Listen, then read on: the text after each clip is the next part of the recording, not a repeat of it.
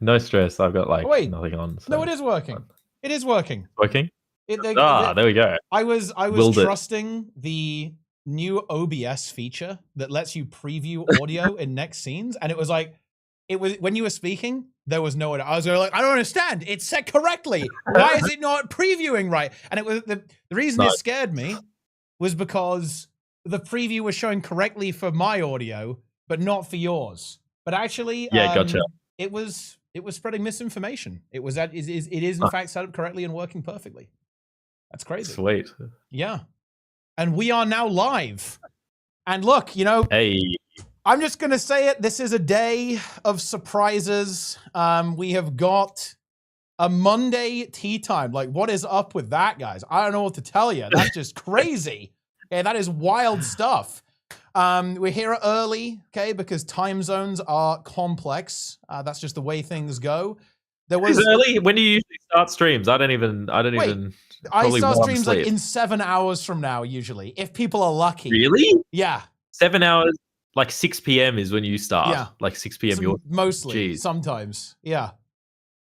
Gosh. Okay. Yeah. Right. No, I remember this. Like we've wheeled you out of bed like at 5 a.m. to do tea time before. No, I feel like that's happened. We have at least a couple of times. I appreciate you doing like a normal hour for me this time. Yeah. So yes, it is a bonus day. I'm just back from a wedding, not my own. Just so everyone's aware of that. But just back from that, it was been a while. A very exciting time. But we're back here. We're back in Guild Wars 2, and a little bit of a different kind of tea time today. We're just kind of restarting the show, restarting the podcast, and I just wanted to have a little bit of a catch up, actually, with one of the gamers who I kind of go to when it comes to opinions. I'm always eager to hear what this guy who's on the show right now has to say about anything, really. Not even just about Guild Wars 2, but just about gaming in general. And yeah, so this is a little bit of a catch up with Bloom over there as well. Welcome back to the show. It's been way too long, I think, since we've last talked. Thank you. I appreciate the kind words. Yeah. It's been a fair bit. It's been like 10 months, I think, since we last spoke. That was just after like the VOE launch. Catching up over that. So yeah, it's been a hot minute, but I've been in tune. I've been keeping base with Guild Wars 2. I've been following basically just like your content and like honestly most of the Guild Wars 2 creators I still like watch even when I'm not actively playing the game, just to like keep tabs. So yeah, and I've been dipping into Guild Wars 2 as well on every patch basically and playing through them and as well as like dipping my toe in all other MMOs as well throughout this whole sort of period, because it's been a sort of slower period, I think, for Guild Wars 2 in between these patches, especially like the last patch not having any new map or story content. There's been kind of a bit of downtime, so I've been just getting back into World of Warcraft a bit of Final Fantasy 14. Lately been playing a ton of that like Forever game. I don't know if you've been keeping tabs on this. I haven't played it myself, but I get about 20 DMs from Darren's every single day. Yeah, because he's super into that. Darren, like he's loving it. Like he's making a bunch of content about it. I think it's quite similar, as I understand it. It's pretty similar to Guild Wars 2 in a lot of respects. Right? Yes, like it has a lot kind of in common with that. Better than that. I think it is like the best parts of Guild Wars 2 mixed with like the best parts of like WoW Classic. Oh yeah. Wait, so that sounds like stick to you. Okay, so let's get into it. Let's do it. Let's do it. Let's go. So because I wanted to gush about this game forever now. I just keep like talking to my Mrs. Wife head, my wife to be's head off about Forever, telling her to like play this bloody game with me because I think it's incredible.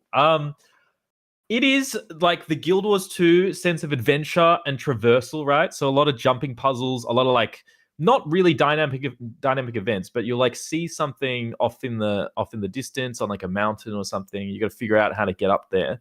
So it's got a lot of that going on. It's got a lot of Guild Wars-esque build craft in that like half your skills are based on your weapon, the other half is based on your class, and so you're sort of like mixing and matching weapons that you pick up with your sort of class to find like interesting synergies. Except that the weapons all have their own unique abilities detached from the classes, so it's not quite like Guild Wars 2, in that Guild Wars 2 has like different abilities per class per weapon. So they just attach the weapons. But yeah, so it's got the traversal exploration stuff of Guild Wars 2, but where the World of Warcraft classic stuff comes in is in like, I would say the overall open world difficulty is very akin to WoW Classic. It's like pulling 1 or 2 mobs at a time sort of thing, maybe 3 if you can pull it off. Very slow leveling as well. Like you maybe gain 1 level every couple of hours. Like it's quite slow going, but every point feels like super meaningful because you've got a little skill tree.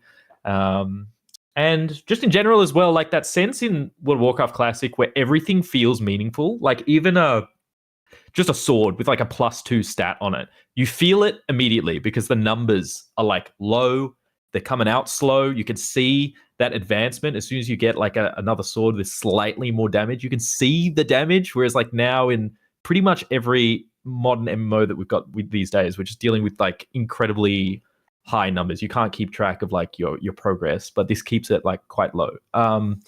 So it's got a bit of that. Yeah, the itemization as well, just like fantastic. As I said, like all the weapons that you're picking up, unique abilities on them, you're experimenting, your build crafting, and yeah, I've just been really enjoying it. And just like that, I think that tried and true MMO vibe that we all want, where like you kill a big boss and you get cool loot. That's what this game has, like in spades, to the point where like not even bosses, like just general mobs have a interesting loot table where they all have a chance of dropping like a mount or a glider.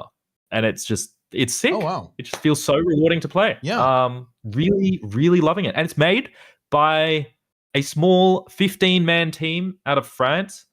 Wow. They developed it in like 3 years. Fantastic. So you know that like, so we've had this big problem with MMOs where we don't get them that often because they cost so much to develop, because they require massive teams, they require massive amount of content. And I think this team is kind of like worked around that by keeping it quite tight with like a smaller team size, and with their art style as well. They've got a very like beautiful, simplistic, minimalistic art style, which means they can like pump out content a lot easier and quicker, very, very economically. And yeah, I don't know. I think they're doing everything right, to be honest with you. And I feel like there should be more eyes on this game. It peaked at like 15K players at launch, which is like not bad. Now it's sort of settled to like 5 or 6K players. But I think it's very respectable for a small team, though. It's absolutely respectable and like more than enough to sustain them. And that's just the early access launch. And I've gotten like 15, almost 20 hours out of it now. I'm like level 13 and the level cap is 20 at the moment, which is just like a fraction of the game's content. Yeah, I think they're doing everything right. Like I really recommend anyone who's like into Guild Wars 2, into like old school MMOs, absolutely give this a try. It's just like old school MMO with like Guild Wars 2 modern design sensibilities. I think it's fantastic. I really am just like a huge fan of it. And it's $20, man. Like $20. Nuts. So good. So good. No, they don't even have like the cash shop set up. Nothing. There's nothing you can buy there. There's no subscription fee. Just a box price? Just a box price and nothing else? Box price. Wow. It's a box price. They've got a cash shop set up there, but they're not selling anything in it yet. There's literally it's just there. They've just got you 3 items on there at the moment. So yeah, fantastic. That's super interesting. You know, it's always interesting to see, you know, the influence, right, that Guild Wars 2 has, and obviously like we have this kind of resurgence of the older style MMO as well. Obviously, like with some of the old school MMOs like really coming back and having a big resurgence. Like it sounds like obvious, right? Like why would you not try and combine the two? Right, because I think there are there's amazing design philosophies that you can find within the more modern MMOs, right? Guild Wars 2, I think, is one of the ones that's definitely a bit of a trailblazer that came up with some new ideas. So you think, oh, but wait, people really love these classic MMOs too, right? They like the slower pace of progression, right? And like the interesting itemization. But then you also have that, like the build craft and like all the different skills you can use, like Guild Wars 2. Yeah, sounds like a really interesting idea. It almost sounds weird that nobody's done that before. And yeah, it's really exciting that a smaller team can pull that off. That's like a pretty exciting marker for the industry even, right? Like, because, you know, as you say, right, there was always this assumption that, oh, there's no point in even trying to make an MMO. unless you're a AAA studio. There's no way, you can't do it, can't be done. But actually, that's very exciting to see that level of success then, and that level of kind of creativity come out of a smaller studio in that case. Totally. It's really cool. It is like the most promising MMO project that I've played like in a very, very long time. I mean, I can't even remember the last time that I felt, this interested, this compelled to play like a game, because as I said, I'm dipping my toe into like 3 other MMOs at the moment, and this is the one I feel compelled to play, and this one's made by like the smallest team on the tightest budget. I think it is really interesting, because I feel like ever since Guild Wars 2's launch, other MMOs have taken little bits and pieces from it, but never really gotten the full picture of like what makes Guild Wars 2 good. Like World of Warcraft is like, let's add like dynamic events or whatever, like in the open world, but they just like, they never get it. I don't know. None of them have really gotten it, I think, until this. Yeah, that is really interesting. Like to see that kind of embrace of that, and I almost want to bring it. We can kind of use this to come into a really interesting topic. I think that's something that I think hasn't been talked about that much about VOE, and I think you have a great perspective on this. We've talked about this kind of stuff quite a bit actually over the years. It's actually kind of reward structures, right, within MMOs. Like, and you mentioned that you found the game like Forever to be particularly rewarding and like very kind of a fulfilling progression system. I'd actually love to kind of pick your brains on that and dive into that, because I think this is actually a fairly common complaint about the more modern MMOs, right? Is that they can feel unrewarding sometimes. I definitely hear that about Guild Wars 2 sometimes. I definitely hear about Retail WoW as well, right? That sometimes like all the drops can just, combine into sludge, right? It's like just who cares, right? So yeah, like what is it that Forever is doing that that you find really engaging from the reward perspective? Well, I think a big part of it is just the fact that it's like a start, like a new beginning. So they get to start small in terms of like the numbers. Because like I said, why is my computer wanting to do an update? Do not update. Do not commence update. Do not commence. It's not even in Windows. It's the fucking Meta Horizon Link app, like the little the VR app wants to update. Fuck off. I think it's just the numbers, like keeping it nice and low. I think both World of Warcraft and Final Fantasy or whatever, they've had to like do the number squish every now and then to try and bring back some of that meaning, but it's just too far gone. Like there's very little you can do about it, I think, once we're in the kind of numbers that we are now. So there is that, but I think a lot of it is to do with like this shift to, instead of earning items directly from the boss or from the chest or whatever, I think all 3 of these MMOs now are it's almost like mobile game sort of design, where they want you to like just amass like currencies to instead turn that currency into items eventually. Like, I guess in a way they do it so that you feel like you're always making progress. I think that's part of it, is instead of giving you like new items over and over, they can just give you the new number, like extra currency, and eventually you're guaranteed to get the item that you want. And I think something's been lost in that, obviously. Like, I think that's a big problem. And especially when it pertains to like Guild Wars 2, we've got this problem with materials. And just like, instead of getting the drops you want, you got to get the materials to sell for gold to buy the things that you want. And I think that was kind of typified in VOE, where like, as much as I've really enjoyed VOE for its story, for its maps, for its elite specs, I think they've done a fantastic job with all of that. I think the rewards are strange. I did not work toward Endless Summer when that came out. I just didn't feel compelled to do it. And then they brought out, they got the Ancora Legendary as well, the double Legendary, which is like very expensive to make. And I understand it's like 2 legendaries in one, but it's still very expensive up front. And then we got the new Stellar Radiance, whatever it's called, the new ring with the 7 mil karma, 50,000 research notes. Like, this is just, it's too much. It's too much. Yeah, I don't know. There's been a real problem. There's always been a problem, I think, with Guild Wars 2 not wanting to.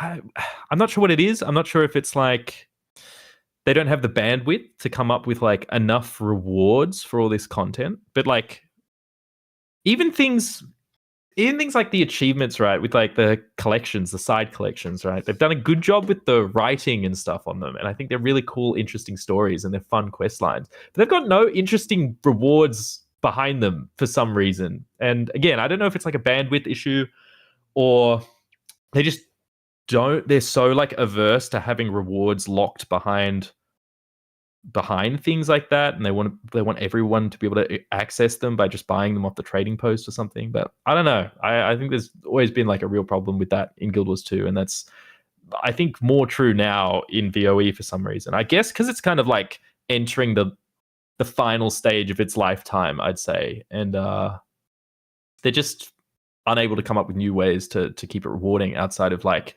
let's just make them earn 7 mil karma for your fucking ring, you know? It sounded a little bit though like you think it's perhaps more of a systemic issue. So in other words, I think something you said was really interesting. You were saying how it's all about continuous rewards and continuous progress, right? And you definitely see that in World of Warcraft, right? With like the crest system, right? It's like very much like, you know, you do content, number goes up, get a certain number of crests that makes your item better, right? You can craft an item or something like that. So you make these little bits of progress, then you can convert that into some degree of player power and so on. And in Guild Wars 2, right, obviously it's very much, you know, look, congrats, you got a bunch of greens and you can identify and salvage them and whatever, all that kind of stuff. And when you were talking about it's basically currency, just in sort of like a different form. Yeah, in a different form. And yeah, you were kind of referring to like Forever and perhaps Classic WoW, where the rewards there are almost like much more discreet, right? It's like, look,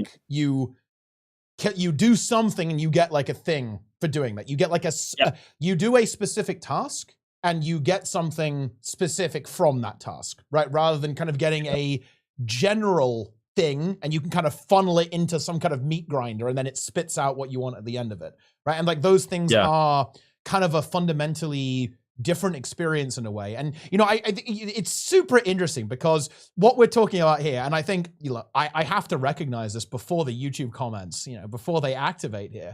Like, I think it really is a double-edged sword. I think, because I think a lot of more modern MMOs, they're like, well, okay, we really want to make it so that you can just do whatever you want and you can basically get whatever you want, right? And that sounds good, right? That sounds good on paper, right? Like, you know, you can do any content you like and then you can get your reward at the end of it. But there is kind of a cost there to that because it disconnects the reward from the game itself in a way, right? Like you have this, the way that I've put it, I'm curious if you feel the same way about this. It feels like a fourth wall break almost, right? It's like when I'm looking at like a reward menu that says spend X currency to get an item, I'm thinking, well, that menu isn't talking to my character, right? Like, it's not like, oh, yeah, we just looted this chest. That menu is talking to me, like the player. Like it's breaking the fourth wall a little bit. And that is what I kind of feel like about a lot of modern reward structures in MMOs. Like, I understand why they are that way. And I very much understand like the pros of that. I think giving players a lot of flexibility with like how they actually play the game to get rewards, I think is a very fine thing. That's a noble goal. There's nothing wrong with that. But I think there are definitely some downsides that have led to like games in a way feeling less rewarding because it's just the reward that you get doesn't really carry any meaning within the context of the game. Like, it's just like, oh, you know, you just farm for like 100 hours. Like, what did you do? Well, it could be anything. It's why I actually really liked the collections around Vision and Aurora. You know, like I resisted doing those for such a long time because I was like, oh, you know, whatever. This is too hard. I'm too casual. I can't do it. I can't mentally handle it. But actually, they were amazing. They're some of the more memorable things. I think some of the Gen 2 legendaries they added. So I think there is a way to kind of find a balance by having two components. But yeah, it is really interesting with the way that this actually ended up going, because I do agree with you on this. I think that a lot of the time, the reward structure and definitely itemization in modern MMOs actually does leave quite a bit to be desired. Like it's like, it used to be such an important thing. where like, oh wow, I've got this specific item, this feels amazing, right? Like I managed to get that, it's a big upgrade. But these days everything feels to be a lot more incremental, right? It's a lot more incremental, and it isn't as connected to the game itself, right? As some of the older approach. So it's actually really exciting to see almost like the blend of an older idea of itemization and loot with kind of the modern game design perspectives that we all know and love, right, from these newer games. Because look, you know, I'm not going to stand here and tell you that, oh yeah, you know, like all these new games, they suck. They don't. They're really good. You know, obviously we both really like Guild Wars 2. I really like Retail WoW. There's amazing parts of those games in terms of their design philosophy, right? That are great, but there's also some really good stuff that has very much been lost along the way. And yeah, I love this comment here as well. This is exactly the kind of thing that you know, how I would describe it as well. Like, I feel like old MMOs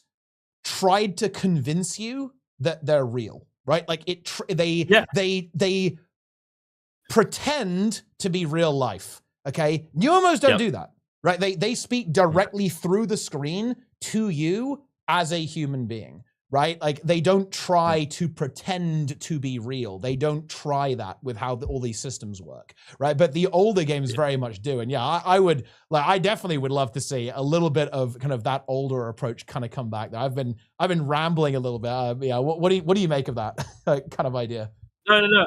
I totally agree. Do you think there's any way for those like modern MMOs now to go back to that? Because I don't think there is. I think there's just like the genie's out of the bottle, and the only thing that like can reset it is a hard reset, like a new game sort of thing. And that's why Forever has been able to do it, while all these like new MMOs just haven't. Like I just think it's they're just too far gone. Like you just can't go back to it at this point. I think it's extremely hard to do it. Like, I think Guild Wars 2 and Retail WoW both try to. Like, Retail tries to do it with trinkets, I want to say. It's like, oh, look, I got this trinket and it does something. And that has, you know, varying degrees of success, right? With like being exciting and so on. And I think Guild Wars 2 tries to do it with stuff like collections. I do think, I will say this, they had a really big opportunity, I think, to nail it with relics. I love the idea of relics. Yes. And I agree. Do unfortunately think they kind of blundered a bit, right? Like overall. Yes. A lot of the relics, I think, are not quite as... There are some spicy ones, right? But the problem is that because there are some relics that basically read, oh, look, you do more damage. Like all of the spicy relics, like, aren't good, right? Like, so you don't play them so much. Like, and actually, I do want to give full credit. I would be remiss to not mention this. There are some that I think have been really exciting. Like Relic of Bloodstone would be a good one, which is kind of like a combo build up one that you then like unleash big damage. Like once you build up this combo. Another really obvious example would be a Steam Shrieker relic, super spicy relic actually, where you combo in a water field. And that produces steam, right, and applies burning to targets. That's a really exciting one. So I think they have actually had some big hits with some of these they've managed to design.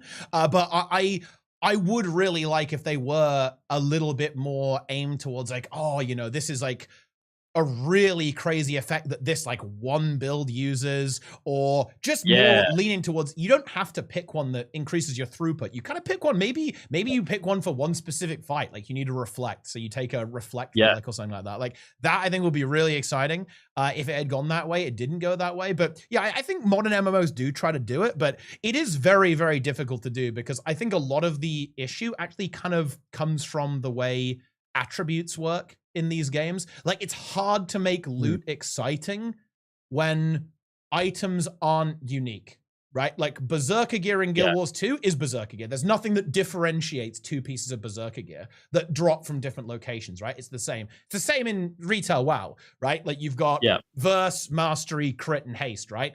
And it doesn't matter like where you get those items from, right? Like the same 4 stats are on a bunch of items all over the place, right? So like there's nothing special in a way about an item, unless it's like, there are a few exceptions to that, right? Like you've got the, interesting kind of cantrip items and stuff, but they're usually just like an extra passive bonus or something. So I think modern MMOs try to do that, but it is very difficult to do, I think, without, like a major reset. It's not impossible. And potentially I could see ArenaNet maybe trying to tackle it actually, because look, Look, I actually recently played on a free-to-play account because I'm doing like the no death stuff. Like there's a hardcore free-to-play thing, and the game throws a bunch of items at you, and you click on it, and it gives you like 20 options to pick stats.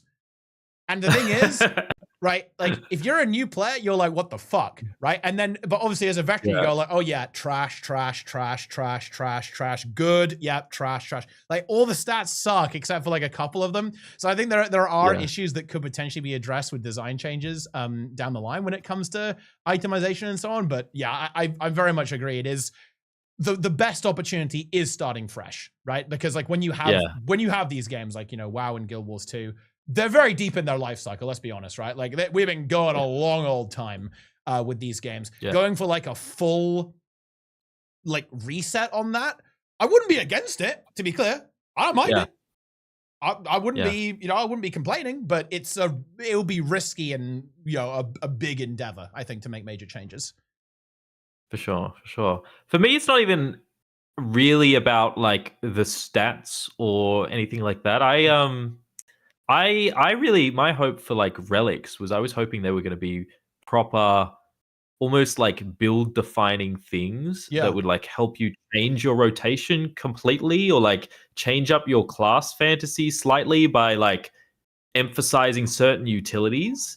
You know, like imagine if there was like a relic that's supercharged engineered turrets and suddenly like you've got a build that's like all turrets, you know what I mean? Like, and they don't have to apply to like all game modes. They don't need to be in PvP or whatever if it busts things up. But I was hoping for like some wilder things that really like changed up the gameplay. Because I think my main problem with all the modern MMOs these days is just that the combat gets pretty stale unless you get into the real like top end elite level of gameplay.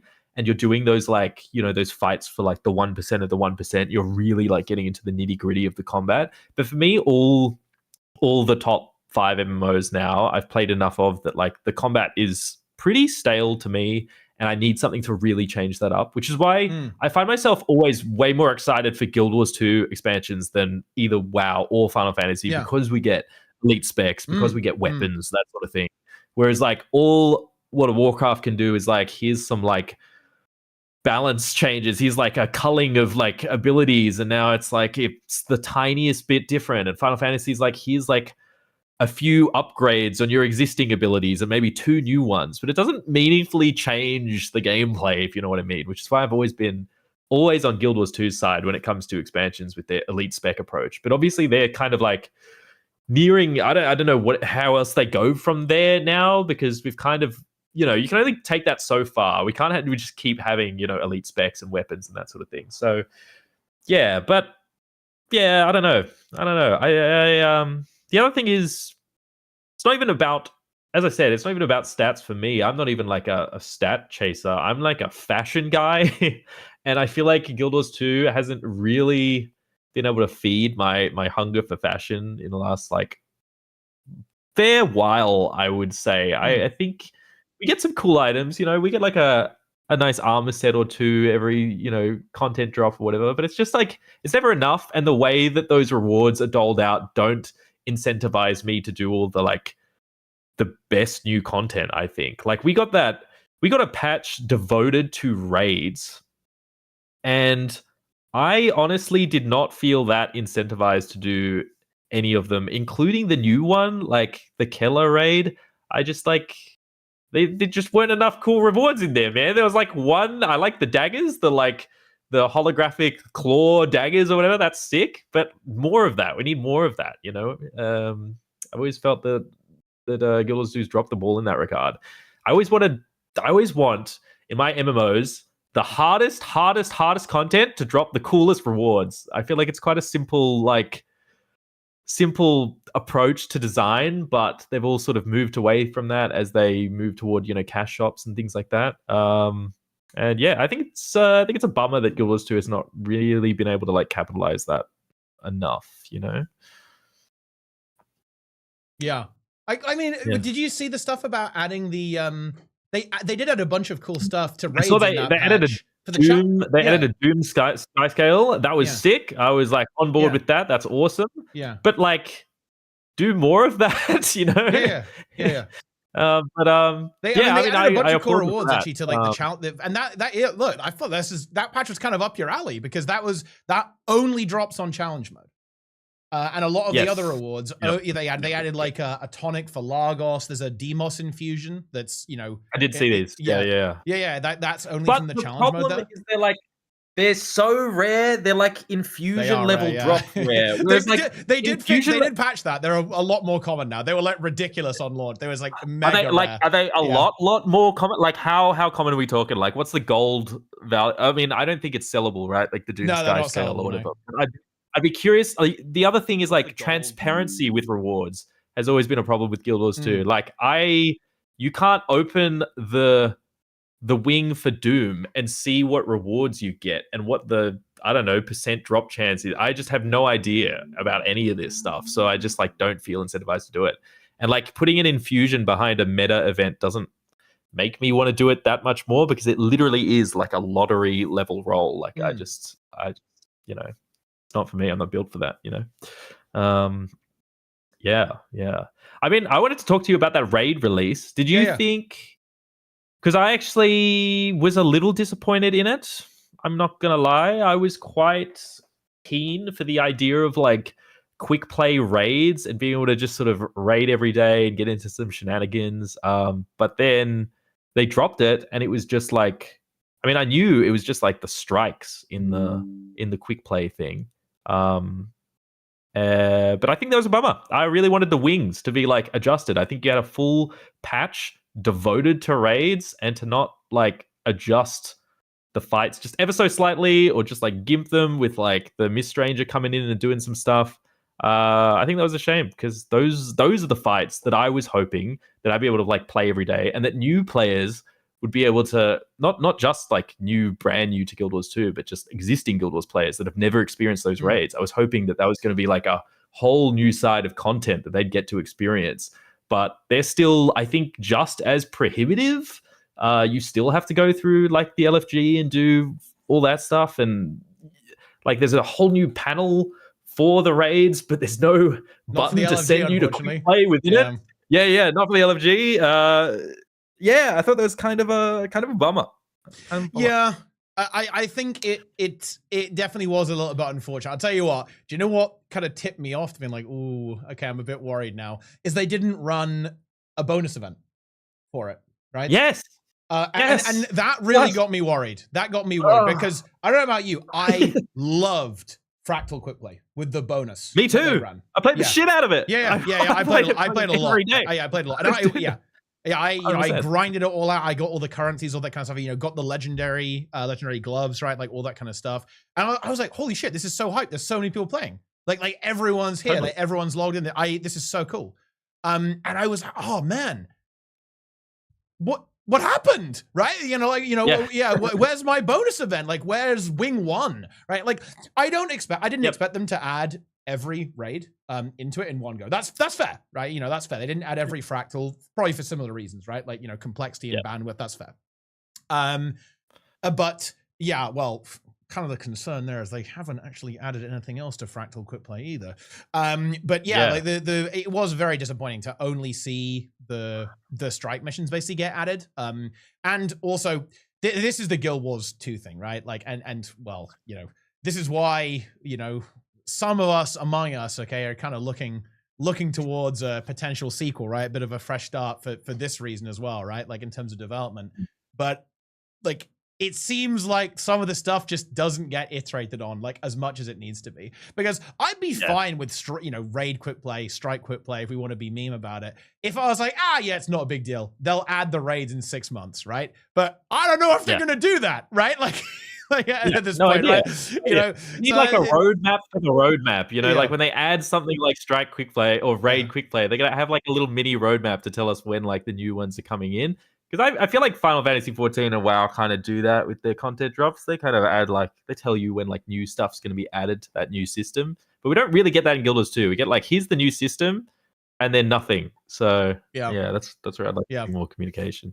Yeah. I mean, I definitely know what you're saying. And I think it's good to good to get that perspective because, you know, you are kind of more of a player. You're playing lots of games, right? Like you're leaping into different things, obviously, right? Playing different MMOs. So I think your perspective is really good. And it's like, oh shit, raid patch for Guild Wars 2. And you log in and it's perhaps a little under what you were expecting, which I think is a fairly common perspective if I had to guess there.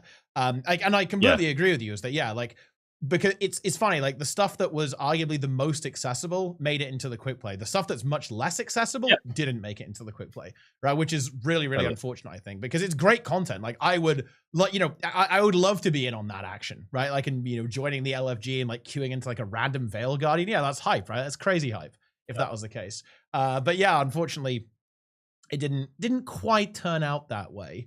But yeah, it is what it is. Props to them though for doing something because I, you know, like 4 or 5 years ago, we could never even imagine that we get any updates like that, you know. So I think it's cool that they're at least doing something. And yeah, hopefully down the line, maybe like next year or something, they do another big feature patch and you know. Can I definitely love to see that. You know? I do think to kind of try to mind read here a little bit. I think a really big part of their objective was to actually make, and well, you actually might not like this actually. I think what they really wanted to do was make the raid legendary armor much easier to get. I think that was a big thing, a big part of their objective. Because I'll tell you what, one thing that Raid Quick Play does do is it makes it very, you know, makes LI, Legendary Insights, right, super accessible. Like, because you can just do the Quick Play and basically get all of your LI by doing that. And then all you're going to have to do after that is just do the other raids once, right? Because you need a couple of achievements, right? You need to play the collection in order to actually get that. So it basically means you don't really have to do a lot of raiding, right, to get legendary armor, and of course the legendary trinket, right? Like it's very much focused around, okay, you just need to do it once and you can just do the quick play, which I think makes it inherently quite a bit more accessible to actually pick up that legendary armor as well.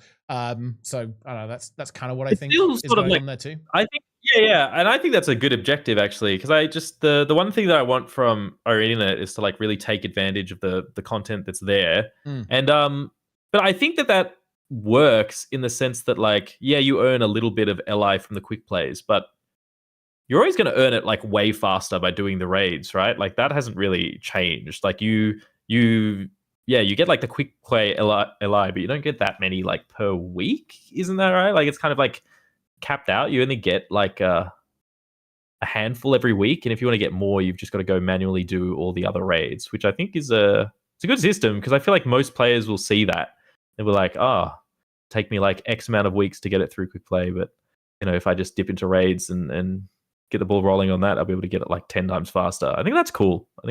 I don't really have an issue with that. Yeah. Raid quick play. Actually, you were talking about your love for fashion. What did you think about the fashion template debacle? Like what? Oh, don't even get me started, man. That came out. I was so bummed. They made like, I feel like, as I said, I play like all these MMOs, and I feel like Guild Wars 2 had the easiest one, right? The panel was really easy to use. It was very like user friendly. The UI looks great for it. And they fucked it. They made it so much harder and so much more clunky. They made it like somehow more clunky, I feel, than like Final Fantasy's weird transmog system. I was freaked out, man. I did not like it at all. That was devastating. I'm glad they've updated it now and they've fixed it. I'm really glad. But like when that dropped, that was a bummer, especially because like WoW Midnight came out not long after that, and they had that massive like fashion overhaul, and I think they knocked it out of the park on that with all the like situations, and you want to have like that different system is like, great. I'd love to see that in Guild Wars 2. For context, guys, basically you can set up triggers for stuff like, oh, you're on a mount, oh, you're in a house, you're in a dungeon, you're in a raid, and your fashion will like auto change basically within World of Warcraft, right? So like, and there's loads of them, right? There's loads of different scenarios that you can like program your fashion to change automatically. I'd love to see that in Guild Wars 2. Yeah, that's kind of what I expected from ArenaNet, because I think they typically with new features. I know this is like ArenaNet from a long time ago, but even with, mounts, they knocked it out of the park when they introduced that. And you'd think that if they were going to do like a big fashion raid update, that they'd be a little more like comprehensive and, think multiple steps above the audience, above the players. But they didn't seem to do that. They sort of just thought like the most shallow option. They didn't kind of try to go a little above and beyond, if you know what I mean. Yeah, again, whether that's to do with like resources or oversight, I don't know. But yeah, I'd really love to see some more updates to the fashion stuff. Do you think, do you think it's kind of fixed now? Because I think to give them credit, I think it was almost there on release. It was just that they had this, I guess, critical oversight that, oh, well, what if you want to make like little tweaks, right? I think someone wrote a YouTube comment, and I think that I'm sorry if this is you. I apologize. I'm going to steal your comment. I can't remember who you are. Okay. But I'm saying this is not my original thought. Okay. That's my disclaimer here. And the way that this YouTube comment wrote it was the system like is fundamentally not considering how most people are actually going to use it. Like if you want to sit down and have like an hour-long fashion session, it's fine, right? Like the original version would kind of work out for that, right? But that's not how people engage with fashion. You make a little tweak, you change your hat, right? Like you change a dye, like, oh, I want to tweak that and mess around with that a little bit. So it was basically the use case, right? Like the use case that they had in mind was like nobody uses it that way. Like absolutely nobody used it like the way that they wanted like, to. Especially in Guild Wars 2, it makes sense in World of Warcraft to have this like extra layer that goes on top of all your gear that you're earning, because you still, in World of Warcraft, like when an expansion comes out, you still earn gear and you're still getting like all these new like looks, and you want to retain your old one. But Guild Wars 2 isn't like that. Guild Wars 2 is like a horizontal progression game. You're not getting like new gear that often. You're getting like new skins every once in a while, and you just want to apply them, ad hoc, as you said. So yeah, even now, it's like sort of fixed. I still feel like it's slightly more clunky still than it was before. I don't feel like much has changed, but only in the sense that like me personally, the way I play is that I have a different outfit for each spec. I don't sort of have multiple outfits for the same spec or whatever. I want to make my like heal druid look a certain way. And so I've applied skins to my healing set of gear. And so before it was quite easy. You just switch over like to the different gear tab and it'll apply that automatically. I didn't need that extra layer personally. So I don't know. I don't know how everyone else feels about it, whether they engage with it like that. But it screwed around with was monumental. The crash out was insane. It was. Like there were some absolutely golden comments. There were people on the forums saying, here's how to report ArenaNet to the FTC, right? There were people saying, I have contacted my like local politician, right? Reporting ArenaNet. I think like the worst thing it did was, I think for a lot of people, it made them scared to touch the tab because they thought they were going to delete their fashion. I feel like that is like a real fundamental failure of the system. This freaked me out. Okay, yeah. Well, I don't know if this is the same thing you're talking about, but when you first use it for the first time, it gives you like a big warning, right? It gives you like an exclamation mark. I'm like, whoa, what have I done? Ah! Right? It's the UI experience was so weird. I thought I broke it immediately, right? When I clicked on it for the first time. Yeah, I mean, I know what you're saying. Yeah, it's really it was a bit rough around the edges. I will admit that. Yeah. For sure. Those that understand like spaghetti code, they're going to kind of work around how the game works. As people have pointed out, like it should have worked like the outfits, where it is just like this extra layer you can toggle on and off. But with how Guild Wars 2 skins work, they have to be like applied to gear. So I understand they had to like find a way around that, and it just didn't quite work, I think. But points for trying. Yeah. You think like a gold star for effort? Like that's what you give the system. It honestly has not enhanced my experience that much, to be honest with you. It hasn't done a whole lot. How do you feel about like PTRs and stuff? I don't like him. Enjoy to be it? honest with you, I don't like him. Yeah.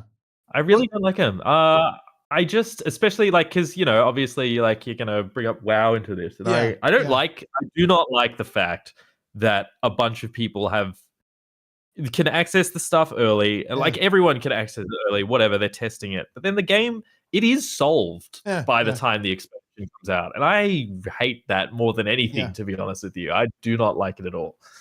Yeah. Do you think it'd be a good idea to have like some way to test it in game? Like, for example, the reason I'm bringing it up is like for the fashion thing. Like if like I feel like this would have been resolved if they had some way to do it, right?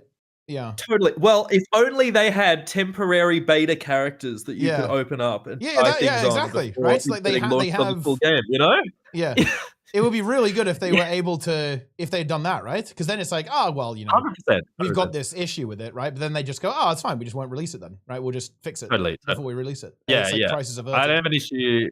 Yeah, PTR for like content, I'm averse to, but for systems, 100% go all out. That's totally fine, you know. No, I think that definitely would have helped. And I am definitely, I'm definitely a big fan of like actually having tests like that. I feel like the elite spec tests are always like such a fun part of the X-Pack hype, right? You like, log in, try the new elite spec. It's so good, and they're always like comically overpowered as well. So it's like, oh yeah, this is so good. Like just running around like deleting people. I love that. That's probably my favorite. Yeah, my favorite part of the expansion hype cycle is trying out the elite specs. It's so good. It's so good. Oh man, yeah. So I would love to see them like actually do stuff like that. And to be fair, they did that. Theoretically, they're doing that with the world versus world stuff, right? They're changing world versus worlds like scoring systems, and like they're adding rewards for like winning as well, which is pretty cool. Yeah. And technically speaking, raid quick play, and raid quick play and fractal quick play are both still in beta, technically speaking. So that's it's on the table that we could see some kind of systemic changes there to those systems too. Just so like push in beta, or is it fully out? Okay, I feel like we have to talk about push. I think it's out. It's out because it like came out. You're gonna crash out. I'm still not totally sure. So when push was announced, I was like, I'm super worried about this. I don't see how it fits like into the main game, right? Like, is it gonna be ranked? Is it replacing Conquest? I don't know what's going on. I'm not seeing it, right? And basically, ArenaNet just said, yeah, just trust me, bro. Not a big deal. We've got this. Okay. They officially launched Push. Not much of a fanfare around it. Right. It's basically DOA. It's an unranked. Yeah. It's an unranked. Okay. Yep. It launched the same time as something else, some other like big feature or something, and it literally was like at the bottom of the patch notes. And I was like, what? You guys have been spending so much time on this, and we had like a whole beta and no fanfare, no trailer, nothing. Like, yeah. I assumed it was going to be similar to like Final Fantasy 14. It had like a PvP mode they added called Crystalline Conflict that is essentially the same thing. It is like a push mode, very simple. But that is like the main PvP mode now because they created a whole new like reward system around it. It really works well. But yeah, Guild Wars 2 kind of dropped the ball on that. Even though I was so excited for push, just excited to have something new in the PvP space, Yeah. And they just dropped it into the game. It's so random. They just randomly dropped it. Yeah. They didn't care. Yeah, it's very strange. It was so bizarre. It was absolutely bizarre. To be fair, they did recently run a tournament, which is actually really funny. It was okay. There was a bit of an incident, but yeah, there was a severe bug that was exploited that did happen. Oh no! Yeah. That was a little bit unfortunate with how that went. But hey, look, that's content, right? It was entertaining. I'll tell you that. Yep. But yeah, there was a tournament. It was entertaining enough to watch. But yeah, it was obviously like very, very late. And look, I hate to say it, like if you queue for a game of push and unranked, it's a long queue, right? Like it people just don't queue it.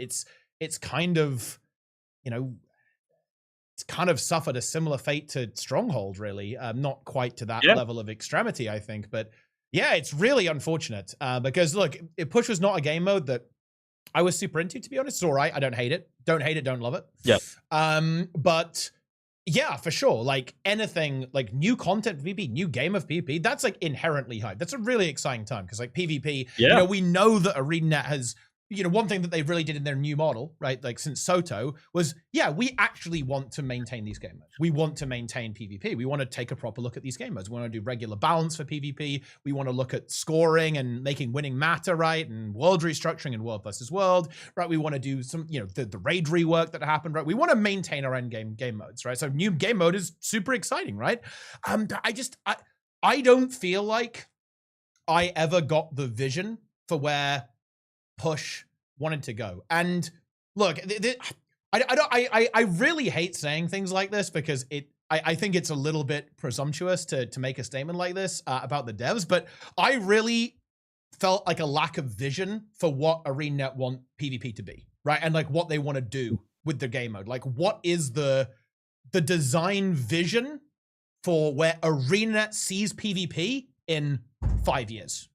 Right, like I don't feel like I know that. Now they probably do, right? Like obviously, like internally, like I'm sure they have an idea of like, okay, well, this is what we're looking at. This is like how people are playing. This is what we want to do. These are the issues we want to address. But I don't see the vision for where ArenaNet want to take PvP. And I think Push was kind of the exemplification of that because I wasn't getting it. I was like, where does this fit into the current ecosystem? I don't think it was really explained. And to be honest, like.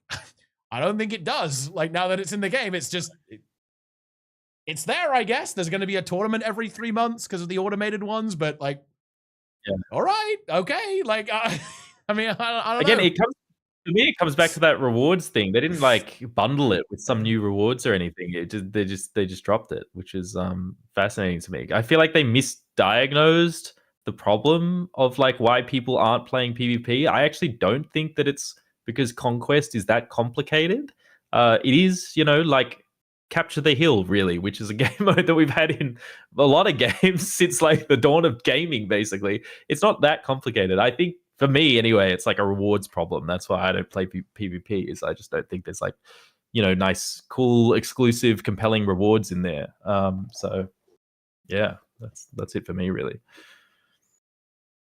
Yeah. Push is definitely a weird one. I kind of want to go back to the rewards thing, actually a little bit, because we've talked. I feel like on a lot of these topics we talked about rewards, and I guess like if you were going to design your perfect MMO, like what does the reward structure look like there, particularly at the end game loop? Because I think you know, while you're leveling, that's whatever. You just you get like a cool item, like a cool sword, like a new weapon, and it gives you new abilities. Yeah, that's like super easy to do. But I think what's really hard, right, is that especially more modern MMOs, they are so designed around being a forever game, right? Like this is a game that you will play for all of eternity. And I think it's really difficult to make a game that's consistently rewarding there. Because I'll tell you what, this is, we were kind of going, oh, these old school MMOs, why don't the new MMOs just do that, guys? It's so easy. Here's the thing, brutal reality here. Classic WoW has a finish line. Once you've got your Nax gear, the game is over. Kind of, right? Like in a sense, right? Like in a sense it is. Once you've got your rank 14, yeah, good luck with that. Okay, you're done. That, that is it. Like the game has finished. Now, of course, most people might not, especially rank 14, you're not getting there. Okay, but broadly speaking, it is conceivable that you can actually finish that game. But the modern games, well, they're not designed to be that way. Like, you're going to keep playing on the same like reward structure basically until the end of time, right? You're going to be playing Guild Wars 2 maps forever. You're going to be playing like the next WoW season in retail forever, right? It will just keep going on and on and on. And it's got to still feel rewarding. You've got to still see the number go up. That is I don't even know if that's possible. Like the only thing I could say is maybe you have to take a look at ARPGs, because I feel like ARPGs maybe handle this a little bit better than some MMOs do. Like, like people, they seem to be loving just grinding PoE forever. So maybe some of that needs to be taken, because I think, MMOs have already taken some inspiration from from ARPGs, like in terms of the seasonal approach already. Like that's, I think, a big inspiration that we see in a lot of these MMOs. I even know, like, what do you think? Like, how is it possible to make it satisfying at the end game? I think this is so interesting to me, us having this discussion, because I know you are completely like fashion averse. I feel like we are on two complete opposite ends of the spectrum. You're all about like the gameplay, the stats, that sort of thing. I am purely, I would say like I'm like 90% fashion driven. So I'm a very simple, easy man to please, to be honest. I feel like they kind of did work it out with End of Dragons, I think. They did a really good job with the rewards in that expansion. Like the Aurene legendaries, we had a suite of legendaries. Every class could have access to them. You could pick what weapons you wanted. And then with each patch, they just had an extra variant that you could work towards. And they kept building on that. And I think that was a really smart system. And I kind of expected them to move forward with that. And you know, they did similar things as well with their, you know, they had throughout like Living World seasons, they had those like upgradable armor sets and upgradable weapon sets where you started out like a base variant and then you get a cool, slightly cooler looking one and then an even cooler looking one. To me, that's kind of the way to go. It's the reason that like I feel so drawn to World of Warcraft, even though I'm not too, you know, I find the combat a little stale and the questing quite stale at this point, but I'm drawn to them because they've got that very simple like ladder of visual progression where you work from like normal mode, you get the base appearance of your tier set, and then as you work up the difficulties, you get different appearances, with Mythic being like the biggest, flashiest one. Like I feel like there's a clear ladder there. So I feel like most MMOs have, I think World of Warcraft at least has kind of like worked it out for me anyway. It's kind of the other stuff that's falling down for me. It's like the actual raw gameplay has just gotten a bit stale and that sort of thing. But yeah, largely I think it's just a very simple sort of like I don't know. I think a big problem with Guild Wars 2 in particular is that they do not do difficulty modes, and our sort of difficulty scaling is all over the place, so we don't have that clear ladder.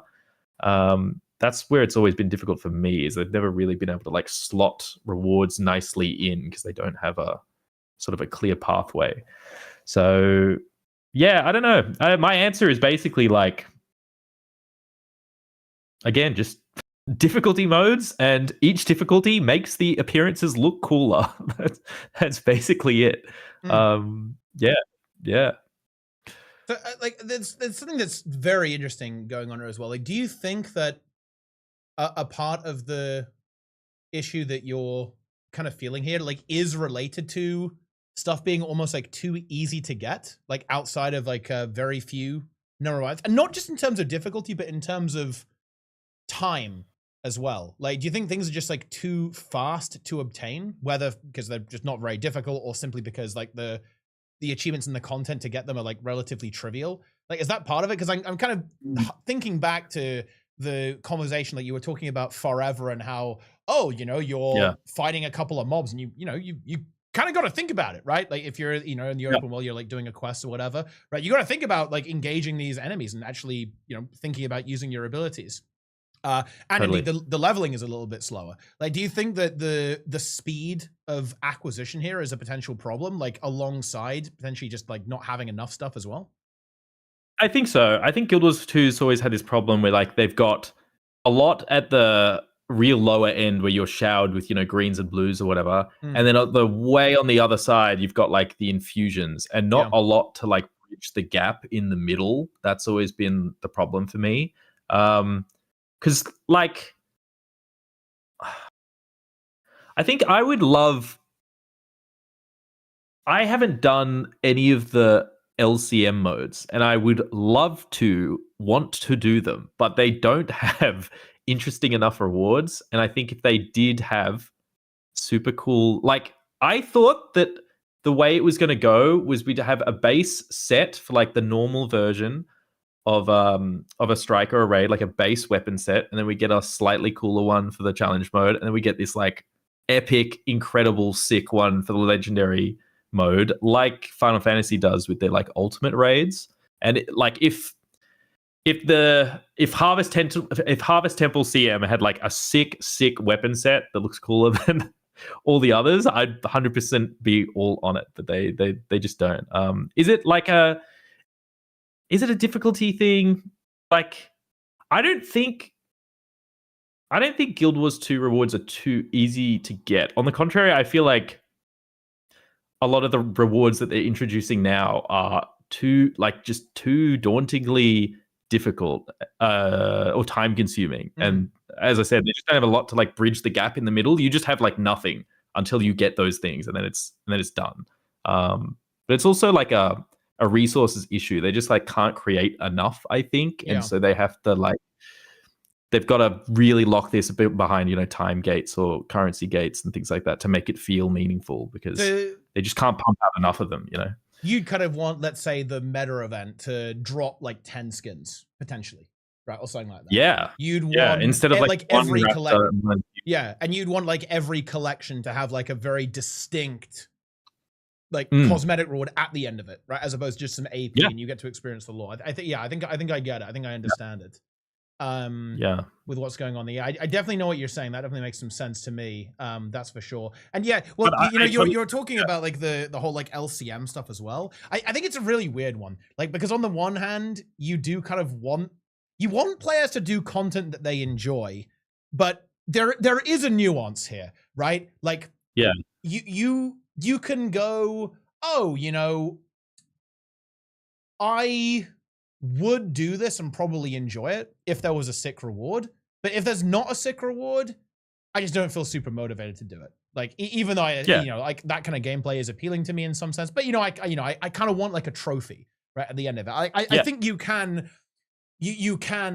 like have that idea, because what I'm trying to push back into a little bit, or I guess kind of distinguish, is that I'm not saying that, you should put rewards to make players who don't want to do the content do it, because that's obviously, you don't really want that, right? You don't want people to like do stuff they don't like, right? But I think what's the key is here is that there are some players who would enjoy that content, but they also like, part of that enjoyment, part of the experience, like, is the journey towards a representation of that effort, right? Like, and that's ultimately what like an MMO reward is, right? You beat a boss, you get a title or a skin or something.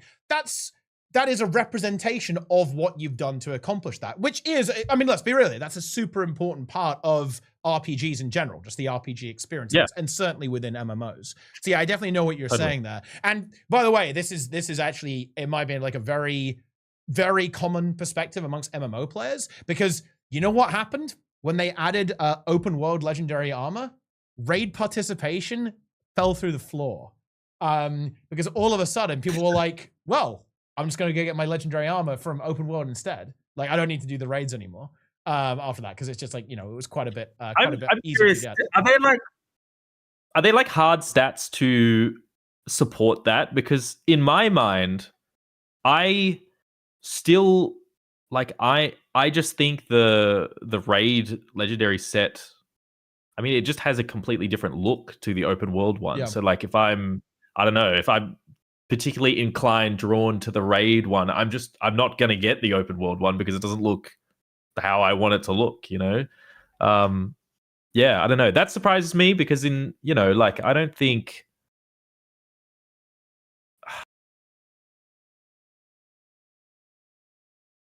I don't know. Is there evidence of that? Because it's I'm not sure hard stats, but that is like the general community feel, and it could be that maybe just everyone who wanted it has got it. Like, because it's been out for a very long time. That definitely could be the case, but like from how I understand it from within the community, like, there was definitely it was a noticeable drop. Like, Sneb, who runs like a lot of raid communities, he runs like raid statics. Like, he said it was very noticeable. Like, when the legendary armor came in Soto, because of course previously, and well, I think that it is worth noting that prior to Soto, the only way to get legendary armor was from raids. So let's say that you were a player who just likes that completionist level of, I want to have purple in every hole, right? You had to raid. Like, you had like no other choice. So I think having some kind of alternative, I think, was naturally going to affect the population, because Sure, that is like a different thing. Like there were definitely some people who were in the raid there who weren't there for a cosmetic. They were there for the functionality of that item, right? Like one way or another. Totally. Then they would, because I mean, especially if you're a fashion player, right? Like legendaries are kind of a big deal, like because you can infinitely transmute them too. So like there's actually a lot of functionality, I think. So even if you don't care about the stats, like yeah, exactly, right? Like you want to have legendary armor for that reason. So I think it's a little bit of column A, a little bit of column B. Like it is, you know, just older content, so more people have done it, so it's naturally going to decline over time. And also, that was just the only way to do it. So if you add another alternative, obviously less people are going to go for the original one too. But I think that, you know, obviously still players will go for the skins, right? They are going to go in there and go for the cosmetics because yeah, I agree. Like I think the raid legendary armor is, look, if I've got it, I always go for it. You know, it's just the way to go. Totally. Especially the heavy. Like the heavy armor is still sick. It's huge. Yeah. Yeah. 1 year, twice absolutely. Well spent by ArenaNet on making that. That was good. Yeah. Right. Yeah. Where do you think they go from this? Do you think they do another legendary armor set at some point or no? It's interesting. Because like they do, okay, because like they've done 3 generations of weapons, right? Yeah. Just the Aurene ones existing does not change the way that people feel about like Gen 2, for example. People still want Nevermore because it looks like Nevermore. They don't want to get the Aurene one. So, and we're already starting to see overlaps between like accessories and back pieces and that sort of thing. So I don't see the harm in like doing another legendary armor set that just looks different. You know, I feel like people are still going to be drawn to it. Yeah. Well, I'll tell you what, I know that you haven't been super enamored with the recent legendaries, but I will say I have actually rather enjoyed the approach they've taken because they've kind of made them giga legendaries in a way. Like, you know, if you get Endless Summer, it's got loads of effects. You've got like a sunbeam, there's crabs that start dancing around, there's like sandcastles that pop up. There's quite a lot to it, right?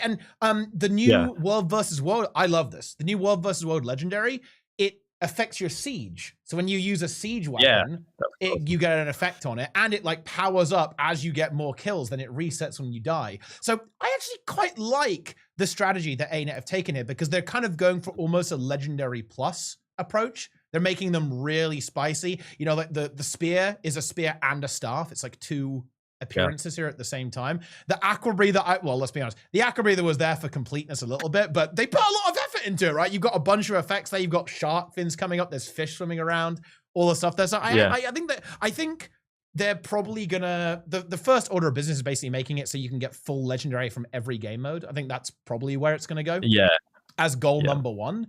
But I wouldn't be surprised to see if they just kind of continue along this path and just make the legendaries very, very impactful, right? Like, you know, they're a bit more than a regular legendary. Like I have never liked the trinkets they did originally, right? I think like, why do I want a bunch of shitty orbs floating around me? Like, I hate this. This sucks. So I think that the Endless Summer is the first legendary trinket that I actually use. And I actually enjoy having the appearance. I was like, wow, this is actually really cool. This is hype. I've got these, you know, I've got crabs following me around and like building sandcastles. Like, so yeah, I really like that approach that they take. I'd love to see more of that down the line for sure. Yeah, I think they should just do variants, more variants. I feel like that works out really well. A lot of the problem I think with these legendaries is if they don't fit your current fashion and you can't think of a fashion to build around them, you're just not really going to go for them for the appearance, and you're not going to want to like toggle them on for their appearance either.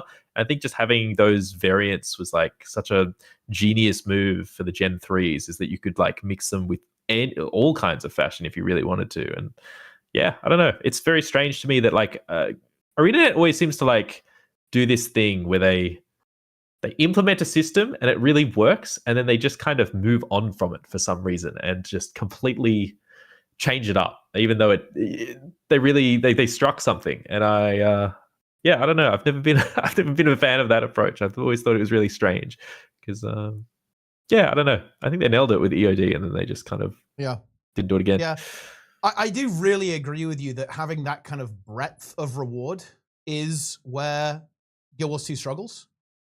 Because it is just, you know, and I feel like this is especially egregious with VOE, right? The game is very much set up to say, right, your end game is this legendary, right? And the fact that the meta events, this is a big criticism that people had of VOE and launch, I think it's a fair one too, is that the meta events and just the content in general, outside of the fucking mirrors, isn't very rewarding unless you care about the legendaries. If you care about the legendaries, then you need to do the metas. But once you've got that legendary, or if you don't care, the rewards are kind of bad, right? Like, weirdly enough, that's happened again with this map that they released. Like, they got that feedback, and we're kind of in a similar situation. The mirror farm is another thing we can talk about, I guess. But like they do seem to have some issues with like the breadth of rewards with how they're approached. I very much agree with you on the fact that like it's legendaries or bust, right? Like it would be amazing to have, like this, you can get a bunch of variants of this legendary, or you can get a whole bunch of random assorted skins that drop from this meta event so you can collect them up, right? And instead of just like farming for gold and something like that. But I think what did you make of the kind of the reward structure in VOE? That's what I was gonna say, is like this patch, I enjoyed it actually. I thought like people were pretty down on it when it came out, but I did kind of like enjoy the story. I thought it was like a bit meatier than like previous patches, which was really good. I thought the map was really great as well. But I tell you what, I haven't even really fully explored the map because I did not feel that compelled to, because they weren't like interesting rewards. And it is, as you say, just sort of geared around the legendary, which I don't care for, because the 7 million karma is staring at me in the face, and I only have like 150,000 left. And so it's just like, I'm just not going to get that. So like, I just don't care to do more events. And that really blows. I think they really benefit from having like, not legendary tier, but like sub-legendary. You know what I mean? Like the elite spec collections that they had in previous expansions, I thought they were really great because they kind of had you going around doing all the content, but they weren't quite legendary tier. They were like just a sort of step below that, or multiple steps below that, but above like just the average exotic or whatever. I think that's what they need to do. I think they need like a middle tier basically. And I was kind of hoping as well with this like new set of elite specs that they were going to have like either specific like weapon skins or armor skins or something that you could work toward, but they didn't do that. Again, I just think I'm not like so bummed out about it, because I've kind of just, accepted the fact that it is like a resources issue, and they can't just randomly magically pump out like more skins or whatever. But I think in an ideal world, that's what I'd want, So yeah.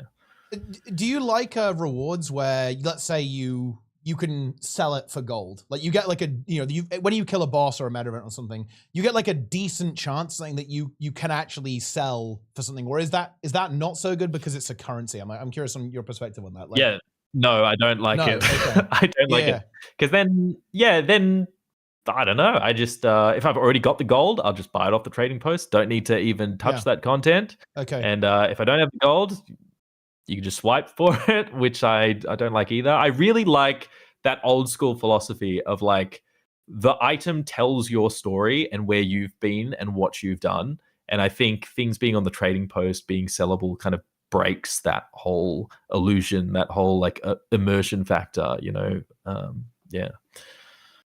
Because the thing I was going to bring up was something that I thought was actually rather decent, and it just when you said ArenaNet kind of find something that's pretty good and then just forget about it, like that kind of that's what I thought of, is that when during Icebrood Saga Strikes, right, they added these kind of semi-rares that, oh look, you get a random 4 gold drop. It was like, oh well, that's actually pretty good, because it means like you've got something to be a little bit excited about every time. It's like, oh wow, like this is going to help me progress towards whatever reward that I wanted to, right? And I kind of really thought that was a great idea, but then again, it doesn't really seem to pop up that much. Like again, you just have either you get the green slop or you get like a turbo rare item. In their defense, the actual drops from the new map are actually a lot more common. Like the Raptor is rare 100%, but it's not like ridiculous. Like the price on it is not super high, which again indicates that it's a little more realistic that you could actually farm the content and get the drop.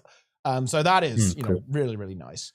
To see 100%, because I think you're 100% right about the whole lottery element. Like stuff like Chak Egg Sack might as well not exist, right? That is a non-item, right? Like it is not realistic to expect to drop that. Obviously, some people do, right? But it's not realistic for you as a player to go, right, I'm going to farm Chak Egg Sack, right? It's just not going to happen. And it's interesting, actually, because, you know, to bring up another game, I guess that is an old school game, perhaps, you know, the original old school game, is that, you know, I was actually chatting with someone, funny enough, at my brother's wedding, who's super into RuneScape. Right. And they were telling me how they were just like grinding this boss like 3,000 times. Like, holy shit.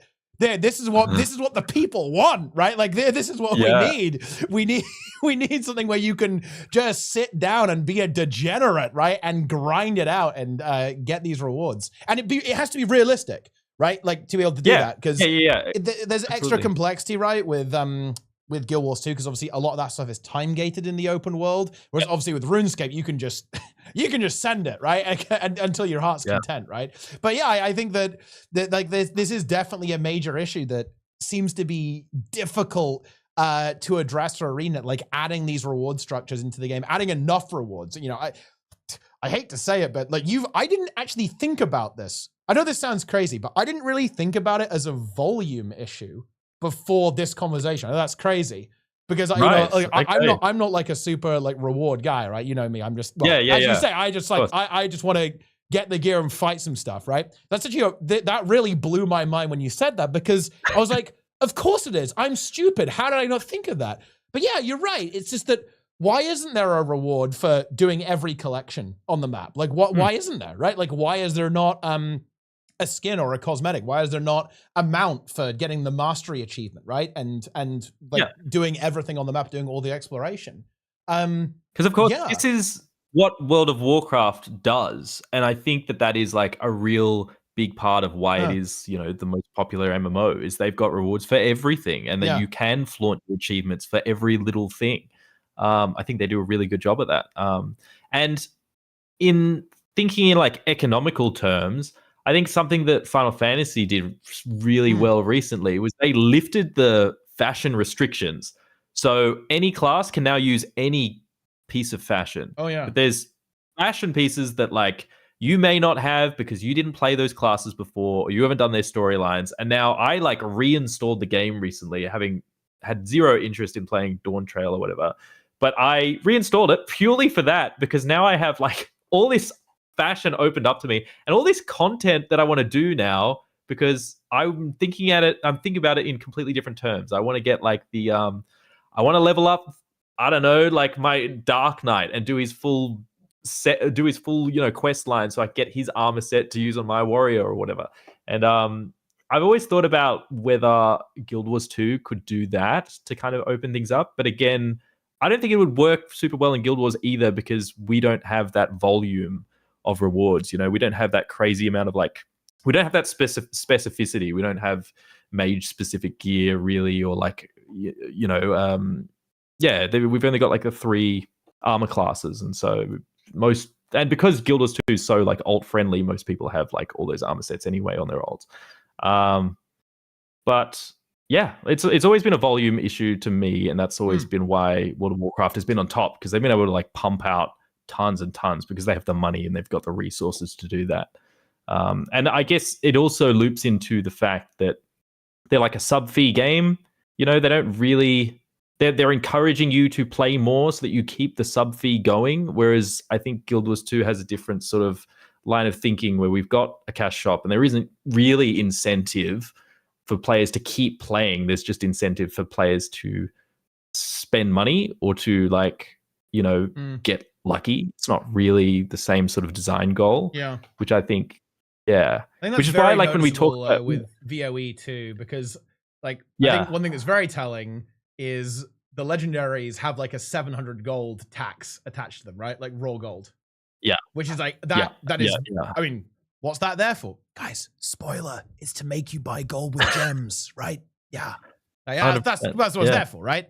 And you can kind of see it in the fact that, oh, well, what's the reward for playing the game? Well, it's the currencies. The meta events don't give you a crazy amount of gold. What those meta events are there for is to give you the currency to then make the legendary after that. Like, so it definitely is a different design philosophy, and that is, it's, it kind of sucks to talk about, but look, it is a consequence of the business model to an extent, right? Like the difference in business models between Guild Wars 2 and World of Warcraft obviously do, with downsides on both ends, by the way, guys, obviously, right? Do influence like how the reward structures end up getting designed. Where do you think they take the next game? Wait, you think you're about Guild Wars 3? That's what I'm saying. That's what I'm saying. Yeah. That's I feel like I've been thinking about a lot since VOE, and obviously with all the radio silence going on, I've been thinking about it a lot. And I'm kind of like divided because I feel like the free-to-play model, the sort of like buy-to-play, free-to-play model with just the cash shop works really well in Guild Wars 2's favor because it really sets it apart from World of Warcraft and Final Fantasy. And had it been a subscription game, I don't know that it would be as popular as it is now. But I don't know what they do in the future, to be honest. I'm kind of divided. My personal hope is that like I'm totally cool with a subscription fee if it means that you get more content and that you are encouraged to actually play the game for the rewards rather than, go through the cash shop or whatever. But I also understand that that's like prohibitive for a lot of current Guild Wars 2 players, and even people from Guild Wars 1, they probably don't want that either. So I don't know. I'm kind of divided.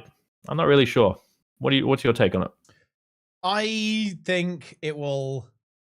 Look, my tinfoil hat, like conspiracy theory, is that the model they're testing right now is almost like a field test for how they want 3 to go.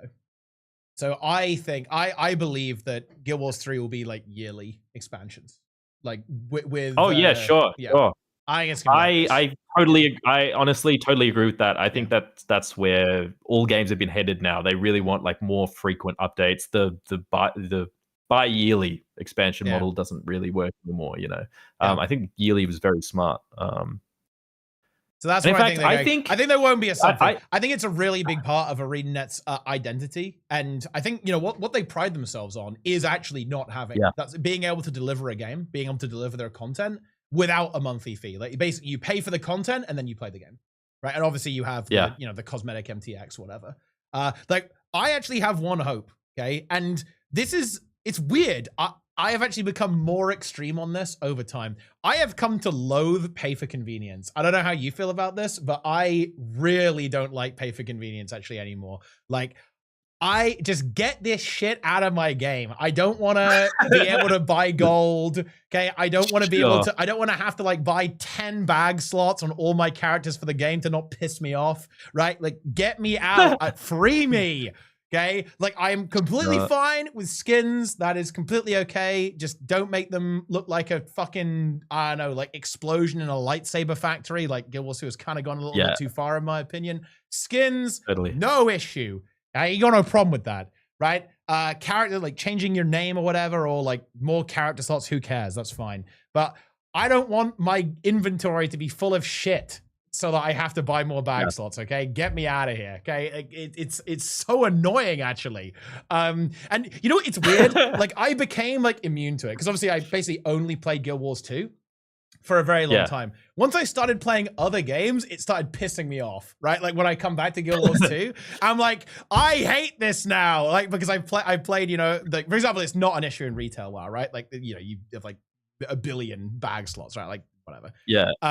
And coming back to this game, I'm like, hey, Ned, what are you doing to me? Are you trying to make me crash out? Like, is that what you want? You want a clip of my stream with me just going berserk, right? And just, just flailing around, like getting mad at this inventory? Oh, yeah, just get me out, okay? I do not want this pay to convenience, okay? Cleanse it, please, from my video game. So my dream is yearly expansion, decent box price, just make it good. Cosmetic MTX, job done. Do you think yearly expansion without paid like updates in between is enough to fund the whole thing? Because I know that like I don't know, because I reflect upon Destiny, which is now died. I don't know if you've been keeping tabs on this. And I'm aware. Have you? Like, I mean, I'm aware of the situation. I haven't played the game. Funnily enough, my brother does, so I do get a little bit of intelligence. Okay. From him. Cool. But yeah, like I am also aware that the game is dead. Yep. But they kind of had like the updates in between expansions were paid, and I suspect that would have like helped them keep things rolling for a period. Do you think that they do that in like a future game, or like I don't know if like a 1 yearly expansion for the price that they're asking for is enough? I don't know. I mean, I guess, look, I almost don't want to give an opinion here because I feel like anything I say will be bullshit because I have no idea. I have literally no idea. Yeah. I don't know what the financials look like on that. To be honest, like we know we have like some idea of what's going on with Guild Wars 2. Obviously, like they're actually doing super well. I don't know if you've been keeping an eye on like the quarterlies. I have actually. I've been really impressed. Yeah.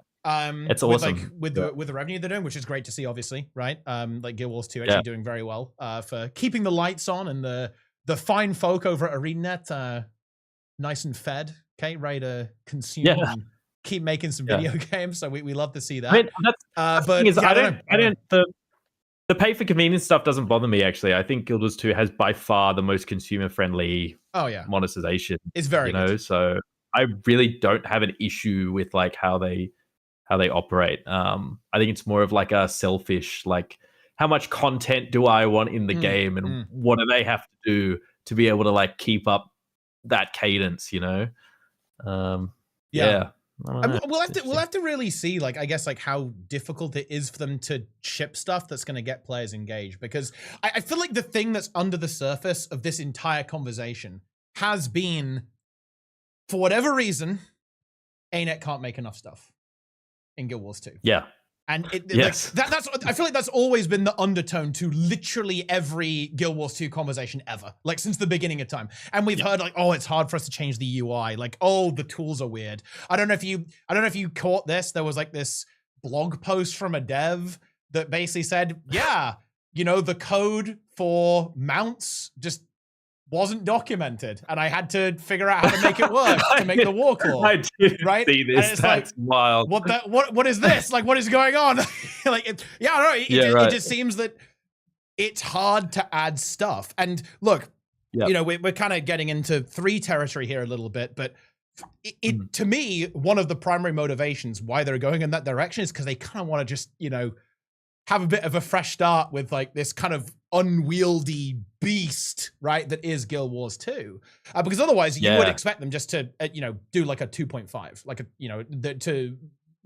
almost like WoW did with Cataclysm, right? Like just kind of remake the game, or kind of like with Dragonflight. Again, they kind of like rework the skill system and stuff. They change a lot of stuff about like how the game works, right? And they've done that a couple of times in WoW. A Final Fantasy, right? They're doing a big combat system rework, right, with their upcoming expansion as well. A lot of big changes, but within the same game. I think the big motivation is that I just think that it's hard to make it's hard to develop Guild Wars 2 for whatever reason. We don't know exactly why. Obviously, we're not privy to the internal development stuff that goes on with Guild Wars 2. But yeah, I think that's like a huge goal, is that it seems difficult to efficiently develop stuff. Like ArenaNet is a large studio at the end of the day, or relatively large studio, 100%. So like, who knows? Like if they're able to be a lot more agile and efficient and basically ship more stuff, that's obviously, if you release like a giga patch that keeps people engaged for, let's say, 2 months versus 1 month, well, you're obviously going to make more money, right? And generate more revenue if people are engaged and playing for longer, right? Like you're sustaining a larger player base. People are like spending more, playing more, like whatever. So we'll have to really see, right? We're going to have to see. Yeah. For sure.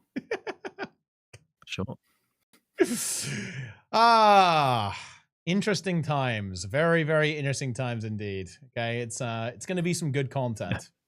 It's very normal. Like I mean, I don't disagree. Like, look, I'm not gonna. There's obviously gonna be like some scuffed ass spaghetti code in all of these games. Like, I think a really good example actually is what happened with a relatively recent WoW patch, like 12.0.5. It was complete shit show. Like, broke the game in so many different ways. Right. So trust me, like it's not it's not just Guild Wars 2 that has like kind of bumps in the road when it comes to development. Like other games 100% have this as well. But it does seem to be a legitimate obstacle for ArenaNet at the end of the day to kind of like get enough stuff into the game, which ultimately is going to affect like the amount of like revenue that you're able to generate. So, I mean, who knows? They did it with Guild Wars 1, right? Guild Wars 1, they shipped.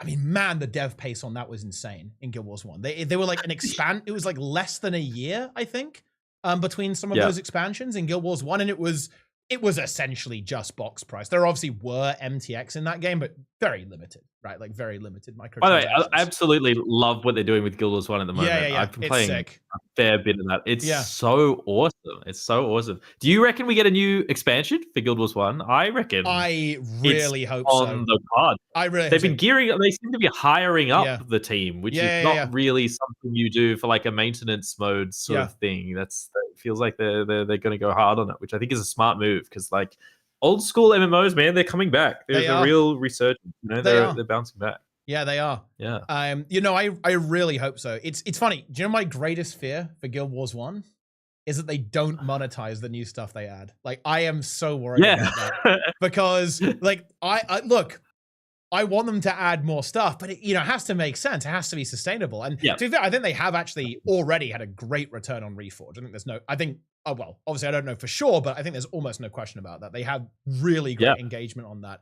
And now, going to mobile as well, I think there's some potential there, honestly. Like, what's so funny about the mobile thing is when it was going to there, I just realized that like Guild Wars 1 would be probably the most consumer friendly mobile MMO. Yeah, like in existence. Yeah. They have no monetization really outside of some outfits and some minor stuff. But like most MMOs on mobile are absolute like garbage tier in terms of monetization. So they've got the best, most fairly monetized mobile MMO now. So it's a good move. Smart play. Yeah. No, it is a very good move. It is a very, very good move indeed. Actually, what about RuneScape though? RuneScape is on mobile. It's pretty good, no? Is it? I honestly, I've it's just totally you can buy gold, obviously, like with bonds, but it's just sub fee. Other than that, I've got a sub fee. Yeah. Well, I would say Guild Wars 1 is still more friendly in that regard, which is you pay to get rid of the ads, right? There's like if you play like a free to play, and they basically you get prophecies for free, right? So you have all the prophecies for free. But it has like some ads, I think on the loading screens, if I'm not mistaken.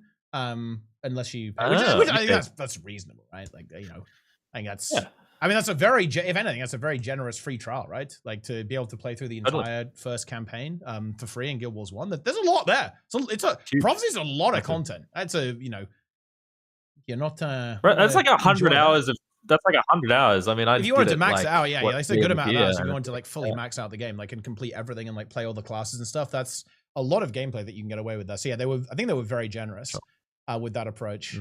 For sure. Yeah. Love it. Love to see it. Yeah. I want a new class. New class? That'd be sick. That'd be fire. That would, that actually would be sick. And the thing is, it's kind of crazy if you think about it. They could do that. They could actually do that. Like we're living in a reality where they could add a new class to Guild Wars 1. Imagine Guild Wars 1 elite specs.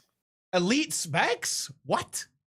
Man. How would that we change up with like the dual class. How would that even make any sense? I don't know. I can't even begin to. Maybe it's like the new version of like just sticking to your main class, and you like you sub instead of like getting your secondary class, you just stick to the main one, and you get a little extra.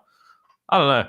I think it'd be cool. It could be interesting. Like maybe you can choose your secondary profession to be your primary, and that gives you like a bonus effect or something. That's what I mean. Yeah, I mean that would be. I don't know. I'm not sure if people would like that. I feel like the dual classing is like a really big part of the Guild Wars 1 kind of identity and skill system.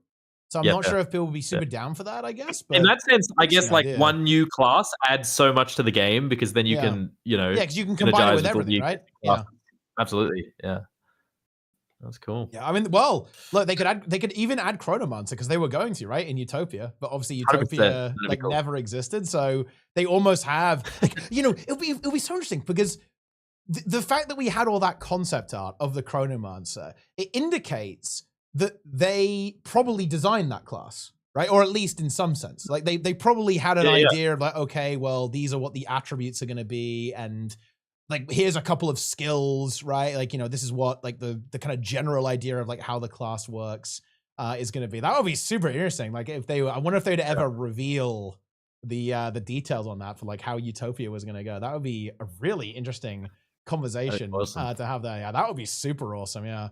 But yeah, I mean, look, I would love that. Like, I mean, I have actually also been really enjoying the Guild Wars 1 stuff. Like I haven't had the opportunity to play through all of it just yet because it's been one thing after another for me. Goodness me, over the last couple of weeks during its release. But yeah, like I've really enjoyed what I've seen so far. I played through the new dungeon that was in pre-searing as well. Like there's a bunch of new quests in post-searing. They've really tightened up like the experience with you know, activating like hardcore mode or activating like Reforged as well. Like you can like toggle it now and it's kind of on by default, which is a way smoother experience in my opinion. They've really improved a lot of things. And I'm loving that they've changed balance as well. Like they've taken like loads of crappy skills and just made them like a billion times better, right? Like especially for PvE, right? Like so they're more exciting to use. You can use some new abilities and stuff. They're even changing, they're fixing a bunch of kind of weird hero bugs, or like heroes are kind of crappy at using certain skills. So they're trying to update the AI to use them better, to give you more possibilities. It's a good time. Like, you know, the 2 weeks team, they're cooking. They are cooking big time, actually, like over there right now. What do you think they need to do to like really grab a hold of the market and really like, because they've done really well, but it's not like kind of, it's not like popping off in the same way as, you know, RuneScape and WoW and that sort of thing. What do you think they have to do to like really get it in front of people? Do you think they've got, I feel like after all these, because Reforged came out and it obviously added a lot of stuff and now they're adding more and more things. I almost feel like they've got to do like another sort of like 2.0 relaunch thing to like with all the new sort of inclusions. Because I think all that new stuff is really cool, but it's going over the heads of like most of the MMO crowd. They have no idea what's going on with Guild Wars 1 right now. You know, funnily enough, Kay, I think the best thing that ArenaNet can do to blow up Guild Wars 2 and 1 is actually announce Guild Wars 3. 100%, actually. Seriously. Yes. Like, I think when they do that, it will, all of a sudden, everyone's going to want to know about Guild Wars 2 and Guild Wars 1. Wait, listen to me. Oh, yeah? 3-way Hall of Monuments. Oh, my God. Goes through all 3 games. Guild Wars 1 rewards into Guild Wars 2, into Guild Wars 3. And vice versa. Shit. That's what I'm talking about. Oh, that'd be excellent. That would actually be so fucking epic, right? So that all the games are connected together. It's funny. Look, you know, have you seen the stuff about Mistbound? Like the Mistbound I have, thing? I saw just the name leak. Yep. Yeah, I do think that what you just described is Mistbound, I think. That'd be fucking sick. Yeah. Oh my God. Yeah, I talked about that in my legendary Guild Wars 3 video. Go and watch it now, guys. But yeah, no, I do think that Mistbound, in my opinion, is most likely to be a Hall of Monument style system. Yeah. Like you don't think it's like you don't think it's like the expansion name or anything. You think it's actually like the name for the system. Yeah, I think it's the system. Yeah. Yeah. Well, the thing is, I'm not entirely convinced there is a Guild Wars 2 expansion that's incoming. Actually, like, if I'm going to be real with you, but yeah, no, like, do you know? Imagine this though. Okay, Guild Wars 3 releases. 3 months later, Guild Wars 2 expansion drops. 3 months later, a Guild Wars 1 expansion drops. Holy shit! Be fucking huge, and you're incentivized to play every single one of them because the rewards in those expansions link back to Guild Wars 3. Yeah, and it's all connected. Like, I mean, look, but this really is the name of the game, right? If you look at what WoW is doing, right? You play stuff like Remix to get skins and achievements, right? And that like it's all connected to your main account, right? Like you play these wacky game modes like Plunderstorm and it gives you rewards like in the main game. Yeah, this is the name of the game. Like you want to it's a really smart system. Absolutely. Yeah, it's a really smart approach to do this. It makes a lot of sense because think about it, right? If you're making a game, you're going to have downtime. You're going to have downtime in your content release schedule. So fill it with other games, right? Like fill it with your other games. This is what WoW is doing, right? Like they're just saying, hey, you know, you've had enough of retail. Well, how about classic? hey, how about this random remix mode or season of discovery, right? Or fucking plunder storm or prop hunt, okay? Go and play all these like random wacky game modes we're adding. And I think it works out really well for all players because players get to play in the fantasy IP that they love and they really like. And the devs basically have some flexibility and some breathing room to get the next patch ready by just shipping something else instead. So yeah, I mean, I think that would make a huge amount of sense. And yeah, no, I mean, I really do believe this though. I think that Guild Wars 2 will see significant player base growth when like Guild Wars 3 actually comes into existence, right? Like, and comes into like, I guess like the public reveal or whatever, whenever that's going to be. Because the thing is, it is weird, isn't it? Like we're obviously in the Guild Wars 2 sphere, right? Like we know everything about what's cooking, right? Like everyone in the chat and all the, you know, and yourself as well, of course. But in a way, like Guild Wars 2 is weirdly background noisy, I feel like, for most MMO gamers, right? Like it does come up in conversation. People usually go, oh yeah, that game is great. I played that a little bit, but it's not in the forefront of people's minds, I feel like, these days. But the game is still really good, and so is Guild Wars 1. And I think you're right. You know, Guild Wars 1, I think, Reforged has been a great success. There's no denying that. But yeah, it doesn't have that explosiveness, right? It doesn't have that punch. Oh, everyone's talking about Guild Wars 1. Like, everyone's talking about playing this. But I'll tell you what, Guild Wars 3 announcement, maybe a cheeky little expansion for Guild Wars 1. They're getting that done. As you say, they're hiring, right? They are hiring.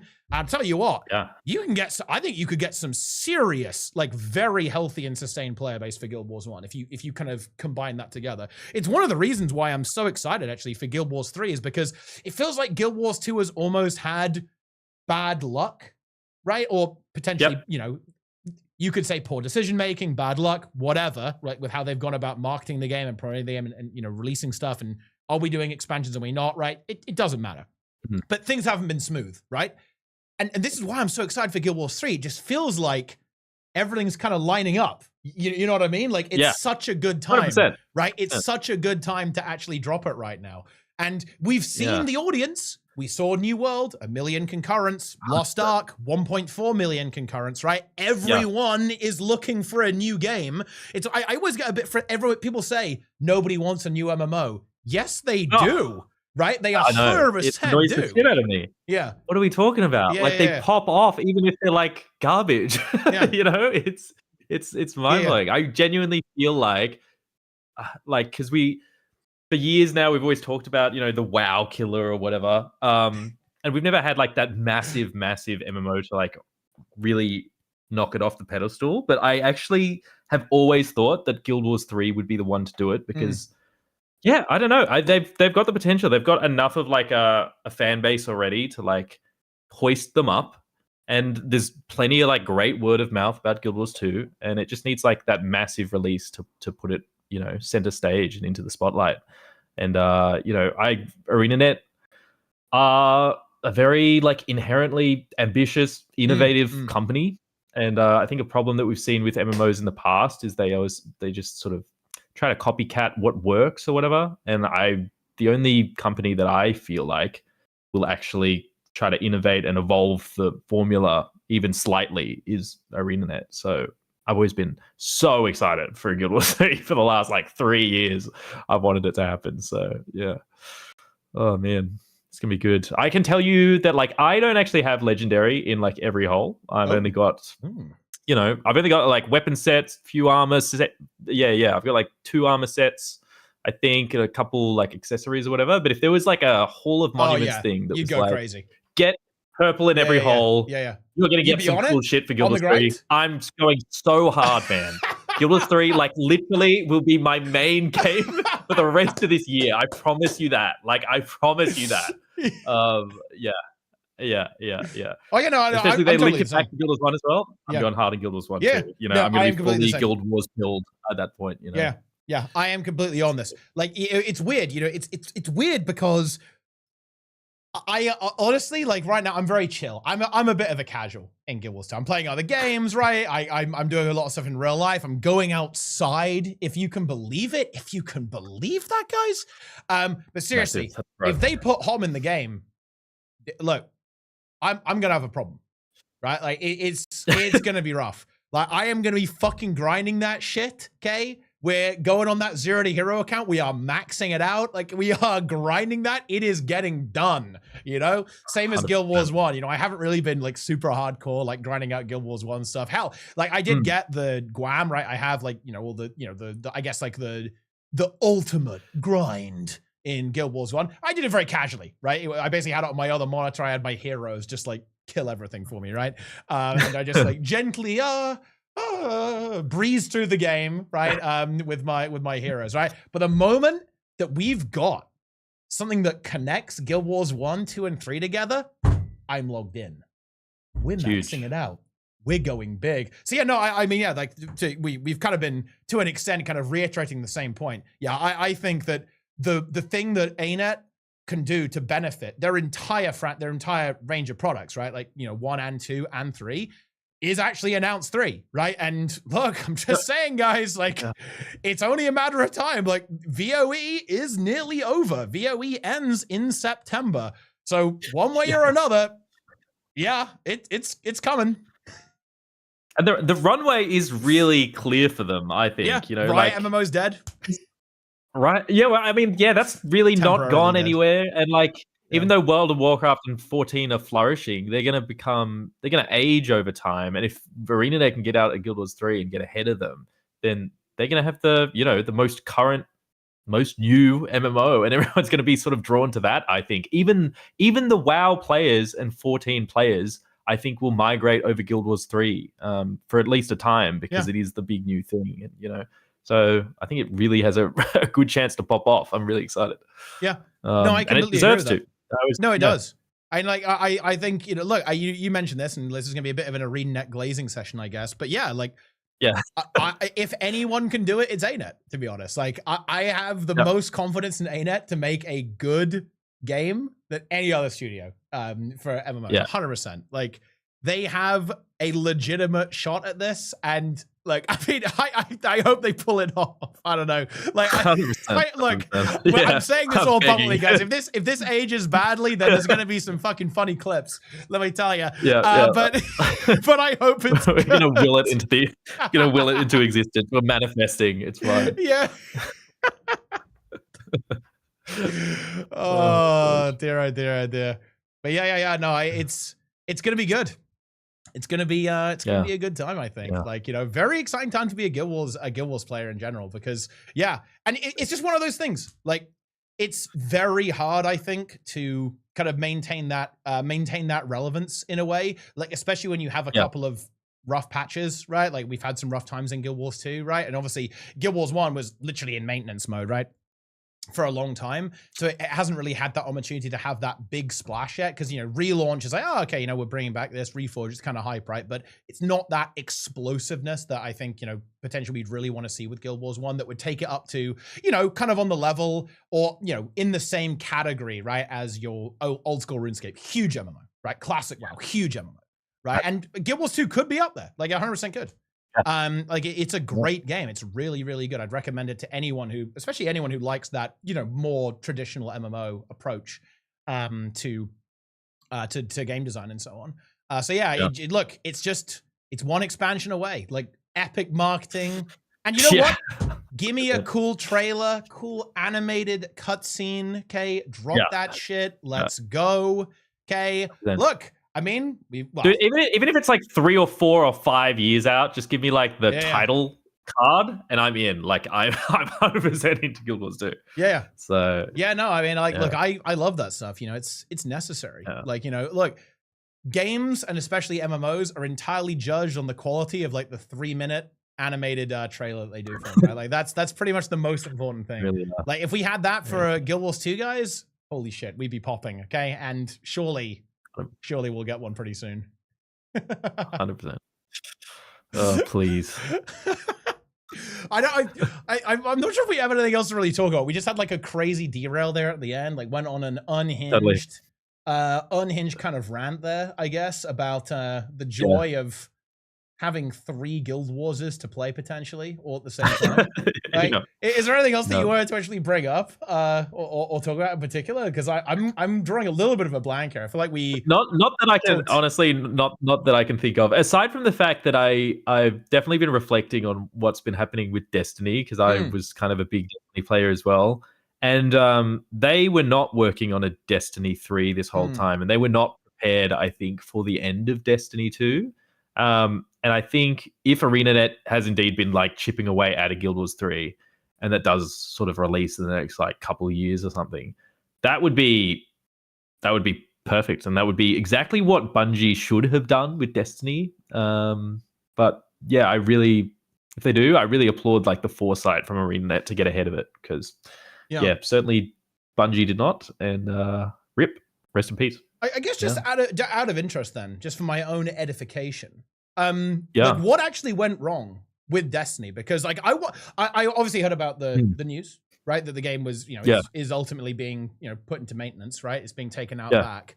But I hadn't really heard of any troubles with it, right? I kind of it's just ticking along, right? I know about Destiny. I know that game. I think I watched a Race to Worlds first one time actually. I was like, oh, okay, this is pretty interesting stuff to see. Yeah, excellent raids, phenomenal. Yeah, yeah. Well, so like, what happened? Like, what was wrong with it? I mean, I think it's grown. It's slowly over time grown stale, as most MMOs have, and it hasn't been able to kind of reinvent itself in the same way.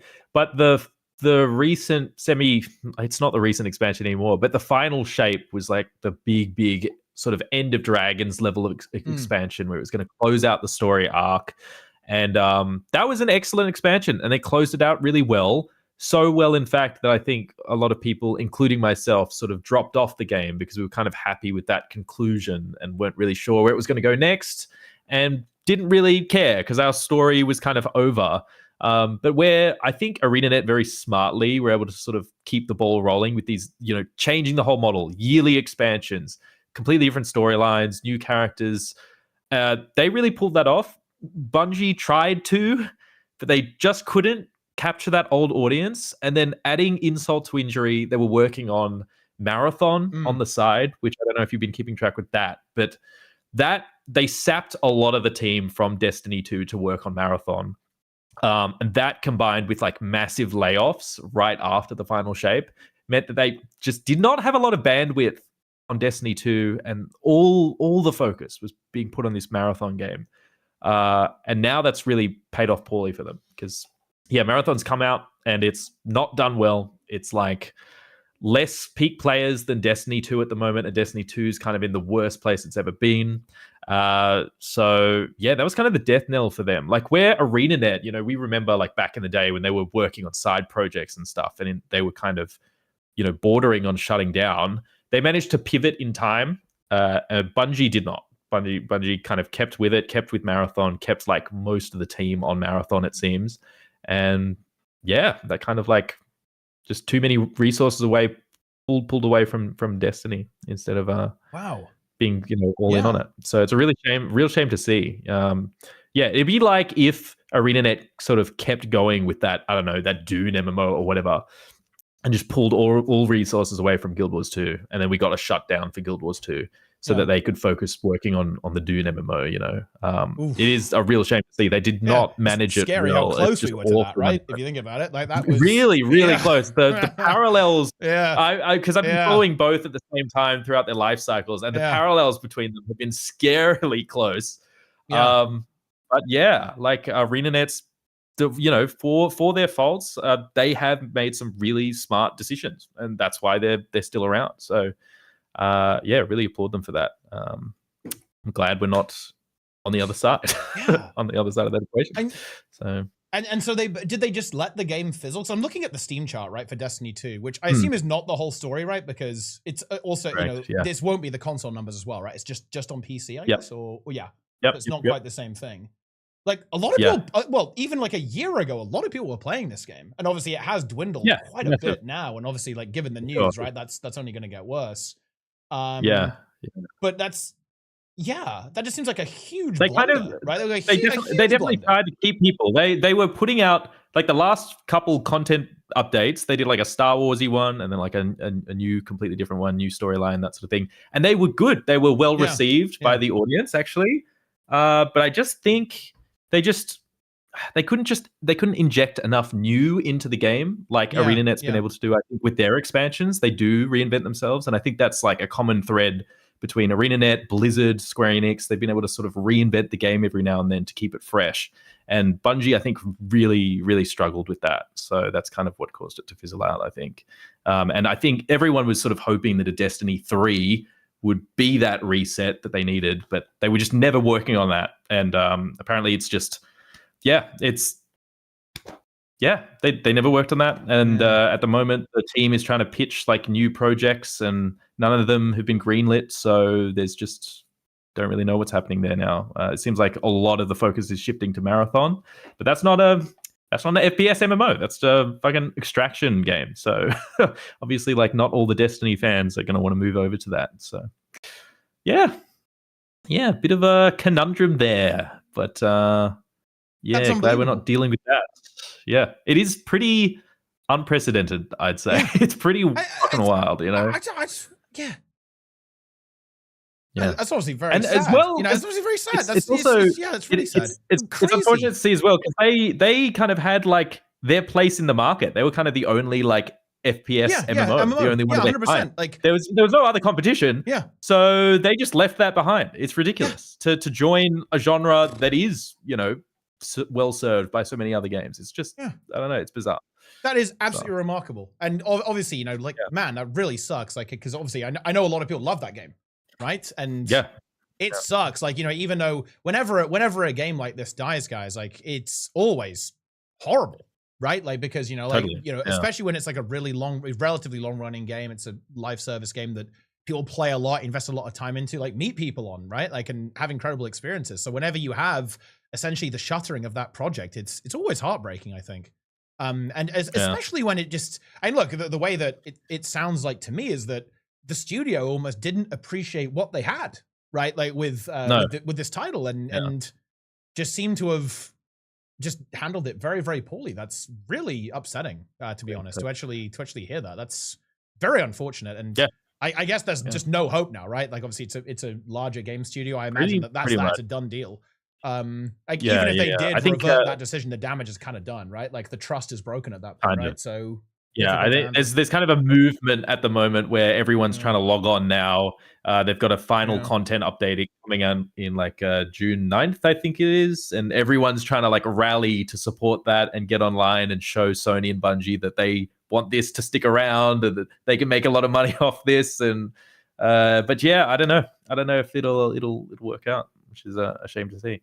But hopefully we don't have to deal with that. So yeah, you know, look, I mean, look, again, you know, this is one of those things that maybe is just going to age so poorly.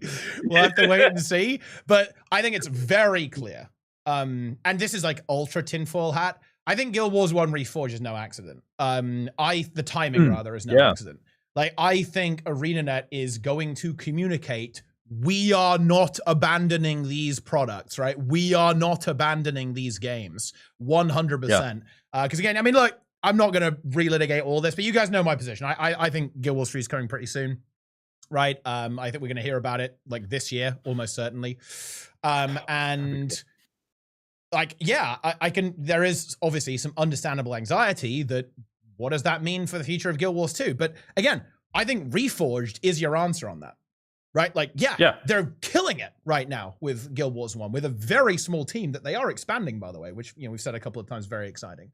So yeah, as we discussed, like, the Hall of Monument stuff as well ties it together and keeps all of them alive, which is something that I don't think a lot of MMOs have the luxury of doing. So they're in a really uniquely, you know, strong position. The horizontal prog works out super well for them here. Right, like it enables them to keep these games alive in a way that will be much harder, I think, in other games. 100%. I think I think Arena very clearly communicated that they very much plan to continue development, right? Like on 2.1 and the unannounced project, which we're obviously all assuming is Guild Wars 3. 100%, So yeah. Exciting time.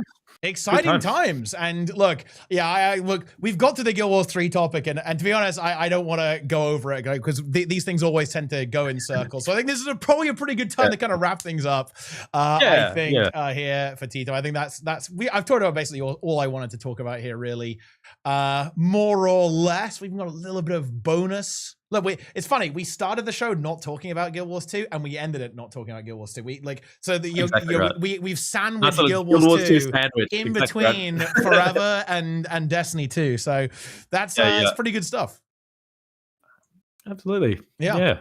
It's nice chatting to you. Yeah, 100%. Yeah, no, like we said at the start, it has been way too long since we've actually had a bit of a talk. So yeah, really awesome to catch up. That was something I've been looking to do for quite some time now. And now that Tea Time is back, well, hopefully we can keep it a bit more regular. Absolutely. I'm happy to be on. Happy to chat about stuff. I'm always still passionate about Guild Wars 2. Even when I'm not playing it, I still think it's still my favorite video game. So, I'm always happy to chat. Yeah, 100%. And, of course, you do some stuff as well, of course. Some YouTube stuff. Yes. We'll find you about. It's always funny when you're on. People immediately recognize you, by the way. It's like instant. They know the voice. That's fascinating to me. Yeah. Because I just I don't know. I disappear for months at a time. So I'm like so surprised that people remember it all. I always think to myself that like we get online and they're like, who the fuck is this guy? And they go to my YouTube, they go to my Guild Wars 2 YouTube channel and they're like, he hasn't uploaded in like 2 years. Who is he? Yeah, I do video game reviews on the Skill Up YouTube channel. And then I'm mostly like an editor over there, do a lot of the video editing, bit of the writing as well, but also do my own reviews over there. So yeah, feel free to check that out. I don't know. I'd like to do more Guild Wars 2 stuff. Maybe if Guild Wars 3 gets announced, I want to like ramp up my YouTube channel again and start talking about it just because, that's kind of what I've been waiting for, to be honest. Just waiting for like a big new hit of content. Like the new stuff in Guild Wars 2 hasn't been quite enough, but I think a Guild Wars 3 would do it. So yeah, just go check out Skill Up channel. 100%. And of course, stay tuned on Bloom's channel as well. It's a good time. Keep an eye out. Subscribe. Even though I've got nothing coming out, just go subscribe. Get ahead of it. Like hit the notification bell so you can be alerted when he does finally 100%. Decide to upload. 100%. You don't know. Maybe I'm going to announce it. You don't know. Go subscribe. You don't know. Exactly. You want to be first. You don't know for sure. So look, you better get in there and check that out. And of course, hey, I broke the VOE stuff. I think I broke the Janthia Wilds and the VOE gameplay. I was the only one to upload the gameplay. Okay, I'm ahead of it. Yeah. So you guys got to get on. Yeah. That is actually 100% true. Okay. You're welcome. Yeah. Like we are welcome. Yeah. We enjoyed it. It was good. We enjoyed the content. Yeah, I've been thinking about you guys. I've been a lot, Yeah. I'm like, no one else is going to do a video on it. None of these other journos are going to do it, so I'm going to do it myself. Yeah. Oh, and on that note, okay, you guys know what to do. Hope you enjoyed this Tea Time. We are back once again, and actually, I am so well organized, guys. I already have the next Tea Time lined up for next Sunday, so I'll give you guys a little bit of a sneak preview who's going to be on. It's going to be, can you believe it?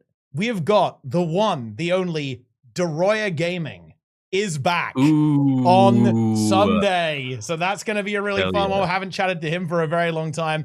And, okay, of course, iconic Tea Time member Lara is going to be on the show as well for Tea Time. So definitely stay tuned for that one, guys, coming up on Sunday. And yeah, subscribe for that. Leave your comments down below, of course. Like the video. Definitely check out Bloom as well. I am always super excited to just have like a Tea Time with Bloom, random Discord call with Bloom on stream as well. Happens a couple of times. It's always an absolute pleasure. Thank you so much for hopping on the show. And well, I'm sure we will meet again over the coming months. Yeah, I think it's pretty good. I really enjoyed the show. And that's it for us now, gamers. Thanks so much for watching. We will catch you around a little bit later in the mists.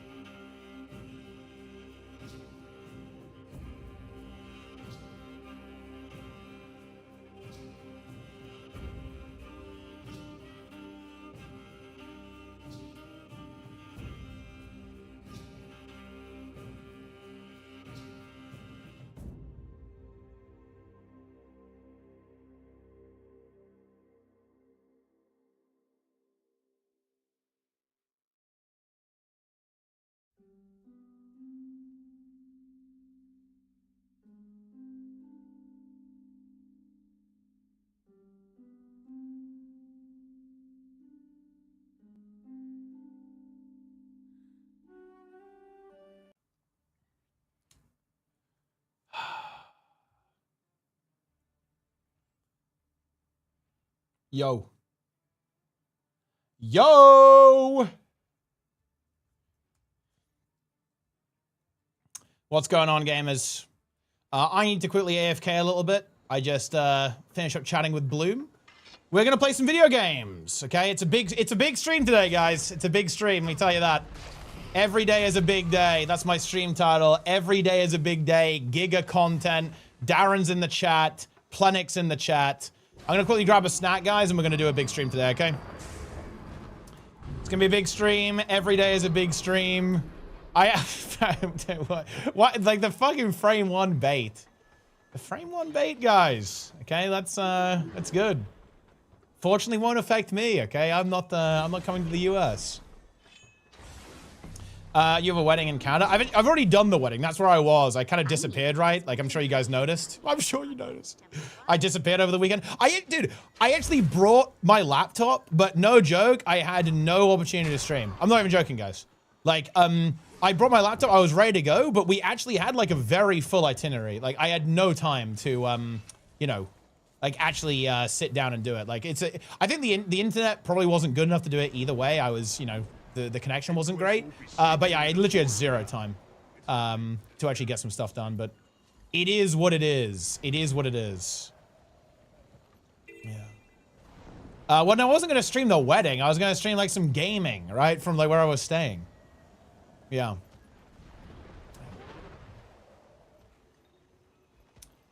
Yo, Kim Wong 2 there with a prime. I appreciate it. Happy to see you. Yes, we are so back. Indeed. Yeah, it was a fun tea time, I think. And yeah, stay tuned for a lot more, guys. Yeah, there's gonna be some big content. I'm actually, you know, me and Darren's are working on cooking something up, by the way, guys. You might see that pretty soon. There's gonna be some collaboration with me and Darren's, like churning out like untold amounts of slop. It's gonna be a good time. It's gonna be a good time, guys. Let me tell you that. Tea time every week. Maybe not every week, but regular. Yeah, I'll say that. Yeah. They don't announce 3, more of the same. Yeah. Yeah. Hotel stream would go hard. Well, yeah, I mean, look, I just didn't have the time to do it. Like, we were just doing stuff all the time. We were doing a lot of, like, social shit. Like, going around and interacting, all that kind of stuff. Yes, guys, I'm going to be reacting live to Summer Games Fest. And it feels damn good. It feels damn good.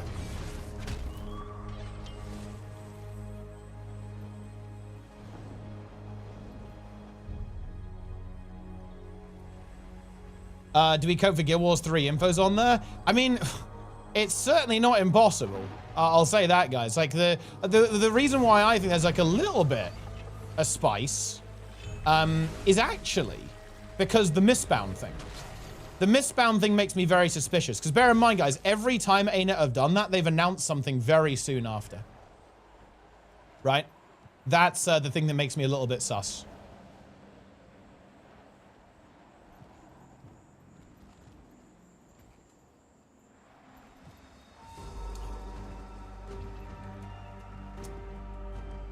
Incredible. Also, wait, why are you Despairger, Darren? What's up with that? The card game? I don't even know what's going on with that card game. But anyway, guys, I'm going to quickly be right back, yeah? And then we are going to do some content.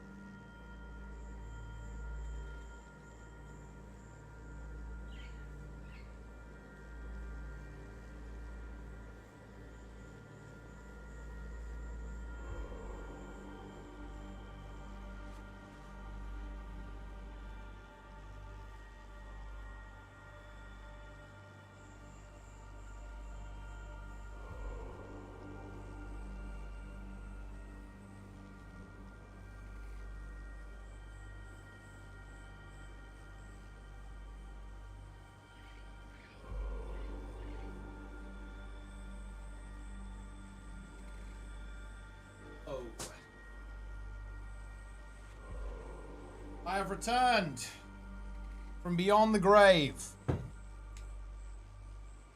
All right. All right. Should we do some gaming? Should we do a little bit of gaming, guys? I think we should do it. I think we should do it, guys. I really do believe that.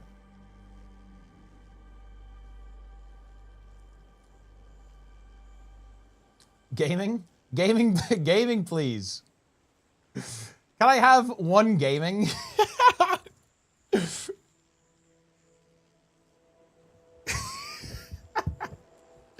Alright, let's go do some World vs. World. I think I want to play a bit of hardcore, I think, guys.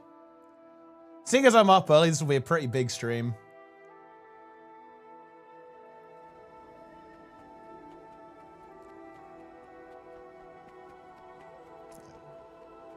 But I want to do some dailies first. Oh, look! Oh!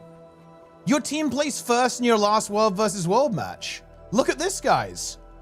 So I got the Salvage Dread backpack, 10 instant reward tracks, 7 gold, and 150 tickets. Okay. That's pretty good.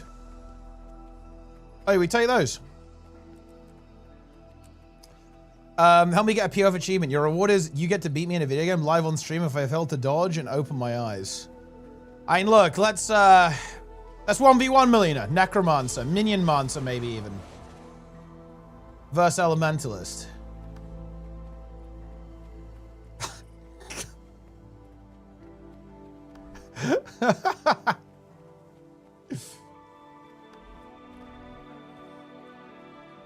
What are they at? This was always there. No, it wasn't always there. This is actually a very new edition.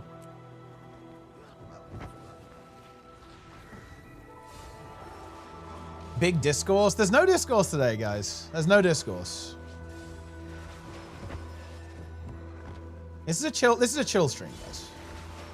Very chill stream. With the ArenaNet banner transferred to the winning World vs. World team to get the first place reward. I mean, that's fucking funny. Wait, does that work if you're not a partner? That's I'm going to ask you guys, that is a little bit funny to me. I mean, to be fair, you probably shouldn't do that, but it is funny. But I didn't hear about that, no. Can you do that? I tell you what, I actually didn't think about it, but I guess so, yeah. I don't know, I don't see why not.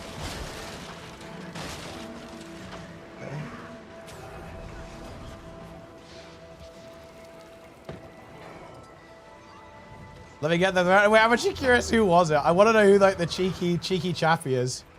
Who actually, like... I mean, imagine free transferring for, like, 7 gold. It's maybe not exactly worth it. Read the announcement in Fungus Discord. I actually didn't know. What's the... wait, is there a ping now, Verdi, or what?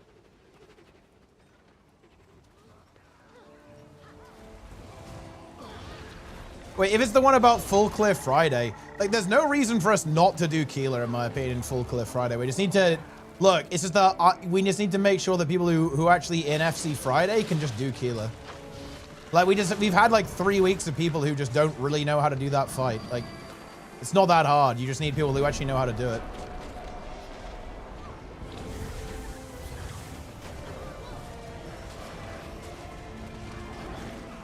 The raid? Wait, what am I missing here, guys? What is this?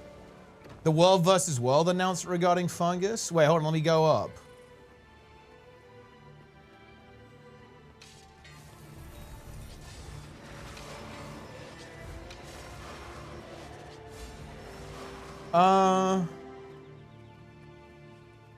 No, wait, what am I missing here? What is this?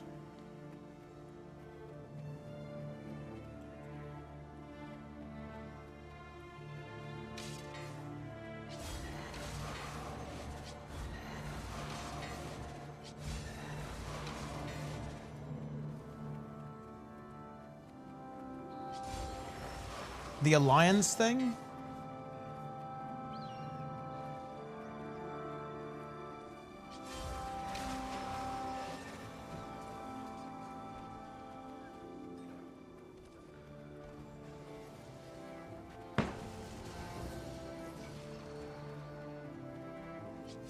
Oh, yeah, I mean, it is what it is, I guess.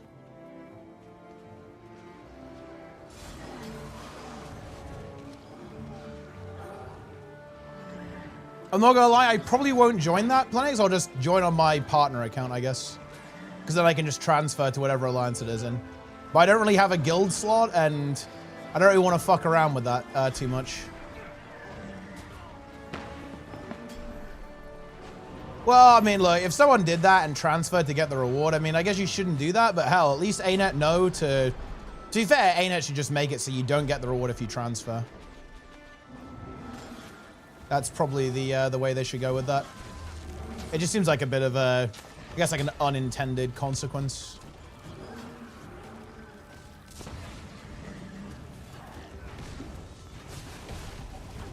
That's what it seems like anyway. It was accidental, not on purpose. Oh, well, then it's not really an issue then, is it? If it wasn't on purpose, then it doesn't matter at all. Because, yeah, I tell you what, I didn't even think about that. That was wasn't something that was on my mind.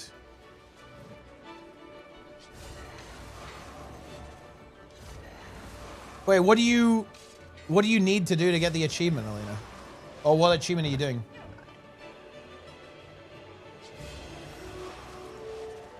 Hope you guys enjoyed the tea time, by the way. That was a deep tea time.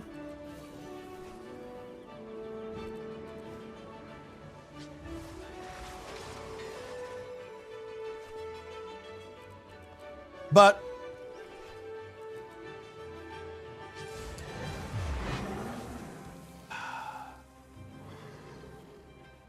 look,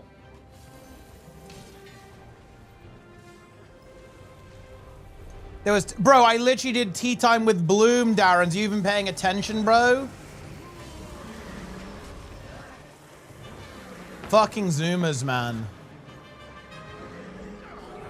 AP completion, the big Jin. Finished the fight without being hit by pots on your head. You just woke up, bro? Well, I mean, it is what it is.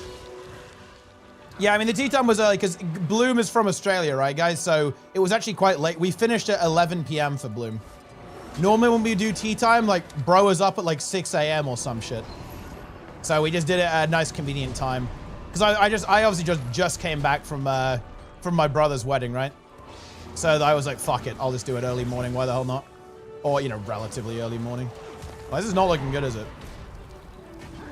I'm being chased by goons. It is what it is. It is what it is, my friends. Did I sleep? Yeah, I've slept. How was it? He's married now? That is correct. He is married. But I mean, yeah, you know, it went well. Nobody objected.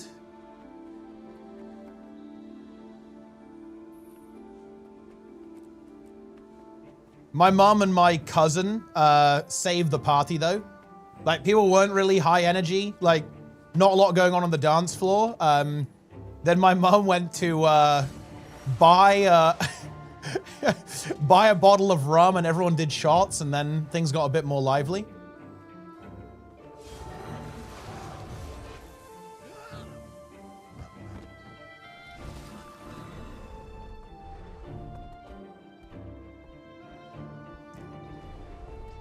Weddings are Kuma content? Wait, how are weddings Kuma content?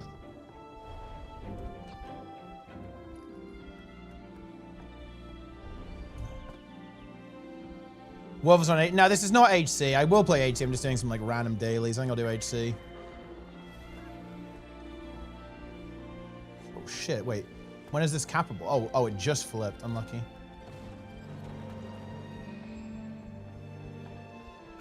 Oh, this is bad. Like, I'm gonna try and fight these guys or what? Wait, is this guy even playing? Oh, is this guy a conduit? Oh boy.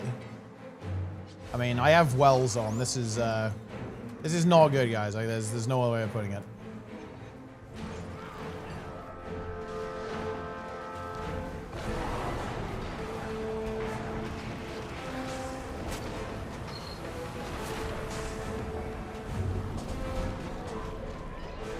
There's no other way of putting it. This is going to be rough. I definitely should have gone for the Ellie there. I think I almost could have killed the Ellie in that 1v2.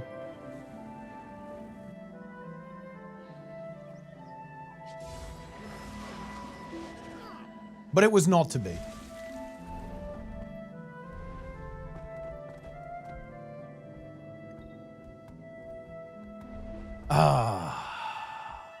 But look, guys, all I'm going to say is every day is a big day.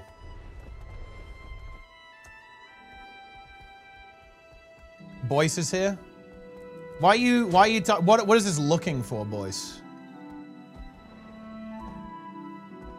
What are you looking at? He told us to look. Well, yeah. There might be some looking that needs to be done. There's some possibility.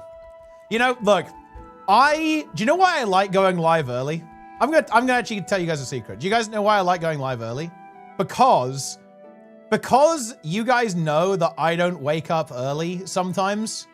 Whenever I go live early, everyone assumes that something's dropping when I'm up early and I go live early. And I love that because it means that I can fuck with you and just go live early randomly sometimes, and you'll all be baited into thinking there's like a big bomb dropping. Into thinking that... is sound on YouTube gone? No. I just checked. Shout out to YouTube, by the way.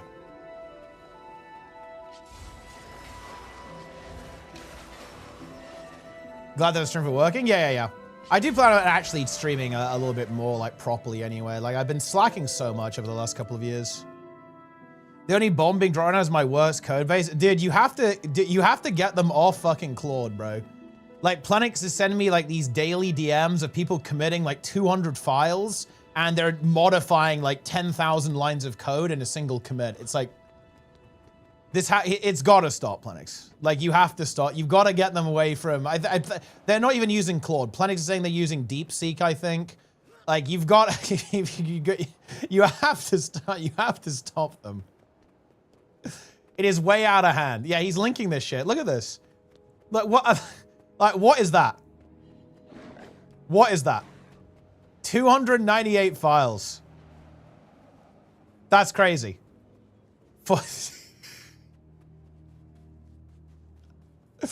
That is fucking crazy, man. Yeah. Wait, what is this DM? Strong assumption that 2 weeks are even reading any of the suggestions. Nobody has time to read them all. This is probably just to try to promote their other games. Wait, that's crazy. Man, that's a bit fucking depressing, isn't it? That's such a weird thing this way as well, because I feel like Reforge is like by far 2 weeks' most successful product, no? Why would that makes literally no sense. And also, aren't 2 weeks relatively responsive as well, Nike? Haven't they actually like fixed stuff that people have complained about and tried to like address community concerns with some of the content? It doesn't make any sense. Like, it's just a very weird thing to say, I guess. Yeah, I don't know. It's weird. Yeah, I see a lot of posts from Foggy as well, right? I've seen a bunch of posts. I think he posts on Discord and on the subreddit, right? I don't know why this guy would say that.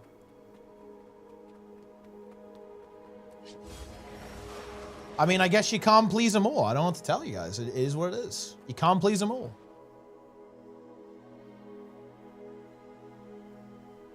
There's not a lot cooking really right now. I guess it's a bit too early.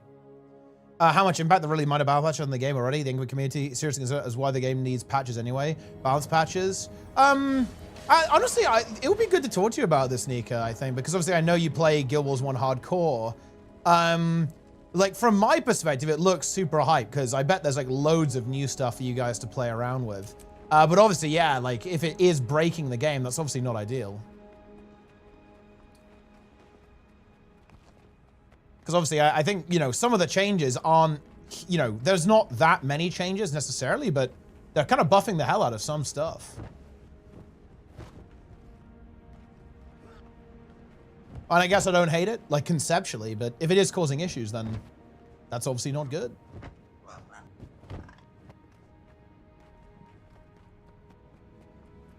It is what it is.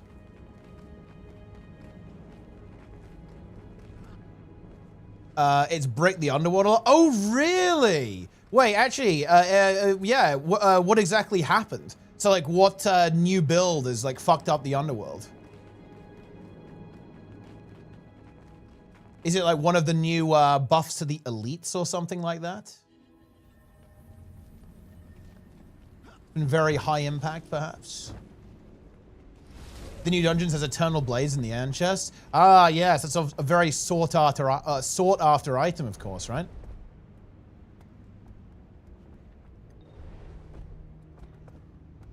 There's no reason to run underwater. Oh, is that the concern? It's like a reward concern, that it has like reward overlap with the other content.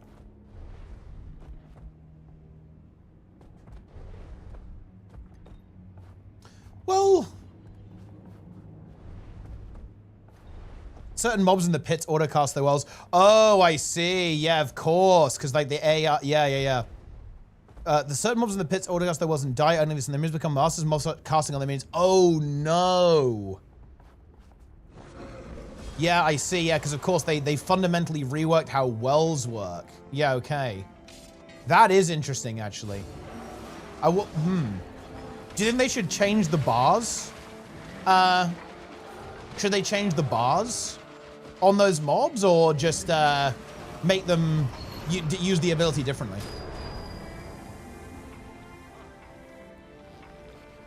Because yeah, the reward thing doesn't sound overly concerning. I mean, you still need to do Underworld for, you know, like all the achievement stuff, all the HOM and stuff. So I don't see it's a huge issue that it doesn't have like every unique reward. And there's still like, you know, the Doom skins and stuff, right? Like the Doom cosmetics that you can get. And obviously, you know, Ectos are always nice. The CD running down up singly slowed down Doom with the spirit skill from one CD. Now how fast Doom's rest fits. Okay, so they perhaps need to rebalance that boss fight as well then. I'm sure they could do that.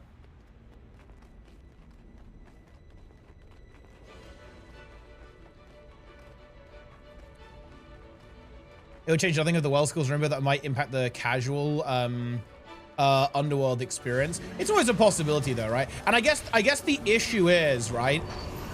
Well, the issue is that if they change the bars, they'd have to do that on the entire game, right? Not just Reforged as well. But I guess because they're doing balance patches, it's fine either way, maybe? Because they're already changing the game, regardless.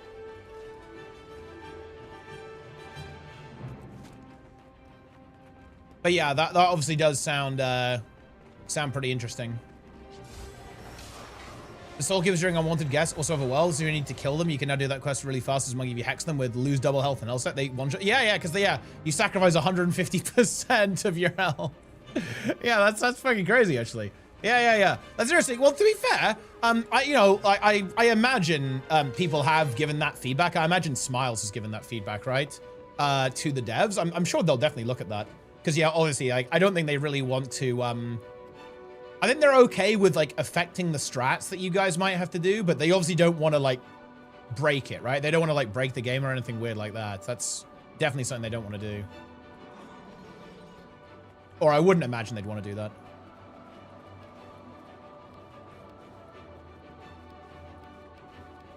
Right, are we taking these guys out or what? Oh, this is a, what is this? Some kind of power? He's not going to dodge that. Yeah, there we go.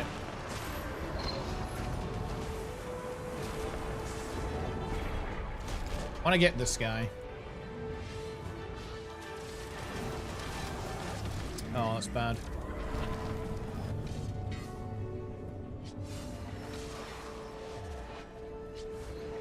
I want to get my heal skill off, then go back in.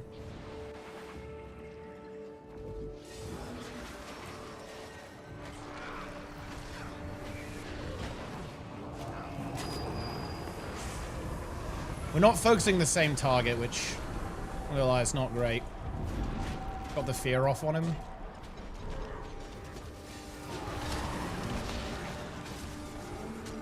It's fine, though. Go on, kill him, Mesmer. Finish him.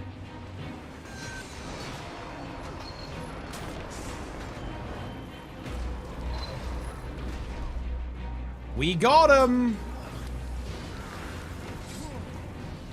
Oh, shit.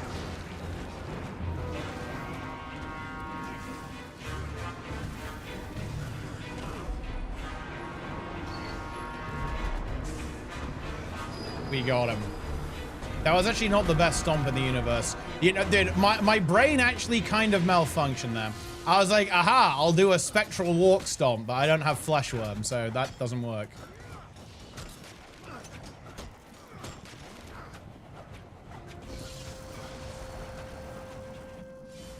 I am a little bit tired.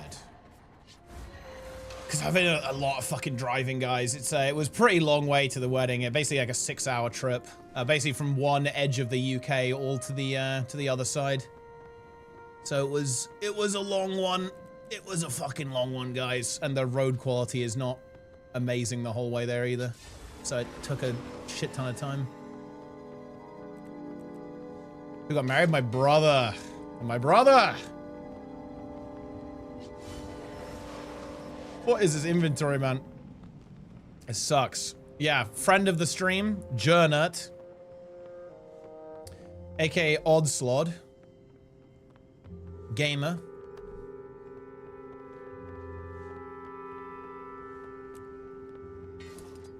That's him indeed. Big congratulations indeed. It was very, very wholesome.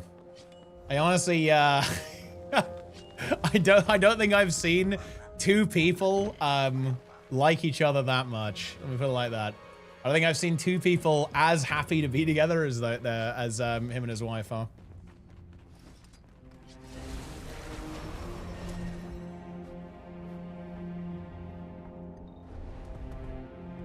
So it worked out. Bit of a win. Oh, I'm not gonna make it. No, I am gonna make it. After you want a wedding? Ah. It's a chain reaction. Everyone's getting married, I guess.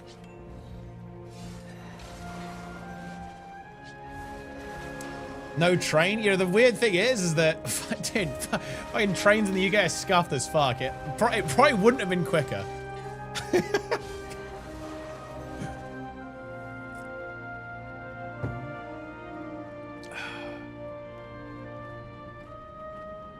You come to my wedding? I mean, depends how nice you ask me.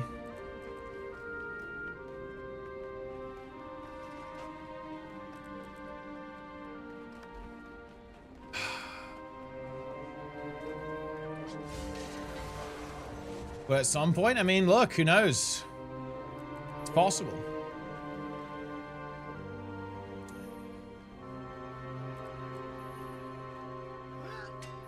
You want I'll stream it, Million. How about that? I'll bring the laptop. We'll stream that shit. Live. Insane drama. You'll never guess what happens.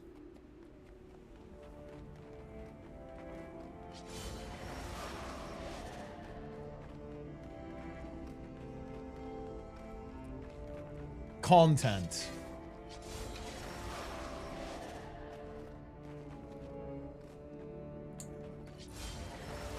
Many titles, the endgame can be brutal. What? How many hours until you can say you're in the endgame, Sil? That's the question. And I see that you said today is a big day.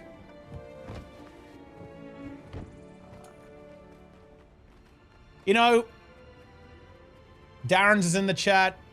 He's probably thinking about crafting some YouTube slop. It's gonna be a good day today, guys. I'm just saying, I can sniff it. I can smell it.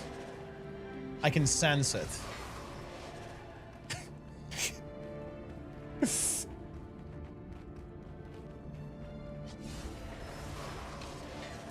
Sniffer, indeed.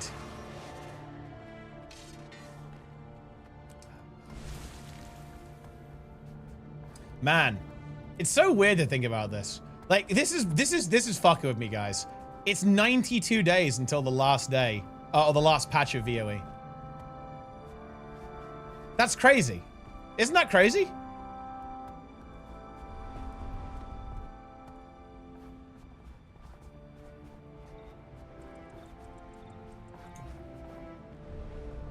Marriage is some great instance content, but the best stuff isn't PG-13, so it's not allowed on Twitch. Guys, I've actually got to leak this, okay?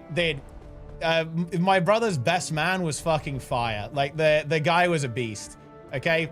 So this is wild. Guys, I did not know this was a tradition, by the way. Like, I want to be very clear, guys. I am from the UK. I was not aware of this until today. But apparently it is a tradition to, before a wedding, to bury a sausage, okay? And it will give you good weather or something. I'd never heard of this, but they actually did this, seriously. They went to the fucking garden and buried a sausage for good weather or something. And it was good weather. It was good weather. I admit that. But the fucking best man, he brought this up, and he's married himself, right? And he said, I played Bury the Sausage on my wedding day, okay? And now I have a 3-year-old. And that was fucking fire. There were some other good ones in there as well, which I won't get into because obviously some of it's, some personal details, okay?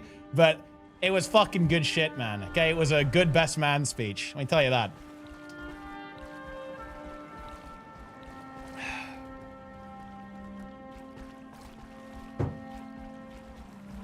Well, what is this? Wait, what is this high hand emote? What is this? I love this. Wait, how do you get this emote, guys? What is this? High hand?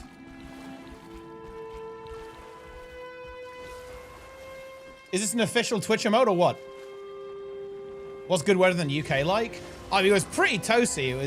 It wasn't as hot as it has been, but on the day, I think it was probably like high 20s, like 28 degrees Celsius, I think. Not too bad.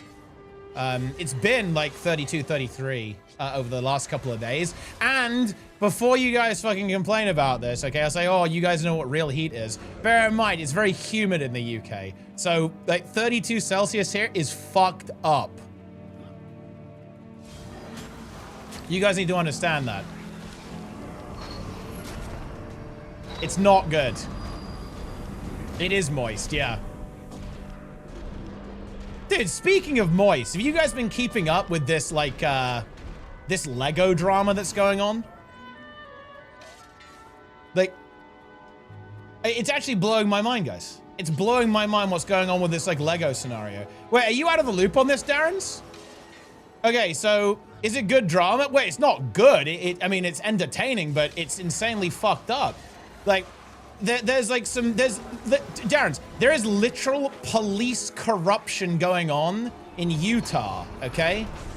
Because basically a Lego retailer stole a 200 grand collection from an elderly gentleman who was trying to basically sell it through this retailer, right? And they nicked it. They just took it, 200K worth of Lego. And this YouTuber, guy called Reckless Ben, but was basically trying to help him get it back, right? Trying to get the, either retrieve the funds or, of course, the actual Lego itself. And they wouldn't give it to him. Whole bunch of like degenerate like legal shit, right? They obviously try to go through the legal system, like interact with the cops, right? And here's the fucked up thing, okay? The cops like helped the criminals.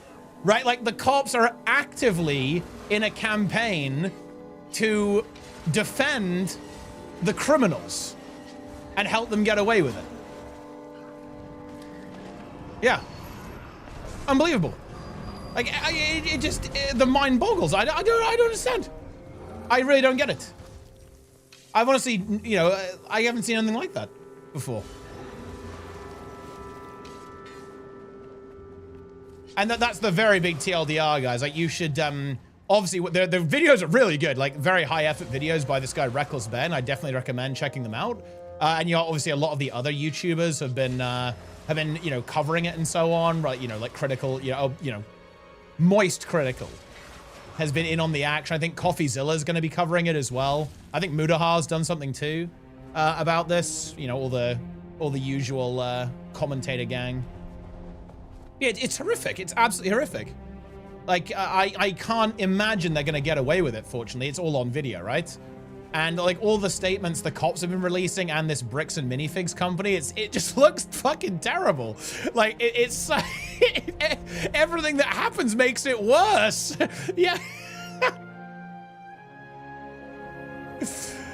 Goodness me, goodness me. Yeah, it's unbelievable. Yeah, I mean, obviously, and amazingly, they have done a GoFundMe to basically, you know, cover the cost like of this Lego and, you know, compensate the family for this. And I imagine it's well over budget by now. I think they were aiming to raise 140K or something. The last time I checked, it was like already 110. So by now, I imagine that, you know, very, you know, amazingly, thanks to, you know, the power of the internet, I imagine they have actually got a very good fundraiser going for the family, right, who obviously own the Lego. But I'm just very much hoping that there's going to be some kind of elevation, you know, of this situation, right? Like, this clearly needs, and like, look, I'm not a legal expert, guys. I obviously can't, I don't know how the law works. Certainly not in the United States as well, obviously. It's a different country. A lawless land. Okay, apparently the lawless land of Utah, I guess. But I mean, yeah, it clearly needs some kind of intervention from obviously like whatever legal body is above the police in this situation. Because it is, I think it is some of the most blatant textbook corruption I have ever seen. And just genuinely psychopathic, despicable behavior from the Bricks and Minifigs company, obviously, like, and indeed by the police too. Yeah. So I have, yeah, I'm well, to be fair, because the story is so big and it is so viral, I think honestly there is a pretty good chance that I imagine it ends up on the appropriate desk, right? Like whoever is, you know, needs to be looking at this kind of thing for corruption will hopefully be made aware of it, right? Like because of how big the story is now getting. But yeah, it's unbelievable. It's like, it is absolutely unbelievable. Just see the police? I did, yeah. It's embarrassingly terrible. Like it's not a good look. Like, yeah, unbelievably awful. I can't believe they thought that was a good response. To be fair, I'd say the same about Bricks and Minifigs. Their response was so fucking bad. Like it's so bad. Oh dear, oh dear. I have to give a lot of credit to Reckless Ben though. They were very diligent in keeping the records. Like the police seem to be, and Bricks and Minifigs as well, seem to be almost reliant that people aren't paying attention and like documenting everything, or like, well, I'm assuming that they're competent here, which I guess is maybe a bit of a stretch, but like, yeah, like Reckless Ben and his team were extremely diligent in, you know, gathering like all of the evidence. It's, yeah, if it ever goes to like, again, a higher court than whatever's being dealt with there, it's going to be pretty fucking brutal, like as it should be. Like, I mean, the way I see it, guys, again, I'm not a legal expert, but like they've all got to go. I can be honest, guys, they've all got to go. Like all of the, you know, the company obviously needs to face like serious action, like, and those cops have got to go, guys. Like they need to be immediately fired. And, you know, well, prison, maybe, go. What's up? My favorite GM? Am I really your favorite? Well, glad to hear it.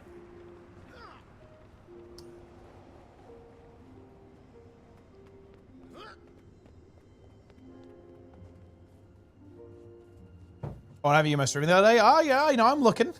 I'm watching. I'm checking it out. I'm seeing what's going on. I will be watching more. I actually need to give you access to the war. Wait, do you have our Warcraft recorder, by the way? Because I want everyone who's potentially joining the guild to actually just record gameplay so I can watch. Is HC only on NA? That's right, yeah, it's only on NA. Because it's Sill's operation. We could have started something on EU, but honestly, it's Sill's project. I don't want to divide the players. I'd rather just have everyone go over there and support Sill's project. I know I could fix that. Yeah, let me actually link it to you now so I before I forget. Well, actually, I think you should be able to get it set up. Do you see the Guides Links Resources channel on Discord? If you go there and go to Warcraft Recorder, there's a join code there that you can use to join our Warcraft Recorder. No, the ping's all right. It's like 100 ping. It's really not the end of the universe. That reminds me, actually, I need to, I'm actually going to quickly DM everyone who's playing.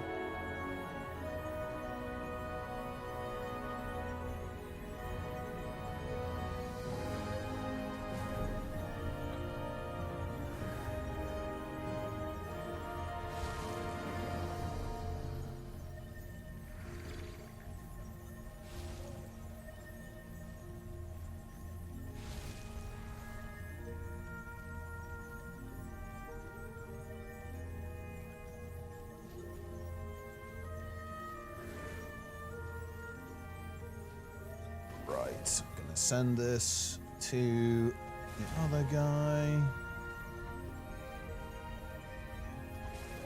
And I need to make sure actually people have the right Discord perms. Hold on, guys. I'm doing some admin. One moment. Yeah, okay. Do you see my clip out of fight? I don't think I have seen it actually. I'll have to take a look. Making me edit shit. Wait, what are you editing? What are you editing right now? What's the project? Give me a DM, bro. Oh, wait, are you doing like React content? Like to Guild Wars 3 slot? Wait, those are the really good NA player. There's 160, 17. Oh, wait, we got some like win trade shit? Wait, send a screenshot of leaderboard. I'm not on NA right now. There's no quickness anyway. That is true. That is true, actually. That is true.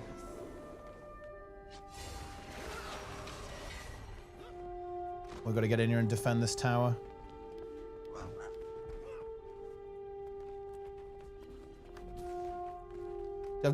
My game feels like weirdly laggy. I don't know what's going on.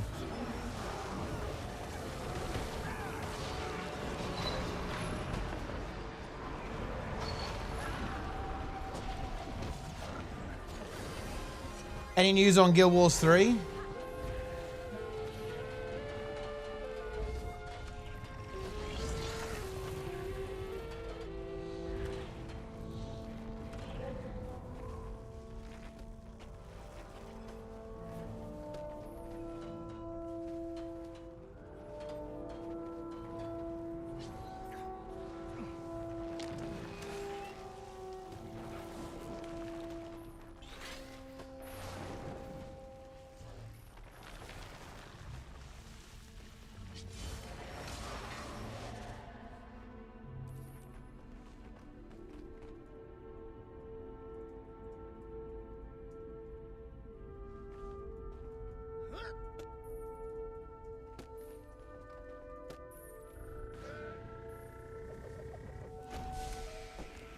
It's the same good players. Bro, link it in chat. Link in chat. Wait, who even is it? Plests? Who is Plests?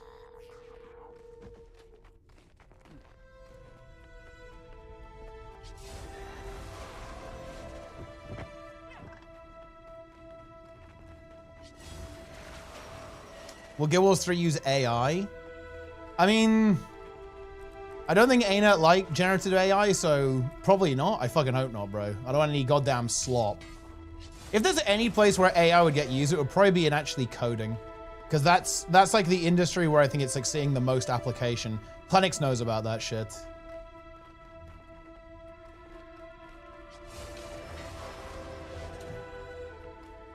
Okay, what is this? Oh wait, misfire? I mean, I'm not gonna lie, guys. I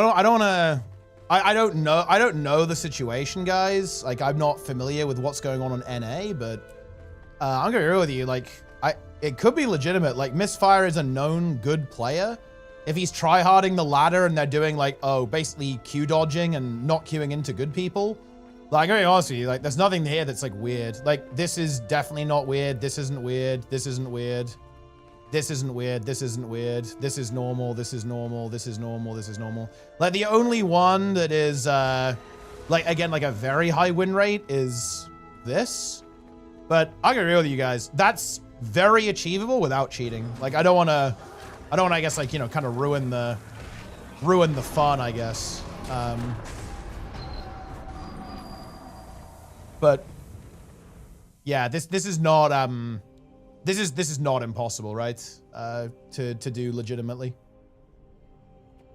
Because again, like, you gotta remember, guys, most of the NA guys don't give a fuck about rank 1, yeah? Like, you know, they just send it. A lot of the NA guys are like Boyce. Boyce doesn't give a shit about rating, right? He just sends it. So their win rates aren't super high.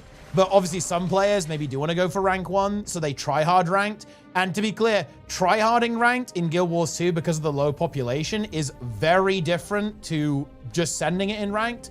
You are going to queue dodge people. You're going to potentially queue late at night and off hours so you don't queue into good people. You're going to play hyper carry builds compared to playing fucking heal Soul Beast or whatever Boyce plays sometimes, right?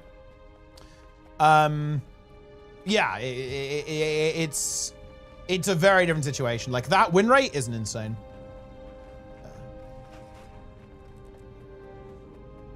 So, I mean, yeah, and also Misfire is a known good player. It's not like if that was like a complete no name, okay, yeah, maybe it's a little bit weird, but Misfire is not, it is a known good player.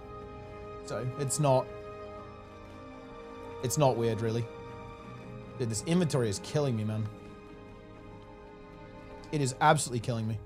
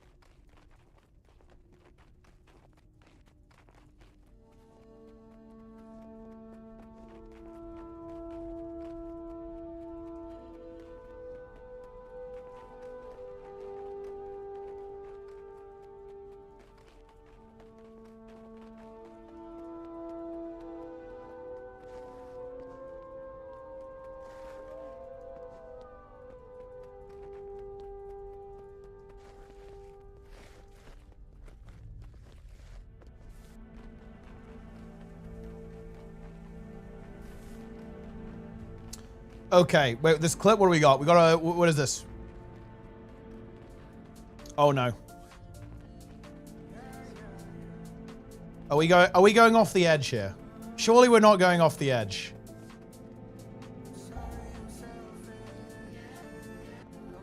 Oh dear.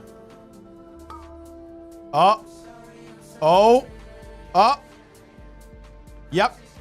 Your survival wasn't necessary. Shouldn't have moved, bro. At least it's not deplete though. You have 9 minutes, so it's not a problem.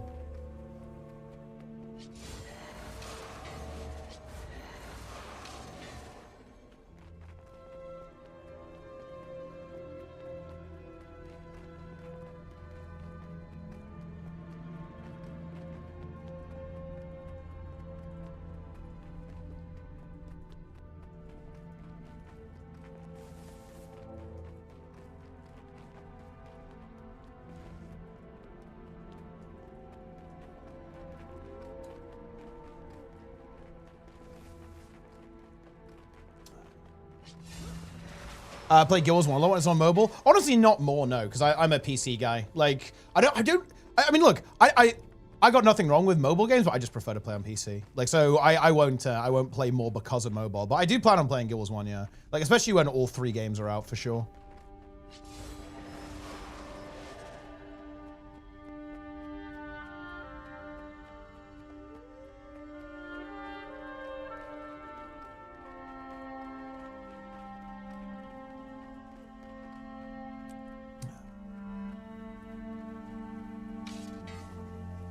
And no, Plenix, we want Plender Spare Mug. Of course we do, bro. I've reacted any material. Okay, hit me. We've got to fill the time a little bit.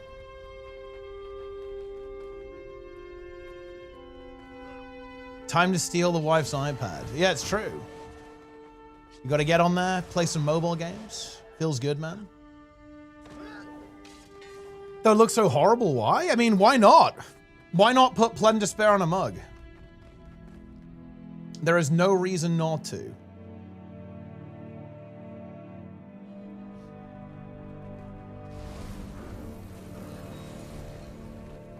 Planix, how is the Plengadot shop operation going, by the way?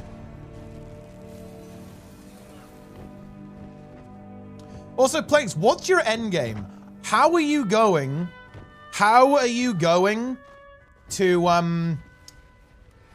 going to get your coworkers to stop writing thousands of lines of code with AI daily?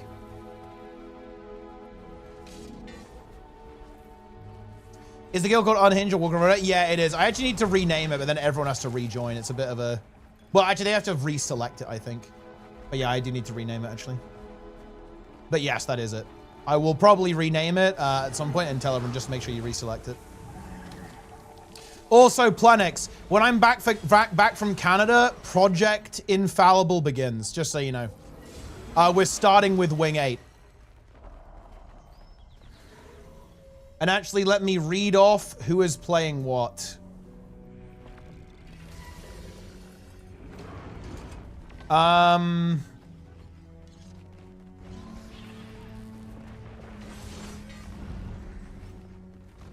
It's going to be Grabber and Nico playing Spectre, Plenix playing Troubadour. It's going to be... The second Troubadour is going to be either Verdi or it's going to be Crunch, depending on if we want Crunch to play DPS or not. I know Crunch likes Mesmer, so we could do that. It's going to be me and Architect playing Scourge. It's going to be Jester and Sparse playing Willbender. And then Magrest is going to play Evoker, probably. And then Jester will play some shit. Or whatever, I don't know.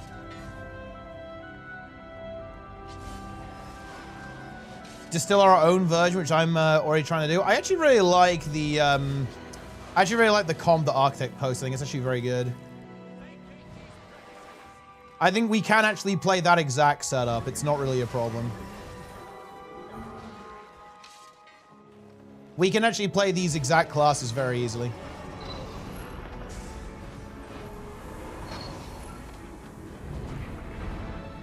How's Wedding full of joy? It was full of joy. It was plen joy, not plen despair.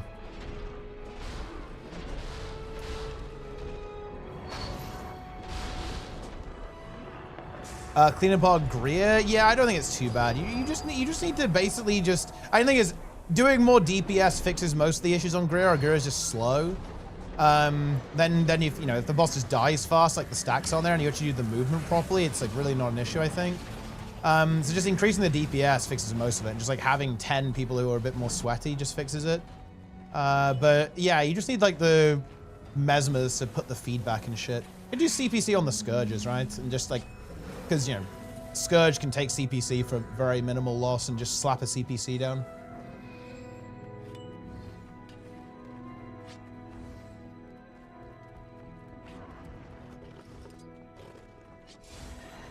I don't like Spectres, but it should be fine. Wait, what do you like, Crunch, instead of Spectre?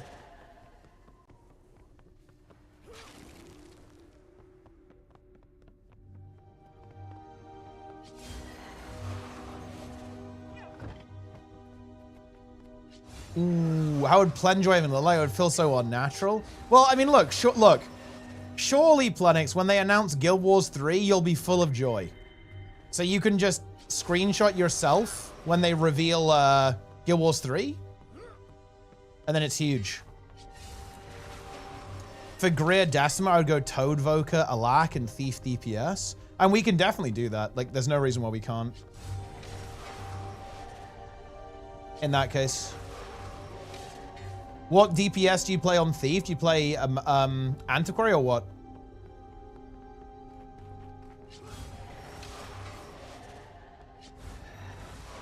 I'm not on the hype train. Wait, what do you mean though? Wait, are you not a believer, Plenix, or you don't really want Guild Wars 3?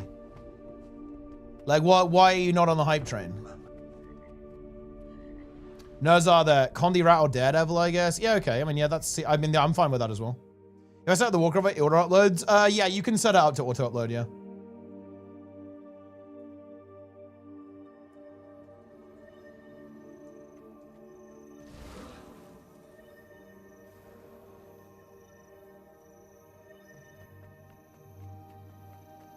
But yeah, no, we can do that if we want to play the Toad. What's the advantage of the Toad over the Spectre? It's just more DPS or what? I know it gives like some stability and stuff, right? Spectre is dog and damage. Yeah, that's fine then. Yeah, we can like very easily play that, I think. Because the Evokers will probably be... I think the Evoker is probably going to be Magrest and Jester.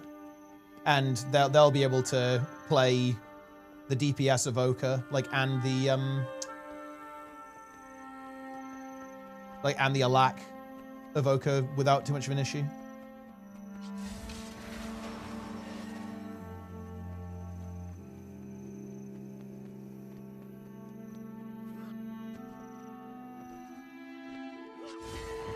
What do you actually have a preference, Crunch, or what you want to play, by the way? Would you want to play DPS or support?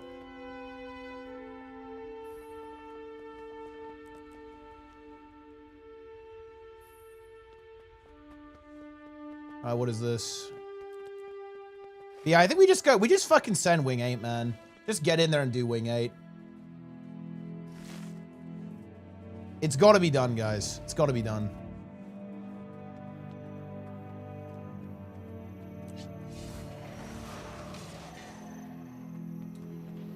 Wait, what does Toadvoker do? Does it give like boons? Preferably anything Mezzo can make my roller. Oh yeah, you can do the Troubadour then. In that case, that is not a problem. Because Verdi plays a bunch of shit anyway.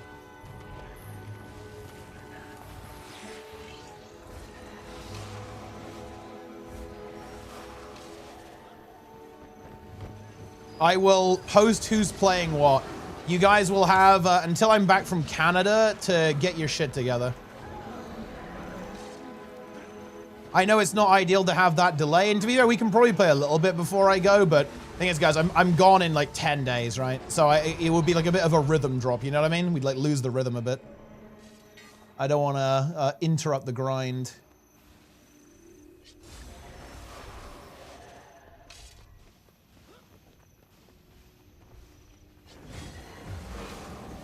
But yeah, we'll just get on it and blast it out. Wing 8 first, then job done. We speedrun Wing 3 into break? I mean, to be fair, we actually could do like Wing 2. Like Wing 2 is free as fuck. So we could actually do a cheeky Wing 2 before I go, to be fair. We could probably fit that in. Because I think Wing 2 is like pretty easy, right? Or Wing 3. Like Wing 3 and Wing 2 are pretty easy. So we could just do that.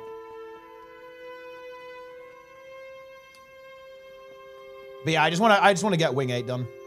Because that's like the only hard one, really, that will actually take some time to do.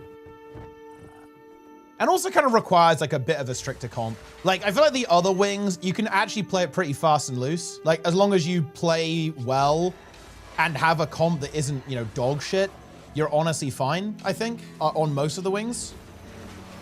But Wing 8, you need to have the right shit, or it's just going to be really annoying. And, you know, pretty frustrating.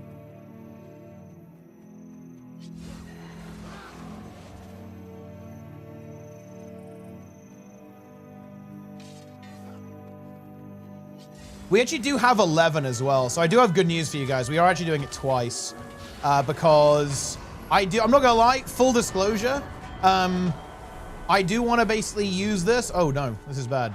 I do want to use this as a little bit of a training exercise for playing the LCM, because I actually do want to play the LCM perhaps a little bit more seriously if I can. So I basically want to build the team I'm gonna play the VOE LCM with.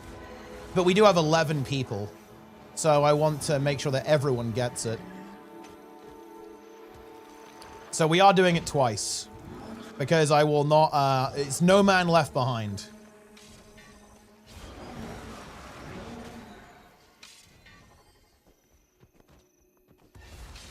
Oh man, I will grind the bench.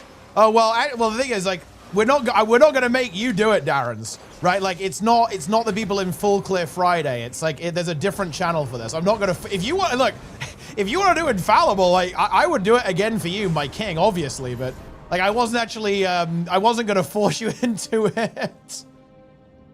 But if you want to do it, yeah, we can do it for sure. To be honest, okay, guys, check this out.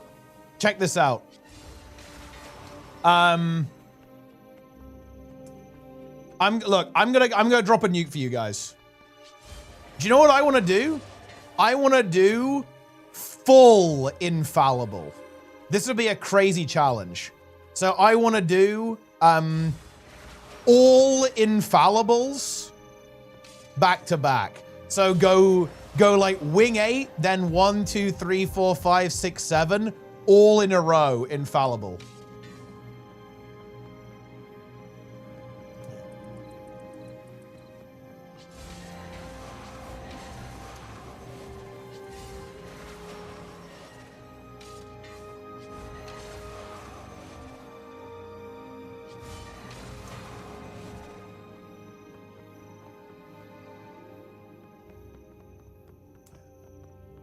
Hard if you start with wing 1. It would, and I'm actually seriously considering doing that, because obviously, like, wing 8 is by far the hardest one.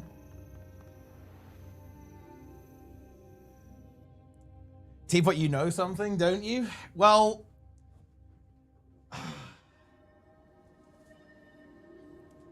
I'll tell you what, guys.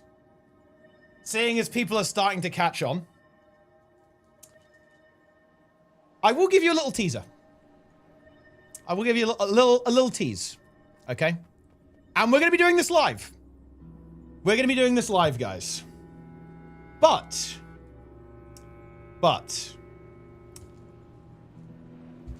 in 2 hours, something might happen.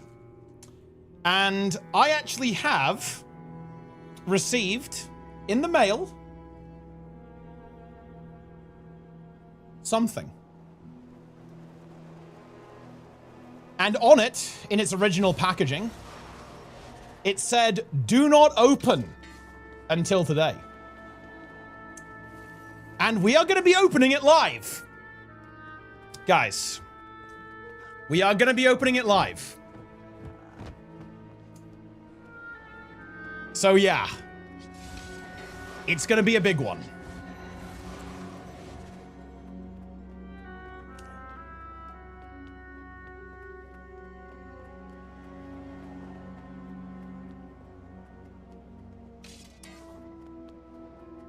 Oh, yeah.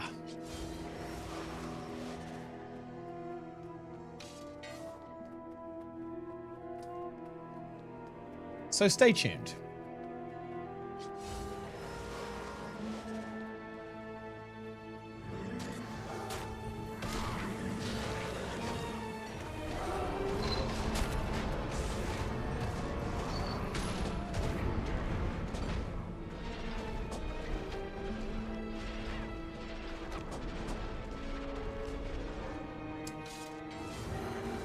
It's a nuke? I mean, it could be nuclear. It could be a nuke. We don't know, guys. I'm actually serious. I haven't opened it. It said not to. It said not to, guys. I read the instructions. Come on, man. Come on, man.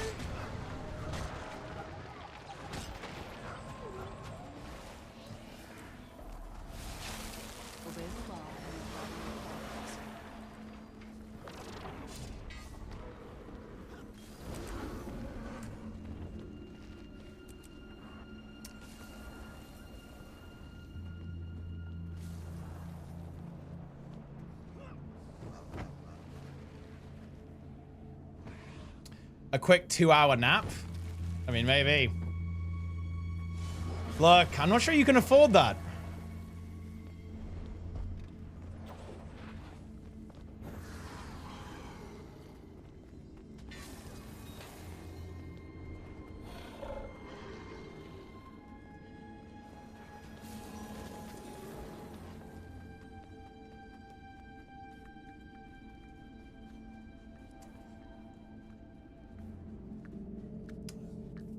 A lovely letter from his grandma. I mean, it could be. Yeah, maybe it is. Maybe I got the wrong idea.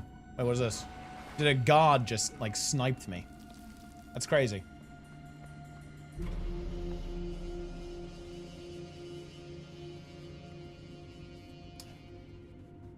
Incredible.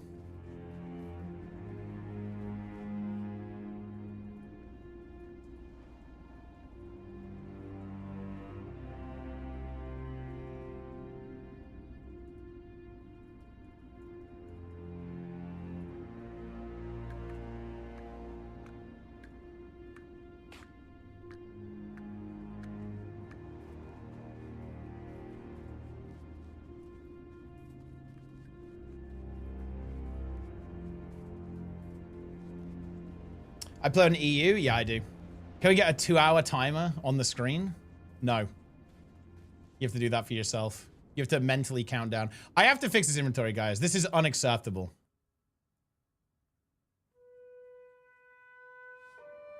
This is not okay.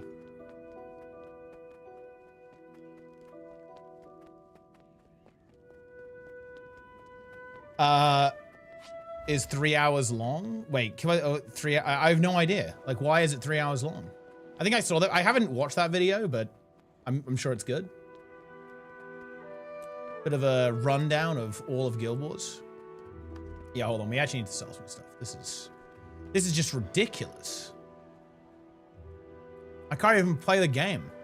My inventory is too fucked. What am I gonna do? Sell this thing? The problem is this character has a bunch of stuff on it that I don't actually want to sell. I think I need to leave World vs. World to get rid of this shit.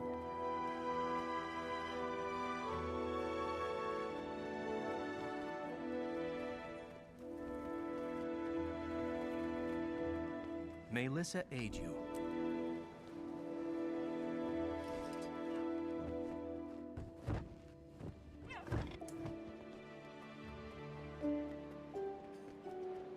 Are you guys excited? Are you guys a little hyped? A little juiced? I think you might want to be.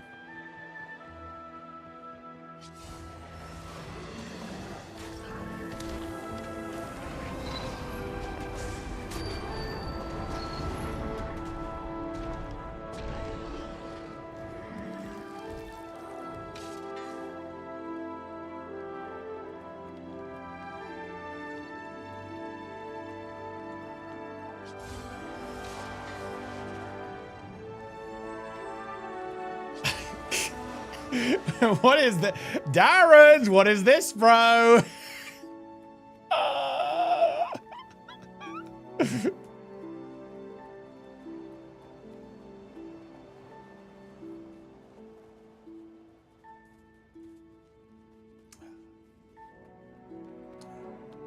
It's him. Guild Wars 3. Darren's just DMing me. He says, T-minus 1 hour 50. Now I have my full attention? Yeah, I'm hoping to hold it. But what if it's nothing, guys? You know... like, actually, I'm not going to say it. Okay? We'll all soon see what's cooking. Guild Wars 3 soundtrack leaked on YouTube. What is this? Dude, what is it? Wait, ArenaNet partner forbidden playlist, and it's like a wait, is this a gachi playlist? This is a lot of gachi. It's over 100. Wait, how much gachi have you got in this playlist? 138 gachi songs, including Gachil Muchi. That's actually very good taste there. That is a classic.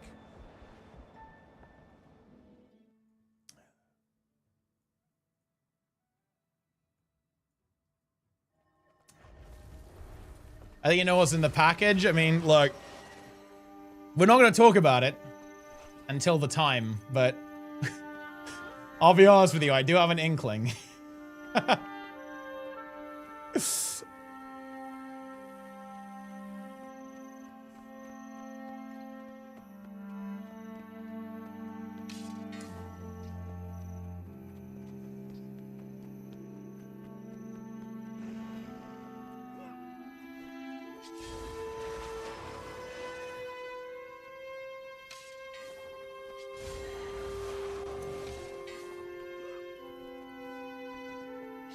Is it a ArenaNet or a mysterious? Oh, it's like just a rat. You think I would just like, oh god, oh yeah, guys, I have this like random mysterious package. Like, we're gonna open it on stream, bro. I don't think that's a very good idea. It's not an intelligent maneuver, is it?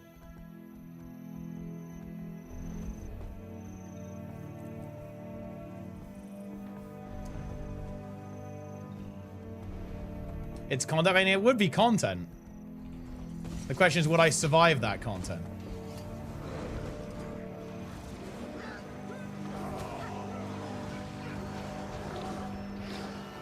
Holy Guild Wars 3, Holy Guild Wars 3, Holy Guild Wars 3, Holy Guild Wars 3, Holy Guild Wars 3, Holy Guild Wars 3, Holy Guild Wars 3, Holy Guild Wars 3, Holy Guild Wars 3, Holy Guild. Well, look, you never know. Someone did fail to dox me recently, so listen, I do have to watch out. Guild Wars 3, Holy Guild Wars 3, Holy Guild Wars 3.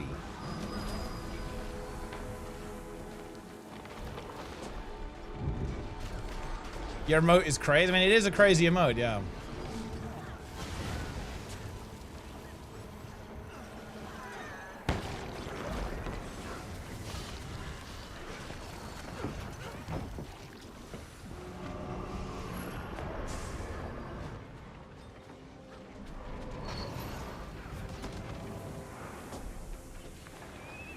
Well, this guy's jumping.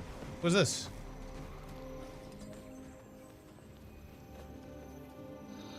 It's going to be a big day. Listen, it may be a big day, guys. But I mean, look, every day is a big day. You can see that on my stream title.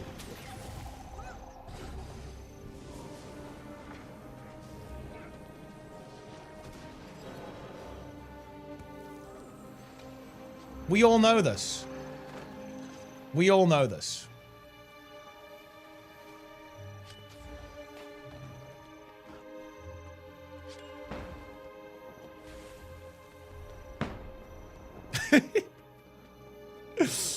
Ah, man. Are you ready, chat?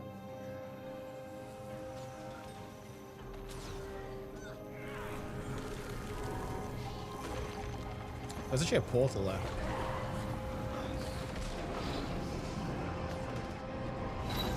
Just a little bit of World versus World Liege.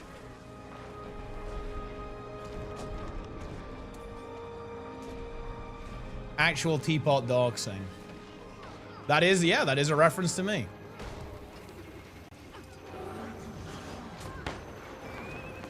But yeah, seriously, look, you guys have no idea how fucking weird this is. Like, because look, you know, people love to tell me things, guys, okay? It's the thing you always gotta understand. But yeah, I have screenshots of someone saying they should do a poll on what they should send to what they think is my address, but isn't, because they are actually a little bit incompetent. It's unbelievable, guys. What's wrong with these people? From the r/placing? No, wait, this is a more recent one. Why would we want to know that? Well, I mean, just weird.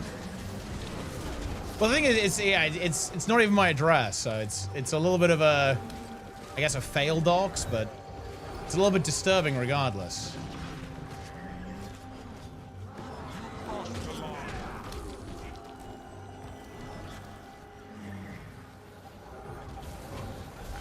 Jump into the game with the focus on Warsword, maybe open world. It's just for classes, Warrior, Guardian, Ranger, Necro, and Rev at the moment. I mean, you basically got them all then. But like, honestly, all of those are very good choices. You did an early impromptu tea time with Bloom? Honestly, no, that was coincidence.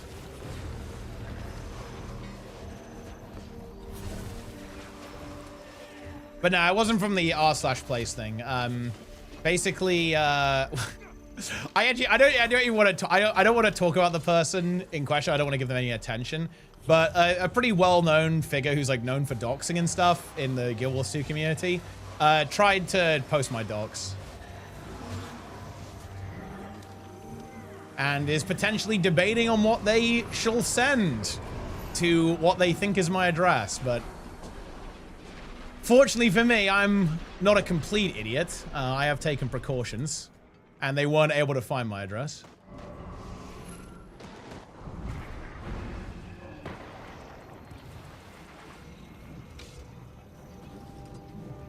Is one better than the other? I mean, Guardian Necro, pretty much always amazing. Jogging stream may have given some clues. I mean, honestly, no. I mean, well, you know, here's the thing. Like, because weirdly enough, like the town where I live is actually very easy to find. It's not something that really concerns me. The town where I live is very easy to find because there's a bunch of like news articles about me related to swimming from quite a while ago. So that's actually very easy to find.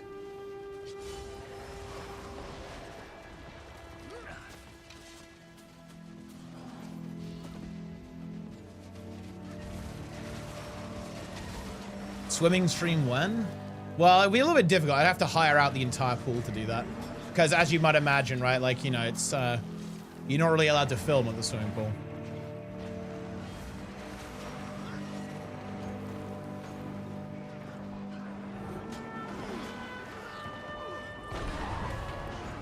Oh.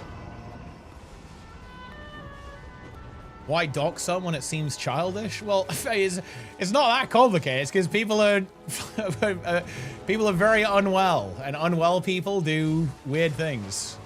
Are you still aware of embedded links? Wait, embedded links? What do you mean?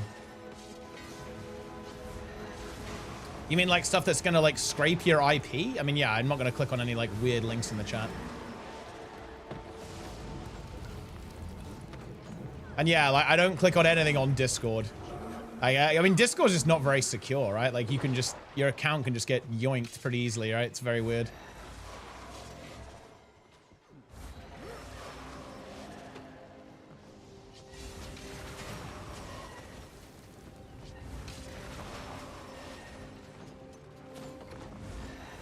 Warrior main's in shambles with that recommendation. And yeah, Warrior is good.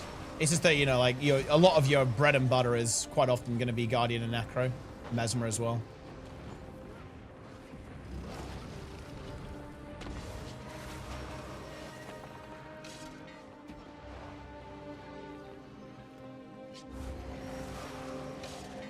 What's going on here? We need more gamers. We need some gamers, guys, to defend this tower. Will expect Guardian cover everything by itself, but do we have most things that she can? Like, you know, pretty much every class can do everything now. Like, wait, is there any class that can't? I don't think so. Magres.gg? I mean, yeah, Magres.gg would be a pretty spicy site, I think. Yeah, I don't think we're going to be holding this. This is really not looking good, is it? Do I have lead squads? I actually used to. It's something that I would maybe do again quite a bit. Like when, if I start playing the game more, I might get back into it. The problem that I really have here really is, like, it's really hard for me to get excited about being involved in like team play in Guild Wars 2. And let me explain why. It's because everybody plays in statics these days. And that's simply not my personal preference. I like log on, go. Right? That's what I like. I like log on, go. I don't want to go, oh, we're going to play at 7:30 on a Wednesday evening. To me, just, I can't be having with that, right? Like, especially because my schedule is a little bit wonky sometimes, right? Like, it's not always consistent. Like, I just find that to be so boring, really, to play that way. I hate it. I really, really don't like static culture. So it's very difficult for me to be excited to play in groups in this game because everything's a static, right? Like everything's a static, nothing's dynamic, nothing is fresh. You know, like nothing is just go play.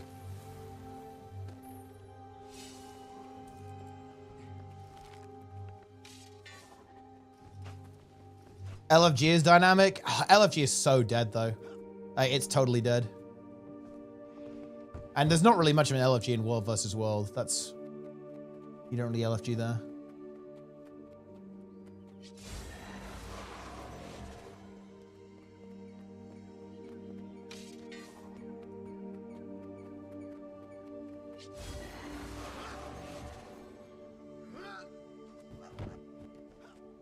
Embedded links can be thrown into normal links, looking like Discord. Yeah, you've always got to be very careful. Like, you should always take a lot of precautions. I mean, I am a pretty careful person though, because like, you know, the thing that you must never do, guys, is never assume that you can't be fooled. Never assume that you can't be tricked. I think it's a very scary thing to do that.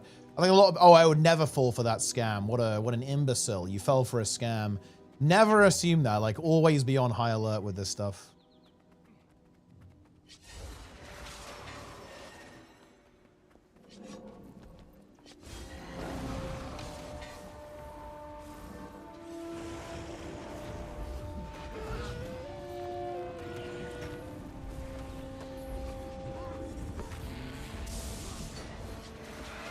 Need magnitude when people log in to go. I mean, yeah, that's definitely part of it, yeah.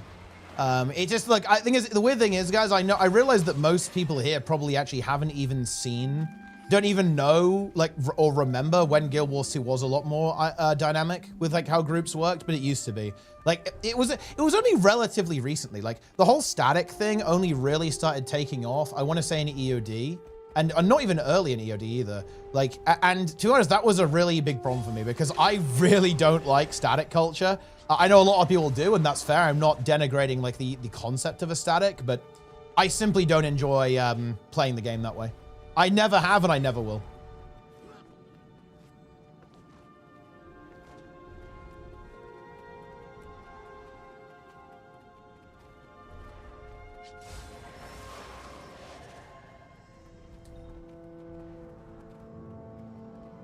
We're apparently pushing this keep. That's big. Let's do it.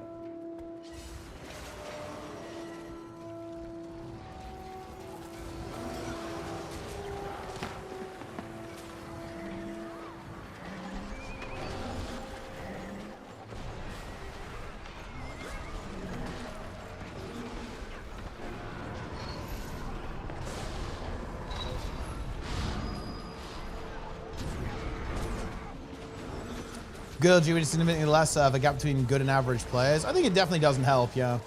I think I wouldn't entirely blame it on the LFG though, because there was a time when the LFG was insanely active in raids, right? Like it's not like it can't happen with the system because it used to be this way, but it just isn't anymore. Isn't weekly WoW progression static culture? How does that differ in Guild Wars 2? Well, I don't particularly like it. In general, people tend to play more out of hours there, and that's the culture that we have in the guild that I play in, and I actually like that. Like, we do, like, you know, extra raids, like we do Mythic Plus and so on. But actually, yeah, I also don't like that. Like, my ideal situation for playing WoW is basically just logging on and playing every day until we kill the boss. The thing is, that's just not realistic, right? Like, to do, so I guess I'll just take it, but look, I'm working on that.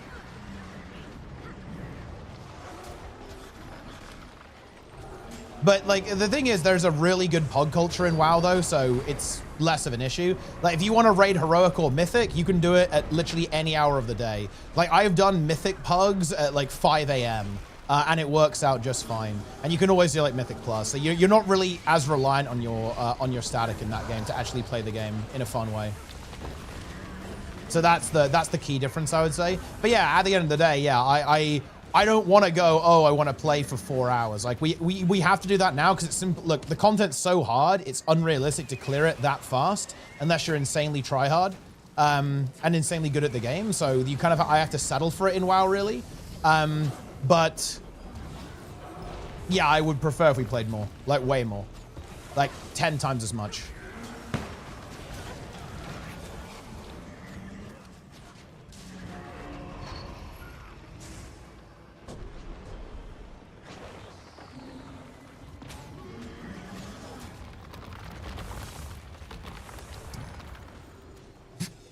Very similar stream titles. To be fair, look, I always say things are big, okay? Listen, my stream title is normal, guys. Every day is a big day. Like, this is well known that I say this, no? Is it not known, guys, that I say this? But I can confirm, guys, Muckluck's stream title is accurate. Today is a big day. It's a very big day. Darren's in the chat. He's hyped for a big day.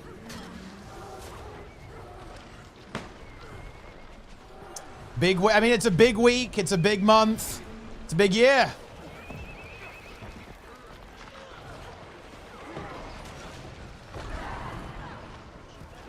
I tell you that.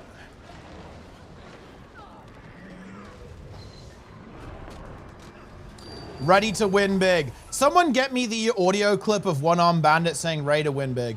I want that on a soundboard.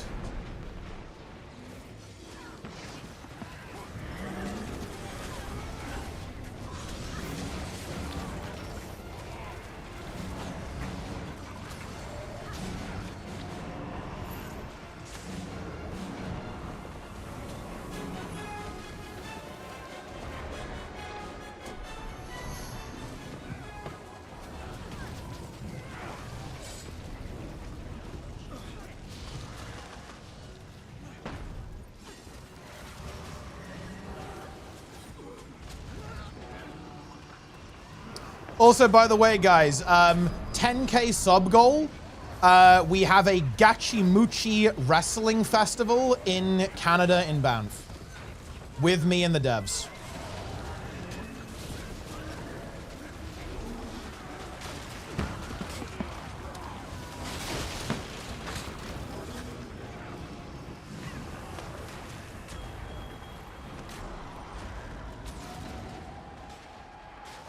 Talums makes an admission there, a confession. Nike, write that down.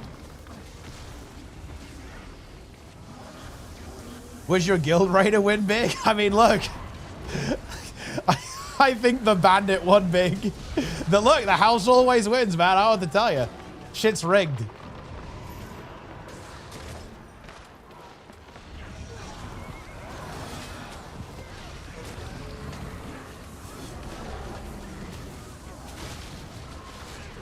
It's more fun when you play something you know you can do, but it just feels fun. I mean, yeah, it does feel fun. Gw2 is a fun game.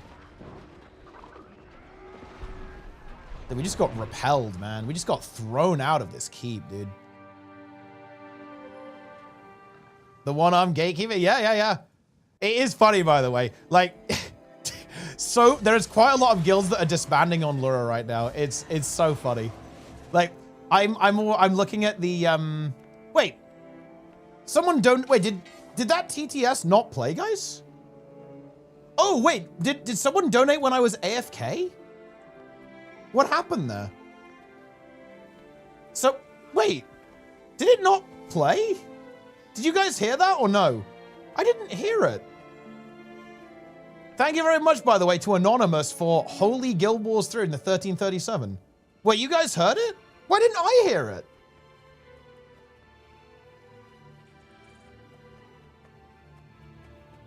Well, I mean, I somehow dono-walled the literal dono. But I appreciate it, buddy. I don't know what happened there. I don't know why it's so scuffed. I thought I fixed it, but it unfixed? Let me try and play it again. Hold on. Holy Guild Wars 3, Holy Guild Wars 3, Holy Guild Wars 3, Holy Guild Wars 3, Holy Guild Wars 3, Holy Guild Wars 3, Oh, it's because my... Holy Guild Wars 3, Holy Guild Wars 3, It's because my Windows setting has Guild reset. 3, Holy Guild Wars I mean, you can listen to it again, so bro gets his money's worth, okay? That's 1337, that's, you know, that's a lot of money, guys. Yo, Tweety in the chat, 19 billion years with the Prime. Yeah, I had audio issues at the start of tea time as well. It just like Windows has reset my audio settings. I don't get it. I don't get it. Makes no sense to me.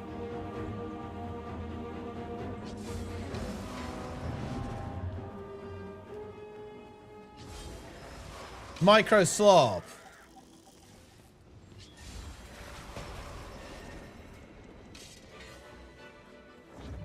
AI written Windows updates. It's all Claude, guys. It's Claude all the way down.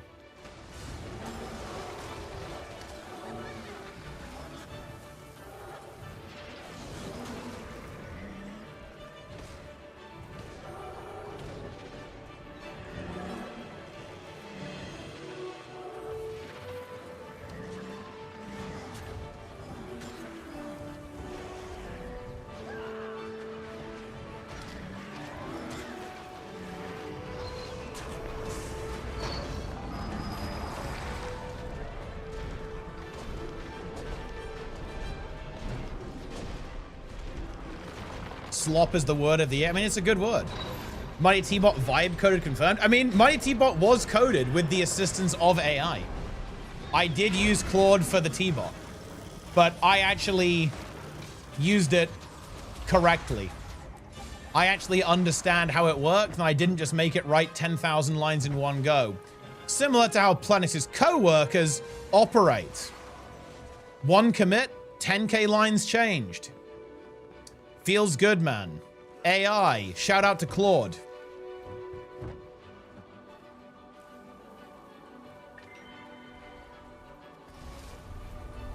Quick reminder, look, for the coders in chat, you guys are gonna love this. Quick reminder that Plenix had safeguards. He had tests, obviously, right, in place to prevent tampering and shenanigans. Bear in mind, Plenix's co-workers disabled the safety measures and tests in order to push AI-generated code into production. Just be aware of that, guys.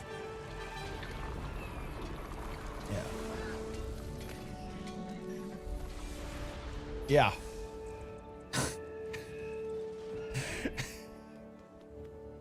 Did they get fired? I mean, no. They, look, I mean, nearly every day Plenix sends me a screenshot of some insane level of DeepSeek fueled insanity that's being poured into the code base.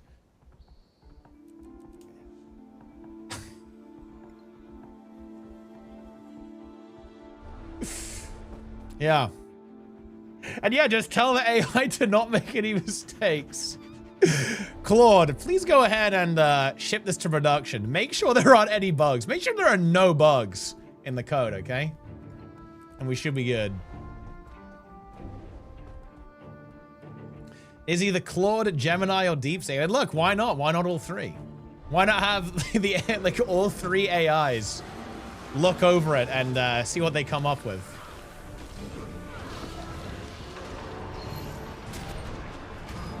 Yeah, exactly. Yeah, there wouldn't be any bugs if you just delete the entire code base. That would work.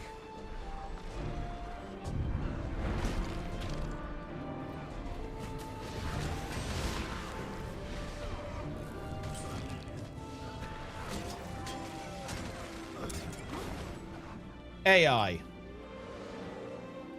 They see if at 10K lines I'll probably give you a raise. Bro, if that honestly, I wouldn't even be surprised. Wow, this guy's so productive. This guy's cranking out the lines. You know, that reminds me of did you guys see the clip on Linus Tech Tips? With you know, with the Linux man, with Linus Torvalds himself, right? And he like nuked Elon and he didn't even realize that he nuked Elon. They were talking about like Elon's I can't remember exactly what Elon said, but he was talking about how like he was like, you know, oh, you know, you've got to write more lines of code or some bullshit, right? It was like, I can't remember exactly what he said, but like Linus was talking and he was like, oh, you know, anyone who thinks that way is too stupid to be running a tech company, which I do think is pretty funny. Wait, it didn't work again. Why is the TTS not work? What is this shit? I will give 200 more if Guild Wars 3 is announced today. I mean, look. Now I really want Guild Wars 3 to be confirmed today. Wait, what is this shit? Well, the thing is, I can't hear it because it's playing through the wrong audio setup. Only you guys can hear it. The problem is that it's playing through the wrong audio channel, which means it isn't going back into the mixer and therefore coming through on my end. That's the issue. So if you guys don't know, I'm not gonna be able to hear it, but I do have it open, so I will be able to read it. So good news, your donos are safe, guys. They do exist. Well, it's not even Claude, it's not even code. It's just like the Windows setting is wrong. And the thing is, I don't think I can actually change it, because if I change it, I think I might have to restart OBS to like make it, you know, actually apply properly. I really wish Windows wouldn't do this. Look, the thing is, surely this can't be something that only annoys me. Like, surely like your regular normie is gonna get pissed off like when your audio settings randomly change.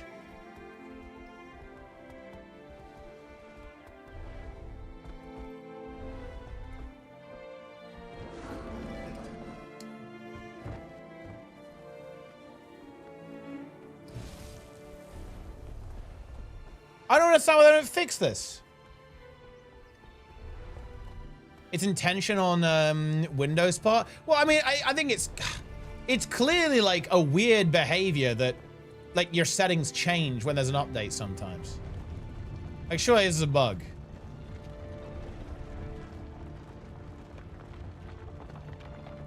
I mean, I guess maybe they got bigger fish to fry, but like this has been an issues with Windows for like as long as I can remember. It's super annoying.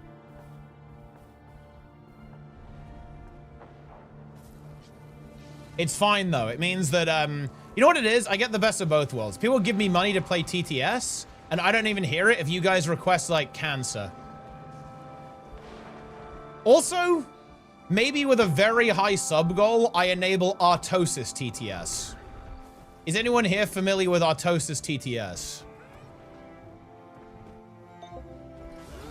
Oh.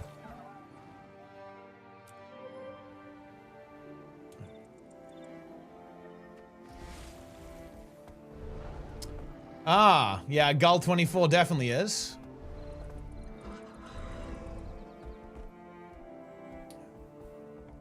But look. Yes, Stasis Field as well also knows. Yeah. Super Mario fan fiction erotica. I will admit, I do really enjoy Artosis' streams. I can't watch it, like, that much, because you almost need to take breaks from it, but it is entertaining. Oh yeah, Taz, yeah. Look, I would recommend, even if you don't know StarCraft, you should experience Artosis's stream at least once. Everyone should experience it. There's a lot of kind of Mario stuff in there. I think Sonic shows up as well quite a bit. Kind of a variety of characters. Oh.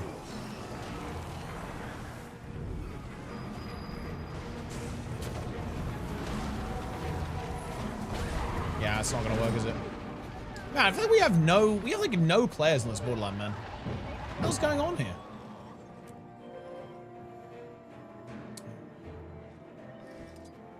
We get some like content or what? Where's the content, man? This sucks. Oh wait, the boys are actually logged in on Desert Borderlands, maybe? Okay, I'm joining.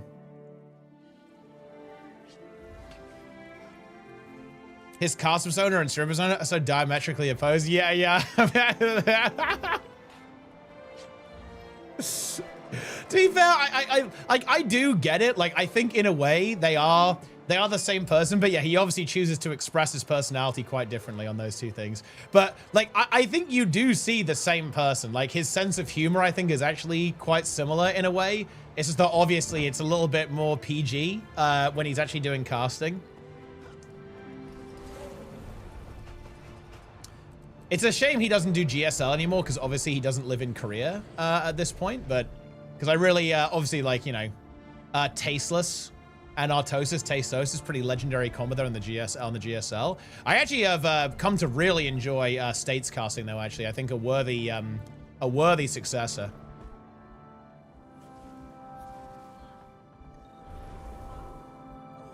What the hell is going on here? Wait, did they just leave the Borderland?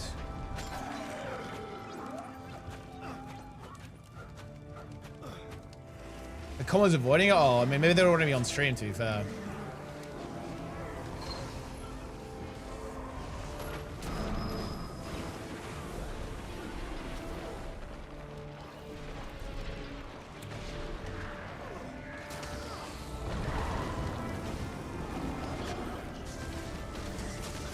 And like, who is this person? Cinch Adept? I have no idea who this person is. But to be fair, maybe they just don't want to be on stream. Which is fair.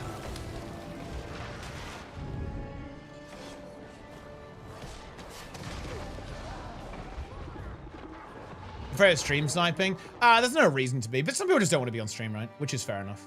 But yeah, there's no reason to be afraid of stream sniping in World vs. World, really.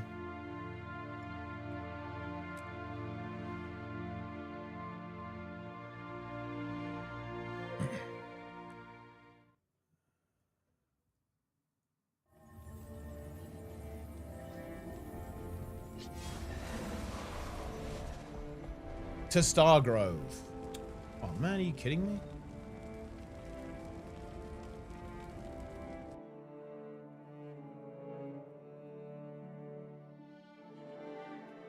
There's some action here at least.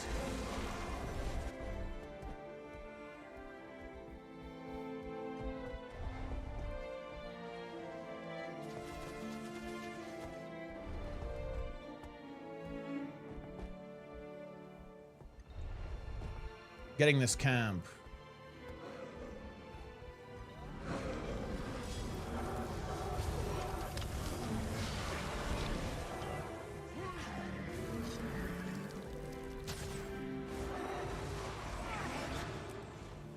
Away we go.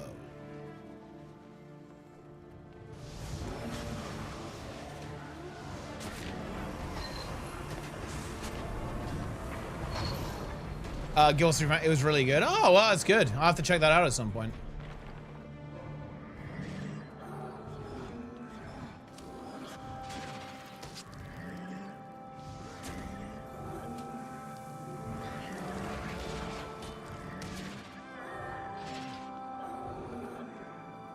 Back on red?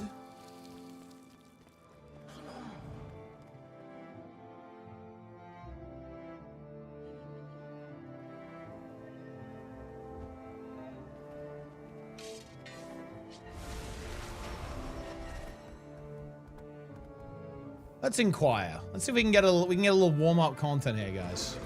Keep following them until they go, no, I'm not gonna fuck with them. But I mean, it is a little bit awkward. Because, you know, like, I mean, there's not really a lot going on. We don't have any groups.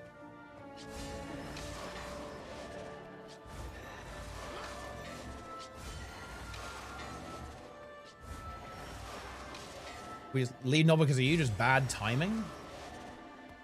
Okay, hold on. Let's test that theory.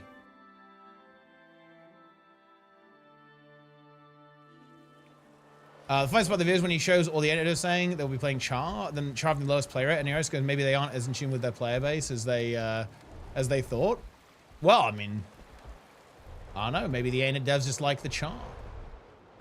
But I mean, it's always going to be humans, right? Like, this is pretty well known. Like, everyone is obviously... Like, everyone always plays human. Especially if there's, like, a Kuma setup that you can get. Which, obviously, there is. There is indeed a Kuma setup in Guild Wars 2. Why the Multi-Saints Day is a big day? Well, listen, I'll have you know, I was live saying it was a big day immediately. Like, I take credit for it being a big day. Look, I don't know what to tell you. Every day is a big day, guys. Like, are you kidding me? What day isn't a big day? I was wondering what makes MOBAs and RTS attractive to you in perspective. That's a great question. I would say the reason I like RTS is because I like that type of game. There's a lot of... I really like the macro management, like the macro style stuff and the micro stuff, like controlling multiple things, like multi-prong, stuff like that.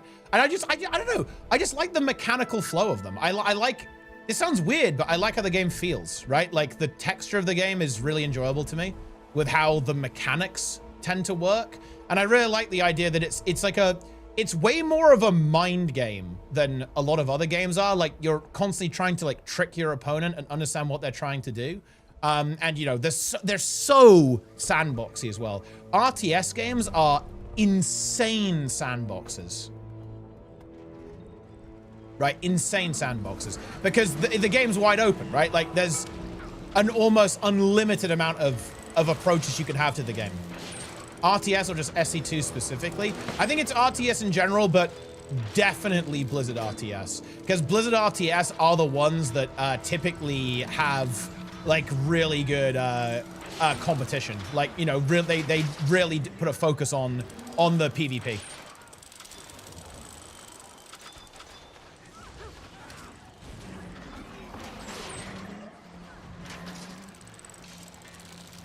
And also, I think they just make great esports as well. That's a big thing for me.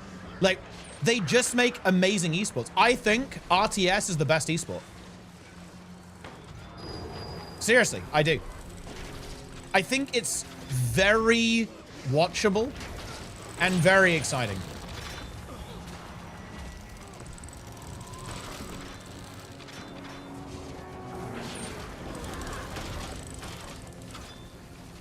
MOBAs are great. MOBAs are fun. MMOs are fun esports. I love that.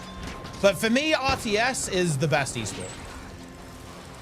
I do think shooters are exciting, to be fair. Actually, I don't play them, but shooter esports is fun. But RTS is the king. RTS is the king, guys. RTS is the king.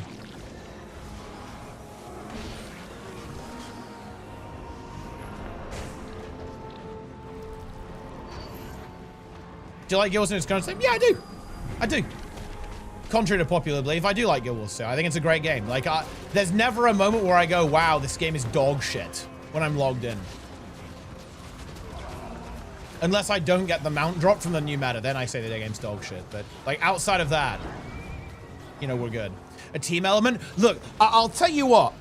I love the team leagues, yeah. Like, I feel like this is something that, yeah, that really died a death, didn't it?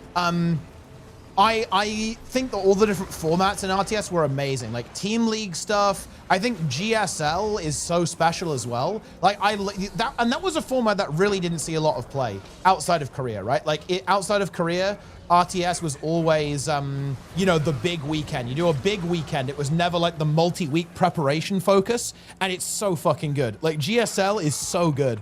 I do wish there was a GSL style tournament in the West that more Western players participate in, because obviously, you know, very few Westerners compete in GSL, obviously, right? Because it's in Korea. So I would love if there was something like that that would actually be global. It would include, you know, more non-Korean players. Because yeah, that format is insanely good. It's insanely exciting. And very much so the same thing with the team leagues too. Because yeah, that was outside of Korea, but again, it's not very common anymore. To be fair, there is some grassroots stuff. Right, there are grassroots, there are grassroots team leagues, to be fair. I think there's a couple of them that get done even now. I think Wardy does some stuff like that. I think, you know, like some of the teams like Rebellion, I think, do that. And I think Rotterdam does too. And that's always cool. I love that shit. I love it when I love it when they blend 2v2 in there as well. There's like a 2v2 section of the team league and 1v1s. It's usually very hype. I also think that, you know, it's taken way too long for I think this has been because of Warcraft 3 resurgence. Warcraft 3 has like a really vibrant team game setup, whereas SC2 has always been very 1v1 focused. I think that was actually a mistake. I think 2v2 is really good in StarCraft 2, and it should have been incorporated into the esports a long, long time ago. Blizzard kind of bet on Archon mode being possible, but nobody liked that, so GG. Whoops. Are you playing a roaming build? I'm playing a scuffed as hell build. Every day I say I'm going to fix my build on my Necro here, and every day I just don't do it. But to be honest, it's because honestly, setting up characters is kind of a pain in the ass if I'm not on my main, and I rarely play on my main. I am going to be playing on my main quite a bit though, so I might kind of not play on this account for a while. Because I need to play on my main for Infallible. Maybe for PvP as well. Resource sharing killed SE2 team games. Yeah, it's a bit weird. And to be fair, they are actually kind of...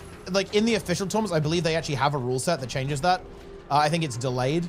So in the euthermal stuff, if I'm not mistaken. So the good news is, I believe that is something that the players are aware of, and they have added community rules to address that.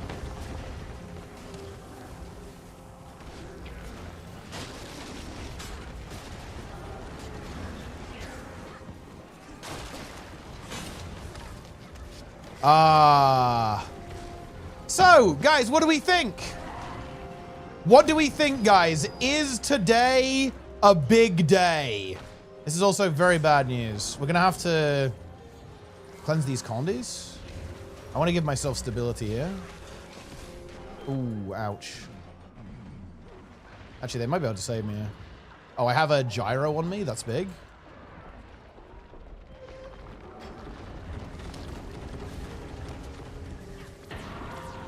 Oh, I'm in the fucking wall. Maybe I can glitch out of it. Okay, I got out. Okay, they want to kill the Lord, I think. Let's send some damage into it. Wait, you guys think it's not a big day? Guys, press 1 in the chat if you think it's a big day. Press 2 if you guys think this is a minuscule day and it's basically, we're just baiting you guys and it's just like, we're, you know, because there's no embeds anymore, we're just baiting. Like, what do we think?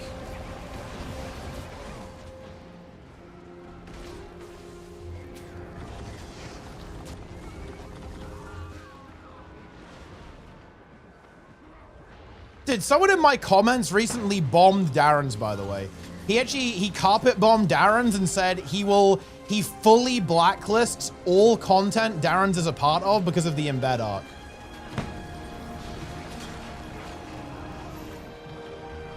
Unlucky, bro. You have been blacklisted.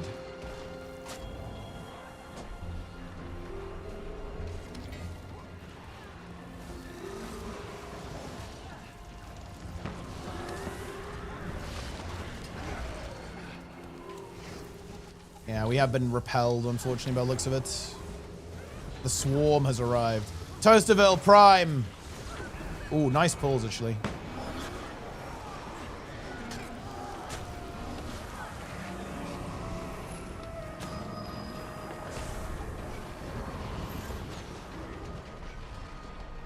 Oh, God, no. Surely there's not more Planix.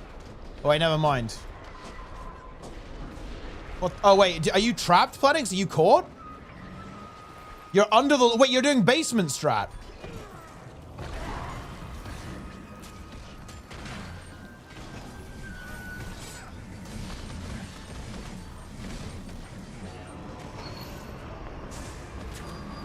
Guys, if ArenaNet reveal Guild Wars 3, Mela is forced to return to the game and reveal the basement.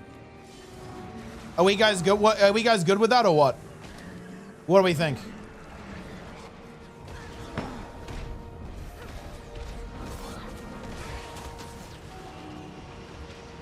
Can we actually get out of here? I don't know how I even survive this. I think I'm about to not survive it anymore though. Yeah. Oh, rally? Never mind.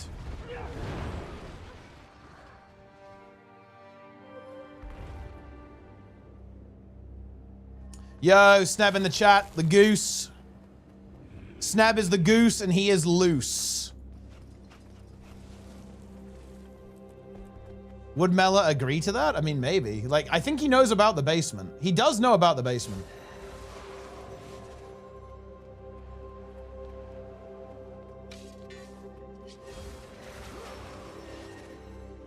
Does Snab know? I mean, does he know what? Instant cast heal skills in the game? Yeah, the mantra ones are. It's like the Mesmer heal skill. And Firebrand is instant.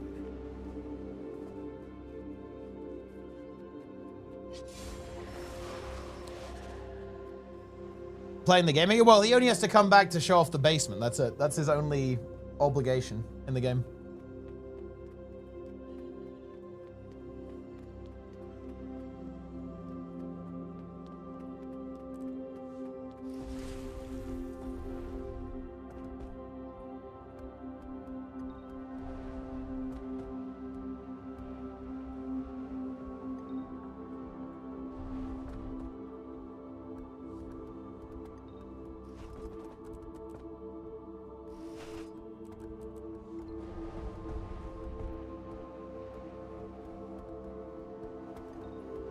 What's the recap of the Lego situation? It mentioned holy, it goes deep. It does go deep, yeah. Does Darren's know? I mean, what, like, you guys can't just fucking say shit like this. Like, what do you mean? What do you mean, does he know? Does he know what?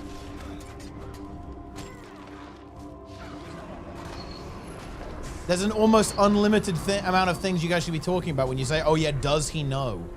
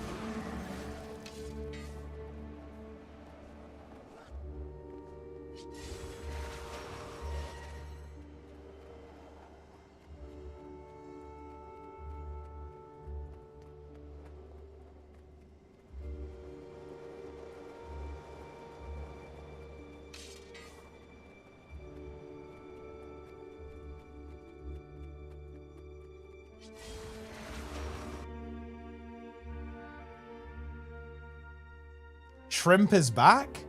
What the f- guys, what are you guys even talking about? Shrimp?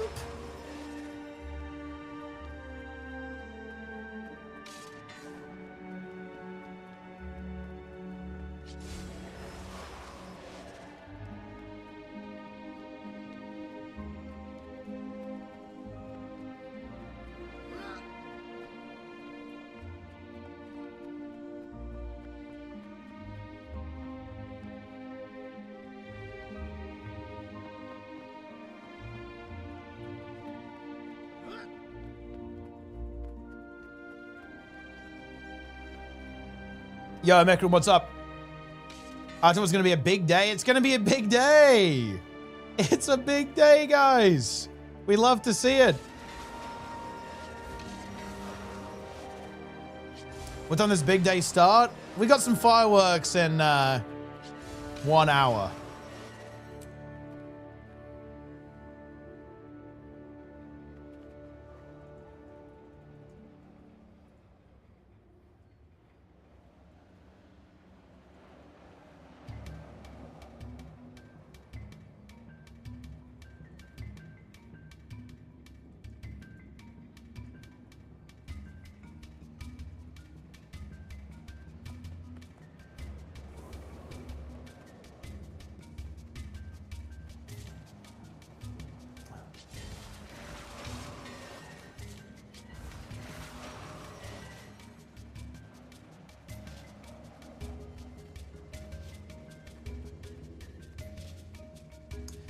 But yes, gamers, if you're wondering what all these titles are about,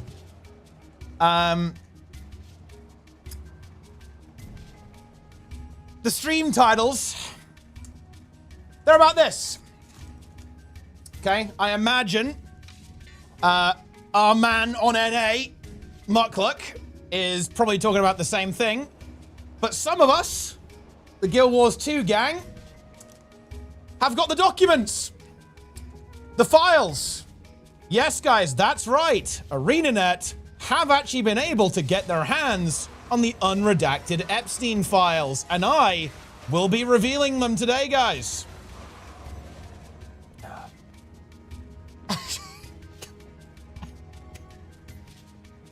Shout out to ArenaNet on that. Big shout out to ArenaNet, guys.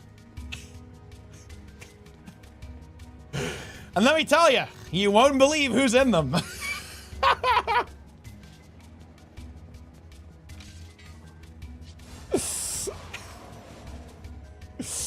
But yeah, gamers, it's gonna be a big one. We're live opening this together.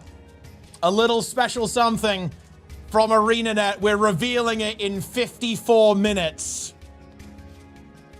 It could be nuclear. Oh! Fuck! I mean, you hate to see that, guys.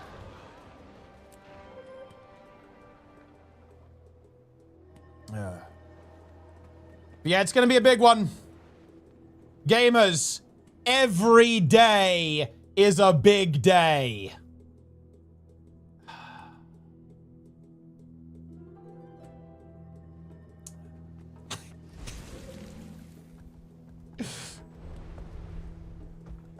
Is 2026 the year of Guild Wars 2? I mean, it's a year of Guild Wars.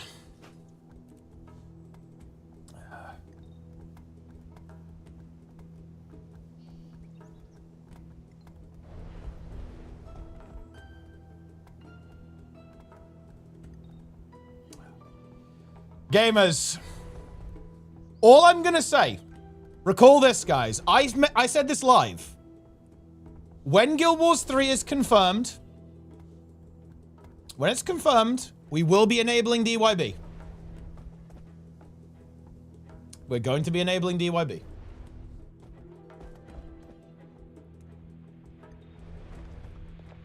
DYB approaches. What is DYB? I mean, look, is there like a Darren sub here?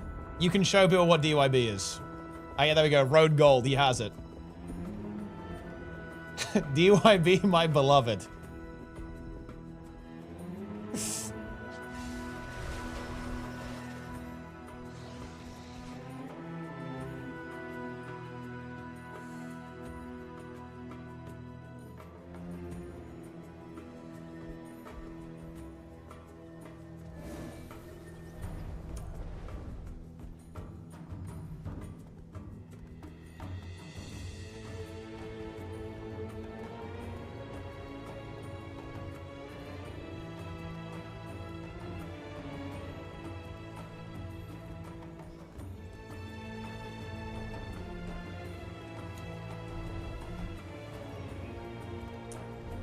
Enable this? Is this like a frog emote?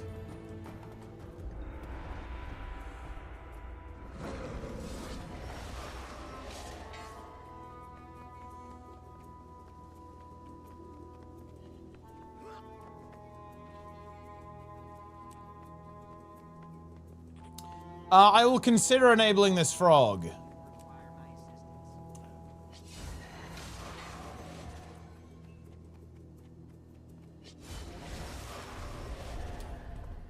But gamers, fuck it, I'm adding a timer. I'm sorry, I have to do it.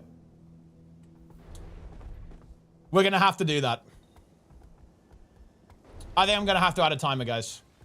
Well, I'm not sure if my timer actually works right now, so that might not even be possible. Because I half started making it again, but I'm not sure if it works.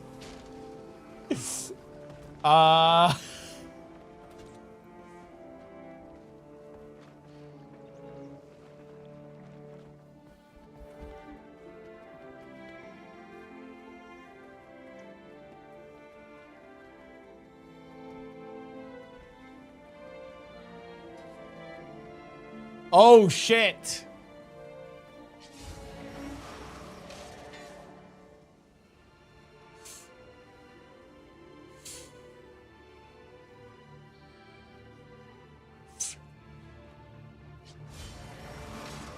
Okay, it does work.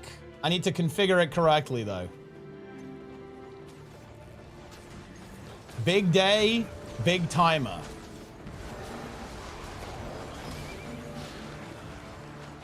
Make the timer bigger? I might do it. I might make the timer bigger.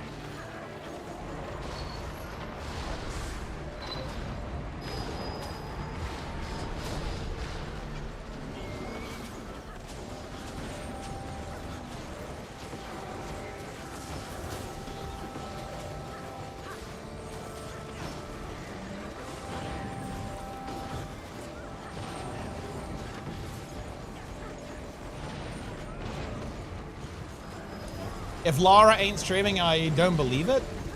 I mean, Lara will probably go live later on. Like, Lara doesn't usually stream on Mondays, but she'll probably make an exception, not gonna lie.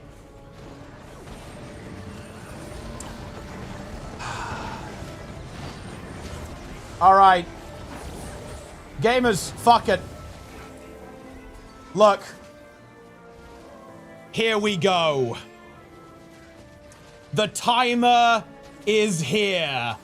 48 minutes to go. Is that timer big enough? Lilla's tier billion. Massive sub. Nothing ever happened. I fucking love that meme. The nothing ever happens meme is good, but it's not appropriate today. Would you look at the time? A great rumbling sounds far beyond the forest of love of loss, and Peepos freshly shattered upon the great studio update. Ye unsaved heathens, guard yourselves. Beasts, starved since time immemorial approach, their rage more blind than ever. There is yet time to gaze upon the roadmap, yet time to lap the syrup found within its depths, yet time to disappear into the trees, yet time to disappear. The maintenance approaches, and no mortal may stop its fall. Oh yeah. My excitement's going nuclear. Well, I'm glad to hear that. Let me tell you guys, I'm very glad to hear that. I'm very glad indeed.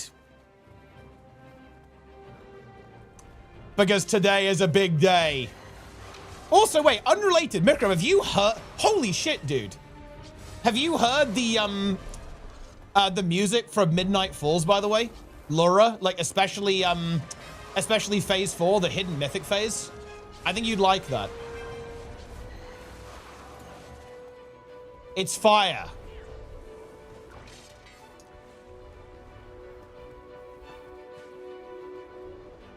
Reddit Thomas the biggest ace. Guys, honestly, people should be posting this on Reddit. Like, I don't want to say it, guys. Oh wait, they are. Nice. Okay. Yeah. Holy shit, I love this. Dude. Oh no! Holy shit. You guys have no idea how poorly this is gonna age. Oh no! For content creators, every day is big news, wow drama. You won't believe the surprise inside of air content.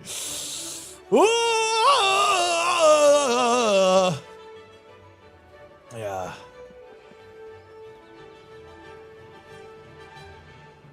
Oh, Sneb! My king! Sneb, my king. He is in the trenches. I cannot wait for this to age poorly. The goose is in deep. I honestly wish ArenaNet would go back to community-based marketing and not these paid actors. I wish I was getting paid for this. Yo, ArenaNet, where's my fucking paycheck?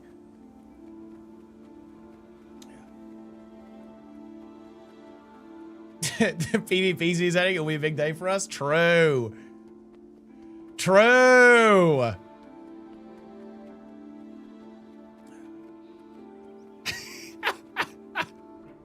Fucking love this, man. This is some good shit.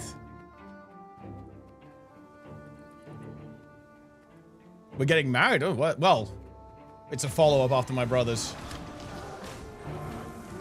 Good morning, Madigon. How are you doing on this fine day?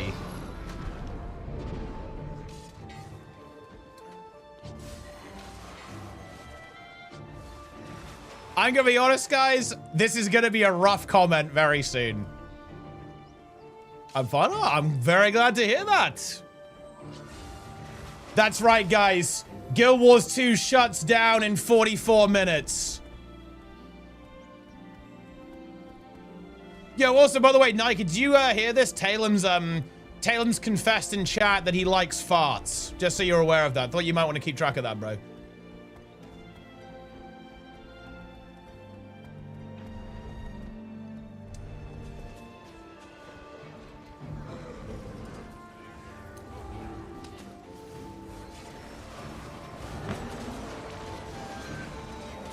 This guy just fell off, I guess.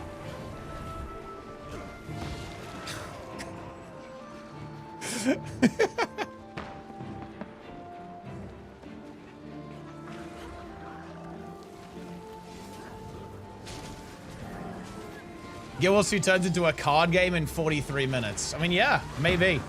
Maybe it does. Maybe it does. We don't know.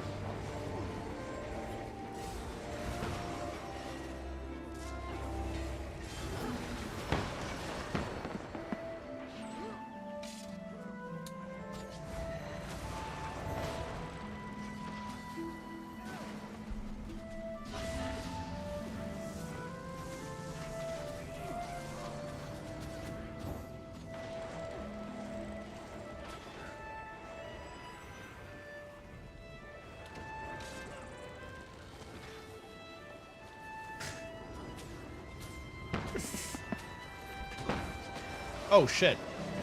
Sorry, guys. I'm typing.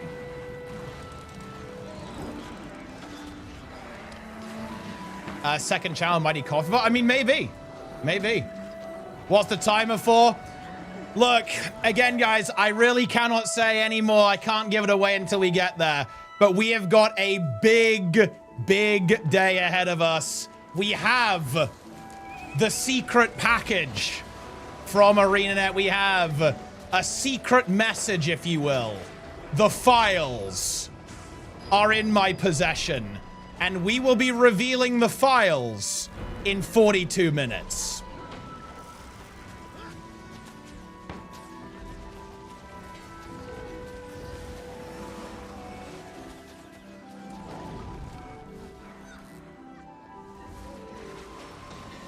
Stay tuned.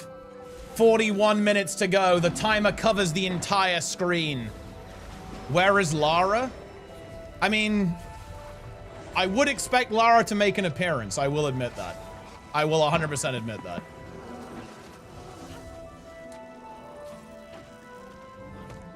But you got to understand, guys, Lara is actually somehow more degenerate than me. Like, Lara is up till like fucking 9 a.m. every day. So the sleep schedule could be a potential obstacle here. I will admit that. But I think, I definitely think Lara will potentially be making an appearance. But then again, maybe not. Who knows?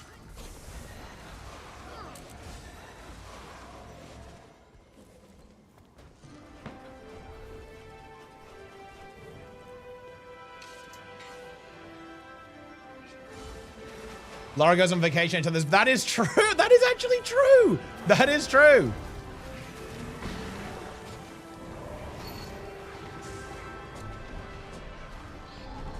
Timer for what? Content. That's all I'm saying.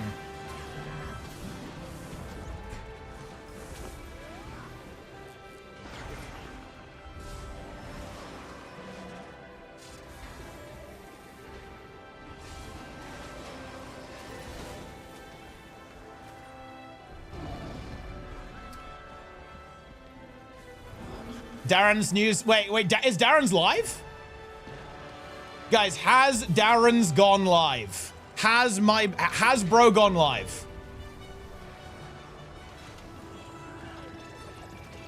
Where is bro?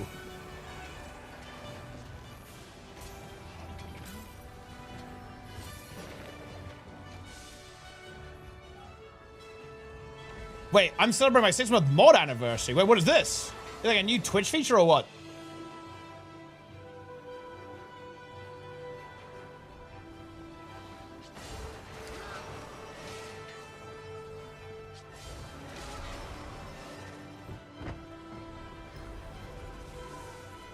Wait, I'm tuning into Darren's stream. Yeah. Yeah, he's live. He's live. He has a countdown. There is a countdown on Darren's stream. Limboni's in the chat. Big day. Oh, yes, it's a big day, guys.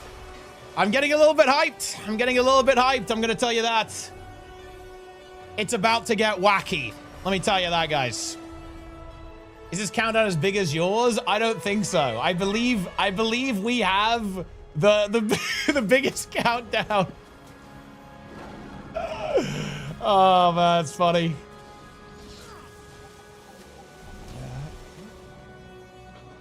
The final countdown? I mean, look, you could say that. You could say that.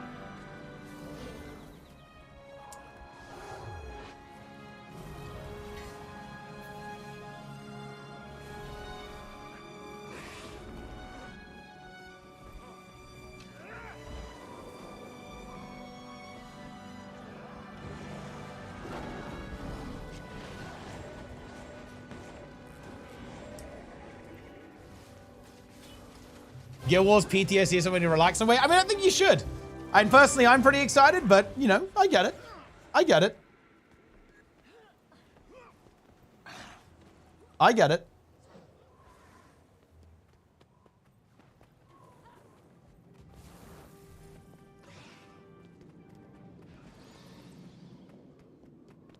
Did you get that Guild Wars 2 survey? I don't know. I didn't, actually.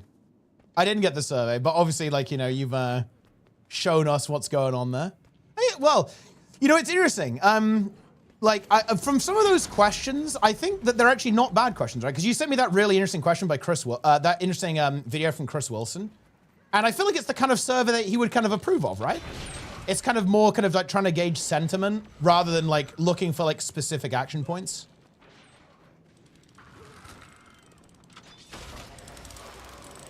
Yeah, no, if I was a game dev, bro, I would be like tier 3 sub to Chris Wilson. His videos are fucking bang on. They are really, really good. I completely agree with everything he said regarding game design. That guy's on it. He's big on it, actually, when it comes to game design. His videos are excellent.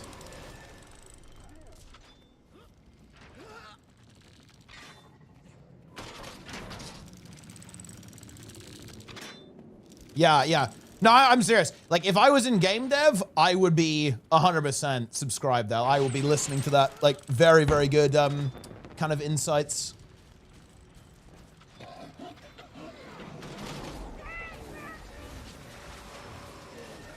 What's the info? You'll find out in 36 minutes. Got a link? Nike definitely can, but if you just YouTube Chris Wilson, it will definitely find him.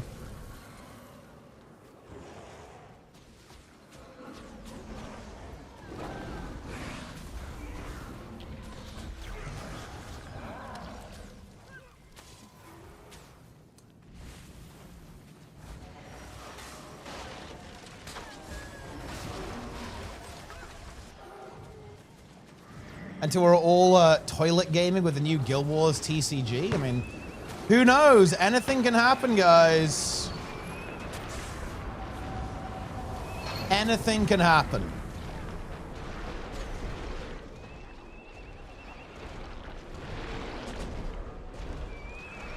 Chat. Prepare yourselves. Mentally prepare.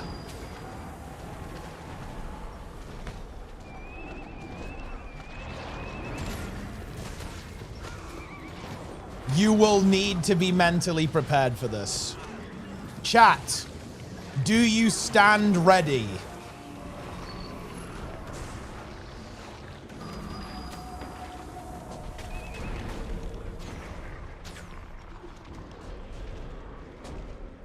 Another nothing burger? Wait, what was the first nothing burger? Or the previous one?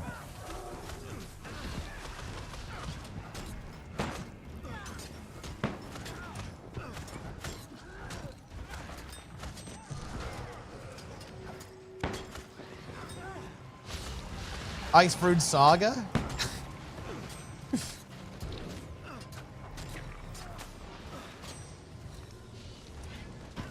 Prepare yourselves.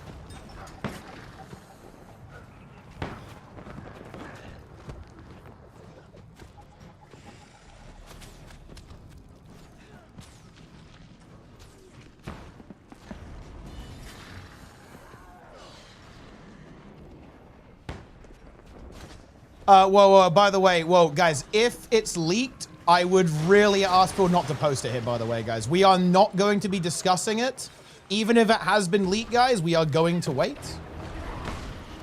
I just want to really get out there, guys. Like, if it has been leaked, we are not posting it here, please. And we're not talking about it. To be clear, I don't know if it has, by the way, but someone in chat just said it got leaked. Just to kind of cover our bases here, guys. Just to cover our bases here. Like, if I will, look, mods, check links, please, if links do get posted. But, guys, I would really, really kindly request that if there are leaks, please do not post it. Again, I don't know if that's confirmed or not, but do not post it. Okay, that's enough. Thank you for your attention, please, chat. Your comment is a lie. Ah, okay. It was a troll comment, but you had me worried there a little bit.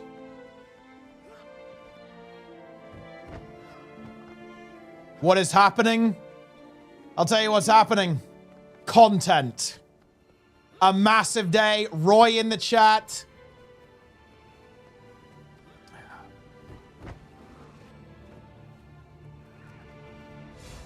Roy in the chat.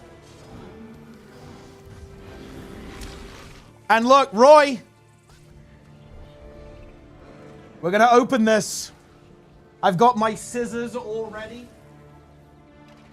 Ready to go. 32 minutes.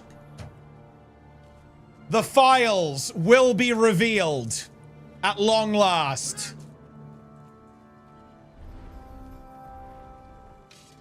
The Magrast files.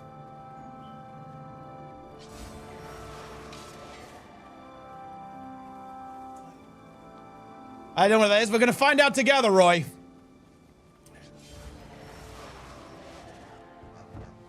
I may cry if this is disappointing. I have a little bit of a feeling it's not going to be disappointing. I'm increasing the size of the timer. The timer has now increased in size.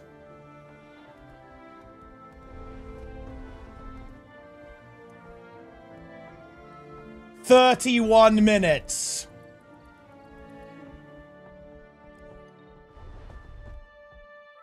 Increase. I'm not stretching. It's gonna look stupid.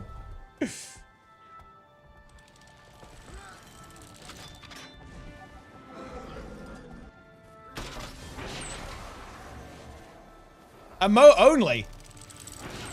Wait, emote only mode is enabled. Okay, you guys have like emote only for like 30 seconds. And you can spam some emotes. The thing is, we need... I wish there was like a good emote only mode that could include 7TV and stuff, but that's obviously not a possibility. We must free the chat soon, though. Plan Despair. This is not going to be Plan Despair, Planix. This is going to be Plan Joy. Chom 3 stare. Chom 3 party in the chat, of course.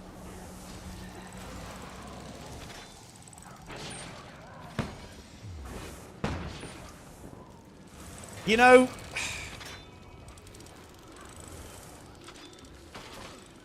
I feel like we need to call Brazil up at some point. We got to get Brazil back on tea time, I think.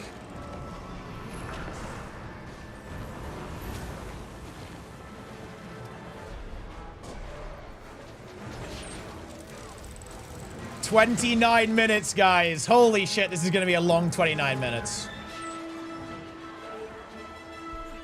This is a long one. This is a big one. 29 minutes and 38 seconds to go.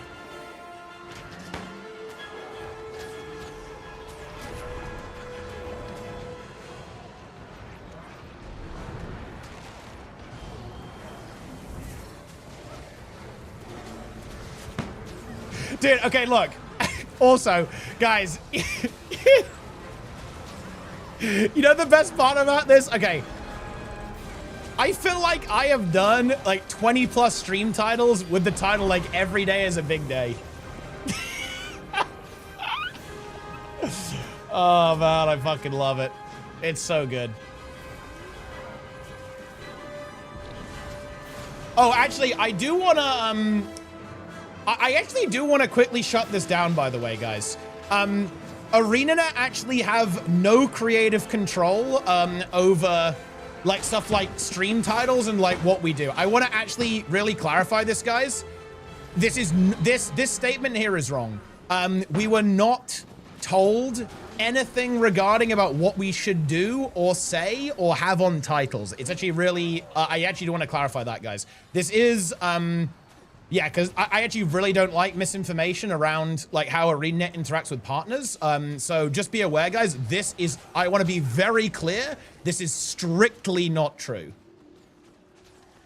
You guys know me, I just, well, look, you guys know me. I fucking say shit like this all the time, right? But yeah, just to be clear, ArenaNet don't do this. Like, ArenaNet don't say, oh, you need to put this in your stream title, right? The only thing that's required is that obviously if we do have like a paid sponsorship, you obviously have to disclose that, right?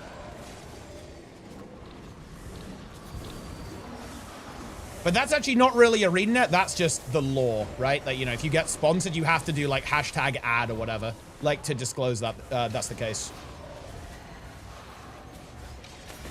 Which, incidentally, is worth noting, guys. Like, this is not a sponsored stream. Like, this is not a, you know, like, we're getting paid to do the stream. Because otherwise it will be disclosed, obviously.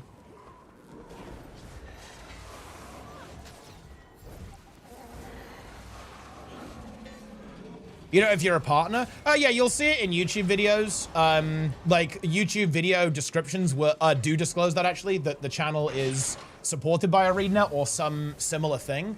But this, you know, this live stream is not paid.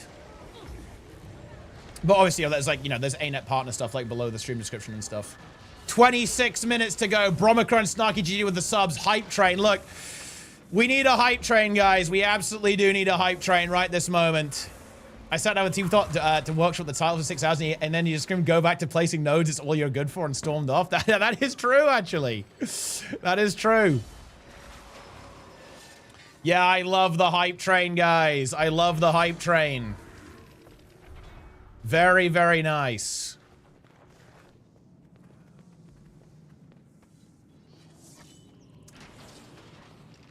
Today is a big day. I need to refresh the thread.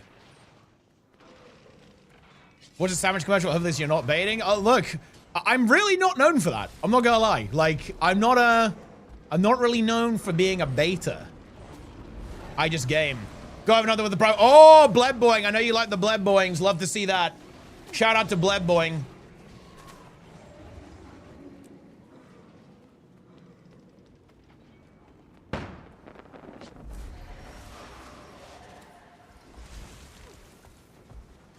It's time. What is the countdown? It's the countdown to content. Today's event. 25 minutes to go. Shout out to YouTube, by the way, guys. How many people we got watching on YouTube? 65. Everyone's on Twitch. YouTube is dead. No, 116, actually. It just refreshed. YouTube is less dead.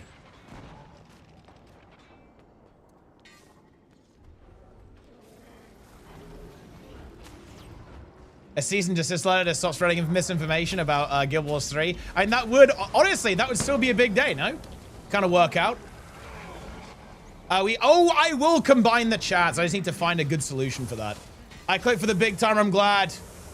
Get ready for it. The big timer will deliver. 24 minutes to go.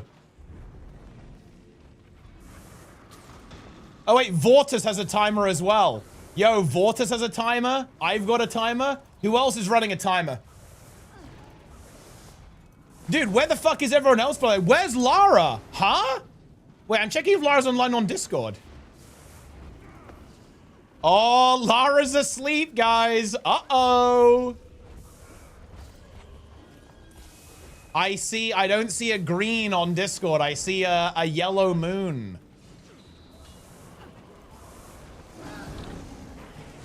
WP? I kind of would expect WP, actually. Wait, Snap, go live! Holy shit!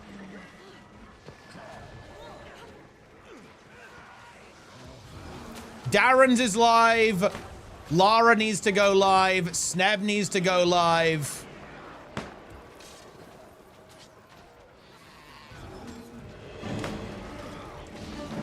I mean, you should, well, I mean, let's be honest, you probably already know, so it's a little bit cheating on your end, but I mean, maybe you should. You can laugh at us.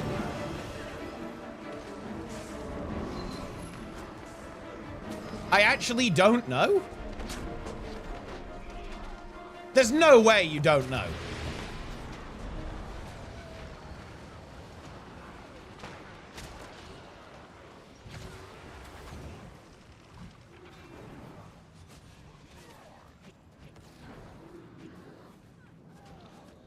We actually won that fight. That's hype. About view botting? Wait, how is it about... Wait. No.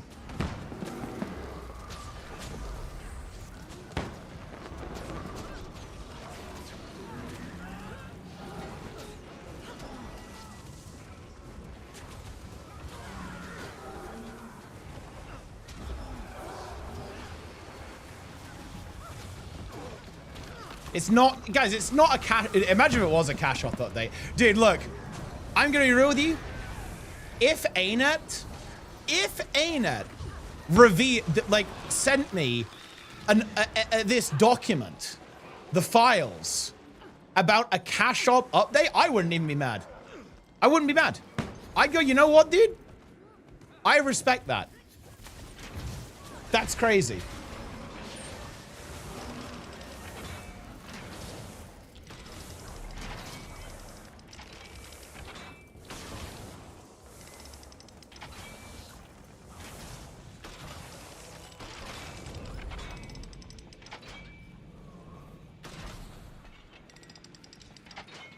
Revenger gifting a sub, helping people not get ads at this critical moment. I will say though, guys, actually, for non-subs, I am going to be pausing ads, obviously. So don't worry about getting ads. Because I do have that ability to pause the ads. Why is there a timer? Content is coming. But yeah, everyone tier billion sub now. Gift 50,000 subs. Nothing will change. I will not be revealing this even a millisecond early.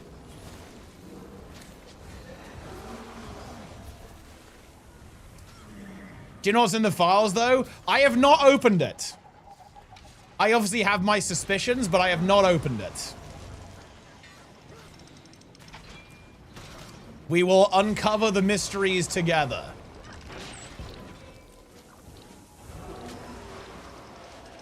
Look, it literally said, I'd have to go find the original package, but it says do not open until June 1st.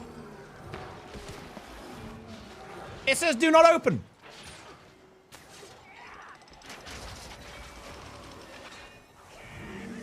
Rocket 69 Prime. Hype train begins. Wait, you can get a fish emote from this hype train, guys. Definitely worth subbing now.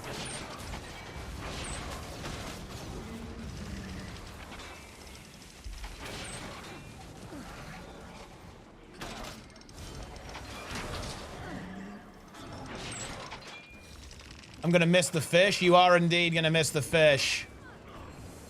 Days of this, I really wish Lenny had got partner. I mean, yeah, imagine how excited he'd be to do this. He could do his own reveal. That'd be pretty hype.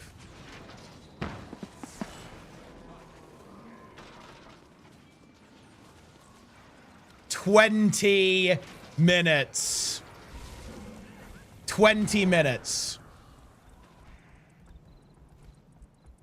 19 minutes, 31 seconds.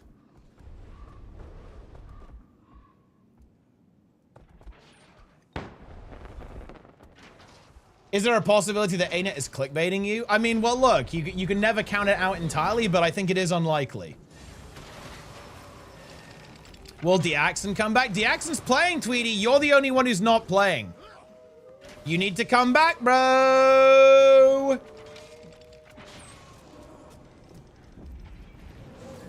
You need to come back. What are you doing? Are you trolling? And yes, guys, the timer is in fact my subathon. So the timer, you know, well, actually, no. It's the anti-subathon, guys. If you sub, the timer goes down. It actually doesn't, just to be clear, guys. That is misinformation that I have actually spread to increase my sub count.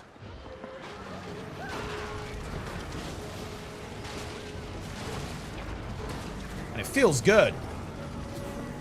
But no, in 18 minutes, we have news.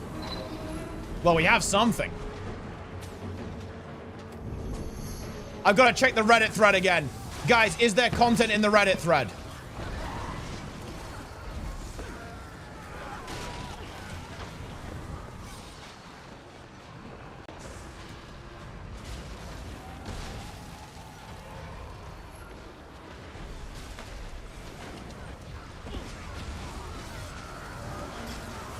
Misinformation landed. I win once again. I have profited from spreading misinformation online, calling Talons to actually sub with tier 1. It feels good. Notice how the timer is unchanged, confirming the misinformation. Dude, honestly, I wish it is the cookbook. If it was the cookbook and we all got trolled, then to be honest, that is pretty S tier.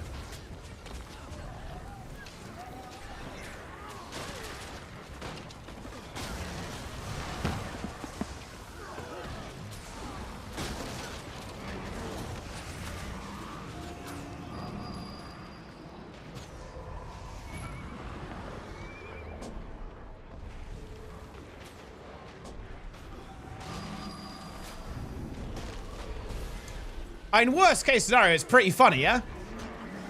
So there's not much of a lose situation here. The worst case scenario is it's really fucking funny. Brighten up a Monday afternoon? Hype chest. Wait, did I get the fish? Oh, I did. Endla Love. Like a fish-themed love emote.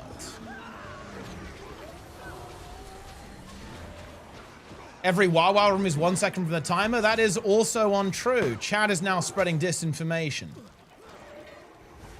16 minutes to go. Are you ready? Are you ready for content? I'm checking Darren's stream. Honestly, I'm leaving World versus World. I know. We need to prepare. We need to prepare. Wait, the goose is calling. Snab, go live. I am live. Wait, you're live? Yeah. Oh. Wait, you said you couldn't go live.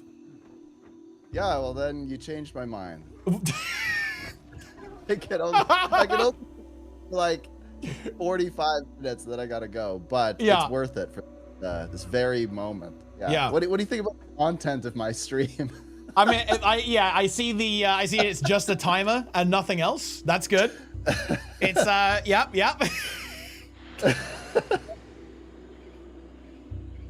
That's pretty powerful. What do you think about the Reddit thread, bro? The Reddit thread.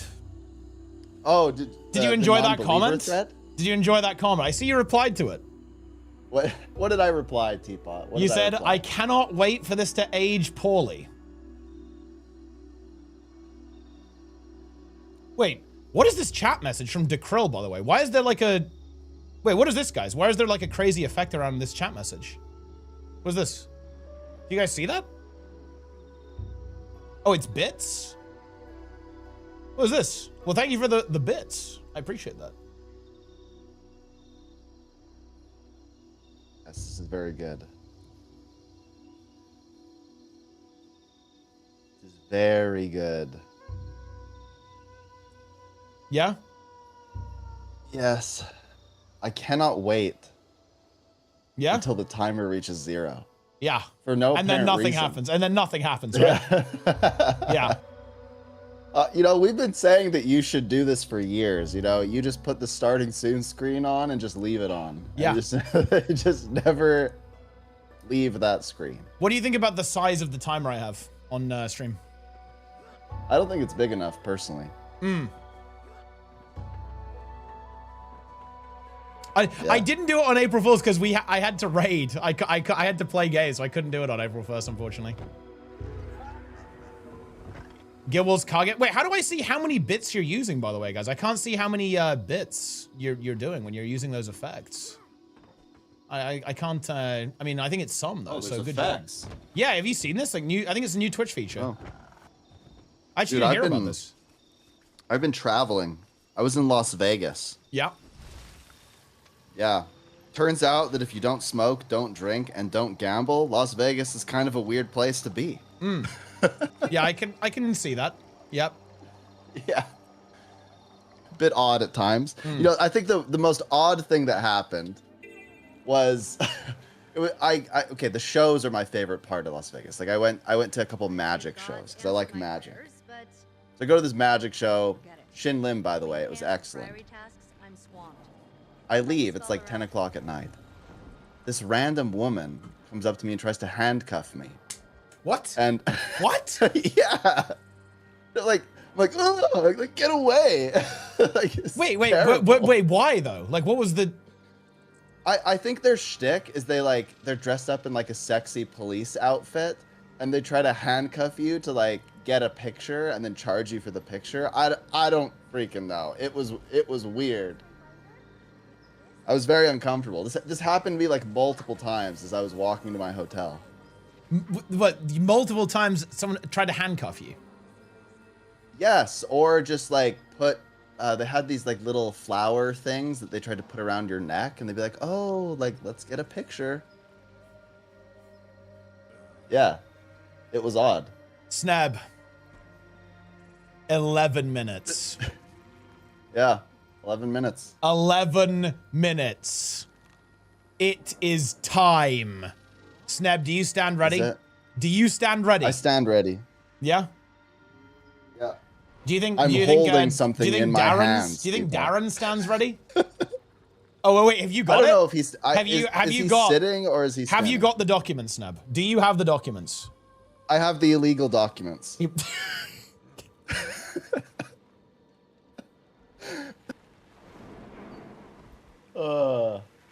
Yeah. I cannot wait until that one person has to delete their own comment in shame. Are you excited for that? I mean, I think they've already responded. They've already responded to it. They've edited their comment to say they're not saying there's nothing dropping. So they've acknowledged.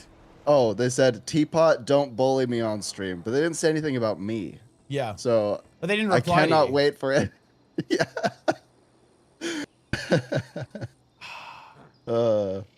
Good. Dude, look at this comment. What do you think about this comment? Can't wait for the big day. Nuke. From Reed15 GW2. Yeah, that's a good one too. Yeah.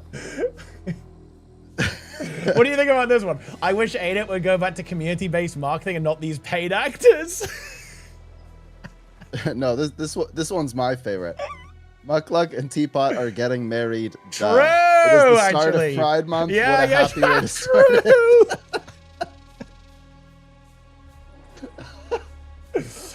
Oh, that's a good one. That is a good one. And yeah, you're all invited, Chad. You're all invited. That's crazy. Yeah. I expect a brand new mount skin that will be 2,000 gems to go alongside this big announcement. Actually, that's the prime, by the way. I mean, maybe, I want to see more primes. Snap, it's under 10 minutes. I can actually make the timer bigger because we have less numbers to show. I'm increasing the size of the timer to reflect that we have less numbers. I'm gonna do the same. The timer size is increasing. There you go. even bigger. There we go.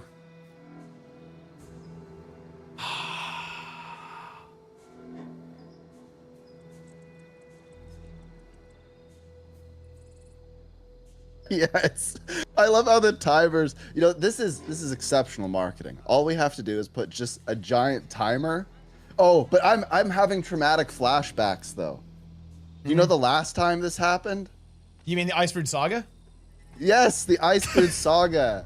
The timer. I was so into that timer, man. I watched that timer constantly. Yeah, we should just not talk about that timer. Yeah, no, that was a scary one.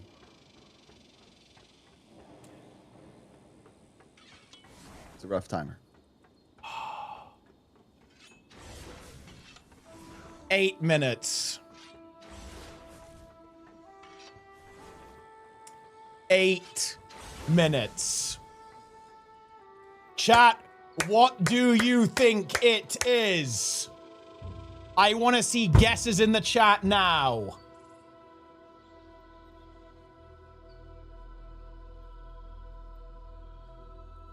What's it gonna be?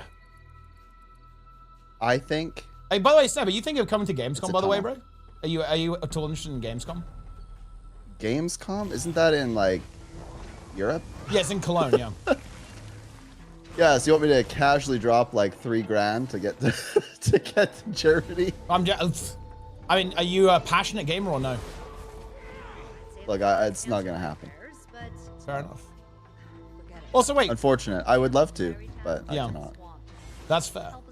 Dekrell, more. I mean, is it 40 bits again or what? I mean, good job. You got a different effect this time as well, I guess.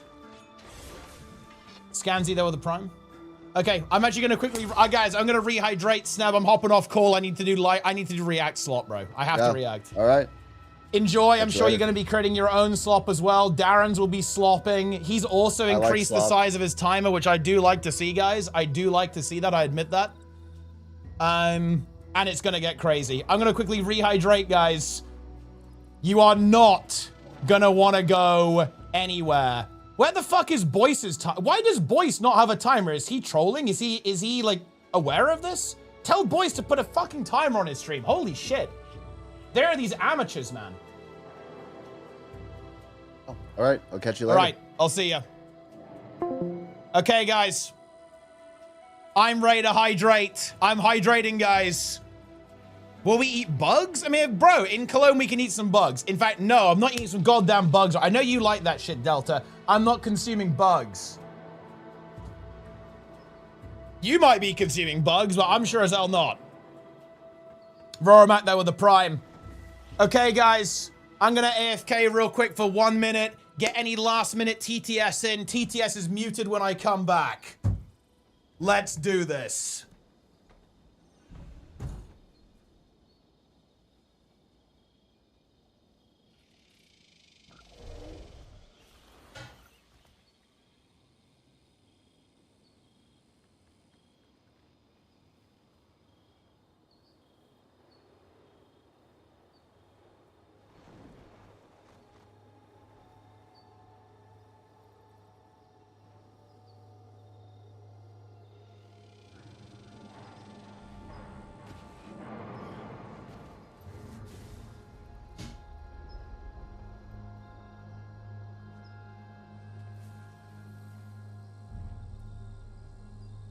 I'm back. TTS is muted. Log in. 5 minutes. And it drops. Are you ready?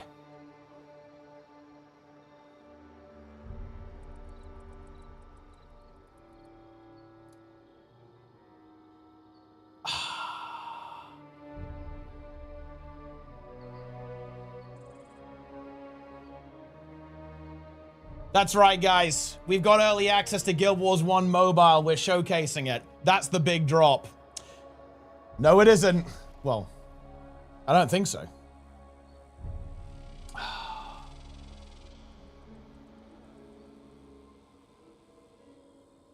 Prepare yourselves mentally. I'm actually going to spam refresh Guild Wars 2's social media as well. Need to get to Guild Wars 2 on Twitter.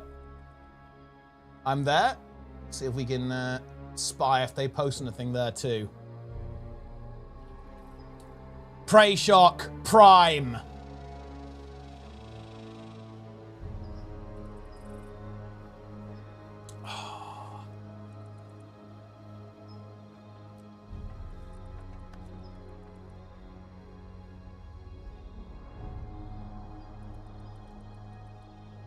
Wait, is there a video? Wait, they haven't posted a video early, have they?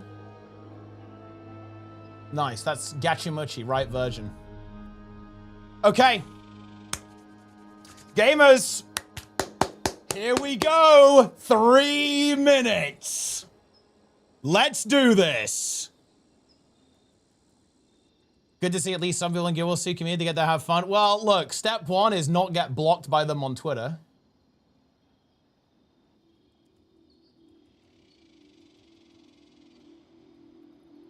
And hey, listen, big dog. Next time, don't imply that I let people get away with cheating or that I'm in some way complicit in it, okay? Then maybe I'll put in a good word for you, yeah?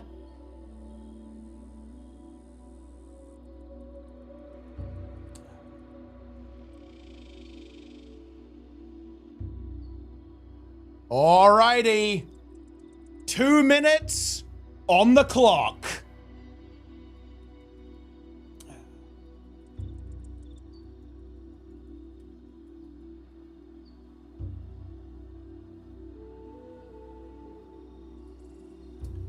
It's time.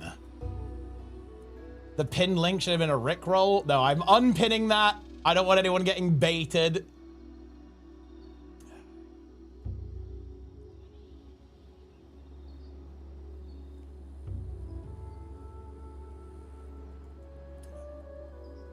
I pre-ordered Bugs Monthly. We feast at Gamescom. Okay, gamers. It's happening. Behold. I might have to turn the green screen off for this, actually. No, the timer has not been slowed.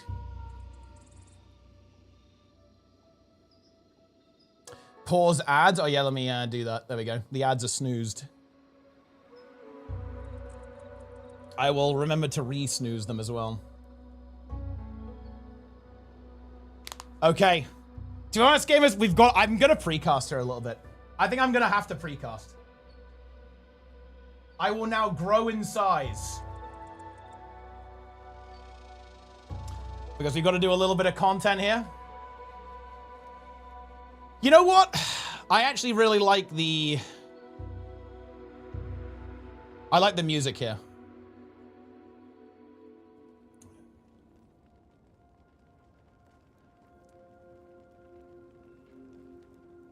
One minute.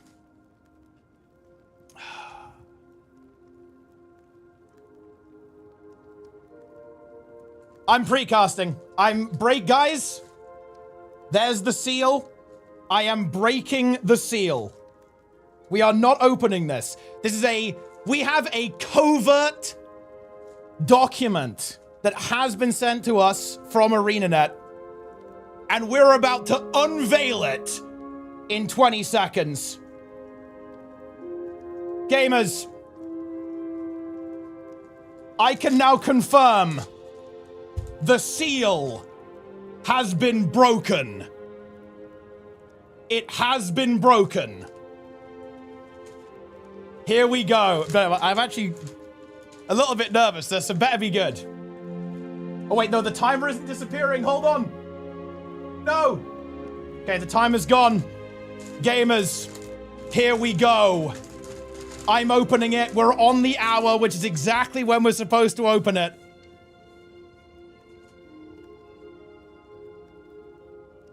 Holy sh... Okay.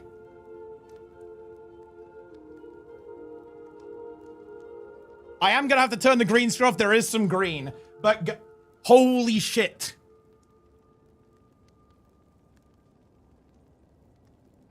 One moment. There is a little green here, guys.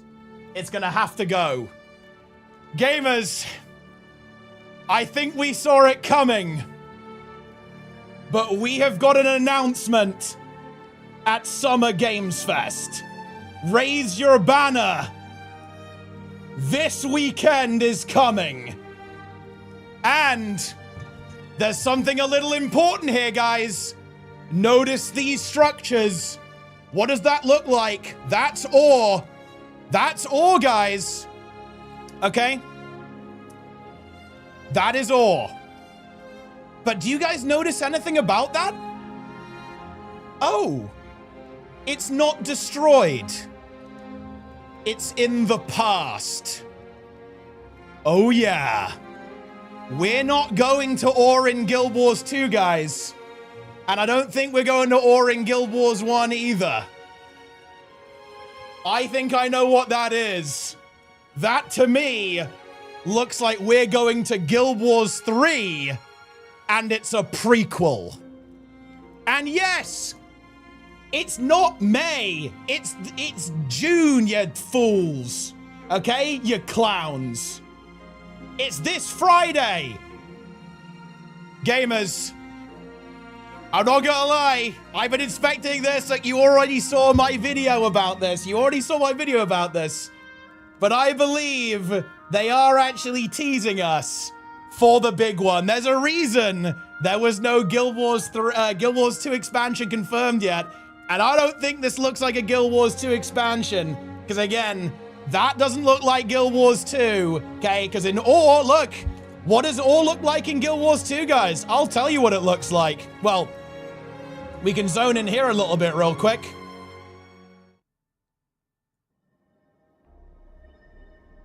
Oh, shit. Wait, we actually have an animated video as well.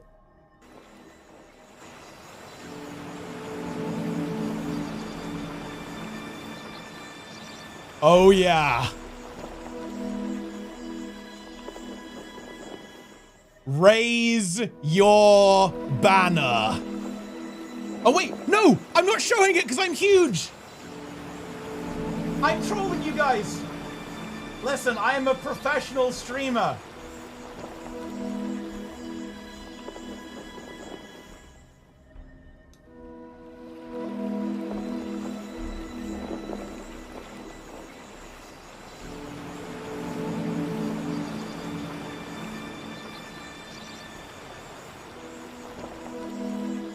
Oh, yeah.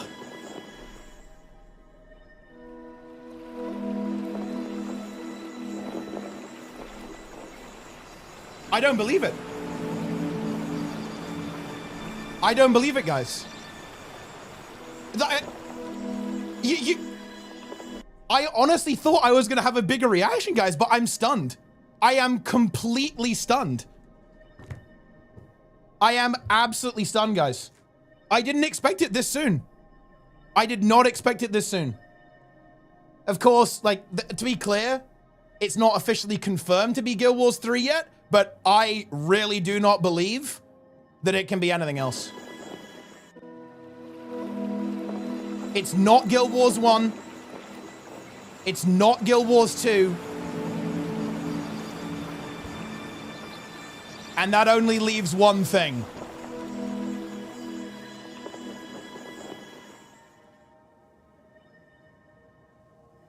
Why not Guild Wars 2? Because this is ore. This is ore that this is in. Right, you can see the structures in the background. This is Orion architecture. And unless it's some kind of time travel, which I'm not gonna lie, ArenaNet's not that corny.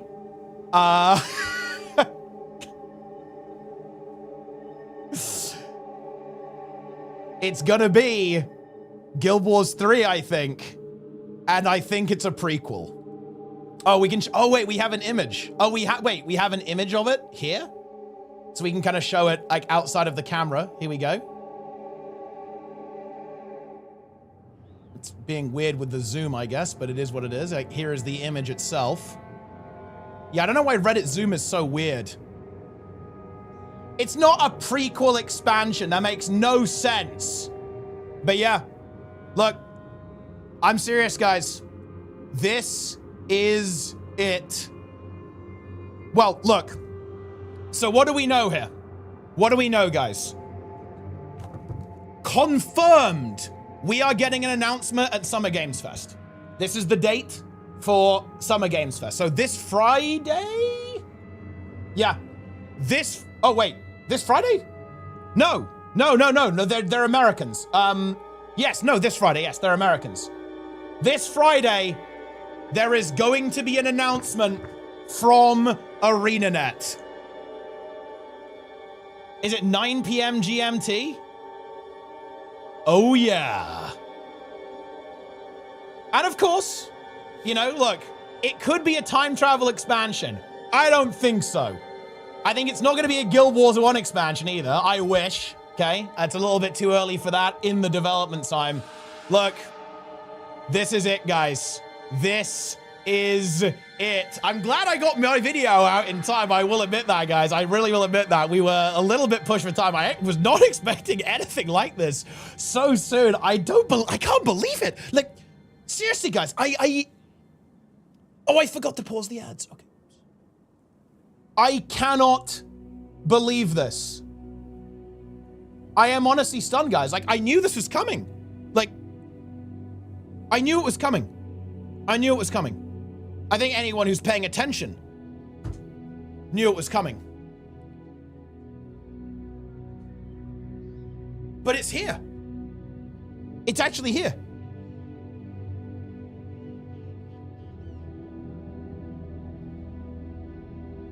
It's here. This is surreal. Unbelievably surreal. I am staring at a teaser that I am almost certain is for a sequel to a game I've played for 20,000 hours.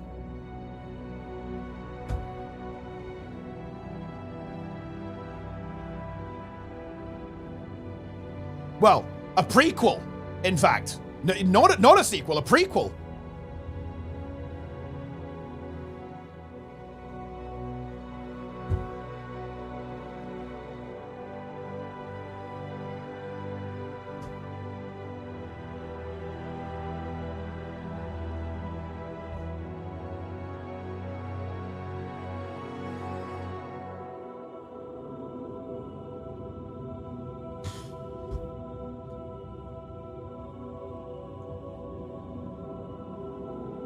Look, I know this is a bit out of character, guys. I don't know what to say. I actually don't know what to say.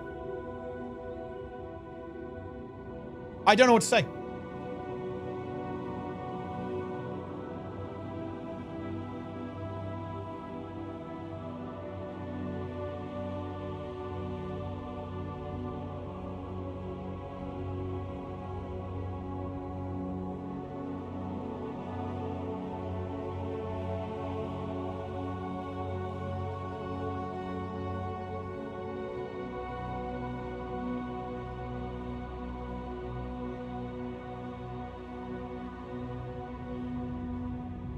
The official Discord? Wait, I'm joining. I'm joining! Wait, how do I join? Wait, link me the post, by the way. Oh, here's the post. Oh, ArenaNet, you devils. Don't miss Summer Games Fest on Friday.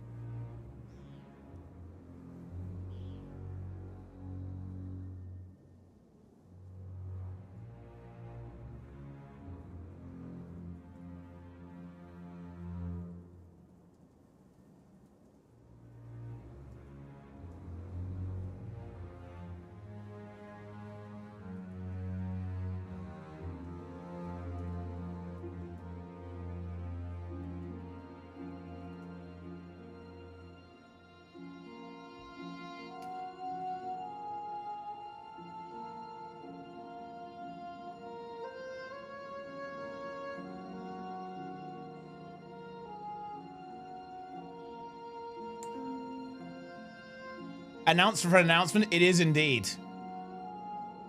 It is indeed. What is, wait, these emotes? What is this? Oh, we have some custom emotes on the Discord. It's pretty good.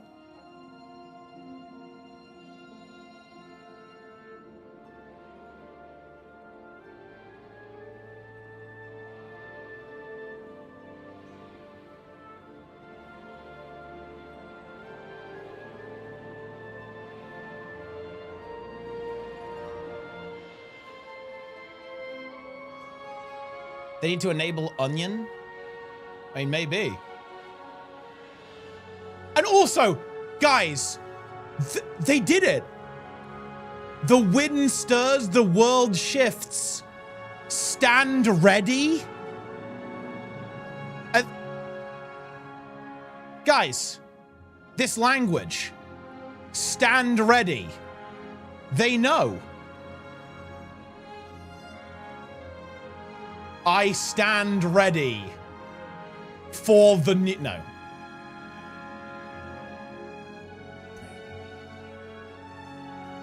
This is my ultimate calling.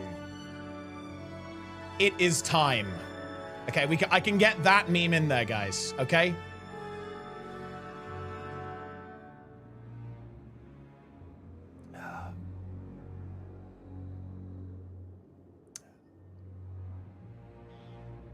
There's no way it's time travel, guys. Okay? There's no fucking way there's time travel.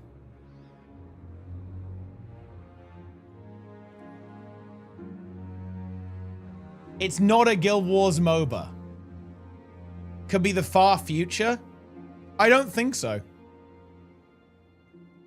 It's very clearly the Orient style architecture.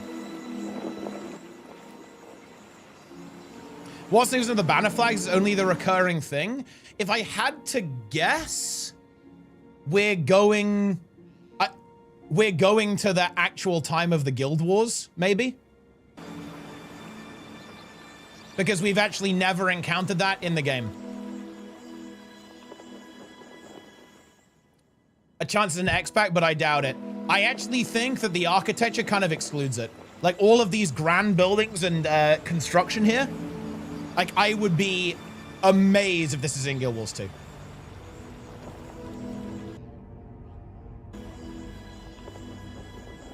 Like, it can't be. Like, it kind of can't be Guild Wars 1 or 2, guys. That's the thing. Like, that's why I kind of went that way. Like, it can't be one or the other.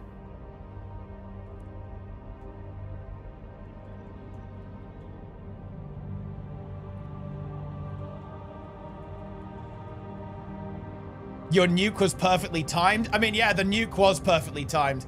Dude, I can't wait for Friday. There were so many people who said I clickbaited. Ah! I'm gonna reply to all of your comments. Let's fucking go.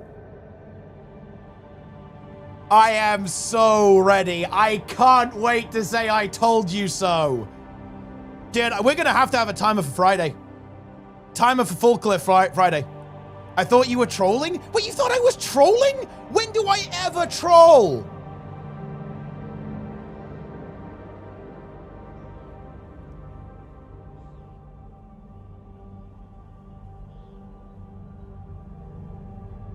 Wait, they posted it on the Guild Wars Twitter as well? Oh my God, they did. They posted it on both. Dude, I actually have fucking chills. It actually is 3. Holy shit, they posted it on both. Yeah, it's 3. It's 3. It's 3. They posted it on both of the Twitters. There's no reason to do that unless it's all of them. That they're all combined.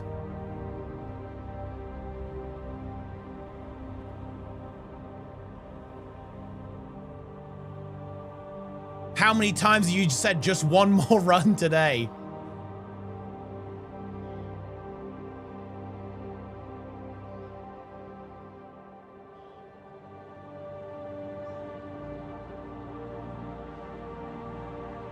Yeah.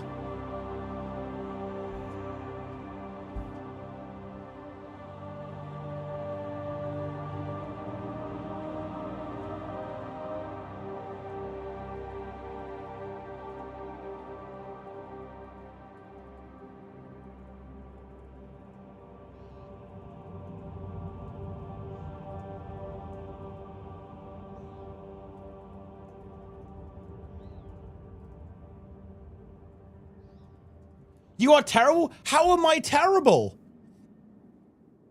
Wait, check Guild Wars 3. Wait, something about... Wait, whoa. Have people found something? No shot. Last updated 2026. The 1st of June, gw2.com. Holy shit! Oh my god! No, wait, is this real? I need a link. I need a link. I need a link.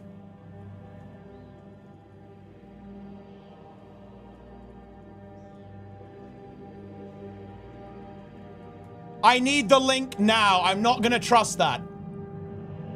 Because this could have been faked. This could have been faked, guys. I want to be there. This could have been faked.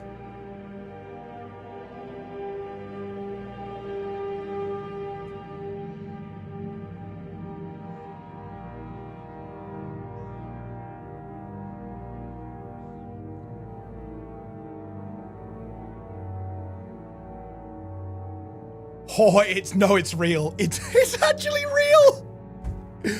Yeah.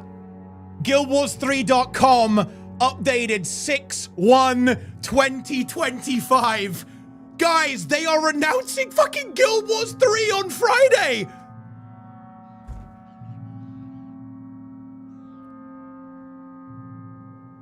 Oh wait, never mind. That was last year. Wait, why do you guys fucking bait me with this shit? Wait, you guys lied to me. Wait, this one? It's exactly last year. No, never mind. No, this is bullshit. Oh, okay. Wait, wait. Why is it different? Guys, I don't trust this. It says 2026, 05/22? Well, okay, that's less impactful, but yeah, 100%. Wait.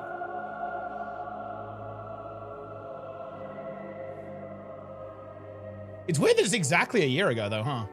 Look below the who's record? Wait, where? Which one should I click on?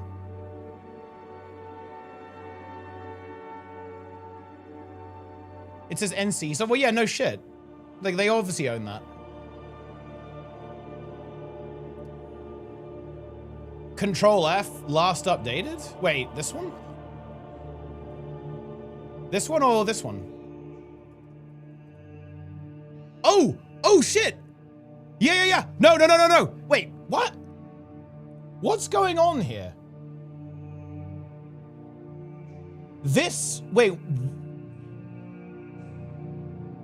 Is this just incorrect on who.is? Is this just not up to date?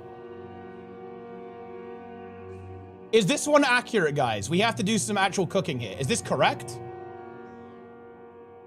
Because, yeah, no, this does say it was last updated on the 1st, which is today.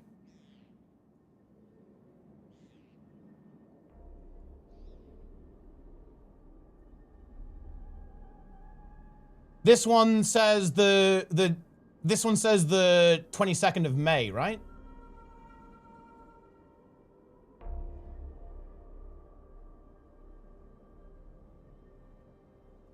GoDaddy also says today.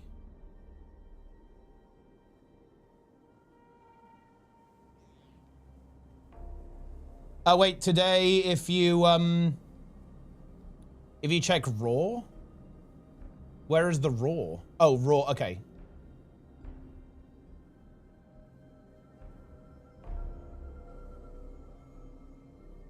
Oh, last update. Okay, yeah, so yeah, event date 1st of the 6th. It was previously updated in January. It was updated again. The other side is incorrect. It also, different types of update. The other did yesterday, the other domain information. Oh, I see. Okay. Every website says 22/5/26. Well, it looks like there's more than one type of update that's happened here, actually. Guildwars3.co.uk. Dude, I can buy guildwars3.co.uk. That would be a troll maneuver. I'm actually kind of surprised they don't own that.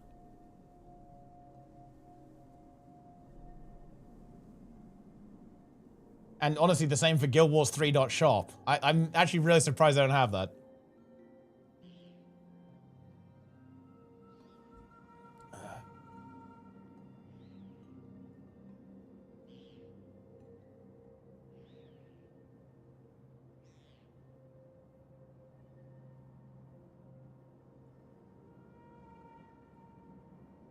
Lara did a video instead of going live. That's crazy. Honestly, pretty base, though. I like that.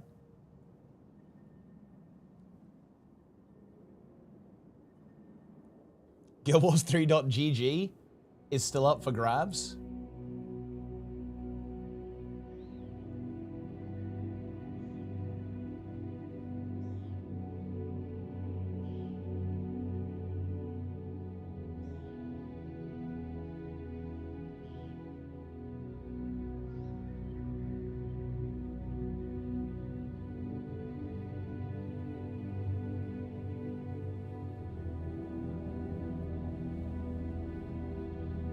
There's a Guild Wars 3 domain registered for a decade or two. They try to go hold. Yeah, but that's not the that's not. It's been updated today by the looks of that. I guess this information is taking a bit of time to propagate here.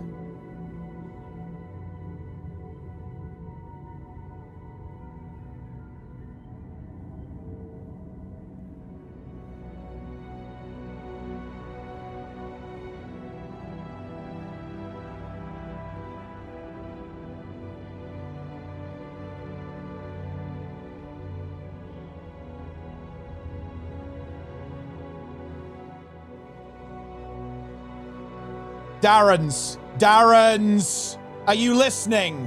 Darren's, they updated the domain guildwars3.com today. Yeah. Last updated 2026-06-01. Okay, I've got to wrap this up, otherwise my editor is going to be unhappy with me, guys, okay? Right, so, right, listen up, everyone. My last reaction to the update of the domain, guildwars3.com, we were actually looking at an old update, okay? It was the same day exactly a year ago, but, okay, it turns out that we were just looking at an old record. I can confirm, guys, that guildwars3.com was last updated on Whois on 2026, June 1st. The exact same day that we saw this image for an announcement at Summer Games Fest. The exact same day that we had all of these cool trailers being posted on the Guild Wars 2 and Guild Wars 1 Twitter. At the same time, we launched an official Guild Wars Discord. ArenaNet have an official Guild Wars Discord now. I'm gonna be completely honest with you, gamers. I don't think there's any other way around it now with this. Like, I was pretty confident that it was gonna be the unannounced project, aka Guild Wars 3. But now that we have this, okay, I did not expect this at all. Like, guildwars3.com has been updated on Whois on the exact same day as all of that, with an announcement coming on Friday. There is only one thing this can be. We have got our Orion unbroken architecture from far in the past, perhaps within the Guild Wars themselves, okay? We have a Guild Wars unannounced project in the works. It doesn't look like Guild Wars 1 or Guild Wars 2, and guildwars3.com has been updated. There is only one thing I think that this can realistically be. We're gonna find out for certain on Friday, obviously, but oh my goodness, I cannot believe it. I can't wait. Like, how are we gonna make it until Friday at this point? I'm not sure I can. I can't believe it. I mentally prepared for this. I knew this was coming, probably. But now we know. Like, now we know. We know it's coming. I'm just going to see you all there, guys. We are going to be going massive. We're going to do an insane stream on Friday. Do not go anywhere. Do not miss a second of what's to come. And stand ready for the world to shift. Stand ready for the wind stirring as Summer Games Fest will reveal what lies ahead of us for Guild Wars 2 fans. 06/05/26. Here we go.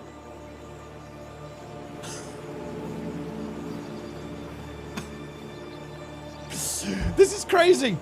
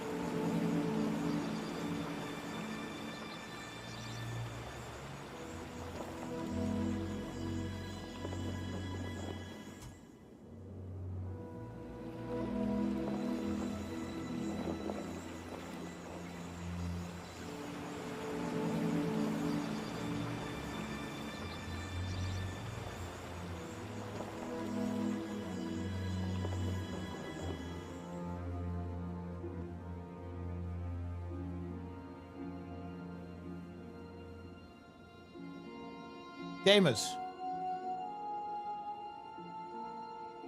Gamers, it's happening. It's happening, guys. It's happening. Guys, someone needs to post that shit about the DNS to the Reddit, by the way. If people are saying it's an X-Pack, post that shit.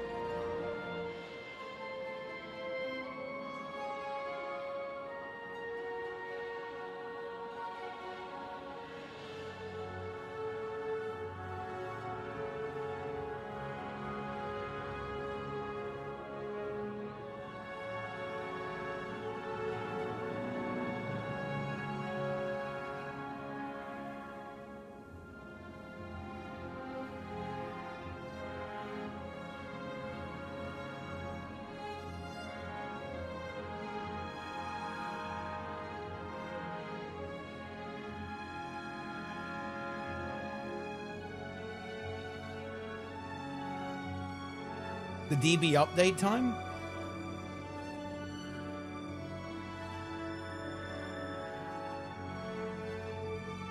The official registrar of the domain as the update date is 22/05/2026. Oh, I mean that, oh, I see. Okay, so, oh, this is when it actually updated. That doesn't really change much though, because it feels that they updated this like last week. So it actually makes no difference. It's actually an irrelevant detail. It is not a relevant detail.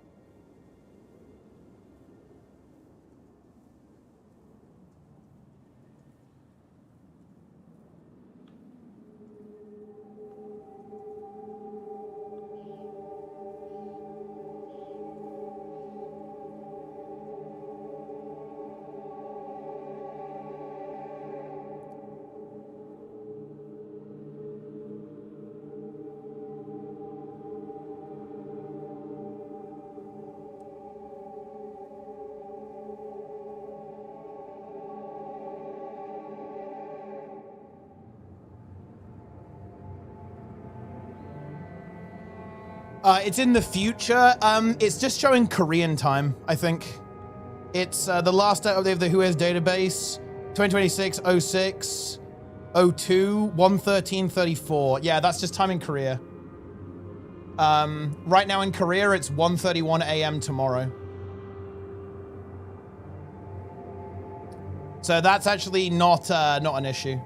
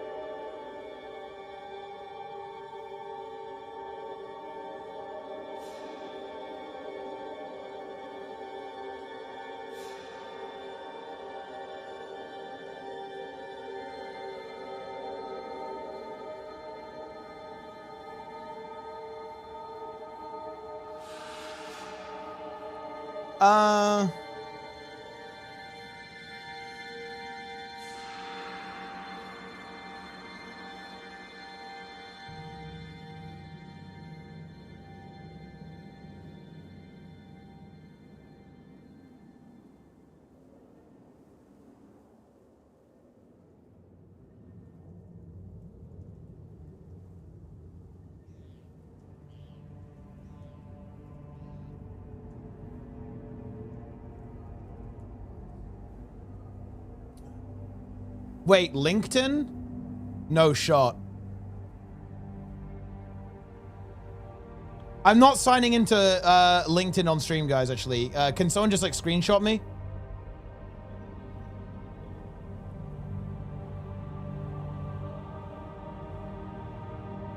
Real quick. Are you gonna stream Summer Games? Of course I fucking am. Holy shit. Wait, can someone get me the... Oh, it's the same post? Oh, well, dude, I don't give a shit. Otherwise, it's gonna be something actually relevant. Wait, why are you guys making me log into LinkedIn to see the same video that we've already seen?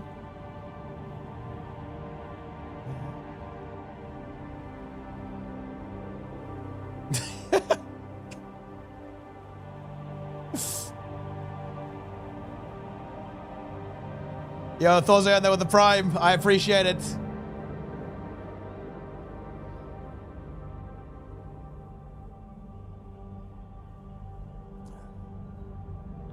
Right. Okay, we... Guys, look. I'm gonna have to re-record this, okay? Because I was actually so excited by all of this. I messed this part up for YouTube not once, but twice.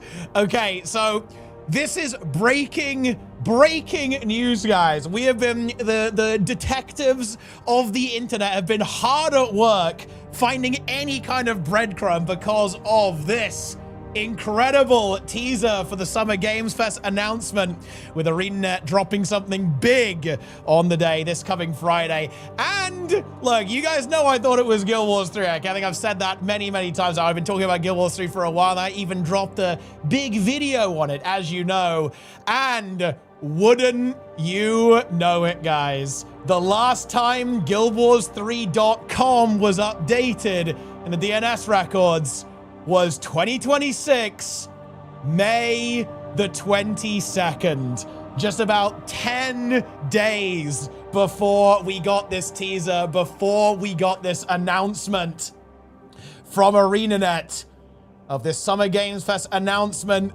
Big things in the games industry are brewing. The hashtag games industry are brewing. I love to see that. Stand ready. It is time. It is time. I think it's coming. I love this. Okay, we checked a bunch of sites, by the way, just to make sure we're not crazy, and they all say the same thing. gw2.com updated this year. just a few short days ago. I'm sorry, there is no denying it now. There is absolutely no denying it now, guys. With this teaser, with the fact that we have architecture from the past, not from Guild Wars 2 or Guild Wars 1, the ancient civilization of Ore is going to be revealed to us. I'm almost certain of it. A game that we've all got tens of thousands of hours in. I've got nearly 30,000 hours in Guild Wars 2. And we're... Look, seriously, my stream today has been insane. Like, I am absolutely going crazy right now, guys. I am genuinely lost for words. I don't even know what to say at this point. But stay tuned this Friday at Summer Games Fest. I think we're going to see Guild Wars 3. Like, we are going to Guild Wars 3, guys, at long last. We will, look how soothing that, like, I need this soothing music right now, guys. Let me tell you that, okay? That is what I need, okay? Let me tell you, that's what I need right now, okay? We've got to somehow relax. We've got to somehow make it through all the way until Friday. But look, I am going to be there, gamers. I'm going to be going crazy. We're going to, look, I don't know how long we have to do like 50 million hour stream. We have to go huge. We have to go massive. And we are going to be there. I am so glad I submitted my co-stream application for Summer Games Fest, because we are going to be watching that live, waiting for the reveal that I think we all know is coming right now. So definitely join me, join ArenaNet watching Summer Games Fest, because I think things are about to get absolutely crazy in the games industry this year. What the hell is going on?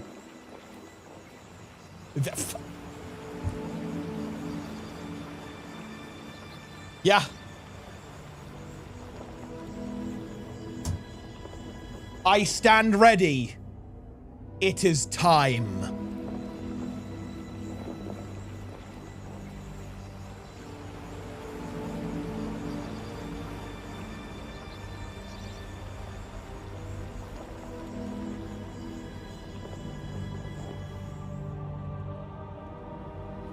Okay, gamers, I'm actually not gonna watch Lara's video, not because I despise Lara or something. It's just that I actually don't want to show someone else's content on my stream, really. I have not actually asked Lara if I can watch that video, and even though, like, she'll definitely be, you know, I imagine she'll be fine with it, I would at least like to ask first, because that is a little bit of a professional courtesy. I'm sure you guys understand. And honestly, I want you guys to go watch Lara's video yourselves, okay? And I'll definitely watch it once I'm done with the stream. But to be honest, like, you should go watch it now and support Lara's content, right? Like, Lara obviously put a lot of effort into that, I'm sure. And I don't want to kind of take away from that by watching it on my stream.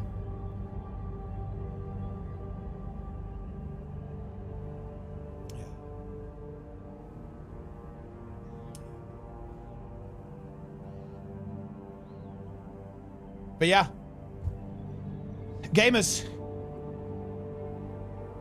it's confirmed. It's confirmed.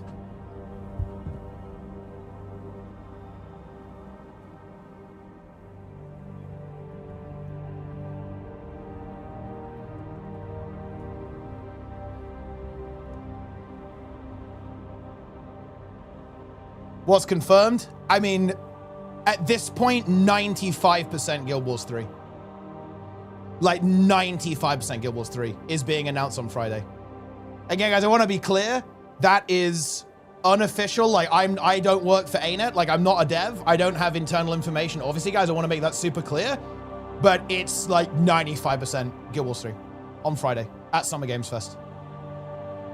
Almost certainly.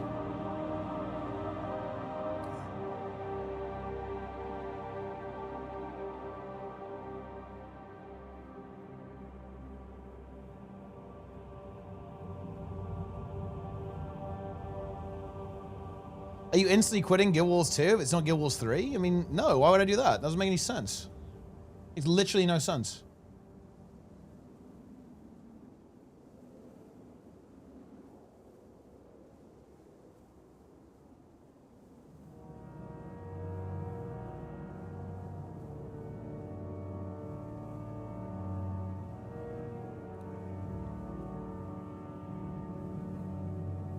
Go to I'm in or right now.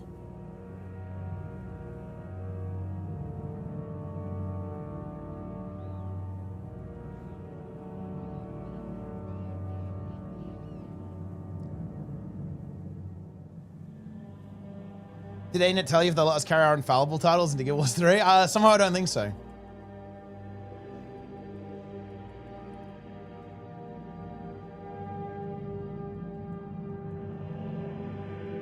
So you read my Mirror Farm thread on the forums. Do you have any thoughts? I don't think I actually read it fully. I basically just skimmed it. I'm pretty sure we agree. Like, mirrors are kind of OP. Like, they're not good for the game, right? Yeah.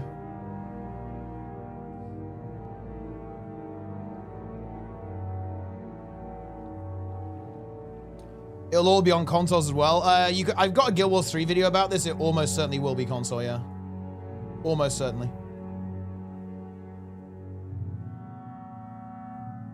What's up, they've been streaming since 4 a.m. That was kind of coincidental, actually. I just did a tea time with Bloom, and he's an Aussie, so it kind of made a bit more sense. But obviously, I was also doing this as well at the same time.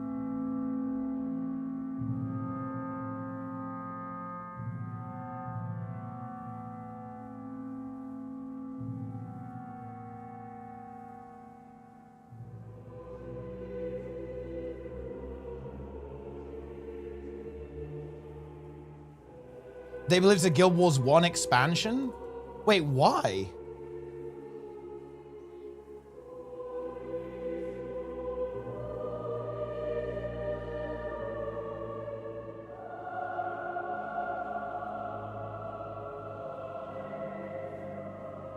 How big is SGF going to be? It's going to be nuclear. This is beyond nuclear.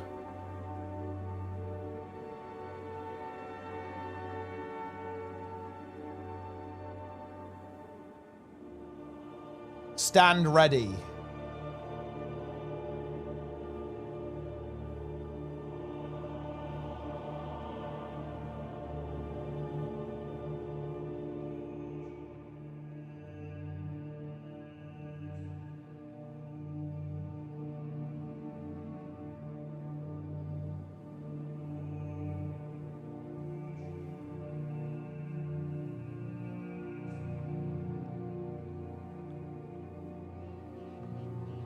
Wait, guys, what time is Summer Games Fest?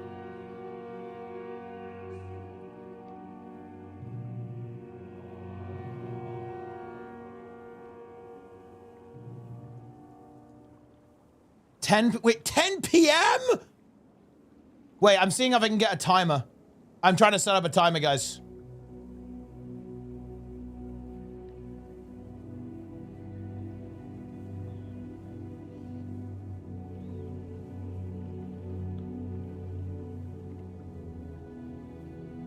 Wait, can this thing even do days?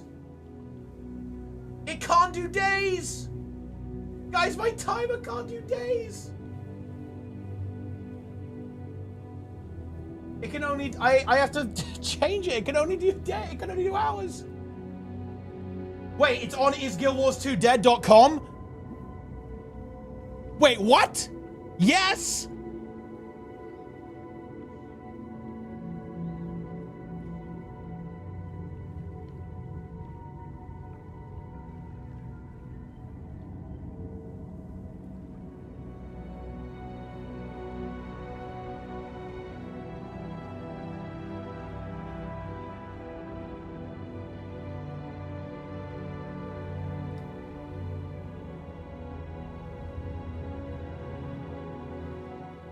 Gamers, what are we thinking? You need to fill the air. I've got nothing.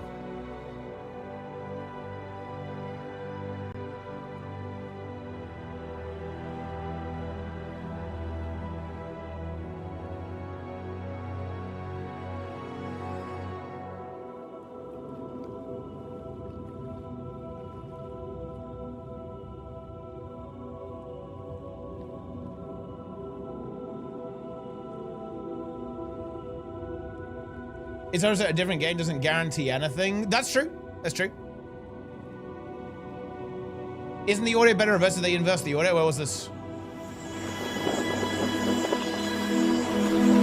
Wait, is this, have you reversed this or what?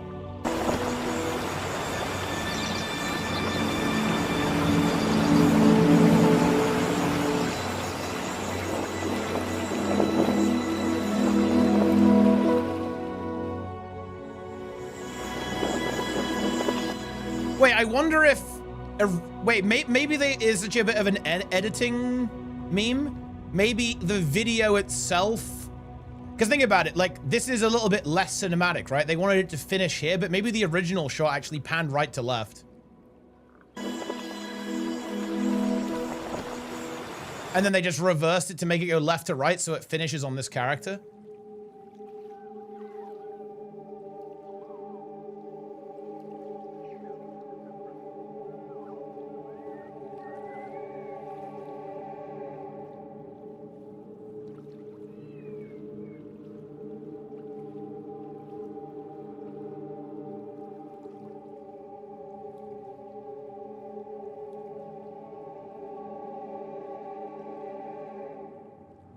Gamers. Gamers.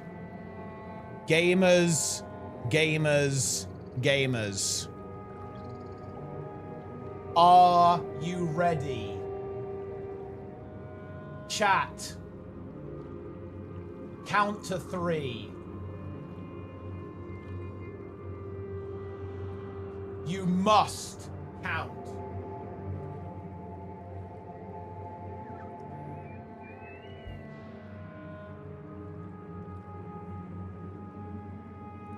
Guild Wars 1 mobile? Well, I mean, they're already doing that, though. They don't need to announce, they already announced that.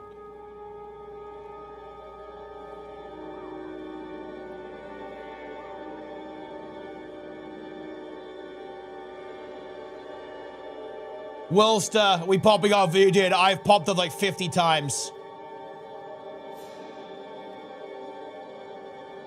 Listen, guys, I would have made a video about it, but you guys don't understand. Look, okay, I'm not joking, by the way. Do you know when this got delivered, guys? I'll tell you. It got delivered 3 hours after I left for my brother's wedding. I shit you not, guys. I shit you not. And then I arrived back, like, you know, essentially today.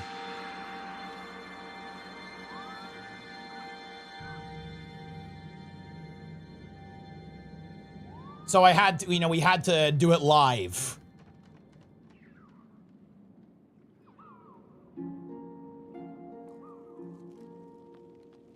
It was very wholesome, by the way.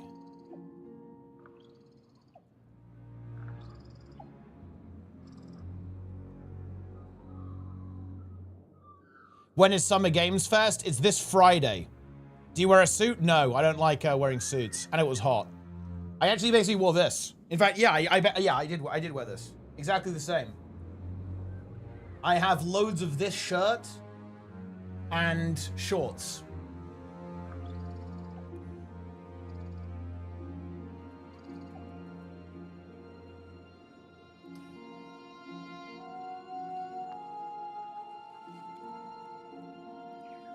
Will Roy wear a suit with shorts underneath again? Yeah, maybe he will.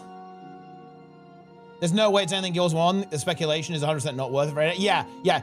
Look, if it was Guild Wars 1 or 2, they would have dropped it immediately. There's zero reason to not say.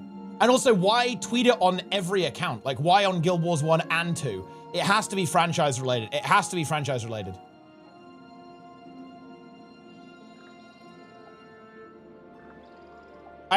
Look, again, guys, like, I every time I say this, I'm gonna stress that I don't have insider info, obviously.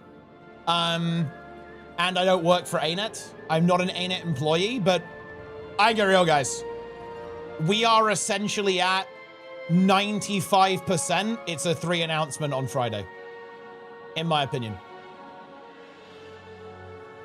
We are at 95% 3. Atomic Tree did tier billion. Rifts, I hope they add Rifts as well, yeah. And yeah, bear in mind, guys, they're not saying we have a big announcement. Guys, they're not saying we have a big announcement. They're saying big things in the games industry. Right? You don't say that when you're releasing an expansion for your MMO. right? You don't say that when you're doing an expansion, right? You say that when you're releasing a game.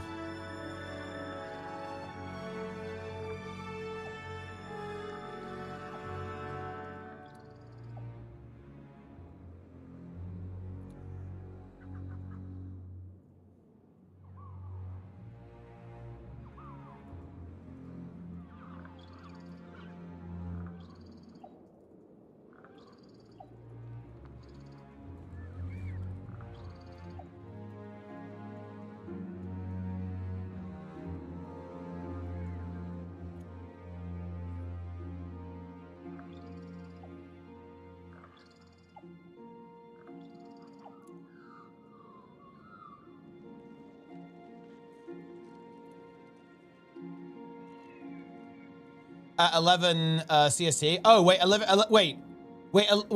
p.m. Linko or 11 a.m.? I think p.m., right? Dude, it's so late. We're doing an early nighter. We're doing, guys, get your little Peepo sleeping blankets, your little Peepo comfies. We're going all night, guys. Wait, how long is the show? Is it a long show on Friday or no?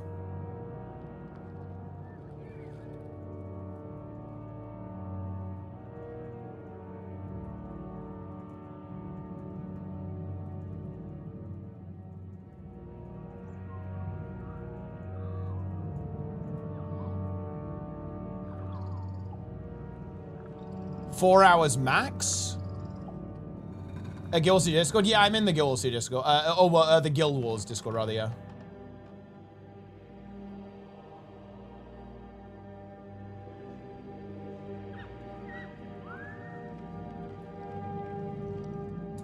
It says 2300, 11 p.m. Friday is the start. That's 10 p.m. for me. 10 p.m. and it's 4 hours. That's not that bad, but you're still gonna need your little Peepo comfy glass. Wait. Oh, shit. Oh, here we go. Yeah, we have a timer. Project Oopsie. Remember, guys, the Oopsie was 795 days ago. And now, Guild Wars 3, the countdown is running to a near certainty of the 3 drop. 4 days, 4 hours, 5 minutes, 40 seconds. I want to be very clear, by the way, this is unofficial fan art, guys. This is unofficial fan art, right? No, the time zone's correct if what people are saying in chat is accurate. The schedule? Let's have a look. Let's check it out. What's going on?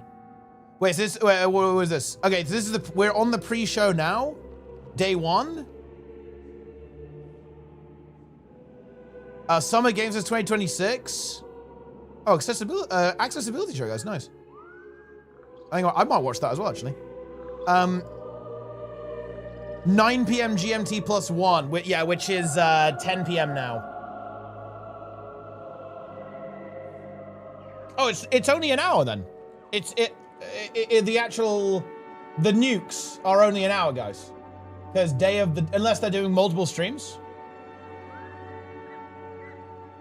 Because Day of the Devs is an hour later.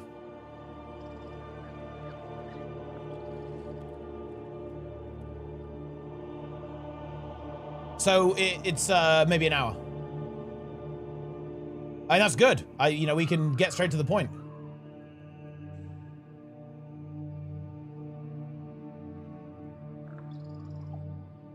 Okay, maybe day 3. PC gaming. What is this? The PC gaming show returns for a summer event during the Summer Games Fest. Might have to have a look at that as well.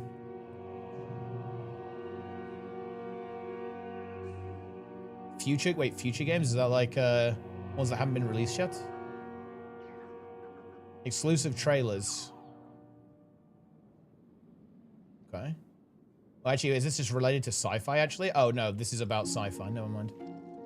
It's a little bit less literal.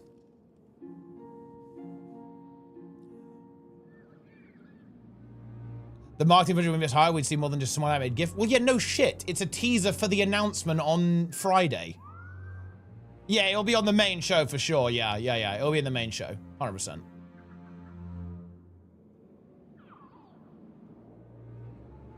Guys, it's happening. It's happening. It is happening. The nuke is in the air. Colin launched the nuke.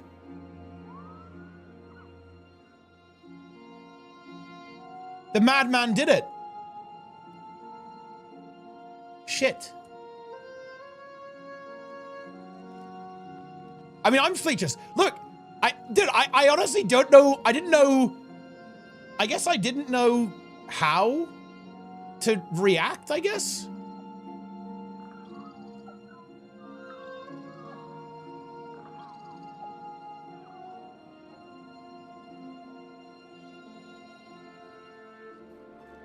But I mean, this is it. This is it.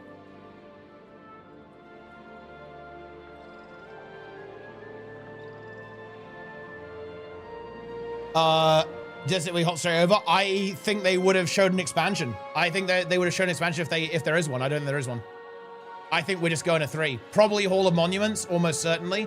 I imagine that's what Mistbound is, if I had to guess. And then I think we're just going to 3. I think we've got a year of Hom, then it's 3. Dude, I can't play the fucking game. I can't do it. I literally can't play the game.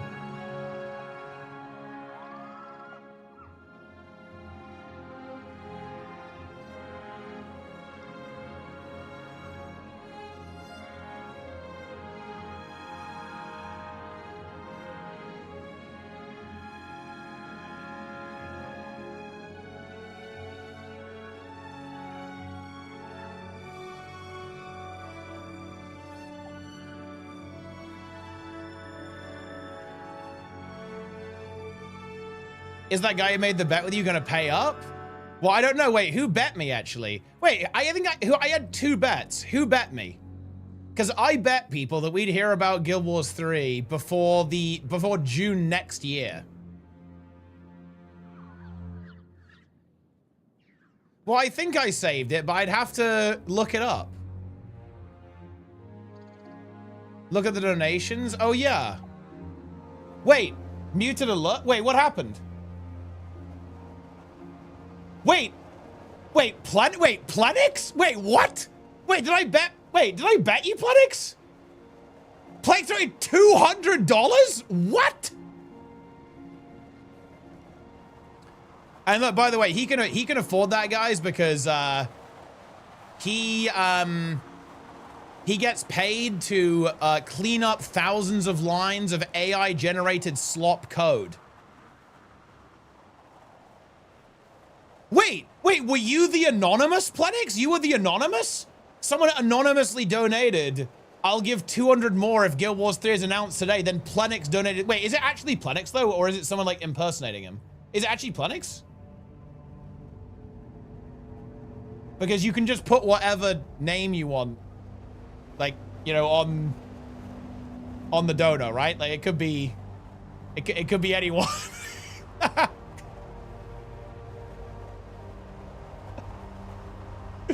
I don't know.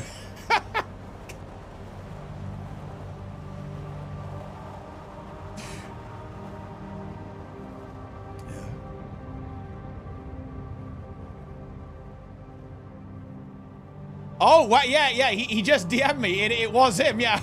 Oh, shit, dude, Plenix, my king. My king is funding my, I don't know, my Guild Wars 3 addiction.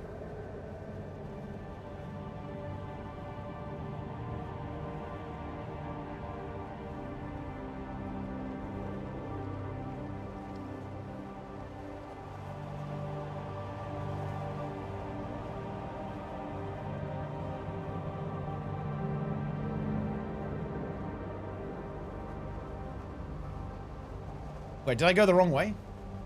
I might have gone the wrong way, guys.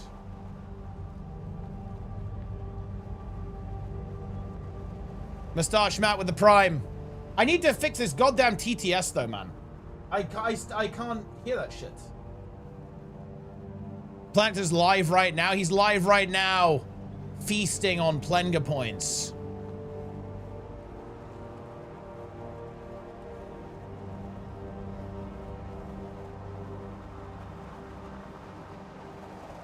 If they drop a 200 euro ultimate bat, I'm gonna buy it with Euro Flight. Dude, look, I mean, I can't use my own referral link. That is fraud, and fraud is not good. But I will use someone else's referral link, that's for sure. I'll buy 10 accounts and use all my friends' referral links, and it feels good. We can't leave all. Guys, we need, look, on Friday, look. What are we doing on Friday?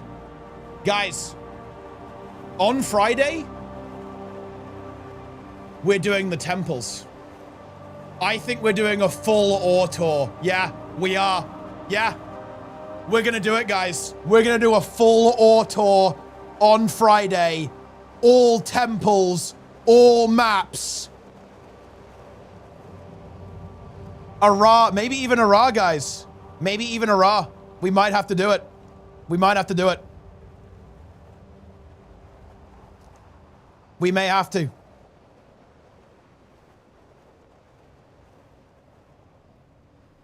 He doesn't sound happy? Wait, what's going on? Meta isn't. Shit. I'm on Plen Extreme. I'm donating my Plenga points. Oh, we nearly have enough for Plenga.shop.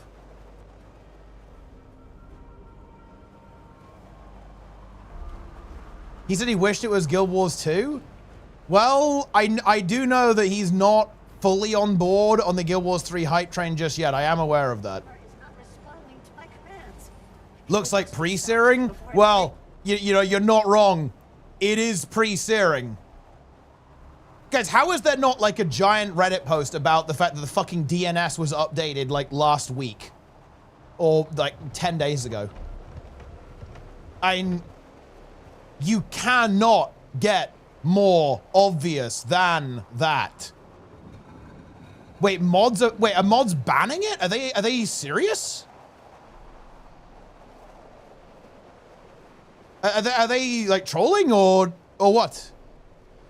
Is that actually true?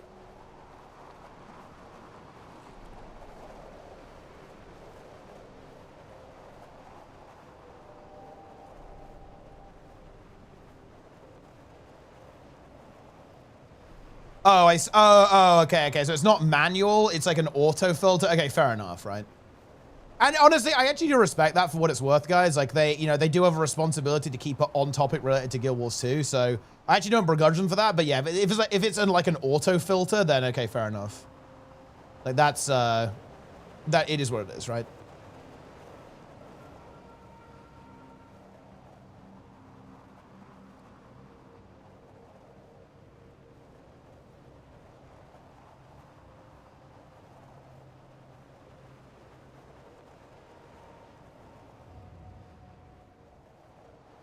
It's completely reasonable to not be hyped. I mean, yeah, I agree. Like, especially, I obviously understand your position very well, Eggs. I know you are, not the happiest with how Guild Wars 2 has gone, so I definitely understand a little bit of cynicism here. I will admit, though, I am definitely amped up. I'm ready to fucking go. And yeah, you guys can get around the filter. You can say that Guild Wars 4-1 or 2+1.com was announced, was updated.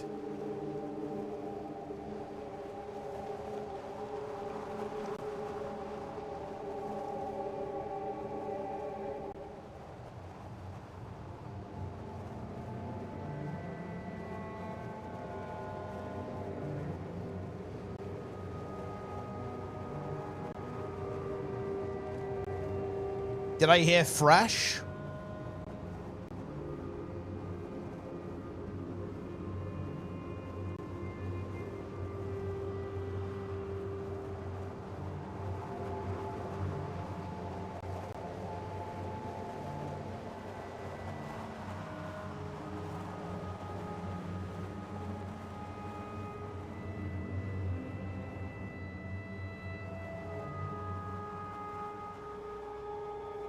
You did hear fresh. Guild Wars 3 has been developed since 2022. Oh, well, I mean, look, I told you this about on my YouTube video, so if you want the details, we don't need to go over it, like, every time here, but yeah, I think Guild Wars 3 has been in development for a long time. Absolute isn't there with the Prime.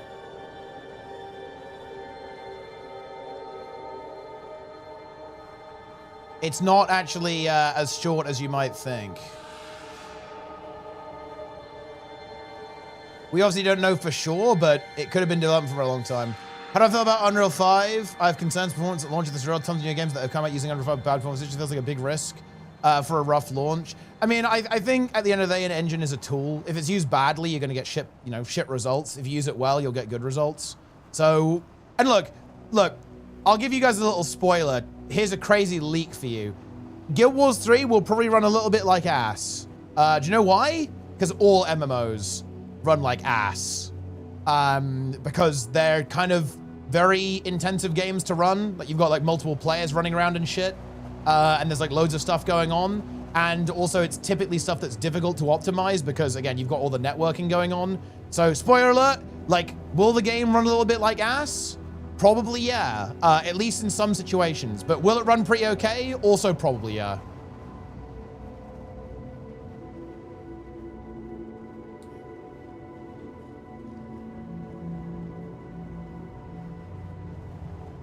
So, I mean, that's my take on it, right? Like, it is what it is.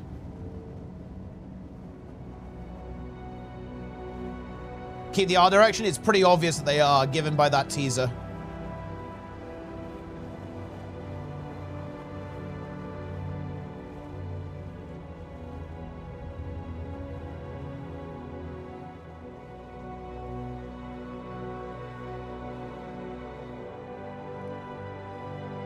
Will there be a C server for Guild Wars 3? It's actually a great question. I would actually say yes. I believe that when Guild Wars 3 launches, it will likely have towards 1 million concurrents. I think it's probably, with a game of that size, worth investing in infrastructure in the C region.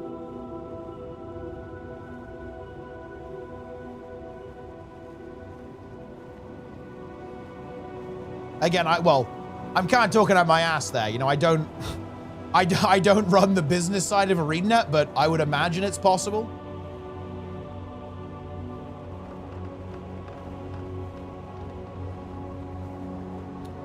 A million concurrent? Yeah.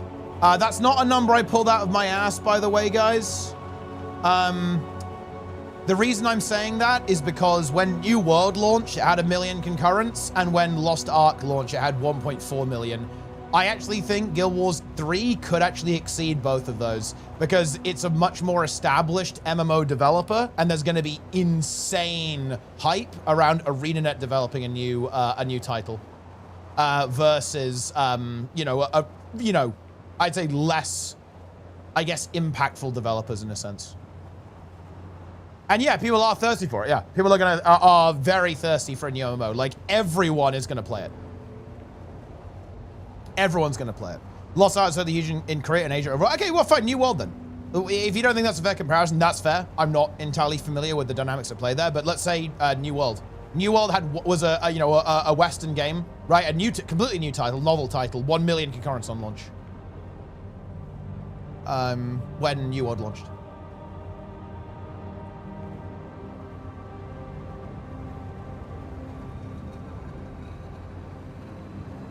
The point still stands, I think.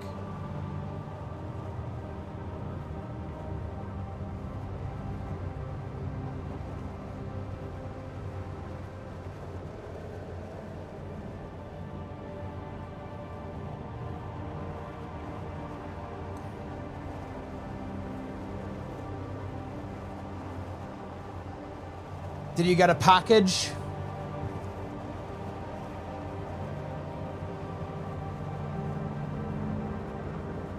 Raise your banner. I'm DMing Deroya.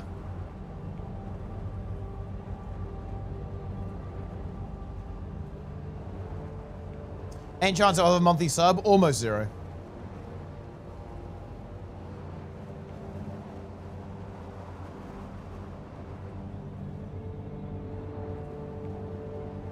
How hard to spell will it be if it's not Guild Wars 3? I mean, I guess, I'll look a little bit like a goofball, but I don't mind looking like a goofball.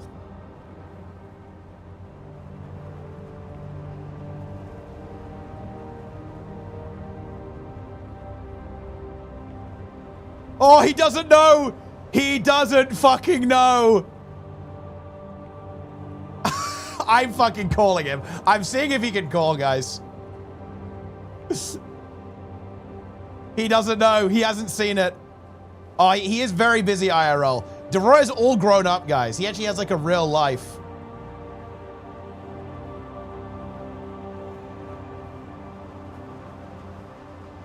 Okay, I'm seeing if he can call. I'm seeing if he can call.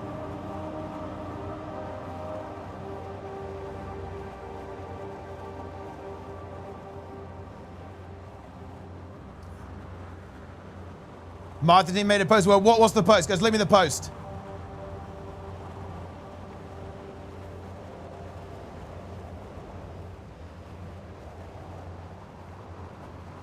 And yes, guys, remember, this Sunday, Doroya and Lara on Tea Time. Wait, there's an image? Wait, what have people found?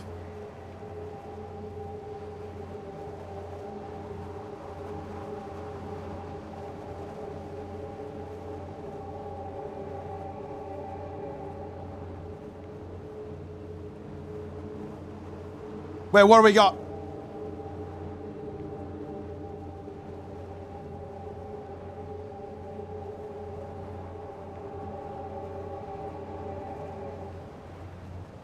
Oh yeah, I mean this is it's just go watch it.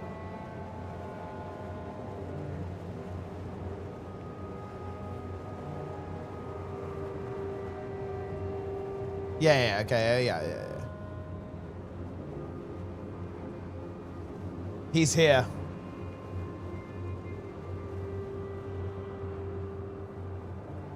Hello?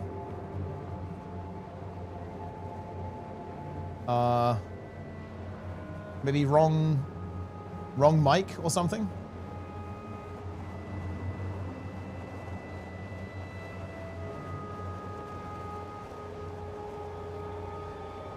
This is a bit anticlimactic.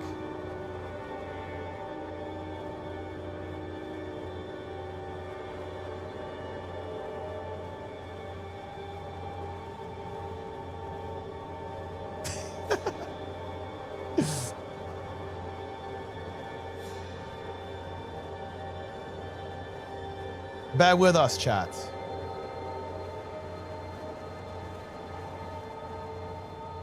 Oh, I think he's like rejoining. He left the call, guys. He hung up on me.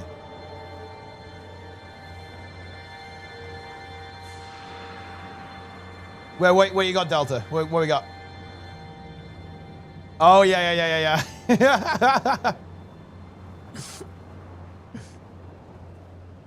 There we go. Do you hear me? There we hear you. Yeah,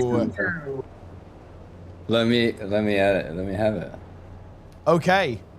So, trailer's been posted. There's an announcement at Summer Games no, it's Fest. already live? Yeah. For real? No fucking shot. Yeah, wait. Yeah, it's live. Let me link you. Hold on, let me link you.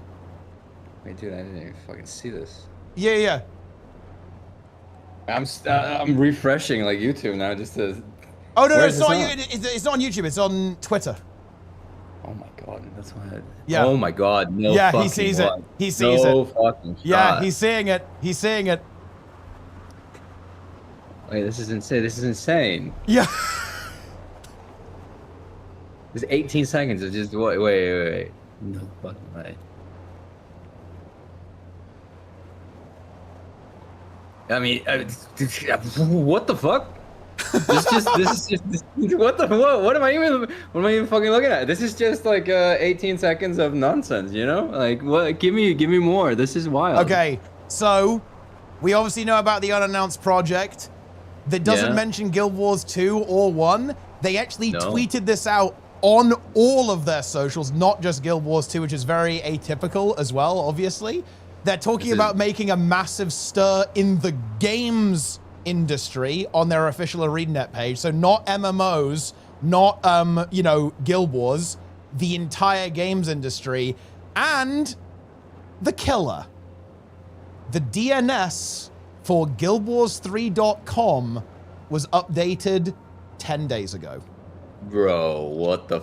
This is insane. Yeah. I cannot believe. I cannot believe this is actually. My heart is actually racing. Wait, let me look here. I got a heart rate of 104. What the fuck is happening right now? I'm sitting still, just racing. Guild Wars 3 is. Yeah. Wait, I can't believe this is actually happening. Yeah. I feel like I've been so out of the loop, and then all of a sudden, it, like, Jesus Christ! I thought your video was just like, oh yeah, hype, that's fun, and let's talk about something, and then it's actually happening. What, like this Friday? Yeah. 6. Yeah. Oh my. Yeah. And to be clear, I will say this every time to cover our bases here, but obviously it isn't officially confirmed yet, guys. But I get real. It's like with all the things that have now been uncovered, like, you know, the DNS, like the way they're talking about it, it's. What else is this gonna be? Yeah, there's nothing in it. There's nothing it can be. It's the only thing. It's the only thing. I'm gonna be honest with you. It's the only thing it can be. Jesus. And also, if you look at the architecture here, going through this video constantly because well, the thing that I immediately thought, holy fuck, it's 3, was look at the structure. It's ore in the past. It's not Guild Wars 2. It's not Guild Wars 1. It's ore in the past. Are you saying ore? Yeah, because look at the discs. Look at the discs. Yeah, you're right. You're right. It's ore in architecture, like a grand city, but not ruined, not sunk under the ground, not destroyed. So it can't. That's a really, really interesting take to go that way in the past. Because somehow in my mind, I always thought that they would just like fast forward to the future. But I guess let's skip all the Inquest or what's it called, Asura Tech and blah blah blah. I mean, let's go back to the roots, right? That's where the fantasy element really thrives in Guild Wars 2. Yeah. This is amazing, dude. And the caption, by the way, was like "Raise your banner," so I think it's, you know, the Guild Wars, right? Yeah, is where we're going. We're going to the Guild Wars. That time in the history of the you know, the lore. Let's actually let the name make sense. Yeah, you know? yeah. The franchise name. Yeah. Wow. Yeah. Okay. Yeah. I did not see this coming at all this soon. But I guess, I mean, why not? We know they've been working on something previously. You know, like they had to throw all that in the garbage. I thought, but no. I mean, maybe this is the fruits of many years of labor. You know, like I remember, what was it? I want to say like 5, 6, maybe even 7 years ago. It was like we were all talking about the project that failed and got everyone fired at the ArenaNet, and now here we are. It's happening. It is happening. And well, I don't want to keep you too long because I know you're busy. I've got my hands full. I'm feeding the troll right now. Congratulations, by the way, on everything with your real life. I mean, wait. Yeah. Do you want to speak about that a little bit, real quick? Just explain what's going on. Sure, I don't mind. I mean, I'm here with my daughter. I'm a dad now. Whoa! I mean, life has definitely moved in a other direction than just gaming. You know, it's yeah. It's a very, very different life. I mean, I'm still trying to squeeze in Guild Wars game time here and there, but I mean, with a third coming on the way, let's see where that goes. Hopefully it'll take a little while. Number 3 coming up. No, the third game. Oh, I was gonna say, like, what the hell? No, you've been busy. You've been a very busy boy. I'm fine having a single one. Yeah. Yeah, she's screaming in the background. I don't know if you can hear her. She's right there. A little bit, yeah. Yeah. No, I'm fine with just a single kid. That's it. That's all I need. But yeah, I mean, hopefully it'll take them a couple of years to actually launch the game. You know, so she'll be a little more grown up and not so demanding. Let's hope. Yeah. I mean, yeah. I don't even know how to feel right now about neither do I. Like, game, you know? It's weird. I've been expecting it for quite a while, but like, now that it's happened, I'm a bit lost for words. You know, it's crazy. It's absolutely insane that this is happening. This happened. I remember this was like back when all the layoffs were happening and they were shelving the project, which likely turned out to be they were working on the third game or blah blah blah. We never really got confirmation or anything, but I remember us being on the pod talking about like I remember like grandstanding. I was like, I'm just gonna if that was ever gonna be announced, I'm gonna fucking drop Guild Wars 2 immediately. Like, you know, like fuck this game. If they're not investing in Guild Wars 2, what am I doing here? Blah blah blah. It's kind of a different vibe for me now. You know, it's yeah.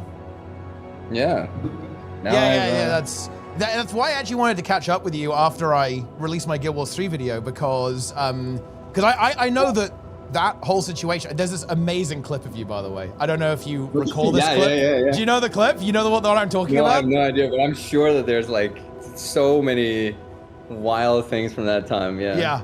I think the clip, like statements on directly related to Guild Wars 3 or yeah. I think the clip I'm thinking of in question is like I believe you were kind of talking about like how you were feeling about the cancelled projects, and it was like, you know, it was like ArenaNet is like coming to you saying like, you know, oh, you know, I fucked another man, but like, do you still love me or something? Like that's what you were talking about. I need to see that clip. Wait, someone link the clip. Someone link the clip. I was so butthurt at the time. I remember being so butthurt. That wouldn't surprise me. If there's a wild clip like that. Oh my god. Yeah. That's some wild clips. That's some wild Guild Wars 3 clips. I was heavily invested. You know, I was heavily invested in like the current Guild Wars 2 and the trajectory, and I believed in all the things that it could be at the time. So yeah, I was livid at the thought of them dropping it, but I mean now it's a very different situation. Also, just the game, the development of the game. I mean, it's I've been playing all the expansions, all that stuff. Like it's not like I'm out of the loop in any way. It's more the trajectory has just been very. I don't know. I kind of want to think about how I want to phrase that more, but I don't want to use the word stale, but it's kind of coming to like you know, a crescendo. We're getting there. We're ready for the third. Yeah.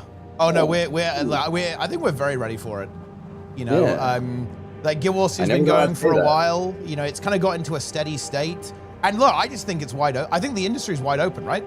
Like, you know, New World like imploded. The runway's clear for like Guild Wars 3 to land on it at this point. There's no other like newer game that really stood the test of time, right? Like This gives ArenaNet, I feel like have an insane opportunity here, right? Like to do exactly what they're saying. Like, and I do think that I respect their ambition. They're, you know, on their official ArenaNet Twitter, they said, yeah, we're here to change the game. You know, we're gonna make some big moves in the games. Let me actually quote them directly, so I'm not misrepresenting. And I genuinely, out of all the gaming companies out there, I genuinely believe that they actually have something to stand on when they say shit like that, because they have a fantastic track record with two fantastic long-standing MMOs that have had wide popularity and so much support. And I mean, if there's anyone out there I trust to make a new MMO that might actually succeed, it's ArenaNet. I mean,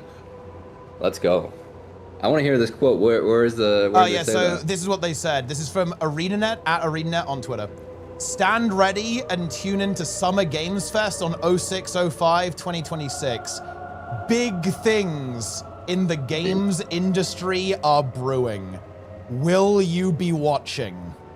Wow. Yeah. I actually don't follow ArenaNet on Twitter. I am now though.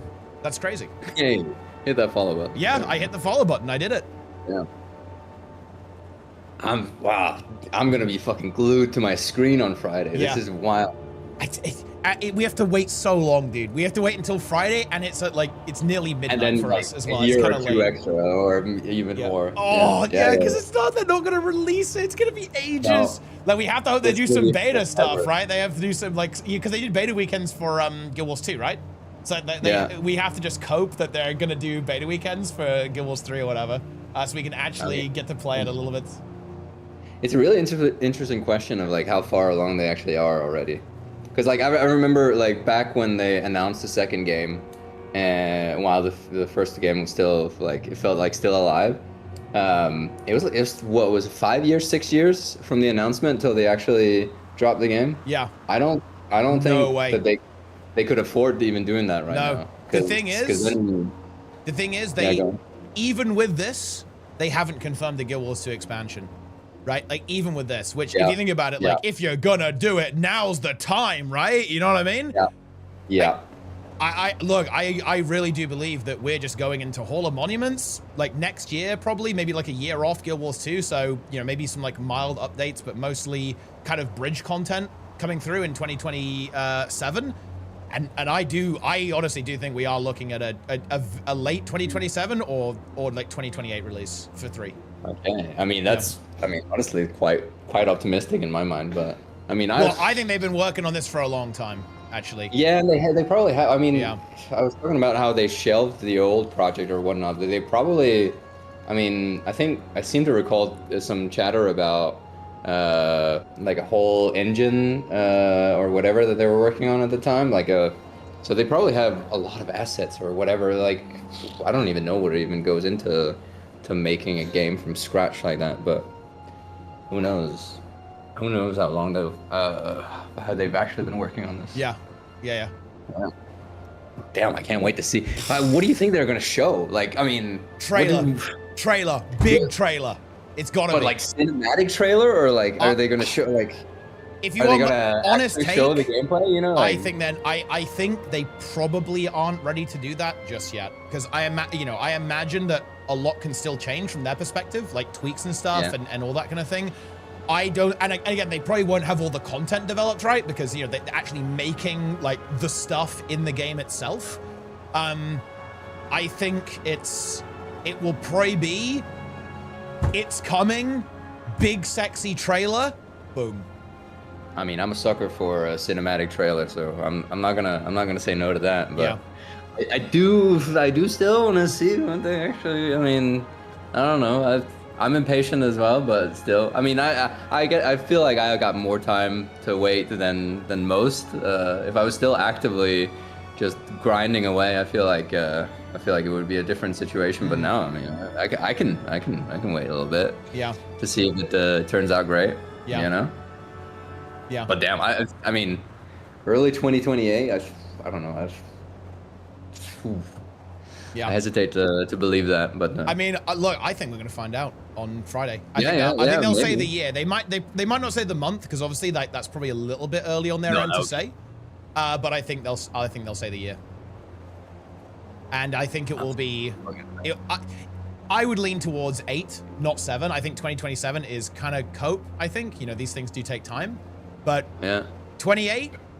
Yeah, I can believe it. I can believe it. Well, shit, I guess it's time for me to do a final account tour, closing this up now, you know?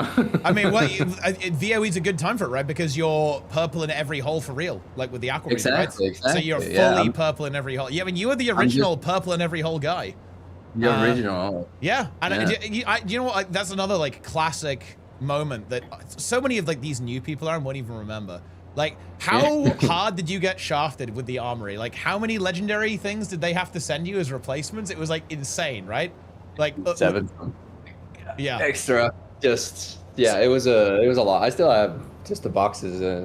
As a memorabilia for how idiotic I was at the time. So for context, guys, Deroya made a set of legendary armor for full legendaries for every character, for all of his characters. And this was pre-armory, guys. So legendaries were like an item, right? So if you wanted a staff on all your characters, you had to make a staff on all your characters, right? And so on and so forth, right? Like, you know, all the characters that can use the staff. He did that for every weapon, all trinkets, and all armor. Yeah. And that hurt. I mean, in hindsight, I'm glad everyone else got the armory, and I'm glad for it now. I appreciate it, but goddamn, that was so much time and money wasted at the. Yeah, tough memories. That was wild. That was a lot of raiding. I saw the recent raid changes and all the new titles, raid god and whatnot. I haven't been playing that at all, but part of me was like, god damn, it would have been so easy to have gotten back then if only it had been already out, you know. All those great raid changes. How's that actually faring in the community now? The raid stuff? I mean, Yeah, I think, yeah, I mean, quick play is popular. People definitely play the quick play, yeah. Like, same with the fractal stuff. Like, so I'd say it's, the raid one is a bit of a weird one. I view it as a bit of a, I'm a little bit lukewarm on it because they only added strikes, basically. Like, none of the actual raid wings are in the quick play, which I think is unfortunate. But, like, systemically, it's good. I mean, look, it's better late than never, right? I think we've wanted something like that for a very long time, you know, being added to the game. But yeah, I really would have liked to see one raid. And also, the thing is, right, like, the elephant in the room here is I'm concerned about updates because there haven't been any updates to Fractal Quick Play, right? Since its release. So I'm obviously a little bit concerned that we could be in a similar situation with Raid Quick Play. And also, the other thing I'm a bit worried about with Raid Quick Play is they don't have, like, the helper NPC, like the Mistranger in Fractals. Yeah, it's just to, like, save you, pick you up. Yeah, you just have a buff that makes you quite a bit stronger. And to be fair, it does basically succeed every time. But if they added in, like, let's say harder fights, let's say they wanted to add Doom in, right? The buff wouldn't be enough, right? Because if you fail the mechanics, you just instantly die. Like, so if they wanted to add certain things that, you know, with one-shot mechanics, they'd have to either change them mechanically or or they'd have to actually implement the Mistranger, like doing a green for you or something, right? On Doom, in order for you to progress. Otherwise, like, some groups are obviously not gonna get past it. Yeah, you're poking at a really interesting thing, which is all the updates that will come after the announcement of Guild Wars 3. You know, like, are we going full skeleton crew then? What are we gonna get? Is the last VOE update gonna be the last update we see, or where's Guild Wars 2 heading? You know, after that. I mean, obviously we don't know, but well, we do know one thing. They are going to develop content for the game, and I think it will actually be a significant amount. Because if you see, you know, what they're doing because of what they're doing with Guild Wars 1, they're actually putting a lot of effort into Guild Wars 1. They've added a new dungeon, right? They've added new heroes that you can play. They're doing balance changes to the game, a couple of AI updates, right, to how heroes use skills and stuff. Like, how big is that crew now? Because I feel like that's just passionate devs that joined because they really loved that game, right? That was kind of the story. Yeah, for sure. It's a small team, but they are clearly planning on adding more content. And I think you'll be in a similar situation with, to be fair, a larger team on 2, because obviously 2 is quite a bit bigger than 1. But I think you'll be in a similar situation. Like, I think you're still going to get updates. Like what that's going to look like, it's obviously not certain. And to be honest, I actually, look, I'll just cards on the table here. If they announce 3 on Friday, which realistically at this point is 95%, we need an immediate studio update from ArenaNet for Guild Wars 2, in my opinion. 1000%. They have to. They must drop one and say, yeah, guys, this is how Guild Wars 2 is going to look going forwards. Right? I think that's really important. The community will, I don't know if they'll even rebel or they'll just, you know, quiet quit, you know, just disappear. It will be very, people will be very concerned about the future of the game, and they'd be right to, by the way, obviously, right? I actually want to be really clear, like, if people are worried by this, that is completely fair, right? Because obviously this does put some uncertainty regarding, like, how the Guild Wars franchise is going to operate. Now, personally, I do believe that ArenaNet has been trying to put people at ease because it's very clear they're committed to Guild Wars 1, and I think that means that there'll be a similar level of commitment for Guild Wars 2 in terms of adding new content and making sure that the game still has stuff to do. But I think, well, I don't think, I will just say it outright, we need that in writing, like, ASAP, right, from the studio to explain, like, what this is going to look like. Going forwards. Like, I mean, back in the day when the second game was announced, all I had to see was in a magazine the new Guild Wars 2 logo, which it never became that same logo, but that's beside the point. All I needed was to see that, and then I dropped the first game immediately. It was like from one day to another, I was out. Like, the announcement itself was enough for me to just drop the game immediately, and I don't fault people for doing that in the second game as well. Like, people put a lot of time in MMOs, their characters, their accounts, and if there's no meaningful progression to it, if there's no plan for longevity or anything, I mean, I don't fault people for stopping to try to get more account progression. I mean, yeah, drop it like it's hot. Wait for Guild Wars 3 and then support them there. But that would be really, really hard for the Guild Wars 2 community if people do that. And also, the thing is, You know what? The baby actually got me there. I was like, I just completely forgot what I was gonna say. I was like, The little coup just. yeah, you fucking got me. Unbelievable. Yeah, I completely lost track of what's going on. I mean, look, yeah, I mean, it's gonna be massive. Oh, yeah, I was gonna say, I do think the way they're gonna address this is with Hall of Monuments. Yeah. And I think that will keep people engaged, and it will make doing things in Guild Wars 2 kind of have that weight to it that I think could be a concern. I think they're gonna go big on it as well. I think it will be like a full victory lap. To be honest, I'm expecting something a little bit like Season of the Dragons. So it's they'll like stagger the achievements or like whatever you have to do to unlock this, you know, all these rewards or whatever, like cross game. So it will be like a big special event that you'll like log in every week almost to do, like kind of like Season of the Dragons, right? That's my my anticipation for the approach. I mean, personally, I would actually love that. I mean, finally a place to, you know, show off all the stupid things we've done in this game. Yep. That would be kind of cool. Yep. Yeah. I mean, sign me up. Yeah, I mean, I can't wait. Like, the big question for me is, are we going to see Home this year? Right, like, that is the big one. Yeah. Going to start already, or yeah, how far? I want to know the timeline for that, like ASAP. Like, when are we going to be in that situation? Like, when are we going? Because obviously, look, thing is, VOE is over, right, in September, right? Like the projected patch is, I think, the 1st of September. So that is, you know, the finale, right? Now, it'll be a couple weeks after that because they have the raid CM and LCM to do, and there's a fractal CM too, right? So there's actually a couple of releases that will, you know, updates that will happen post-launch because they don't put that stuff in the main launch, right? For the fractal CM and the raid CM and stuff. So it will be a little while before the, you know, VOE has actually, you know, released all of its content. But I think it's conceivable that we actually do see a Hall of Monuments this year. You know, almost like in place of the, you know, the next expansion launch. So, yeah, you know, I was thinking this.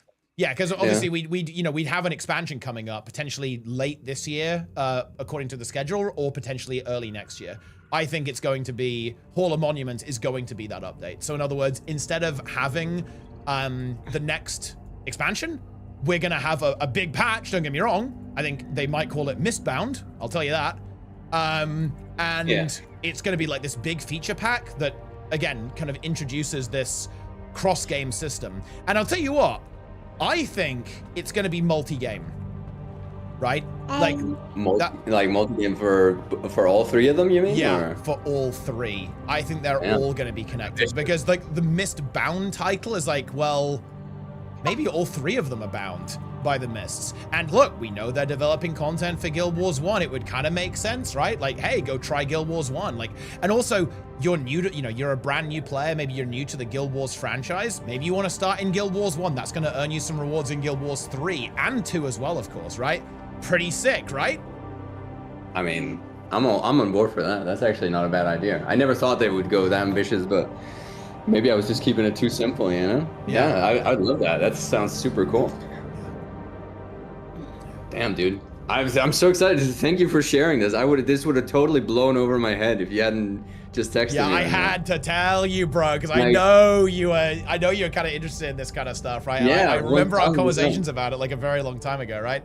I am so glad we set up the tea time for this weekend, right? Holy, it's gonna be crazy. The perfect timing. Yeah. The perfect timing. Yeah. It is absolutely perfect. Goodness me. So much fun. That's amazing. Well, I mean, dude, thank you for calling me and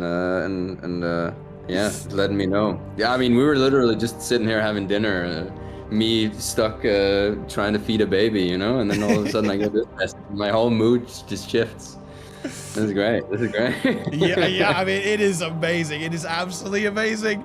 I mean, yeah, I don't want to keep you too long because I know that you don't want to be like, you gotta run, but yeah. Tea time this weekend.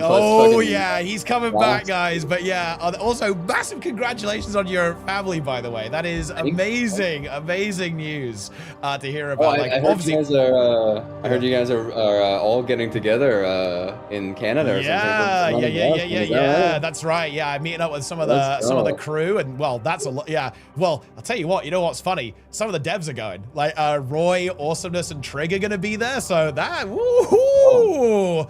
Don't worry. Look, ArenaNet. They'll both look. They look. They're not leakers, okay? They won't tell us anything, okay? And don't worry, we won't press them too hard. But you gotta push their belly when they're exhausted from the running. There we go. Just like a little extra question, you know, when they're most. Yeah. You get a Is little, it a full marathon or a half marathon? just a half. Okay, well, just a half. It's still nice, amazing. That's super cool. Yeah. I'm really looking forward to it. Slightly jealous, not gonna lie. That sounds so amazing. Yeah. It's so awesome. All of you getting together. There we go. Yeah, it's gonna be good, and maybe at Gamescom as well. Because I know we met at Gamescom in person, right? Like a long time ago, right? That would be crazy. I imagine that might be a little bit difficult for you to attend stuff like this, obviously, like given the fact that you got a new kid. But I don't know. Who knows? Maybe I'll see you around at one of these events again sometime. If ArenaNet reaches out, you know, and you never know. You never know. Yeah. We'll see. That'd be something.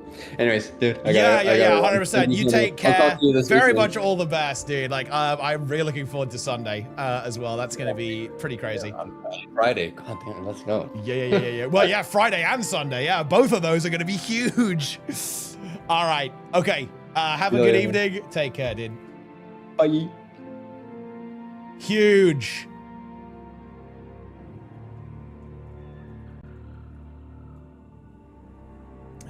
Wow.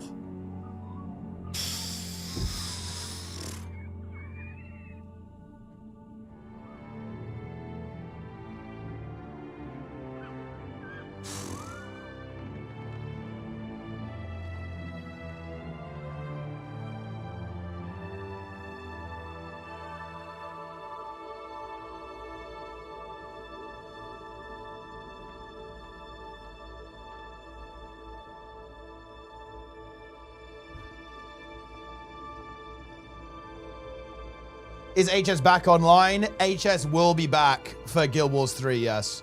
I'll probably try to ramp it a little bit in 2 as well. I'm not sure it's going to visit Guild through a new MMO, but I want to say a new game. I hope to. Yeah, fair. Yeah, I think that's a very reasonable take, Towns, yeah. Like, I think it's clearly a new game, but I completely acknowledge that it isn't necessarily specifically Guild Wars 3. I'm not going to lie, I think it almost certainly is, given the DNS update. Like, that is just a kill shot, I think, on what's going on. But no, I 100% hear you. And yeah, we shouldn't count our chickens before it hatched, right? Before they're hatched. What's the TR on the DNS update? Basically, all the whois shit got updated for guildwars3.com on the 22nd of May this year.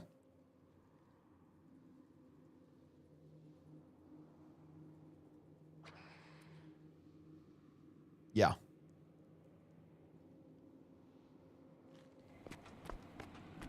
What do you think about Guild Wars starting to compete with Classic Plus? Probably pretty different audiences, realistically. I think, but honestly, I think ArenaNet make good games, so I think they can stand on their own 2 feet. Wasn't another DNS today as well? I don't think so, no. I think that was when the record itself was polled. And that probably happens pretty frequently, like maybe every day even. But like the actual data itself was updated on the 22nd of May.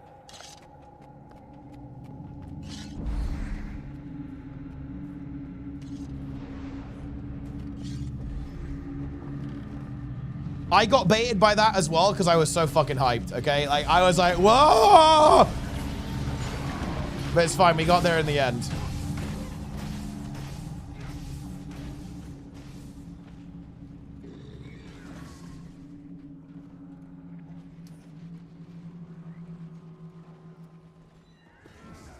Only available on the Switch. How to prepare for Guild Wars 3. I'm gonna, look, guys, we are doing obviously, I might have to make another account.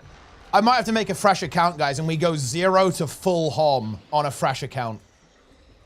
I might have to. I really might have to. Had to skip on to get a WoW UI. Oh, wait, who did you go for, actually, V-Rage? I'm curious what your taste in UI is. Yeah, we might have to go 0 to HOM, guys. Because the thing is, right, this account here, in a way, will be, like, impure, right? It's probably going to have some stuff unlocked already because it will be, like, I don't know, like, get legendaries or, you know, complete the game or, like, whatever, right? So I'll do it fresh. Kira in the middle cause, oh, yeah, Kira's UI is good, to be fair, actually.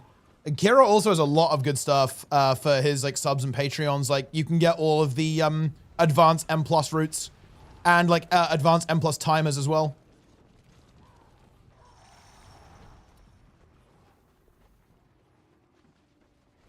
Well, the thing is, guys, it might have stuff like do LCM, but you won't have to do all of them, right? It will be like for the Guild Wars 1 HOM, to max it out to get 50 out of 50, you don't have to complete anything. In fact, you don't even have to PvP at all if you don't want to, for example. So it will be designed that way. Like, yeah, maybe it's like really efficient to do LCM. I think that's very, that's 100% possible. That could be the case that, oh yeah, if you do an LCM, you get like a point or whatever, or it lets you get access to a point or however it's going to operate, but it won't be mandatory, right? So yeah, winning a monthly might be one. Like, why the hell not, right? To have that like as something you can check off, but again, it won't be mandatory.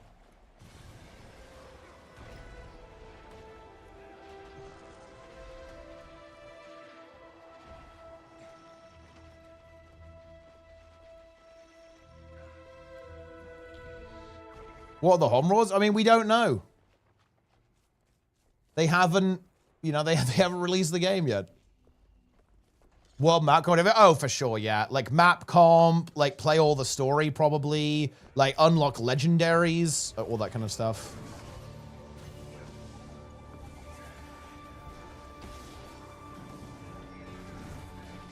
And I want to be clear, guys, they are not, there is a 0% chance development stops on Guild Wars 2. Just so we're aware of that, guys. Literally 0%.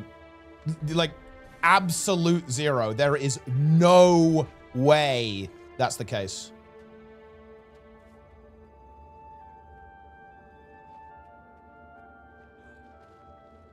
Guild2.com was registered on. Yeah, that's not the detail though, Johnny for King. The entry was updated on the 22nd of May. So in other words, what that points to was updated on the 22nd. Yeah, but obviously ArenaNet had that domain since the beginning of time, right? They've had that for a long time. But the actual information in that entry was updated on the 22nd. I am really surprised, guys, that no one picked up on that sooner, by the way.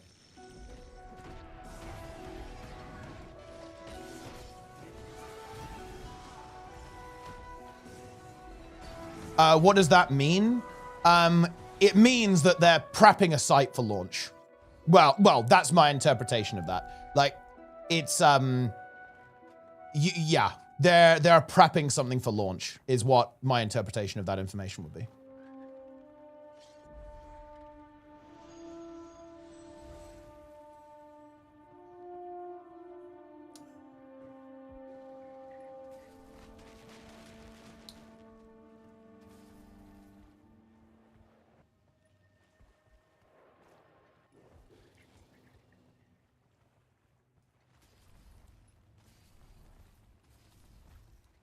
They might have just renewed it. That is possible, but interesting time to do that.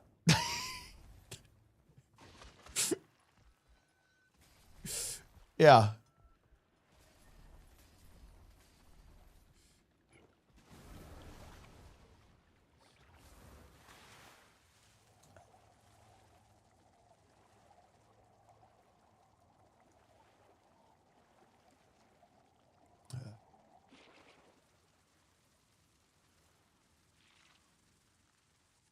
Dude, I'm spam refreshing guildwars3.com.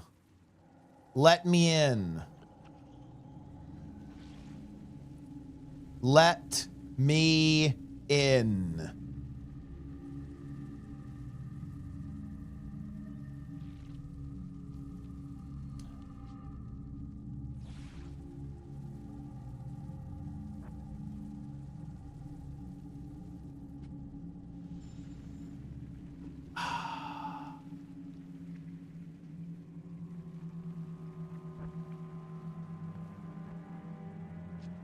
Darren just sent me a meme, but I'm scared to play it on stream.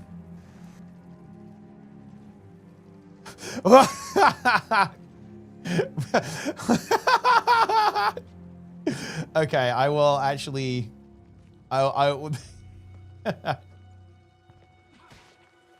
Wait, how do I play this? I don't like. Dude, Discord videos are so scuffed. How do I like open a Discord video in a tab or something? Oh, it just downloads it though. This is so shitty. So, okay, guys, it's the Conquest meme from Invincible where he says, "Stand ready for my arrival, worm." And it's Guild Wars 2 as Mark and Guild Wars 3 as Conquest. Yeah.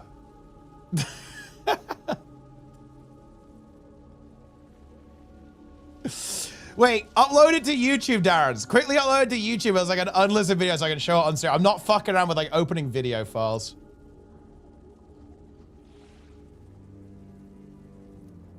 What do you think about gold to gem rate in Guild Wars 3? I mean, I don't know. Like, I don't know. Jerry, question where we got.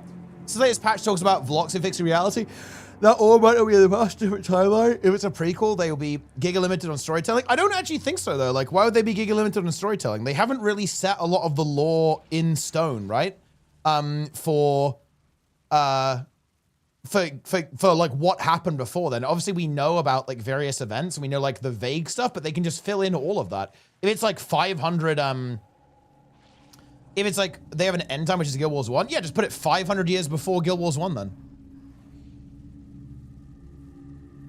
In the same way that, look, there's no way they could ever release enough content in Guild Wars 1 that it would actually like catch up to Guild Wars 2, right?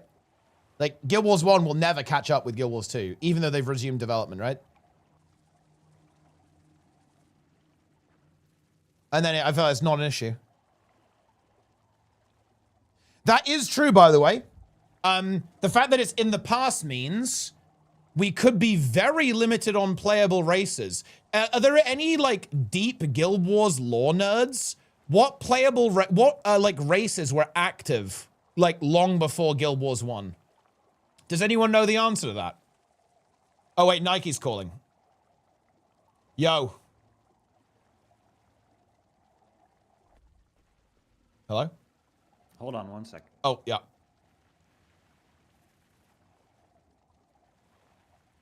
Okay, there we go. Oh, there we go. Yeah. All right, so yeah, I've been speculating on this, and I'll probably do a video. So, if it is indeed a prequel, the most obvious other playable race will be Dwarf. Yep, for sure, yeah. Because they definitely existed. If it's like, you know, around the time of like, who knows, even the foundation of ore, like dwarves will still be like a serious, you know, important thing. Yeah. Unlikely Char will be super playable. They'll probably be, but also Char might not necessarily be the big bad. They could just be like a regional problem because they haven't yet like done the, like they were only a threat to Kryta and Ore and all these places when Ascalon fell. So they weren't like, they were just like an Ascalon problem. I think that for like, if I had my druthers, there would be no other playable races and they would just do humans. But I don't think that you can be a AAA game and get away with that. I think people would be like, Omega LOL, only one playable race, AAA game, Omega LOL. So a very good chance that there'll be other playable races. I think Dwarf is the one that you can probably 100% lock in as legit. I would speculate that they will make Codens playable as the furry race. Whether that be the brown lowland or the upland, I assume the polar bear ones might not be playable because they were still way up north at this time before Guild Wars, like way prior to Guild Wars 1. So it might be the lowland Coden that are the playable race. You could have Largos, but I don't know about Largos because like they do Largos would fit as like the Sylvari / elf template, right? like that sort of niche, but I don't know if like the whole like how like lore wise, how often do Largos have to like go underwater to live? You know, like it would be very weird if there was like a Crystal Desert sort of expansion, you know? Yeah. And Largos are like running around in the desert. Like I don't know if that works. I mean, obviously they've hand waved a lot less than that, but yeah. So Largos are possible. I made a little list in the GW3 Discord about what I thought the playable races might be. Let's see. All right, so humans, Coden, dwarves, Tengu, very strong possibility, and Tengu could also fulfill that sort of elf role. Largos, yes. Forgotten could be playable, like the lizard bros, which could also fulfill the like mystical elf sort of role. But so I have a greater theory, in fact. I think that they are going to get rid of armor weights in Guild Wars 3. Ooh. The main reason why other playable races create like all this tech debt is because you have to design an armor set and a new rigging for each race, right? Yeah. And that's like very resource dependent. And three times over, basically. Yes, and voice acting for 2 voice actors for every race you add. I think you can just looking from like a conservation of resources standpoint, you can get by getting, if you get rid of armor weight and you just let armor be armor. And like, look, if you want to play a warrior whose armor kind of looks like light and robish and flowy, then okay, you know, like, but you just make, if you want to play a spellcaster whose armor looks kind of heavy, okay, you know, but the armor weight, getting rid of that means you now have the bandwidth to make 3 times more armor sets. Because like if you come out with like, you know, generic armor number 1, you don't have to do it in 3 weights. You can just have the 1 armor set, and then so either you can make more armor sets, or you can, you know, make more armor set, well, like more races. You have the bandwidth to do that. Yeah, no, I do think that the way that cosmetics work in the game has probably been like a massive kind of albatross around Guild Wars 2. Because it's crazy, guys. Bear in mind, people say, oh, but WoW does this. Guys, like, the way skins work in WoW is very, very different. Like, they basically just, like, slap the texture onto your character, and then, like, certain pieces are basically, you know, 3D models, right? Like, shoulders and belts and stuff, right? Like, it's much easier. It's much less work-intensive for Blizzard to actually make a bunch of cosmetics, right? Like, compared to Guild Wars 2. Guild Wars 2 has a lot more considerations to make. Because of the way that like all of the armor pieces are all 3-dimensional and all interact with all of the different races differently. Like, and then yeah, as you say, like the voice acting is fucking wild. Like every line has to be voice acted so many times because of all of the different playable races. It really would not surprise me at all if it was a little bit less expansive in that direction and more focused on like a couple of playable races, like really fleshing them out really, really well, and delivering more content, right? And delivering like a shit ton of content to the game. I think like 3 playable races is probably the sweet spot. Like you have your humans who are the medium size, then you have something that's the large, and then something that's like the diminutive class. I think that makes like the most sense and has that way there's very little overlap and you get the most bang for your buck. Yes. They can just use the same voice actors for every race. They're not going to do that. No, they won't do that. Like, and they shouldn't either. Like, ArenaNet have very high standards when it comes to, you know, kind of giving you a really good immersive RP experience. So they're not going to do that. I mean, Nani, that's basically what I mean. You're like, so Nani's touching on something. It like prequel is like one supposition, but alternate timeline is like 1B, like option B. I don't think alternate timeline is as desirable.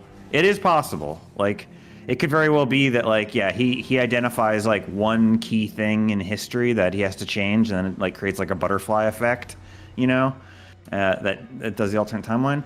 But the problem with an alternate timeline is it invalidates the Guild Wars 2 story, because it says this didn't happen in official canon anymore. And that is less desirable than just having it be official canon and set the game in the past, the sequel in the past.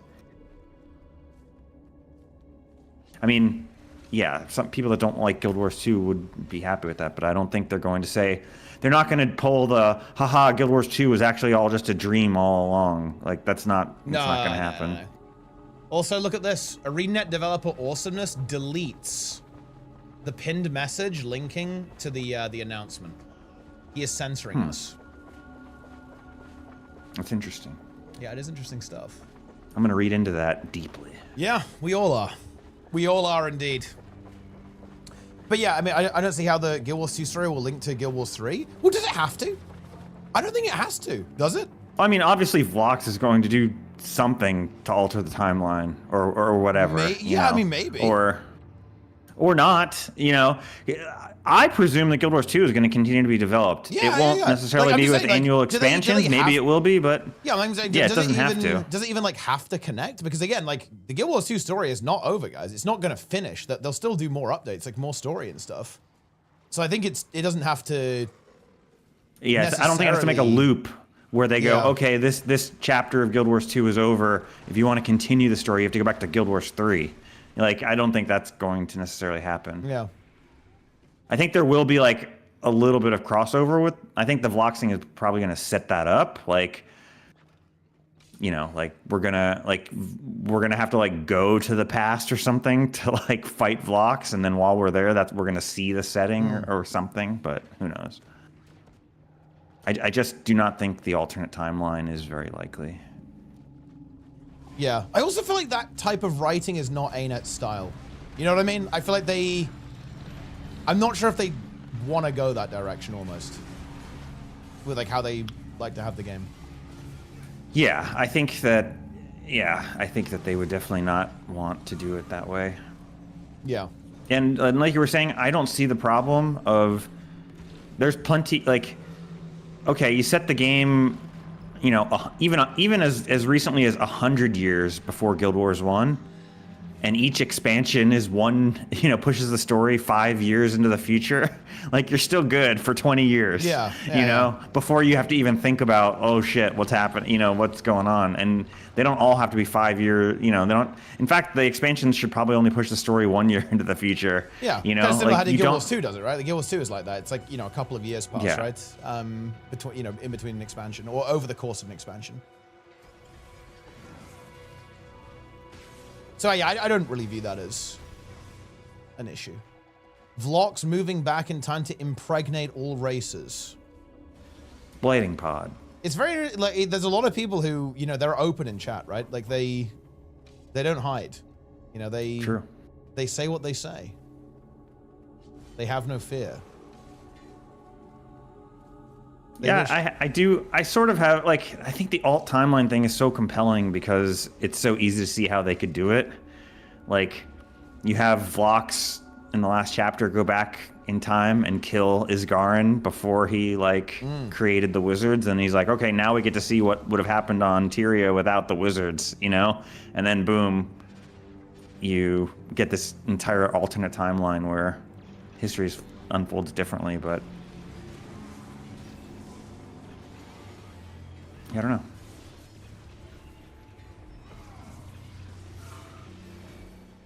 Yeah, I mean, but also if it is all, like, the human realms were like very disunited before and hence Guild Wars 1. You know, raise your banner, right? Yeah, like there might only be 3 playable races, but they'll really be like, but within that there might be like 3 playable human races. You know what I mean? Like, human might be 3 races, actually. Like, Orion, Crichton, and Ascalonian. I will be an Orion because they are the Goth race, and that is the way to do it, yeah. Wow. Yeah. You want to go back to Ara, but like original Ara. Yes. Exactly. Oh, I mean, it's gonna be funny, right? Because won't there be Lupicuses in there? Yeah, there should be. But they're like obviously not undead, right? They'll actually be just Giganticus Lupicus. Yeah, hanging around in the wild. Guard dogging. You got the gorillas too, I guess, like the Orion gorillas. There's also creatures that I guess we're just like chilling. Yeah, left is ready to go back to the original Lupicus. Solo. Oh, Darren's has said that if it's the card game, he'll shave his head on stream. That's a risky bet.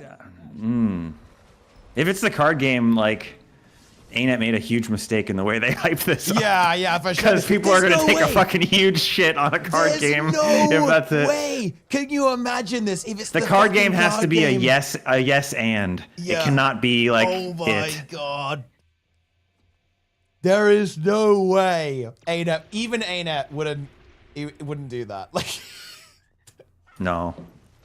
Besides, I think the card game is like an NC-soft deal. ArenaNet's like would be distancing themselves from it as much as possible. Oh no. Yeah. If Crytek's, it could be up to 700 years just before Guild Wars 1. Yeah. I think they have a lot of scope, right? In fact, the entire game could just be in ore. Yeah. Like the scale of the world can be whatever they want it to be. Yeah. So like, if when we look in Guild Wars 2 at the map of ore, we see 3 maps. Yeah. Or 4 maps. But that's not necessarily to scale. Yeah, right? that could be like 20 maps. Yeah. And each map, like it could just be the scale is way bigger in Guild Wars 3. Exactly. And it could be like focused on a particular region. I think it would be really cool though to see all of the different kingdoms, obviously, right? I think we'd love to see that, but it's not impossible, right? For sure. So there's obviously a lot they could explore within ore, right? Because I think this is a detail that perhaps not everyone is aware of course, but like you could maybe check me on this, but I believe this is the case. Like the gods used to live in Ara, right? Like they actually in corporeal form. So they've got a lot. There's a lot they could do, guys, with ore. 100%. They could do a lot. There's a lot of things they could explore. With all of this and all of the, the characters, right? That have been like, lore characters in the Guild Wars universe.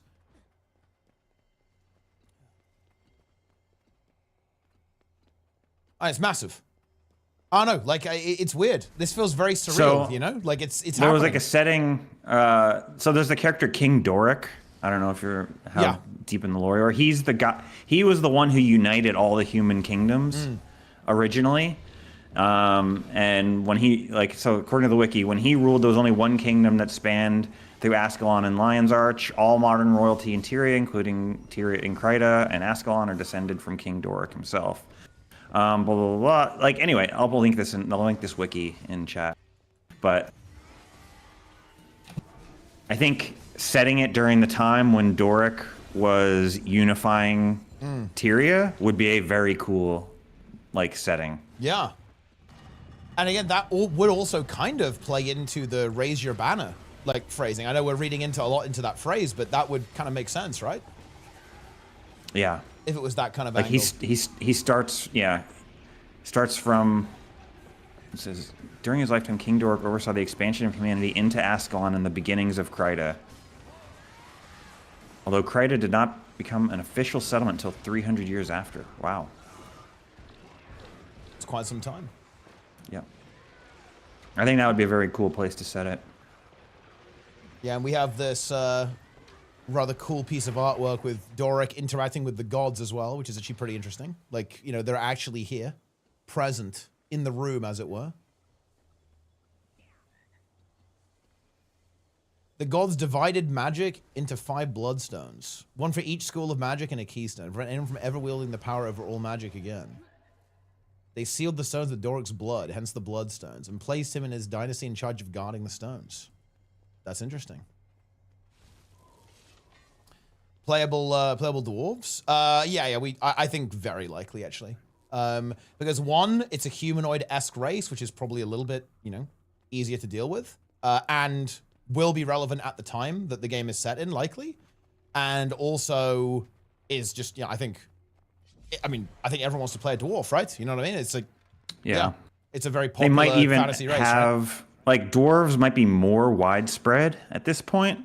So they might not only be like the what are the name? The Shiver Peak dwarves, who are like, you know, Shiver Peak dwarves are like very traditional, like Tolkien style dwarves, you know, down to the Scottish accent. Like they're very D&D dwarves. Yeah. Right. Yeah.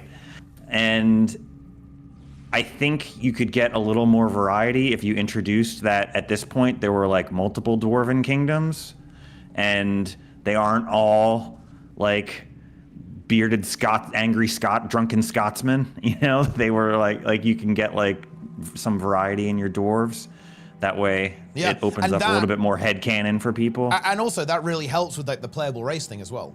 Because if you say, well, okay, you know, maybe we have potentially less playable races than, let's say, Guild Wars 2. But as you say, right, you can play from any of the human kingdoms. You can be from a bunch of different dwarf, you know, groups, like dwarf kingdoms as well. Well, okay, then now you've actually kind of got a lot of breadth there, right? You can explore the different cultures that all of these different, you know, factions within, right, the dwarves, within the humans can experience, right? And again, as you say, maybe there's also Coden in the mix there. Again, we've already set this up in Guild Wars 2. Like, there's very distinct cultures within, you know, the Shiver Peaks Coden and the Lowland Coden and so on. There's a lot they could do there, right? Like, that would kind of, you know, be a playable race, but also more realistic and like less of a hamstring to development speed. Yeah, and let you find your own headcanon without being like, Let me see when the Stone Summit started. How do they market it for new players? Guild Wars 3 sounds daunting. There's about like Guild Wars 2. That's actually that's honestly a decent point. Good question. That's honestly a good question. I don't know. Is why I think they've rebranded over the last year from, you know, the Twitter is Guild Wars. Guild Wars. Yeah. Yeah, as opposed to necessarily like, a lot of their media is very much referring to Guild Wars as a franchise, not individual games, right? Like a lot of their media is Guild Wars right now, rather than anything else. So yeah, it could be a Guild Wars X name. Like they could maybe go in that approach. They could give it a slightly different title to kind of delineate it so that it doesn't sound like you have to play the first two as well, because obviously it is a bit weird. Although, to be fair, maybe we're kind of overthinking it. Like, obviously, you know, Final Fantasy 14, right? Like that's an MMO that's super popular, right? And you know, that's 14. That's even later than 3, right? That's way more of those.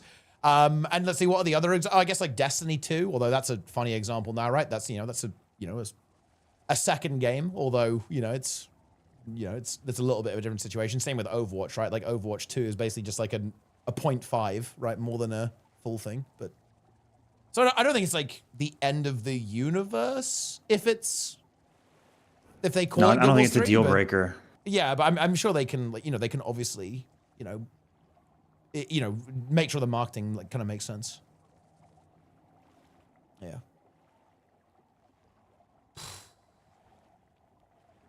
Watch it be a Guild Wars 2 expansion? I very much doubt that, because they would not do the Summer Games Fest to announce an expansion to a game with 20,000, concurrent players. And you also don't say we're making massive things in the game industry coming for an expansion for your game, right? Like you don't say that. Like you just don't.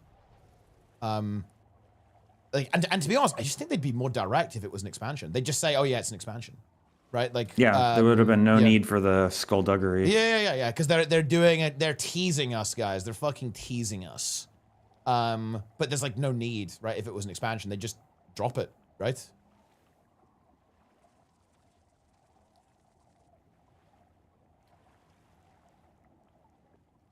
But we'll see. And again, look, at the end of the day, guys, we'll see. Right, like, we don't have any like 100% direct confirmation. We simply don't. But we will on Friday. One way or another, we will on Friday. So, get that marked in your calendars, gamers. It's 11 p.m. European time on Friday. It's gonna be a big one. Wait, this is the mask thing? Oh, yeah, I'll show you, Darren. I'm going to watch your meme as well because you even uploaded it to YouTube. But it's on their official Twitter, Darren, if you want this for YouTube slop. At ArenaNet, look at this. So they say, stand ready and tune into Summer Games Fest. Big things in the game industry are brewing. Will you be watching? So yeah, that's the quote here. And again, look, you don't say that if you're releasing an expansion, right? That's not expansion language. Like, that's new game language, right? With the way that they're talking about this project.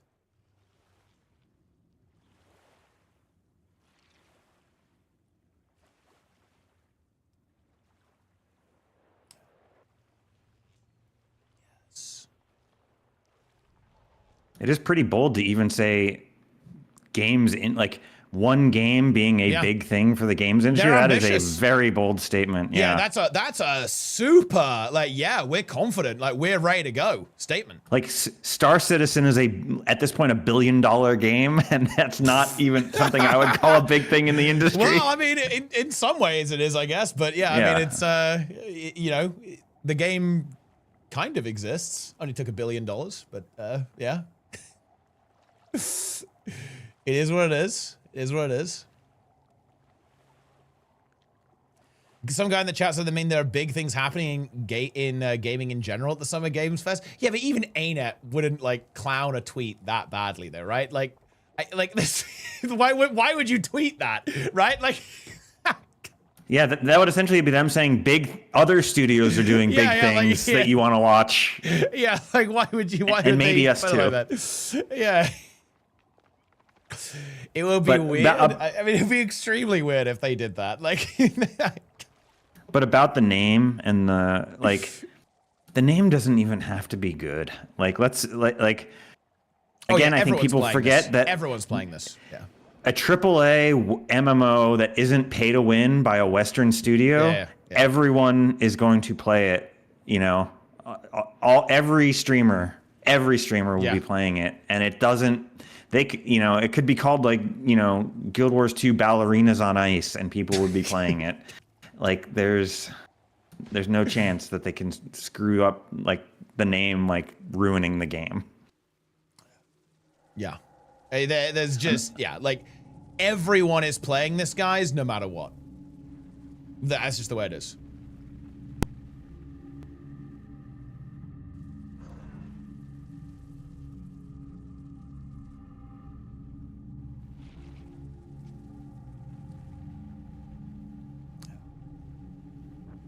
All right, I'm watching Darren's meme now.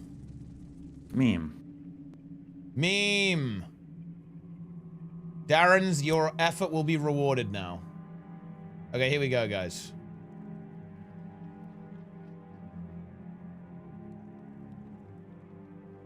Here we go.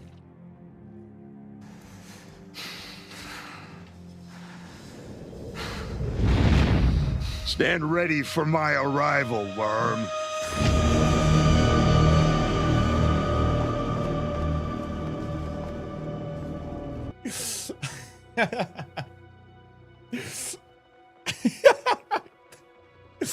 It's good. It is good, guys. It is good. It's a good meme. Ready for my arrival, worm.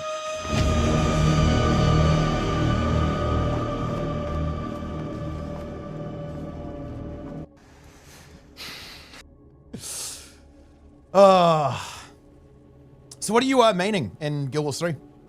Warrior. Warrior, yeah. It's the only good class. Listen, I've been around long enough to know that ArenaNet will not make Warrior the worst class. It's impossible. And I would encourage everyone to not play Necromancer at launch. It will not be good at launch. It never is good at launch.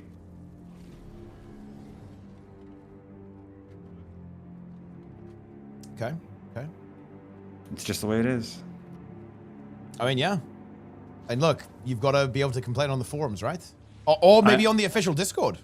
No. Well, listen. The official Discord right now, it's a bit unusable. Do not go. Wait, what's going on? What's happening? Well, it's full of Guild Wars 2 players.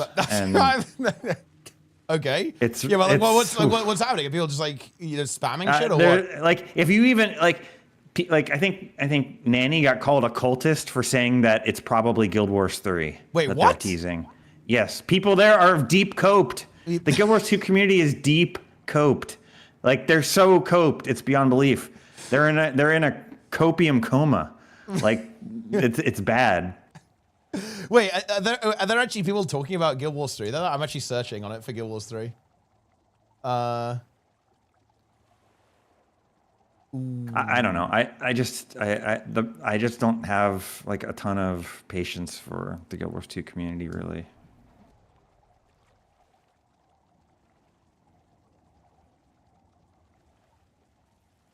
I mean, there's many cope tweets. Yeah. Listen, guys, okay? You don't understand. ArenaNet is making Guild Wars 3 so that Asmongold will play it and he's going to be infected by the woke mind virus. And he's going to switch sides, okay? That's basically ANET's endgame. That's their contribution to the current political struggles that are going on. I mean, to do a good political grift, you do have to like change like to every now and then. Consistency is only for people that actually believe what they're into. If you're a grifter, you have to change every now and then. You have to like do a 180. So look, I'm just saying, guys. I'm just saying, like, yeah, that's the end game. Like, it's the whole point of Guild Wars 3. Oh man, that's funny.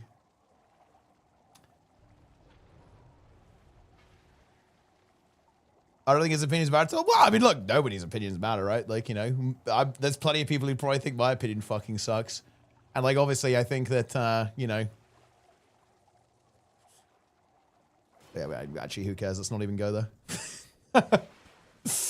I mean, again, it's going to be a AAA game. People are going to be playing it. Every hype streamer, Asmongold will be playing it. Like, even if he's there to meme on it, which he will. If it's a good game, he won't be able to, besides like, pointing out the woke shit, but whatever. You got to deal with it.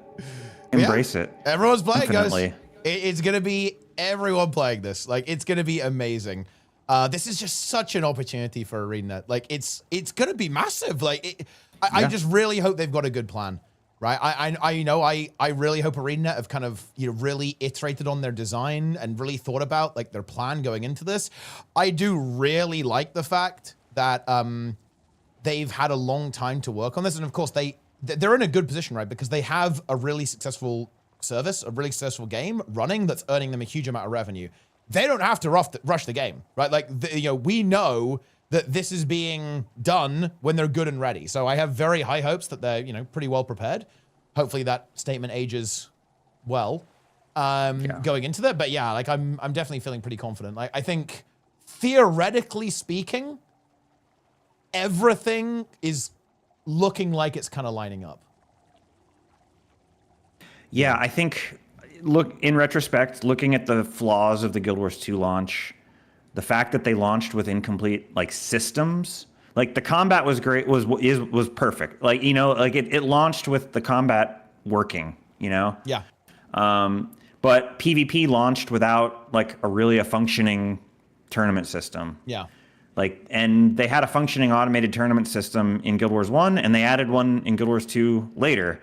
So it's totally something that should have been there at launch, right? Oh, the cope takes on the Twitter. Oh, it's so good. Look at this. Guild Wars 3 equals death of the studio. Card game would easily do better than Guild Wars 3. Oh my. Yeah, these are the people that are currently like the majority voice on the Discord. So I'm just not going to participate until the new blood has drowned them out. And that or is, the nuke on Friday. Oh yeah. I mean, there's no way out after that, right? Like, obviously not. Literally no way out. Yeah. Vox is, it's literally no way out. The only way. Yeah, it's the only way. Yeah, the only way. Dude, the title of the patch was sending us a message. Yep. It's the only way. The only way to get rid of cancer is with aggressive chemotherapy and radiation. Oh man. Guild Wars 3 announcement as a prequel. I have to make Guild Wars. I'm gonna have to do some YouTube swap about this, guys. They're not stopping Guild Wars 2, right? Like, there's a even if it's only a living 0% story chance. from here on out, then it's still going to continue. Yeah, there is a 0% chance they stop development on Guild Wars 2. Like 0. That is not happening. They'd be insane. The game is still really profitable, like has a really loyal and player base who love the game. The probability of them like actually going maintenance mode, like zero development, is I'm not even gonna say it's like 1%. It's 0%. Like absolutely no way. There is just no way that happens. No. And you can see that with like how other MMOs are doing it as well. Like RuneScape runs 2 different versions of the game and does like seasonal stuff. WoW runs a bunch of versions of the game as well at the same time. That does super well there. Like it's just not gonna happen. Like I said, I am really hoping we get a studio update. Like, to be honest, do you think they should post a studio? No, they can't do it before, can they? Do you think they would do it on the same day or next week? Because they have to, right? They have to do it, I think. Yeah, I think I think there'll be a blog post at very least where they like go into detail. Do you think they can do it same day? The blog post will be mostly like, we don't have a lot to talk. There's not a lot we can talk about yet, but I think they will throw a bone to the Guild Wars 2 community and be like, Guild Wars 2 is not done. Like they're gonna do something to reassure that side of the thing. But they have to. They have to drop something on Friday, I think, or at least like very soon after that. Of course, this is under the assumption that it is going to be 3, which again I think is pretty likely, but we should know that it isn't confirmed. But if it is, they need to immediately post like what the plan is for the for the franchise, right? I do think they've already soft confirmed that with the fact they're even hiring, right, for Guild Wars 1, right? I think that they've added additional developers to 2 Weeks team, right? Like relatively recently. If I'm not mistaken, actually, I think it was a map designer who hopped on board, I think recently, joining the 2 Weeks team. So like they're 100% invested in maintaining that, but yeah. No DYB yet, guys. DYB is when it's actually 100% confirmed. Because look, I will enable DYB when people can't cope. Right now, people can still cope, and they are coping, right? People are saying it's a Guild Wars... Look, people are coping so hard, some people are even saying it's a Guild Wars 1 expansion, which, look, I love 2 Weeks. I think they're killing it. But look, even they're not that good to have already made a Guild Wars 1 expansion. So there's still copium. When the copium is drained, the last drop evaporates, sublimates. Only then will DYB be enabled. All right, I'm going to give a hot take that this is my prediction. Okay. We're going to have true dual classing in the next game. What does that mean exactly? So it'll be similar. It'll be like a hybrid between elite specs and the dual classing we had in Guild Wars 1, where like you say, okay, I'm a main warrior. And then when I pick my secondary, let's say I pick Necro. Warrior Necro is its own concept. Oh yeah, it has its own flavor. So it's like Death Knight, but it would be you're a Death Knight if you're a Warrior Necro or something, right? And like every, so it'll be almost like an elite spec in that like it changes the way the class feels and some of the RP of the class. Yeah. But so you'll have the choice. Like so, every class will launch with 5 or 4 dual specs or elite specs or whatever. At launch. I think that would be awesome, and I think it's very likely. I mean, that sounds super ambitious, right? That's a huge amount of I don't think they need to be as transformative, because like I view that the trait system could be totally different, to where it's not as transformational in terms of balance or whatever. A small indie studio called Intrepid managed it. Well, how's that going? I mean, yeah, maybe. I would look. Do you know the killer? We probably don't get to know a lot, right? on Friday, unfortunately, guys. Like, I don't want to overhype you guys. Like, we're not gonna, I think it will probably just be a trailer, like a cinematic trailer. Unlikely there'll be gameplay in it. I think it's very, because we are early days, guys. Like, this is the potential confirmation. It's just going to be a big fat trailer, just going crazy. But yeah. Yeah, remember when they announced the new Elder Scrolls game, and it was like, what was that, like 5-10 years ago? Yeah. It was just like, flying over a world. It was just like a landscape, right? I think for the game, they just kind of showed it off. I think we're gonna get a bit more than that, to be fair. But yeah, it's not gonna be gameplay. Depends how close we are to the. It might be like it could be like a fully, rendered movie or whatever.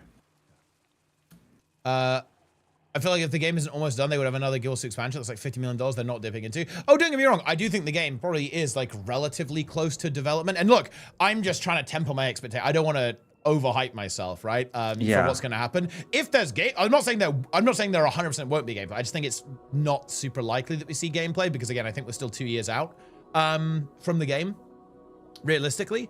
But if there is, then hey, happy day, right? Like, that's a surprise. I'll take that. But yeah, I don't think it's necessarily going to be the case that we have gameplay being shown.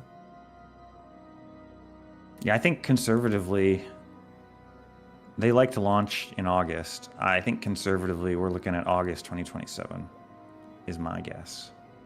Yeah, I think it's 2027. I think will be early, but certainly possible. But I am expecting there to be betas as well. So it's not like probably a couple betas. It's not like we'll have to wait until the game is released to actually get our hands on with it. Like, there will definitely be some kind of demos. Because again, well, I shouldn't say definitely, but I think it will likely, because they did this with Guild Wars 2, right? They showed the game off at game shows, obviously. They did beta weekends, right, that you could like log on and play. I remember doing that. It was so fucking hype, holy shit. Like, logging Guild on Wars and 2 like, beta weekends were so goddamn. I was yeah, full goblin those weekends. Yeah. Oh. Get me in. Let's fucking go. Wasn't this the first one with Guild Wars 2? Beneath the earth. Guild Wars 2 teaser trailer? Maybe. Oh yeah, this is like the animated one. Dude, if it's something like this, that's gonna be so good. Yep. It is time for. If it's something like this, like showing off the world a little bit. Now. And if they show in-game, that'll be so hype, so we can see what the game actually looks like. But yeah, just like the Guild Wars 2 art stuff, showing off all of the crazy stuff that's going on, that would be amazing. His soulless army surged from the waters, hungry for destruction. Actually be crazy.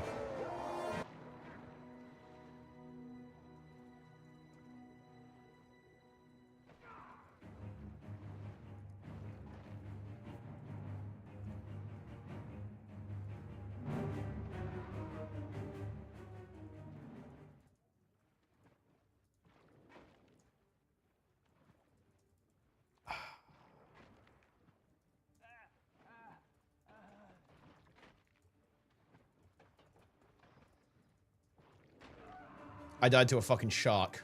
I can't even play the game because of the Guild Wars 3 hype, guys. Yeah.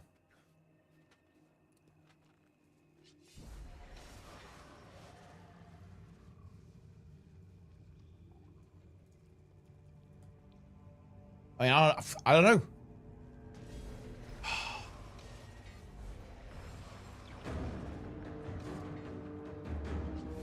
I don't know what to tell you. Content is coming.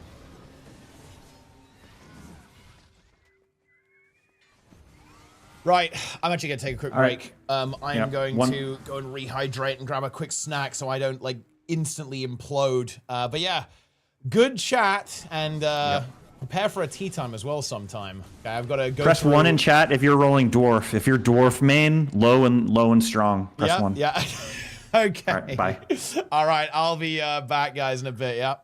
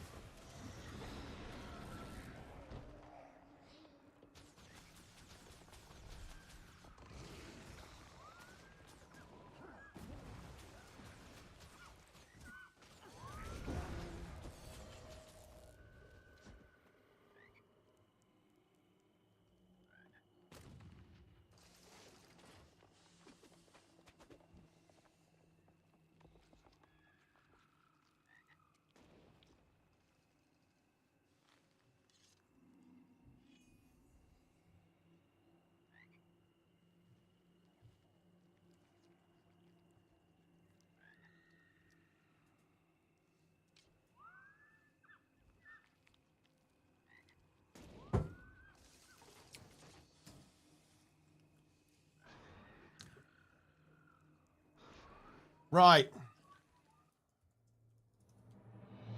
I'm back. I just ate a breadstick. It was good.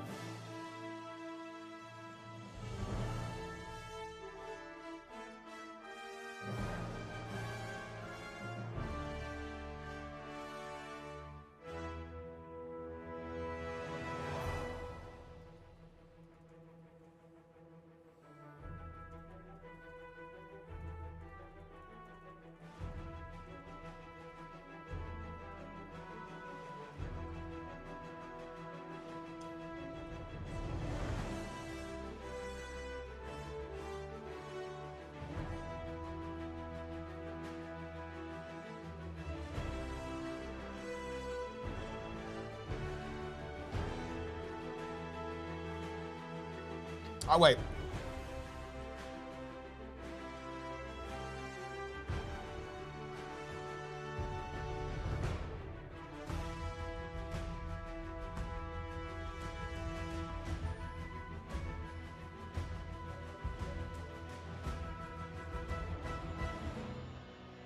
All right.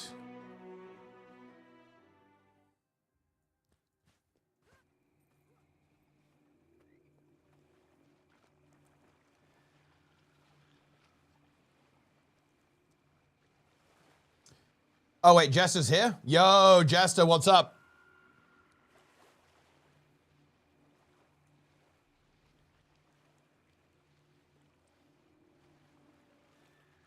What's cooking?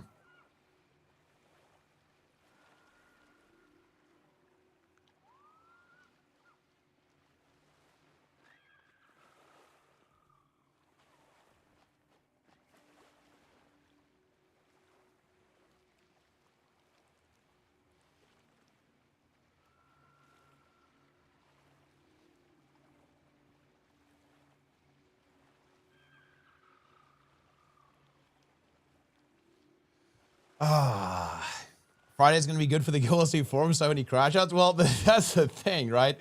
Like, there's... If they drop it, right now people are still coping. And that's expected. It's expected. I expect that. I think we all expected it. People are still coping even now, guys. They are. They are. They are. They are. But... that will be over soon.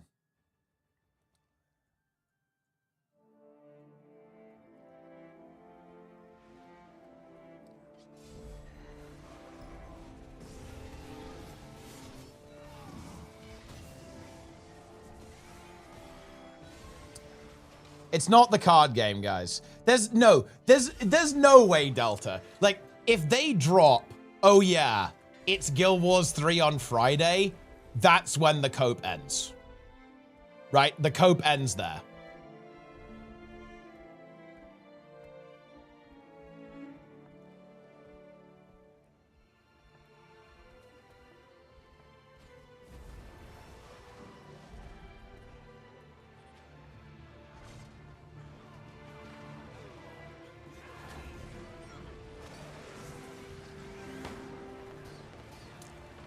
Do time your draw tea time with the Guild Wars 3 announcement. It honestly is a happy accident. I've actually look, you're probably seeing this, guys. Like, the tea times I've been doing, I've just been catching up, right?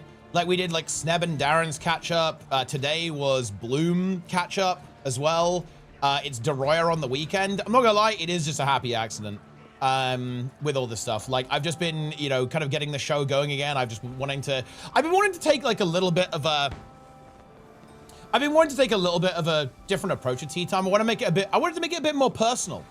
I want to do some lower host counts, right? Like, have 1 or 2 people on, like not have 4 on as often. I want to really kind of have a little more intimate show, a little bit more directly interacting with the personality, like less about the topic and more about who I'm actually talking to,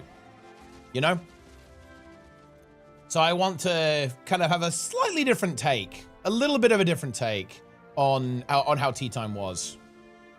Like, less focused on necessarily just the topics.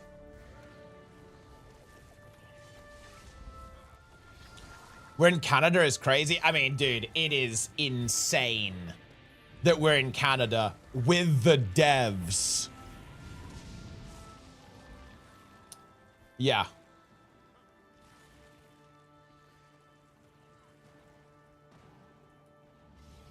Kerbad's tier 1. Banners 3. Oh, yes.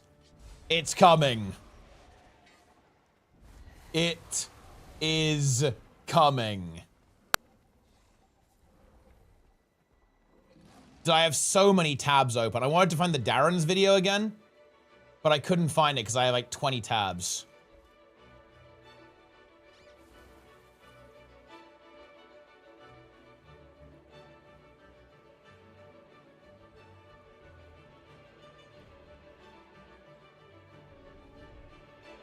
Let's observe.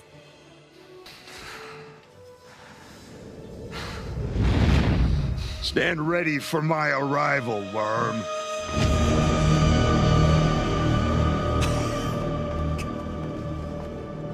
The only way this could be better is if after he said that, there was a far, right? So like,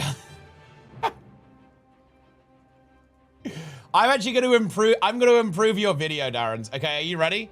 Are you ready, bro? I'm improving your video. Stand ready for my arrival, worm. Stand ready for my arrival, worm.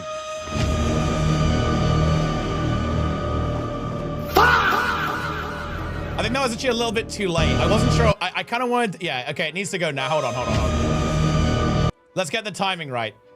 Hold on. Why did I have like my arrival? I have so many tabs open. My entire computer's breaking. For my arrival, worm. That it needs to like hit as it moves over to Conquest, right? At the same time.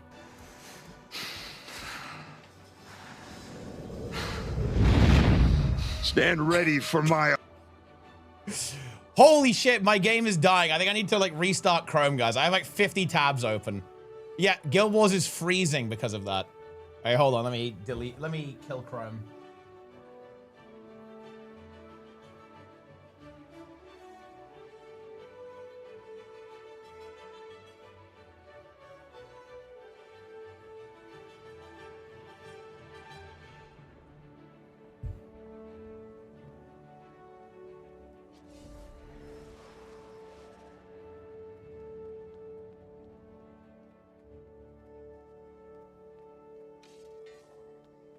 Okay, it's better.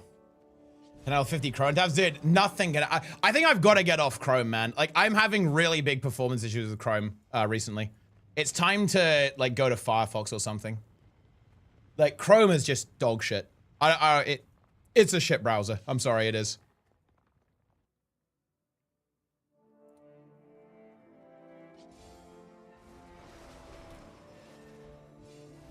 Apple M5 can handle it? Yeah, maybe it could.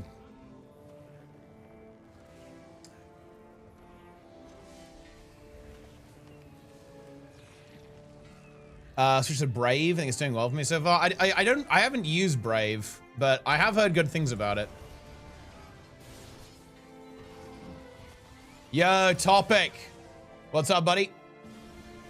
Dude, Topic with the 100k bits badge, by the way.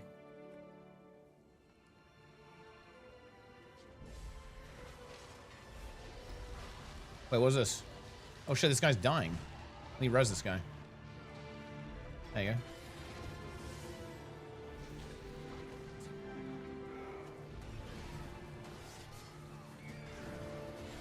Can we get bro? I mean, he's a thief. He's probably a little bit too fast for us. Has experience with the 980? It's very good. It runs all the games I like insanely well. Why we're not supporting Firefox? Well, I don't know. Like, I don't know. Maybe all web browsers suck ass, but surely it's better than this.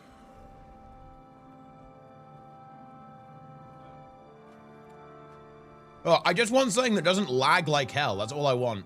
That's all I want from my web browser, guys. Just not to lag like hell.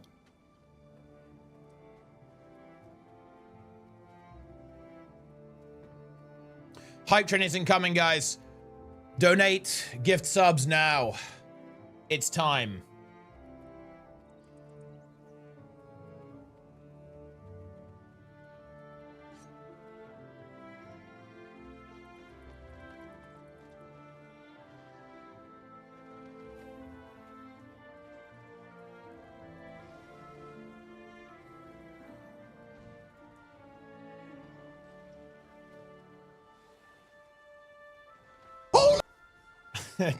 I'm looking at the video.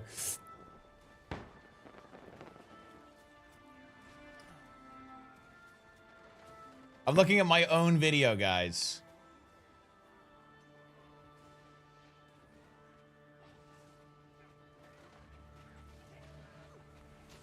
Oh, wait. Darren's has improved it.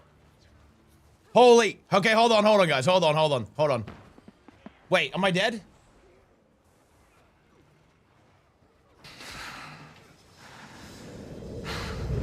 Wait, did you fix it or no? Hey, wait, is this a fix? You didn't improve it? Oh, you just linked it again or what? Okay, never mind. I thought this was like the far edition. I was the same one. Okay, never mind. Wait, actually, Darren's, holy shit. Did you see Kroof's near death in hardcore? Oh, I've got to show this to you, bro. I love Kroof. Kroof is so base. I have to get Kroof on tea time. Oh my God. Hold on. You didn't see it? Okay, check this shit out. Kroof just fucking dropped this out of nowhere. Okay, are you ready? Are you ready for this?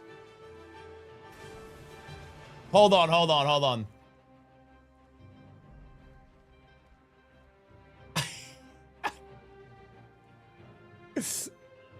Okay, here we go, guys. Watch this. That swipe. Okay, this guy's kind of scary. Frenzies and regenerates. Oh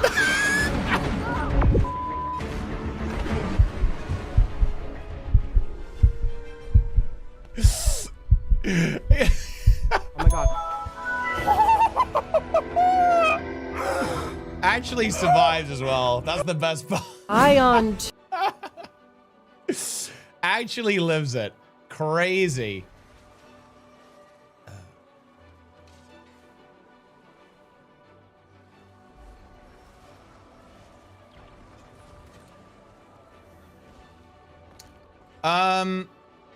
Would I get away with not playing Prop Paladin, or do you want that option? That is fine because I can play every tank. Realistically, the only tank that if you want a tank for us, you must be able to play any tank and Blood DK. Blood DK is non-negotiable. You can skip VDH and Prop Paladin because I can play every tank, and nobody cares about VDH. Sad to say, but it's true. Yo, Zlin, are you feeling unhinged today, bro? Are you feeling a little wacky, a little goofy? Oh, you just woke up? Bro, it's literally happening. Okay? It's VDH cores. I mean, I love VDH topic. It's one of my favorite tanks to play. So I know what you're saying. Like, I'm definitely down with you on that. Like, I've pushed a lot of keys on VDH. It's the tank that I pushed the highest on, actually, is on VDH in Season 3 of Dragonflight. So I love VDH. But it doesn't really see a lot of play in Raid, unfortunately. Oh, they think it's the Tengu lands for Guild Wars 2? Oh, boy. Yeah, I'm not sure about that one. Dude, I love this. Lint is experiencing it. Like, he's actually experiencing it in real time. That's crazy. Yo, shout out to YouTube, by the way, guys. More podcast vibes? Yeah, exactly. That's an old combo. That's kind of what I'm looking for, yeah, with Tea Time. A little bit more personality focus, right? I want to, like, still focus on games, obviously, but I want to talk to... I want a game, you know? It is what it is.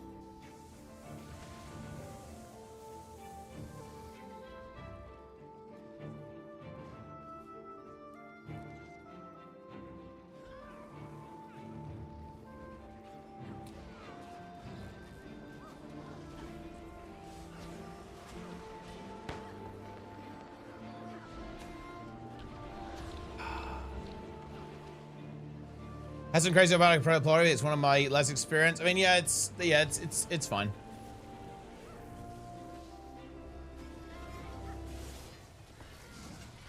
And again, I can always play it. It's pretty unlikely you'd run 2.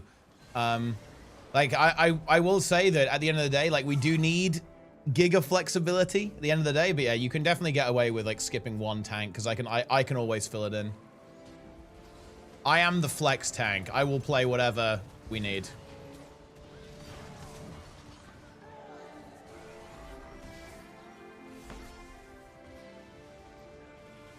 I came into WoW and now Guild 3 officers. I'm hyped. Maybe this is how my unemployed up is. I think we're all going to need to be unemployed after this. Are you mentally ready to do Desperation Cove and everyone's talking about Guild Wars 3 force ArenaNet to announce it years early? That's interesting. I hadn't really considered people saying that. I wonder if people will say that. Like, I don't think so, though. I think, to be honest, like, if that was the case, they would have done it way sooner, right? Like, the silence has been deafening for a while. But yeah, I mean, maybe people will cope. It's definitely possible.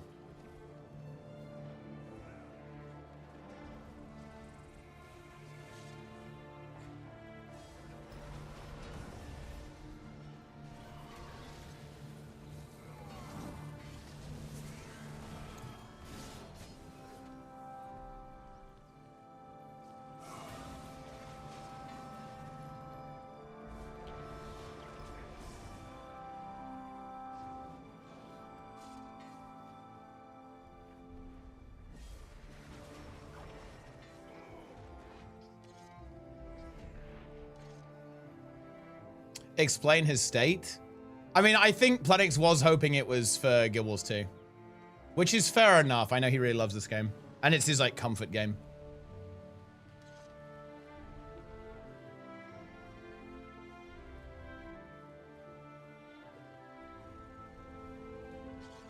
Do you think Bloom had any idea about the teaser announcement?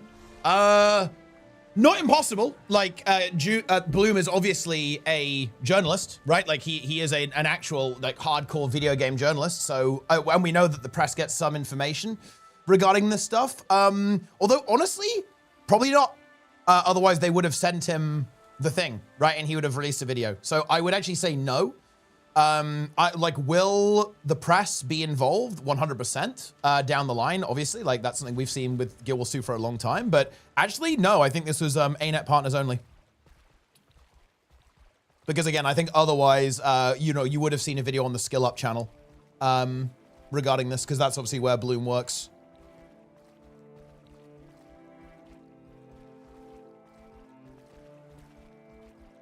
What combat style would you want from Guild Wars 3?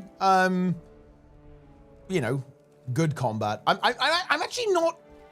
I don't want to say what I want because okay, look, hear me out on this, guys. I kind of want ArenaNet to not play it safe and go, oh, look, this is what people are asking for. Let's give them that. No, I kind of want them to do a little bit of an iPhone maneuver. I want them to say, actually, we're gonna tell you what the hot shit is in the MMO industry. Check this out. This is a new idea that we're bringing, okay? This is a different take. I don't really want them to rehash what's already here. Like, I'm hoping they've got something new.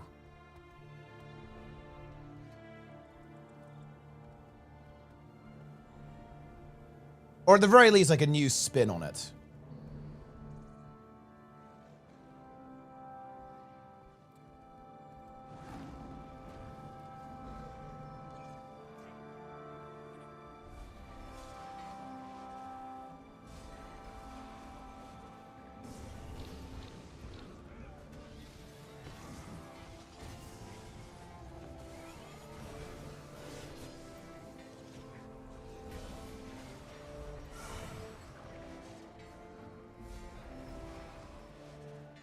Hype indeed, Salamawa. Oh, yes. Forum review. Oh, dear. Wait, why is it? Okay, there we go. It took a while to load. Stand ready. Oh, Hog7, GW3. This guy knows what's up. Guild Wars Reforged? No. Final X until they banish us for 3. Wait, People are unironically saying it's fucking the mobile, but they're saying we're making big waves in the industry for a Guild Wars 1 mobile port. Okay. Bro. It's Guild Wars 3 or an auto battler card game, but please no. Imagine if it's that. That's fucked up.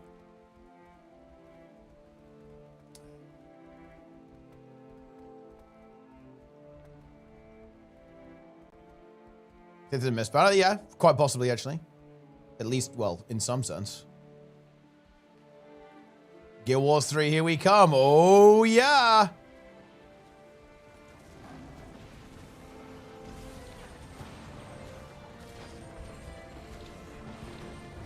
It has to be Guild Wars 3. It just has to. Like this guy, he's fucking desperate. Oh, this guy's coping a little bit. This doesn't. Oh no. This doesn't feel like Guild Wars 3 to me.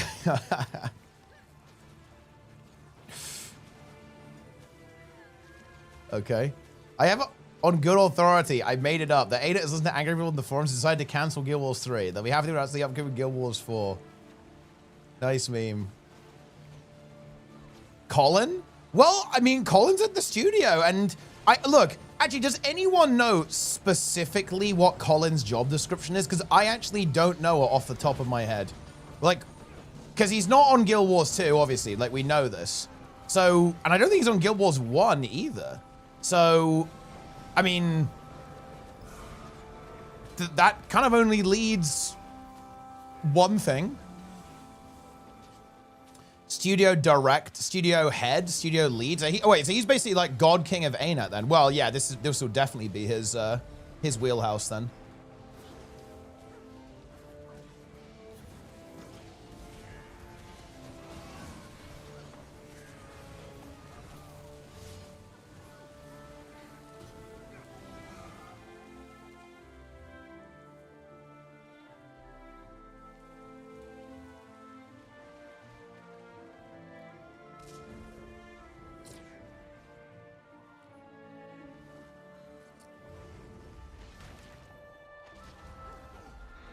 Oh shit. That's not good, is it?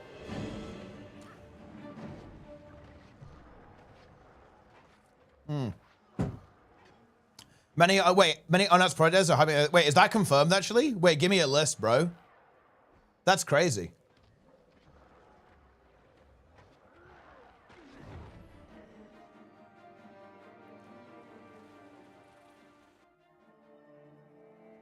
New version of what we go. Oh yeah, no, I'm completely with you on that. Yeah, it's gonna be amazing. It's gonna be amazing. Yeah, exactly, Cyborg. Look, look, guys. You know we have the login emote. We need a login emote for Guild Wars 2. Holy shit! Like it is time to log the fuck in to Guild Wars 2 and possibly Guild Wars 1 actually as well. It is time to log in.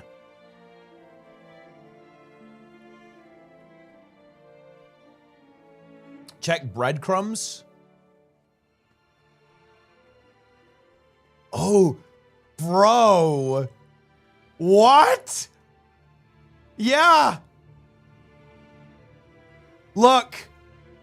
Alex Kane. What does Alex Kane do? Narrative lead, AAA pro. Yeah, I mean, this is just blatant. Right? This is beyond blatant. Yeah, this is absolutely no way around it. That's over. I don't think you can cope after this. Something approaches from John Ryan. And wait, what's this guy's position?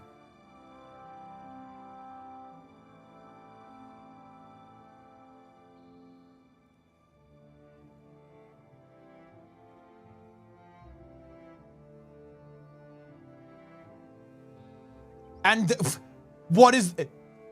Well, will you look at that?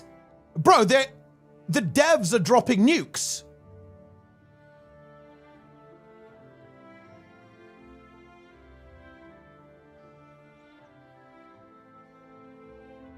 Look at this guy.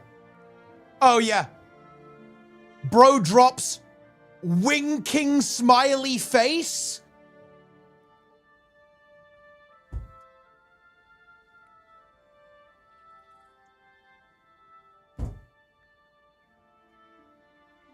All right, it's over. Yeah, it's over. This is nuclear. Yeah, I mean, there's no way around that. Like, there is no way around that. It is the unannounced project. Yeah. I mean, that's it, right? It's over. I think that actually is it, right? Am I crazy, guys? Am I delusional? That's over. There's no way around that.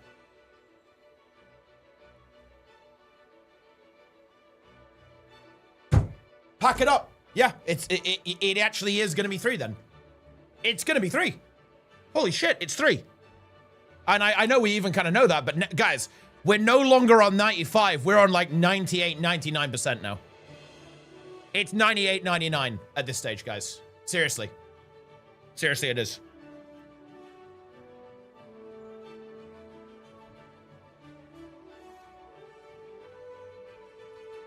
Standing. Wait, what is it? Wait, the song is called Nuclear. Okay, yeah. Nice meme. I won't play it so my VOD doesn't get destroyed. Feels good.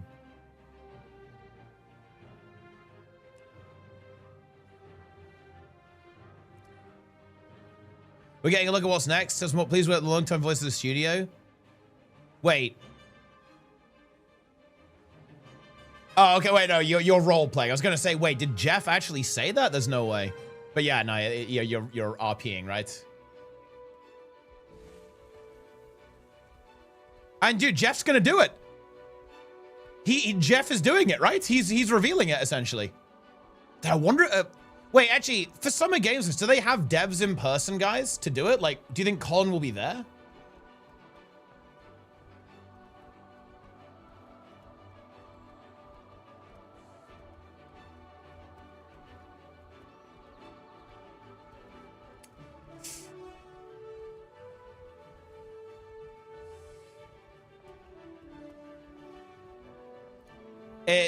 Wait, PC game shows in the last years? Ah, okay, so they probably won't be in person then for the actual announcement. It will be just like just the trailer, I guess.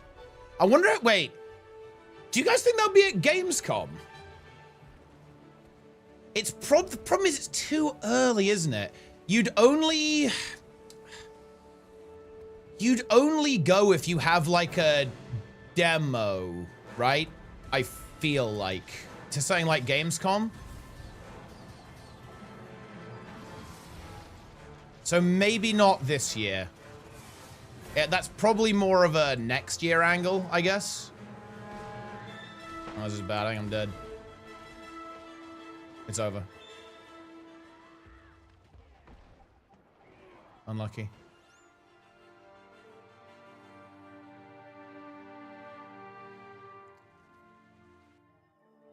It's something with a tier 1. Whoop whoop indeed.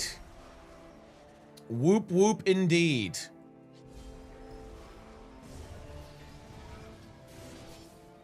They have a demo already? Right? Do they? I mean, I would, look, I'll tell you what. Get me on the plane to Cologne if they do, obviously. But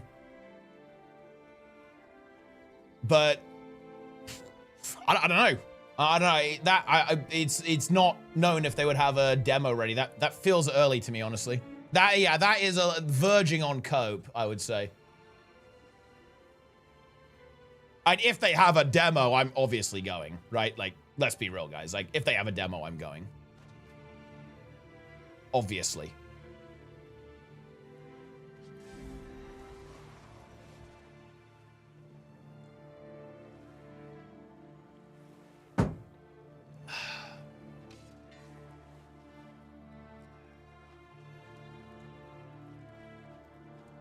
Look, guys, I actually fucking love this bit. It's so fucking stupid. Okay, look, do you know what we need to be spam posting? Okay, about all the copium guys. This, like, if people start coping, take this image, guys, and just reply. You don't even need to say any words. Okay, no words, You don't have to like come up with anything clever, right? Or like roast will say, how could you cope so hard? You just lick this fucking image.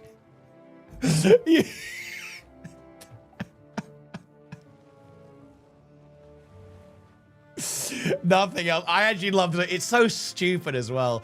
Oh man. Guys, this is bad news, man. I've really started to enjoy brain rot, and this is like one of those brain rot memes. It's so good.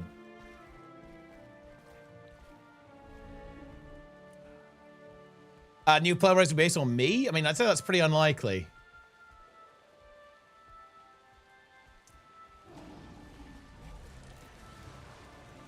Wait, what's Delta found? Yeah, okay, yeah. Yeah.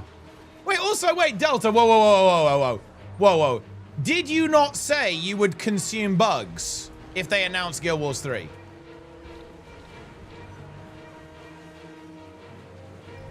I believe you did. Melina can confirm that.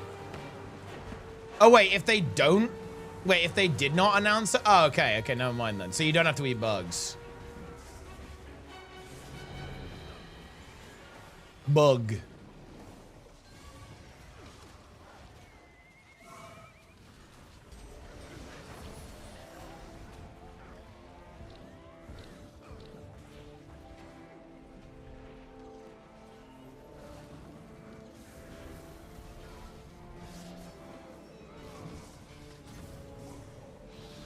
If they didn't announce or they announced the card game, I lost to a bug. Wait, what did you lose? Wait, which bug did you lose to?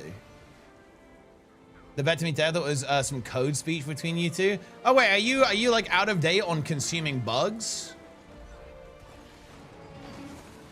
Melina's out of the loop on the bug memes. Mods in the Guild Wars Discord are struggling. I mean, to be fair, it's a big game, right? They're gonna have a shit ton of people joining that. DPS meters in Guild Wars. See, that's a great question. I'd probably... I would love to see them add an API, to be honest. Like an official API. They don't necessarily need to add a meter themselves, but I think they probably should. I think they should basically do what WoW Midnight has now, where they have a very strictly controlled API that you can use. That would be my preference. I don't actually care that much about gear check. For what it's worth, I think it is good for the game, funnily enough, but if ArenaNet really don't like that, that's whatever. But I do think it's important to have a combat data API in the game in some way. Yeah. And UI customization for sure. I think that's like a big deal too.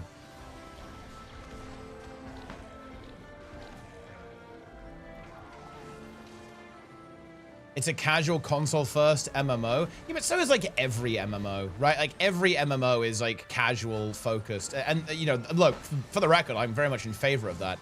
It's just that I don't view DPS meters and gear check to be anti-casual. In fact, I kind of view it as to be entirely the opposite.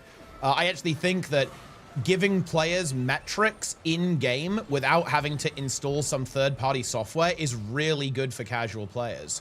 Because if casual players are able to get feedback within the game and they don't have to go through logs or, you know, install like some fucking DLL to see like how much damage you're doing or how good your boon uptime is or whatever, right? That's a good thing. Like, empowering players to be able to get the information they need within the game, I think is very beneficial. Funnily enough, especially to casual players, because those casual players are not going to be as comfortable potentially looking for third-party software to do the same. Because I will admit, guys, I'm actually a little bit spoiled by WoW. I don't like messing around with DLLs. I like just, you know, I install my add-on and away it goes. Claude changes my UI for me. And again, look, guys, I honestly think Guild Wars 2 players would be pretty happy with like a Midnight style system. Like you can't do anything wacky in Midnight. Like all of the, you know, the weak aura stuff is essentially gone, right? The stuff that was like heavily computational, right? Like that's not really a thing at this stage. funny enough, the Guild Wars API is actually quite a bit more powerful. Like, you can do a lot more, honestly, with the Guild Wars 2 API you can than with the WoW API these days. Like, for example, you can't do stuff like putting markers and telling you which... Or like, you know, you can't do stuff like Blish, right? You can't, like, draw in the 3D world and, like, put down markers, right? Like, with code.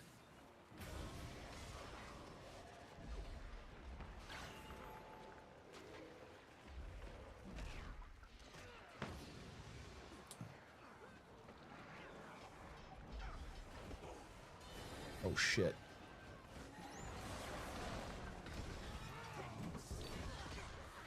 We're in. Yeah, this guy is a chat-manding god. What is this? Oh, shit. I think he got pulled or something.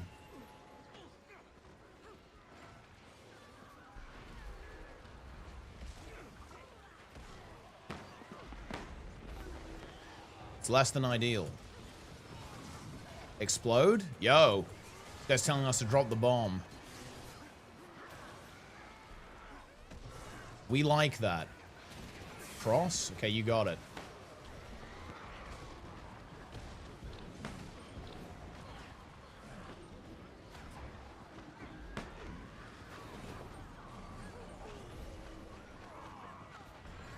I'm not sure if this is really working out for us.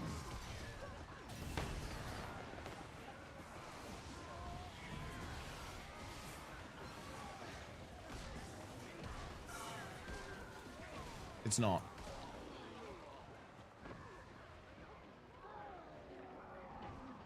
I think yours should be multiple races. Yeah, but potentially less extensively so than Guild Wars 2. AMD is releasing a Nintendo 64. I'm not joking. Anyway, what's the point in that? Like, just have an emulator, right?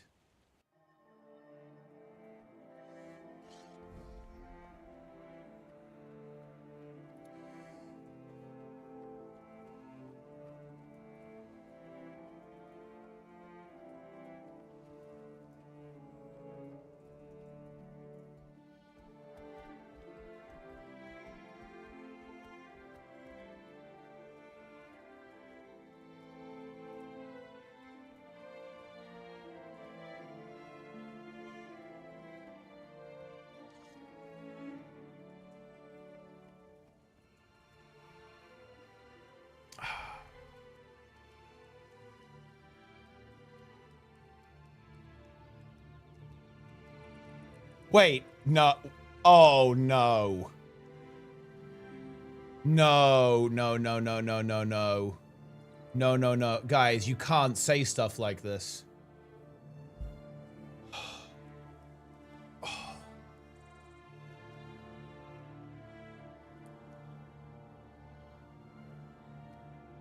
You just can't do this.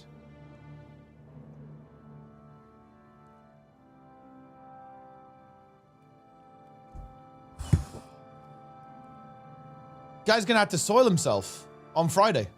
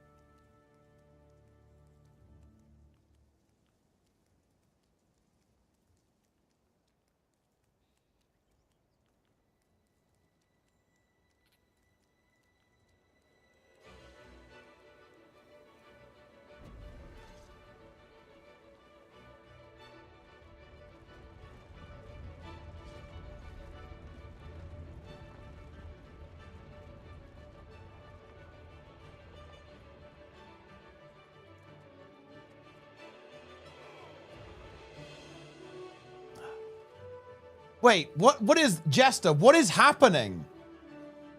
Jester, what is happening?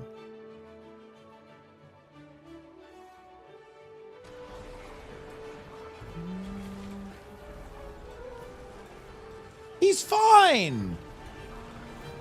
He's fine, Jester. Jester is telling me that he's plein despair.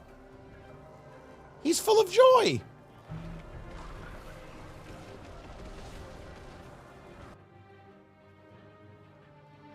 There's no issue there. He's not blubbers. Pipia. Yeah, I love Pipia. I love Kipipo.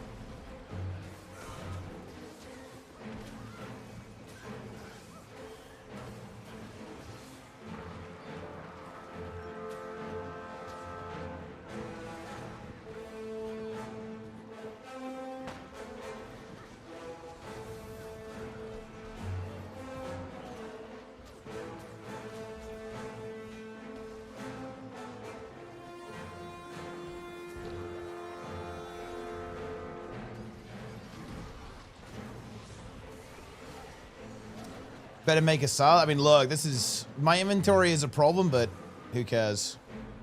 Could be pre-Guild Wars 1 with the whole Raise Your Banners thing. It could be the Guild Wars. Well, check the architecture as well, Slim. That's all.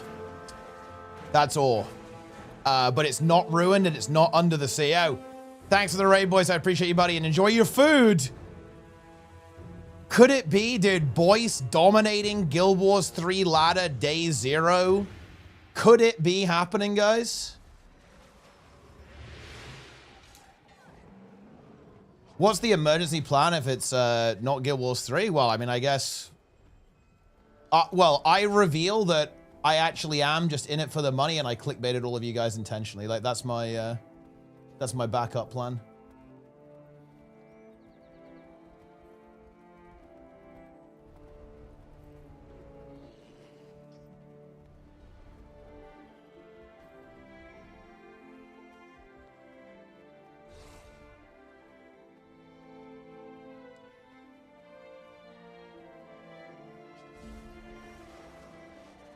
Not Guild Wars 3, time to uninstall.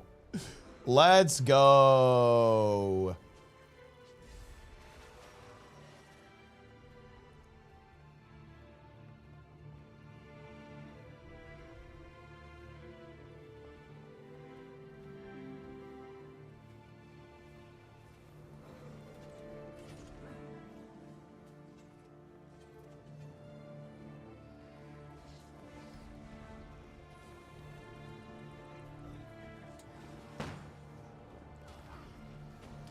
Finally, fully bundle Guild to make it sensible to deal with Living World. Yeah, and I think it will give them some flexibility, right? Because of course the pricing on Guild Wars 1 is extremely competitive, or well, you know, extremely, you know, cheap. So they can definitely do that. That's for sure.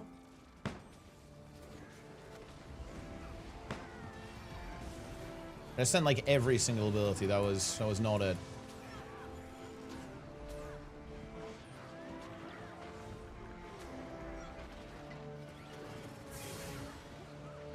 I need to block to get my F3 back.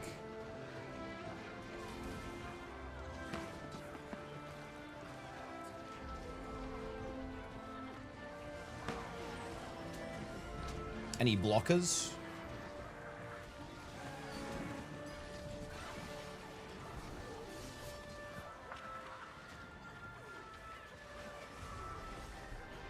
Guild Wars 1 arrives, it's low spec and they know hardware prices are crazy. I mean, you know, look. That is true. Like, none of us are going to be able to put... Have you guys seen this, like, NVIDIA shit? Bro, what if they try to sell us, like, fucking cloud computing, bro?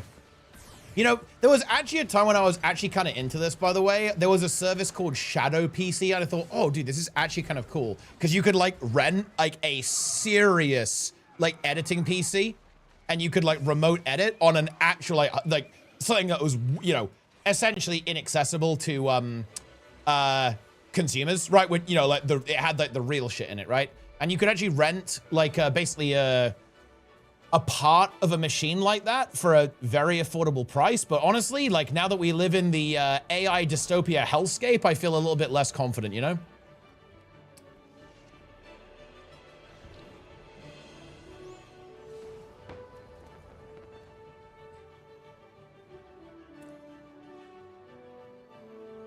Nothing's got some jack price. Precisely, yeah, exactly. Because if they know that, like, you know, well, this is just how you need this service, and they can charge you whatever you want. So it's definitely a scary, yeah. It's a pretty scary prospect for sure.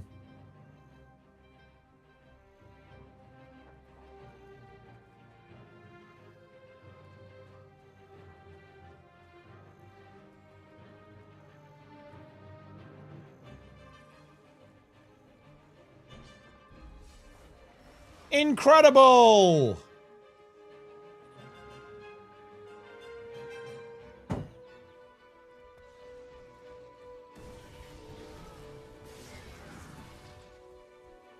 Dude, some people are coping in my YouTube channel.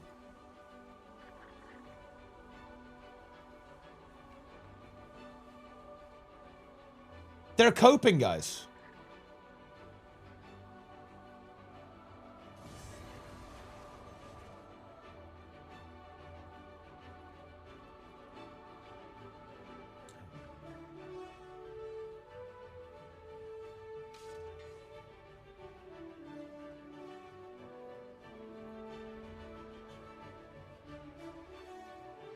Guys, okay, look. I am gonna have to disable the Plan Despair remote.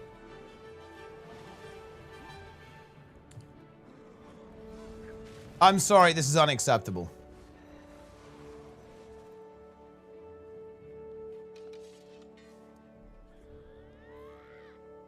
He is not Plan Despair. What are you guys even saying? Give us a straight. What percentage chance that Guild Wars 3 is announced this Friday? 99% at this point, Naru. 99%. Yeah.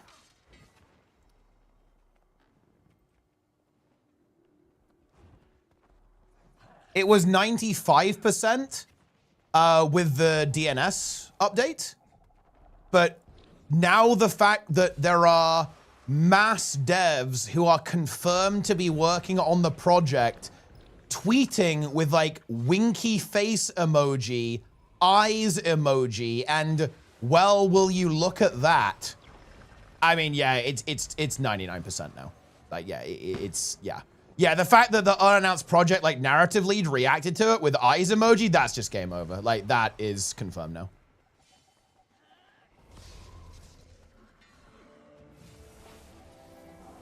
Yeah. So, yeah, in my opinion, it's now essentially 99%.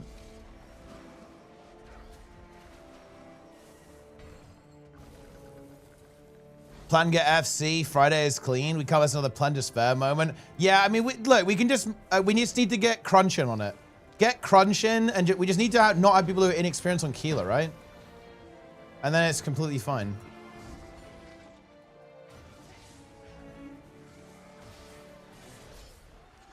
Just make sure Crunch and Miragon are here, and I think it's a non-issue.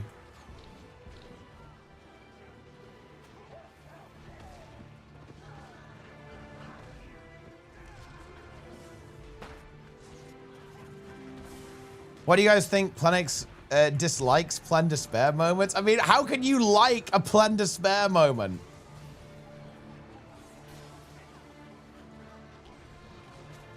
Dude, I'm loving this chat manning from this guy. This guy's crazy.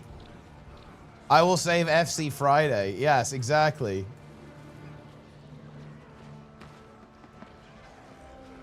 It's going to be a smooth, full clear Friday.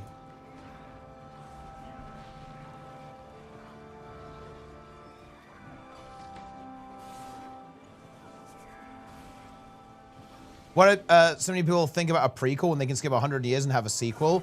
Because of the architecture in the image.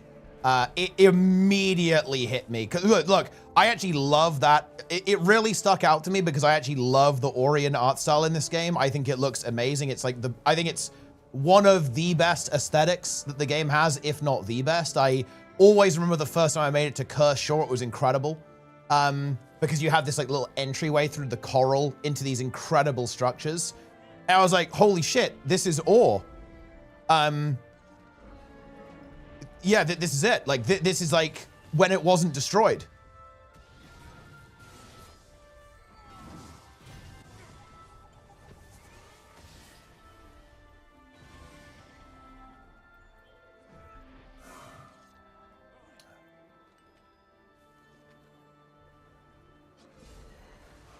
I'm calling it it's restored and overgrown ore. That actually is an interesting theory.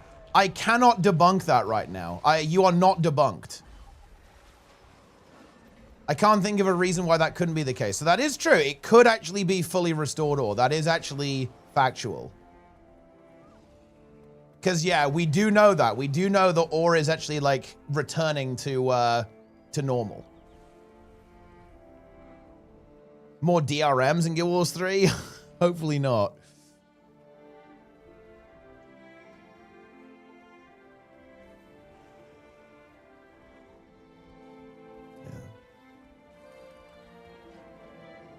Full Guild Wars 1 playthrough, then full Guild Wars 2 playthrough again. Here's the future. Where does the guy have a sword and armor? Well, where people have laser rifles. That is true as well. Although I guess it is kind of like, you know, a bit of a... Yeah, I guess you would have expected the technology to advance even further. Because obviously we already have, like, robots, right? Like with the Jade Tech stuff.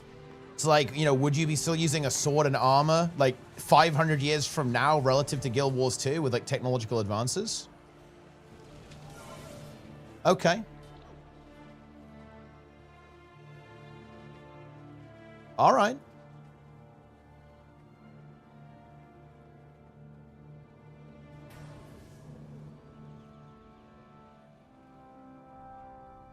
You really think the current devs can make an MMO? Yeah, I do.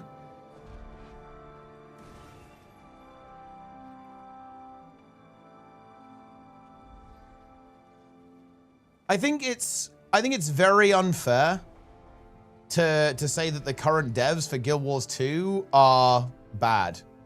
I know people like to say this, but I think it's deeply unfair to say this. Bear in mind, like, they're definitely working with limited resources on a legacy title. That's not easy. And we know there are issues with, like, the development cycle of the game. It's just a question. Yeah, and I'm answering it. Like, I'm not, you know, I'm not flaming you, am I? It's a fair question.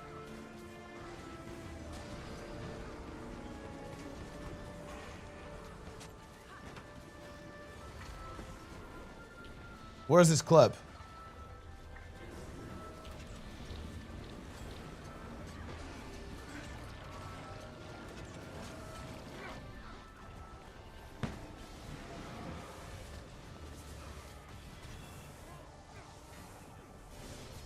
Yo, Rodin Pirate, thanks for the raid. Appreciate it, my friend.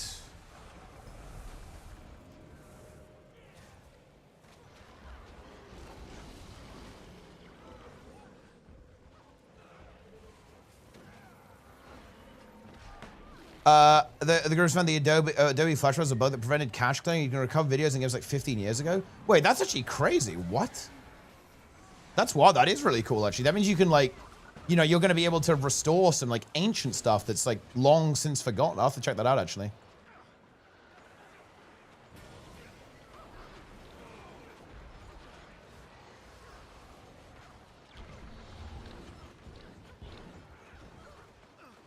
Lack of as much content as in Guild Wars 2. I think the most important thing is content cadence, though, not actually the volume. Think about it, like, the only, like, giga hype stuff is when you add new stuff. As long as they keep adding new stuff at a good pace, I don't think the actual content volume is that relevant. And you'll obviously have a lot of stuff added over the you know, the first few years of the game. I've heard Guild Wars 3 soon. Yeah, it's looking that way.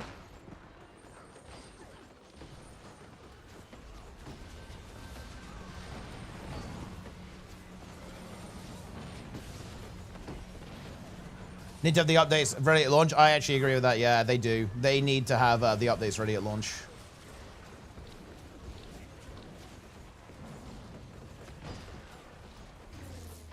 Spend my paternity leave grinding my wife all the time. Sure. Yeah, that's what I'm talking about.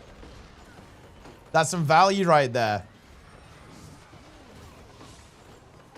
And you gotta get, you know, gotta get the kiddo on it as well, on the grind.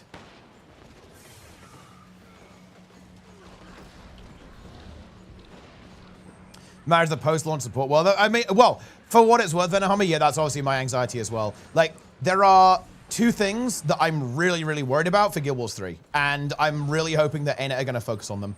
The first is community management. It needs to be someone's job to basically scroll through Twitter and Reddit all day. Okay?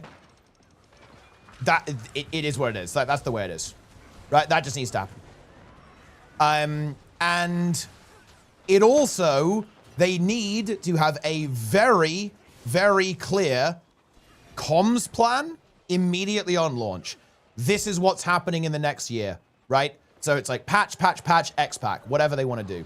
That needs to be in place on day 0. And they need to actually have a plan for it, right? You know that, yeah, like, yeah.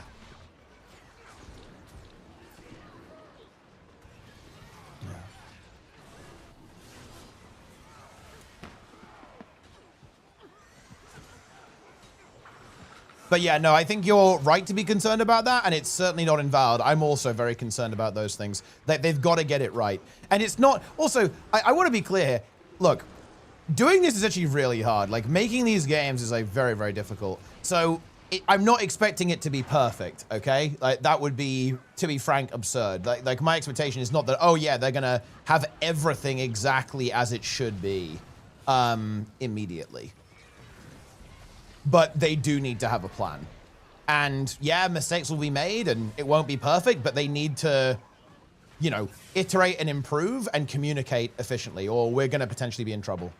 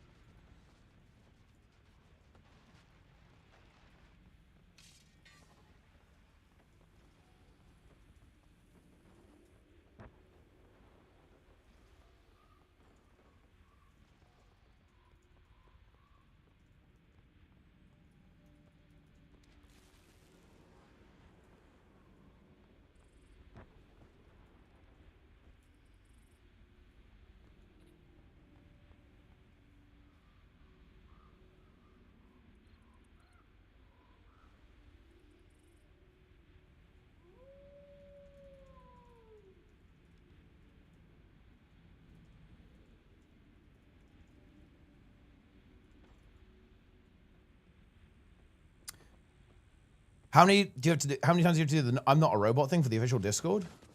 I mean, only one, I feel like.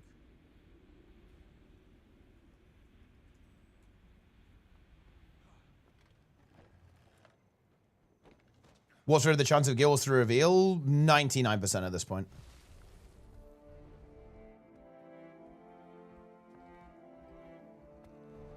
If they add PvP, oh, I hope they have PvP. Like, I'm not expecting it to be like a main focus of the game or anything crazy like that, but I just want there to be some PvP, man. Like, that's all I want. Like, just give me some PvP, bro. Just a little bit, just like a little sniff of PvP, a whiff of PvP.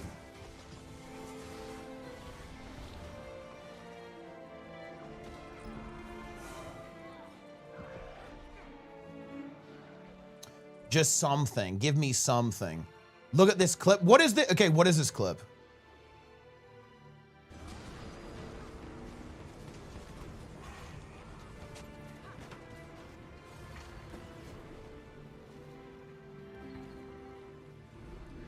No. I wish it was a Guild Wars 2 expansion.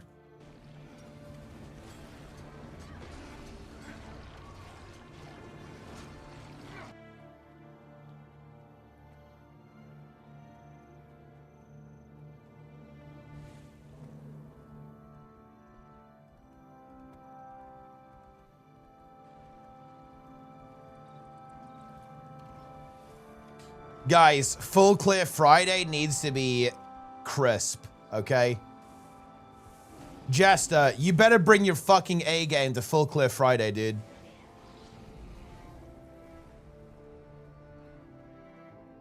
I'm playing on my main for full clear Friday. I'm playing my main. I am playing my main for full clear Friday.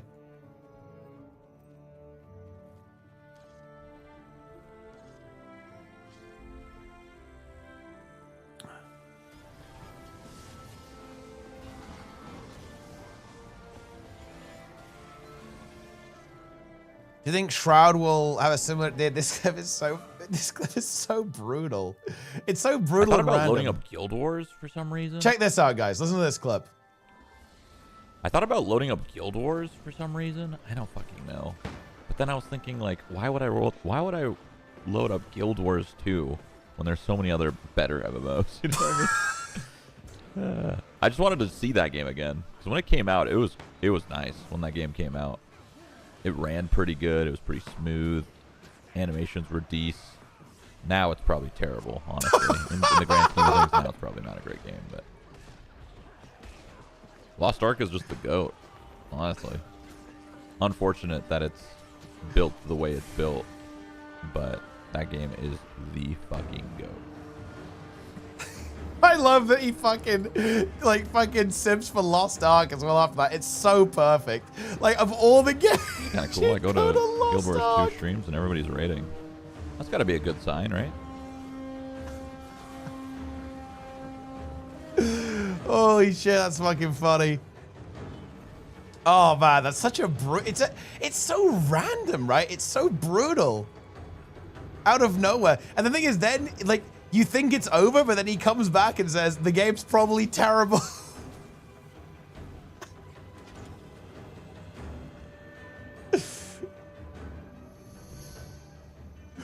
Oh, man, that's so funny. It is so funny.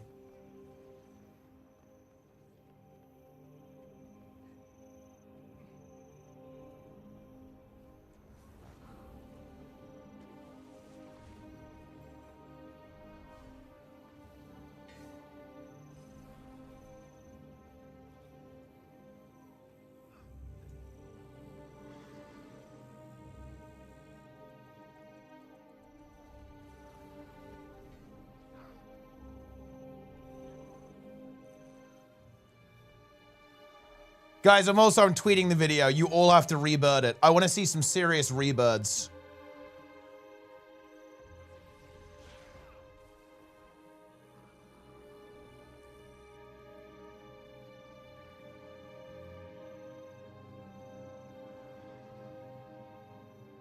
I demand rebirds.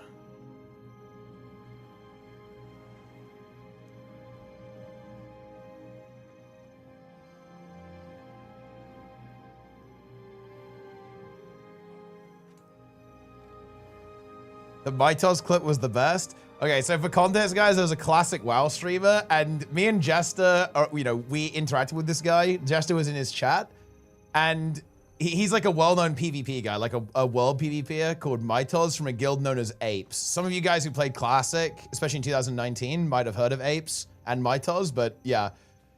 Jester went in his chat and asked, what do you think of Guild Wars 2? And the clip is lost to time. He basically like deleted his channel more or less. But it went a little bit like this. It was like, what do you think of Guild Wars 2 from Jester? And then he read it. He was like, what do you think of Guild Wars 2? Dog shit. It was like immediate. There was like no hesitation. He barely even finished reading the comment aloud before he just said the dog shit.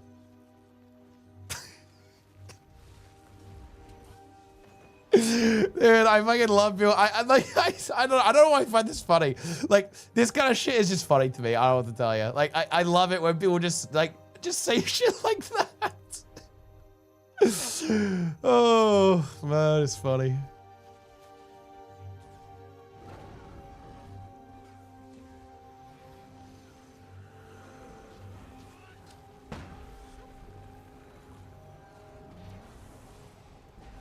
Wait, this clip? Wait. Dude, you're linking me Shroud reacting. Wait, you're linking me Zarya reacting to Shroud. Reacting to Guild Wars 2.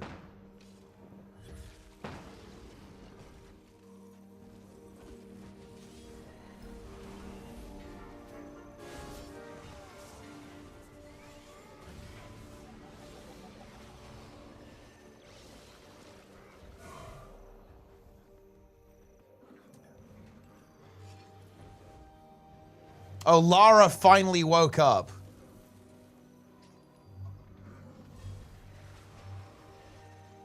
I'm flaming Lara in DMs.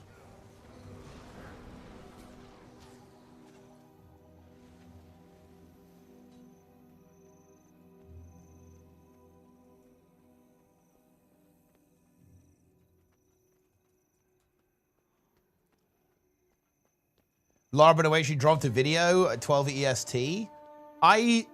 Well, I mean, it may surprise you to be aware that there is such a thing as scheduling videos on YouTube.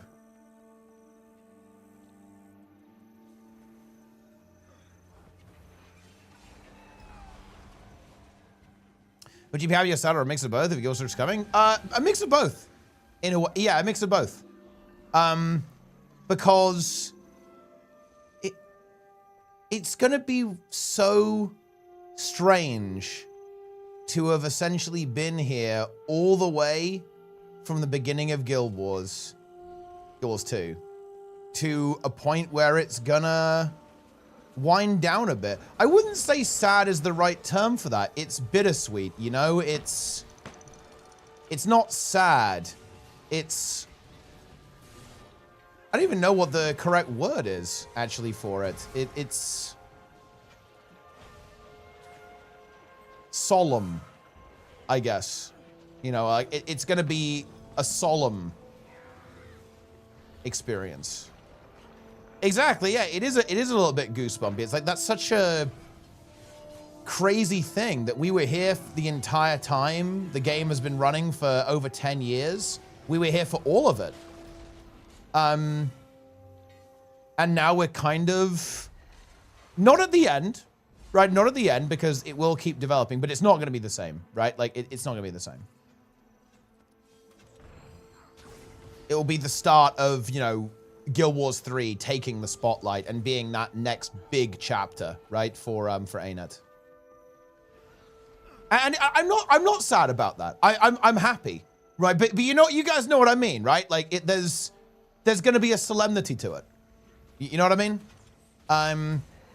Because Guild Wars 2 means a lot to me, right? I think it means a lot to all of us. Like, even I know there's some people who are a bit more, you know, a bit more of a bit of that in chat, but I think deep down within that, you know, jade-encrusted heart, like there's some somber feelings about it, right? Like, it's a weird feeling that we're going to the next, you know, we're going to the next stage, right? You know, we're moving onwards. We're, you know, and look, all of us are still going to be playing Guild Wars 2 in like 10 years, guys, right? Like, this game's going nowhere. Make no mistake of that. Like, we aren't going to, you know, not be playing this game. But it's you know, it's going to be different. Like, our engagement with it, like, the nature of the game is going to change.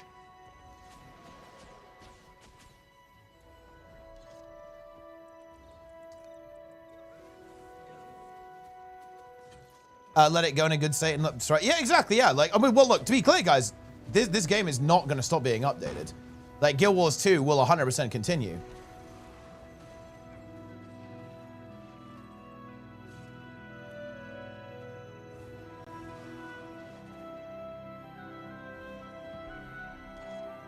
Wait. Okay, wait, actually, for the Guild Wars 3 nerds, do we know who's doing the music for Guild Wars 3? Just please fucking tell me it's Brian Atkinson. Or do they not have a dedicated role for that? I wonder if they just use the same guy who works at the studio. If they have a music director for the whole studio rather than having it for like individual projects. Because, oh my God, if we get a full game with Brian Atkinson, like that would just be fucking crazy. Like that would just go so hard.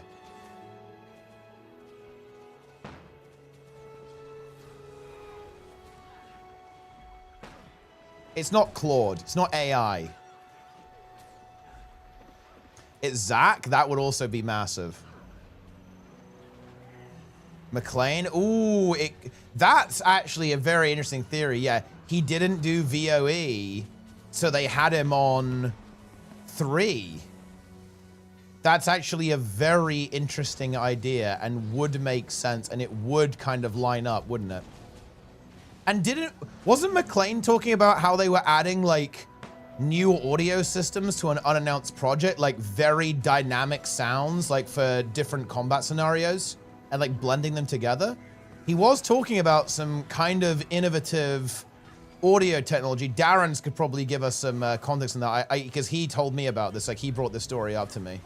I'm not sure if that turned out to be something else though. It might have turned out to be something else.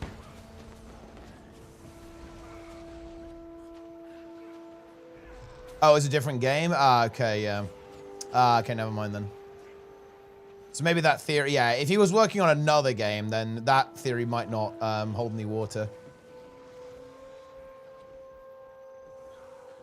Music for Guild Wars 3 now, usually late in the development. Look, I mean, I think, I'm not sure if we do know about if they're doing the music right now, but I think it is late in the development, yeah. I'm thinking 2028 is a release.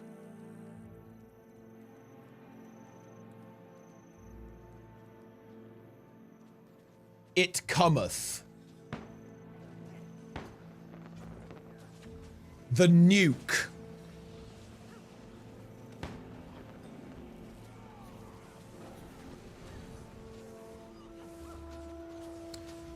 It's I love this first Garth. It's Guild Wars 3 going by a friend whose friend works on ArenaNet for this project. Well, that's good enough for me. That seals the deal.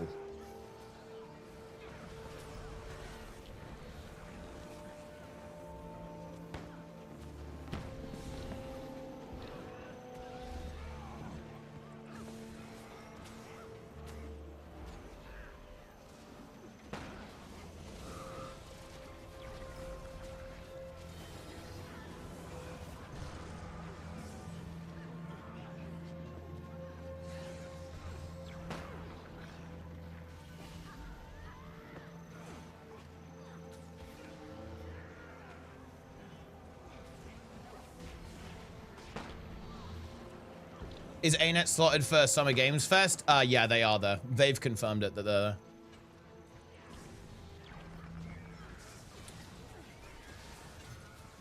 Is it confirmed to be the unannounced project is an MMO? Yes. Yeah, that actually is confirmed, yes. It is an MMO. Guild Wars 3 came out this year. I mean, tell me about it. Like, I think we are going to have to wait a bit, but it's coming. Remove strikes in the LFG window because everything got turned into raids now. Everything's a raid. They basically merged those two systems. What time CST is the announcement? It's 11 p.m. So it's a little bit on the late side. I think it is only an hour though, so we should know before, we should see it like before midnight, I think. Because the show where it's going to be announced, or well, theoretically is going to be announced, is an hour. So from 11 through to midnight. So we'll know soon. Waiting for Hom? I mean, bro, dude. Again, Darren's, what's your take on this? Like, you know, we're gonna have to I'm gonna have to do like Darren's time, Lara time, Deroya time, Nike time. Like, I have to talk to everyone in person because I can't have everyone on tea time. So we're gonna have to do like micro times. It's the only way. But what do you think, Darren? Do you think they have to actually just drop a bomb? Do they have to just confirm like what the plan is immediately? Surely they do, right?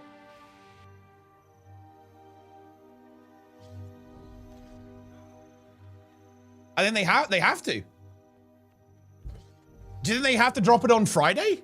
It has to be a Friday night studio update?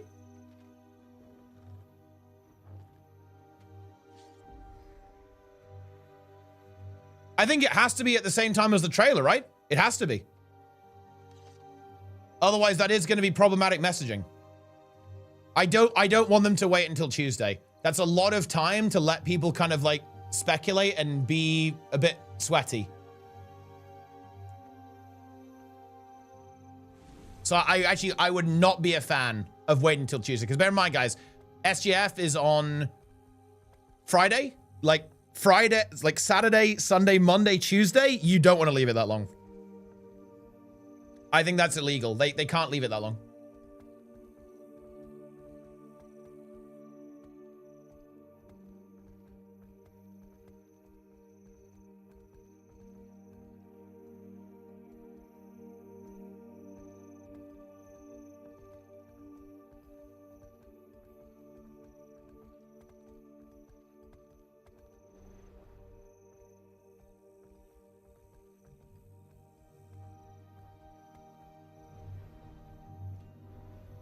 In 2027, will you tell us that 2026 was the year of the NDA for you? Well, look. I don't know what to tell you.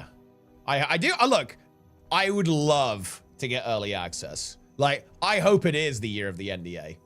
Of course, yeah. Like, I would, like, holy shit, get me in.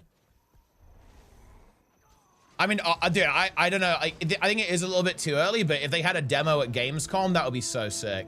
Or like a little mini demo of what they've got at Gamescom. Betas? I mean, yeah, I think betas are likely. 2027? I mean, that seems likely. Or seems plausible, right? Like, that kind of makes sense with the timeline. They do some beta weekends next year.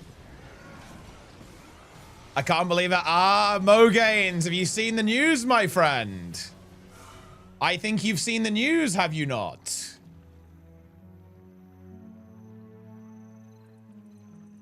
Many content creators owe you a major apology. I'm like, well, you know, I'll be grateful, or rather graceful. Sorry, I'll be, you know, I will be magnanimous.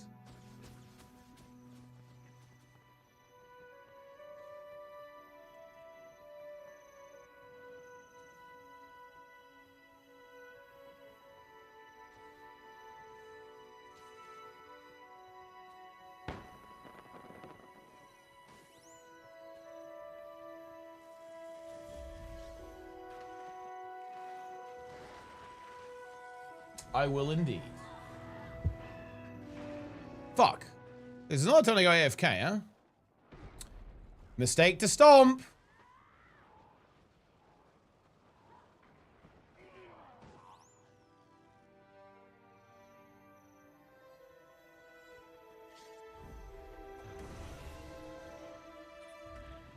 People still deny it. There's no apology coming. Well, I mean, look, that I don't think that's gonna work for much longer. Let me put it like that.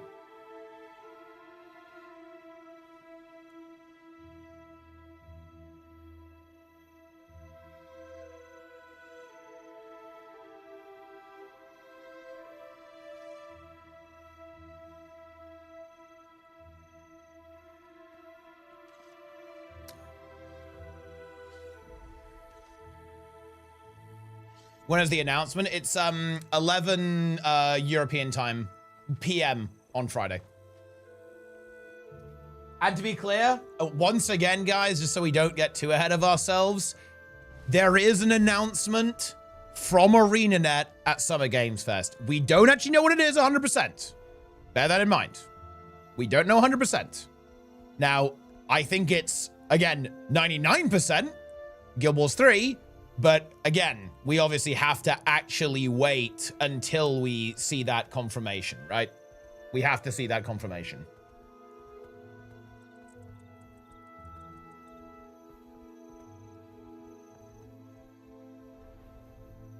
Hockley gives a sub to Linker. Very nice.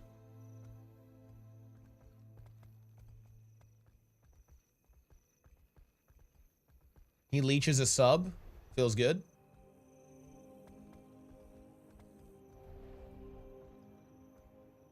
But, I mean, look. Guys, have people seen the unannounced devs responding and, like, talking about the, you know, like, retweeting and stuff and quote tweeting? Have people seen that? Because that's just, I mean, that's just it, right?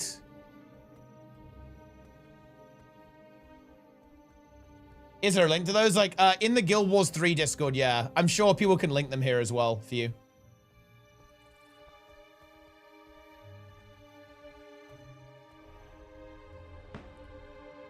There's another theory that people say you were in the loop all along, you were a paid actor. Listen, Mergains, well, like this, bro. I wish I was getting paid. And, like, I actually do want to be, I actually take this stuff kind of seriously. And I know you're, to be clear, Mergains, I know you're not saying that is true. But I do want to point out, guys, that if there is some kind of sponsor operation, I am legally required to disclose that, right? So the idea that I'm like an undercover, like paid actor, that is, yeah, that's silly, right? Like, again, I would have been legally required to disclose that, like, this kind of stuff was like sponsored or whatever.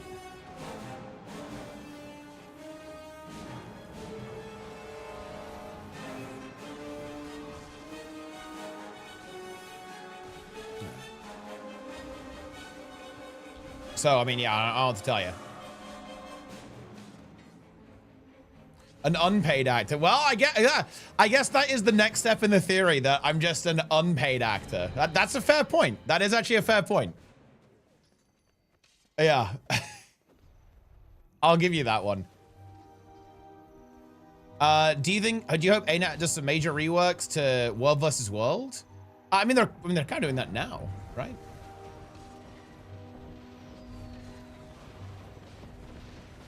Which classes are most likely to be in 3 besides Mesmer and Warrior?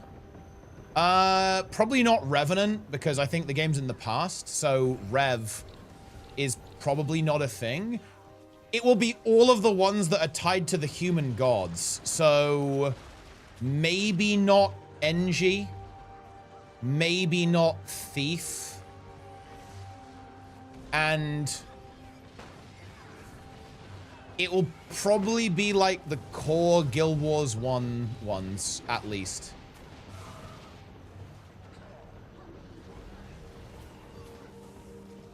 Isn't Engie tied to Balthazar?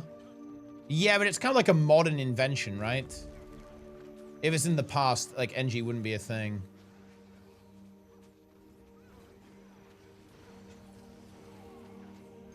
Sit to Guardian or go back to Monk or something new? Look, I don't think they're going to do a Holy Trinity, but I think they might have, I don't want to say like a traditional class design approach, but they might have a very strong concept of support, or, you know, kind of loose roles. So I wouldn't be surprised if like there is like a fairly strong concept of like a support, for example, like akin to a monk. And then, you know, like you have your melee fighter, you have your caster. A bit more like Guild Wars 1. Right? Bit more of like a Guild Wars 1 thing. We finally retire from WoW once Guild Wars 3 comes out. I mean, look, you'll like this, Mogains. Like, obviously, when Guild Wars 3 releases, it will be my main game. Like, no questions asked, obviously. Yeah. And I'm still planning on playing Guild Wars 2 and WoW, right? But obviously, Guild Wars 3 will be my main game. Yeah.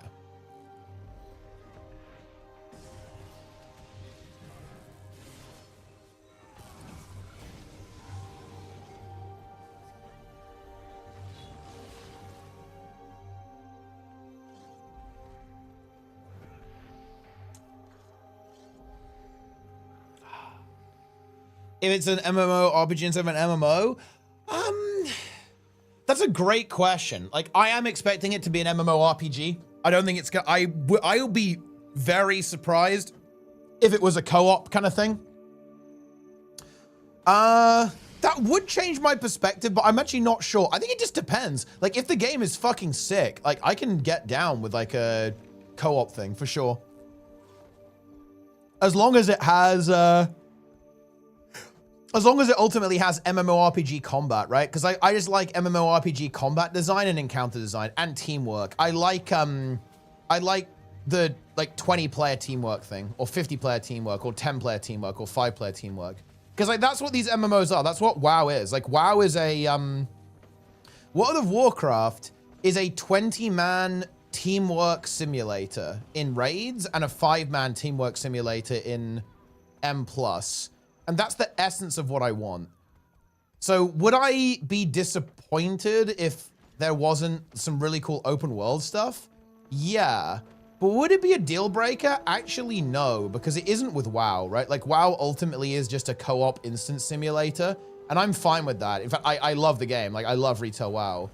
So that it wouldn't be a deal breaker if that makes any sense. But I would be like, oh, I was hoping to kind of have that Guild Wars open world magic that we really like in Guild Wars 1 and Guild Wars 2. I would say Guild Wars 1, by the way. Like, I think Guild Wars 1 has really cool exploration content, even though it is instance, obviously, at the end of the day. But I think, the kind of, the world experience is pretty relevant there, too. What have you learned from being a creator in Guild Wars 2? Were you doing anything different for Guild Wars 3?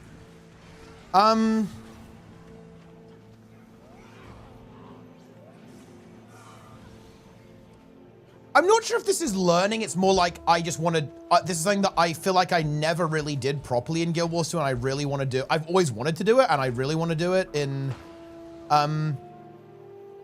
Guild Wars 3. Is I want to collaborate way more.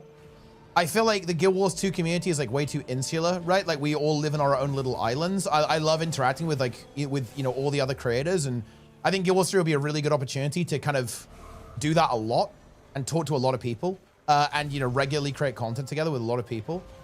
So that's not something I've necessarily learned, but it's something that I really wish I could have done more, and I want to do more of that in 3. And the other thing, in terms of like learning, what I never did well was honestly YouTube.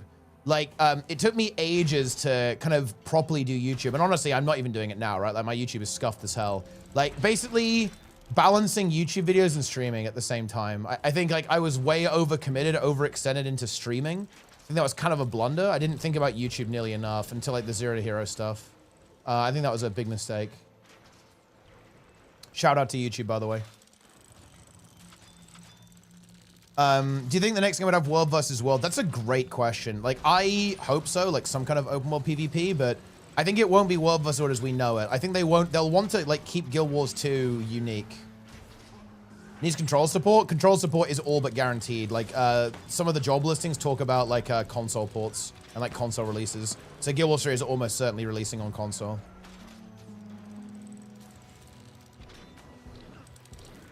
Hello, hello, hello, YouTube, by the way.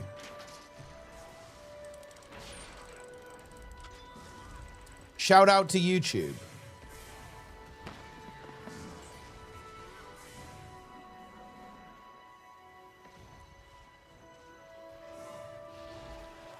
See what the hell's going on. It's over.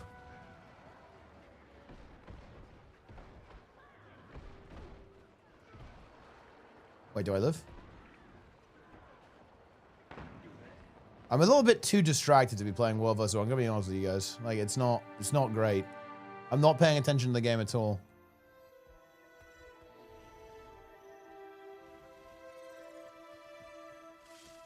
Combos? Yeah, I'd actually like to see an advancement of the combo system.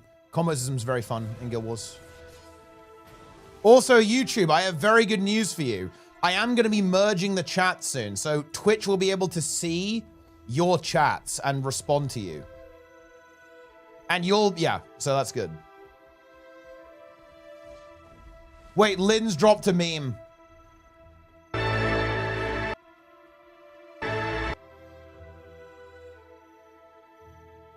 Lynn has dropped a nuclear meme. Guys, we have confirmed leaks.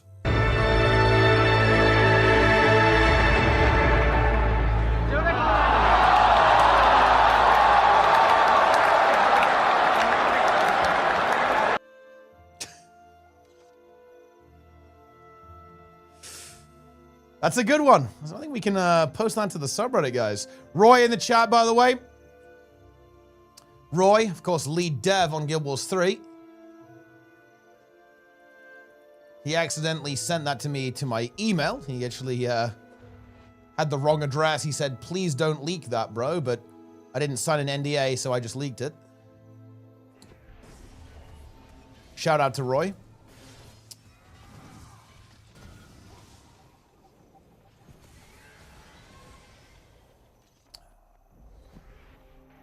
Roy made Guild Wars 3 by himself. That's correct. I've just fucking realized how funny it is that we have... Look, do you guys realize what's happening here? Do you guys realize the situation? We are doing a live tea time in Banff with 3 devs a week and a half after Guild Wars 3 is dropped.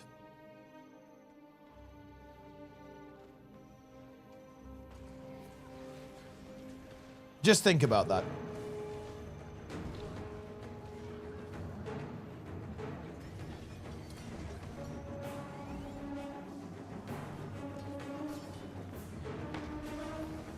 Well, look, spoiler alert, they're not gonna be fucking leaking Guild Wars 3 to us. In fact, I'm not gonna lie, we're definitely not even gonna talk about it. At least not with the devs there. If we want to talk about it, I will actually, look, out of respect, because it would just be unbelievably awkward, we'll probably do a segment. We'll probably have the devs on at the start, and then realistically probably have a segment without the devs, because they cannot participate in that conversation, guys. Like, let's be real. Like, I mean, no shit.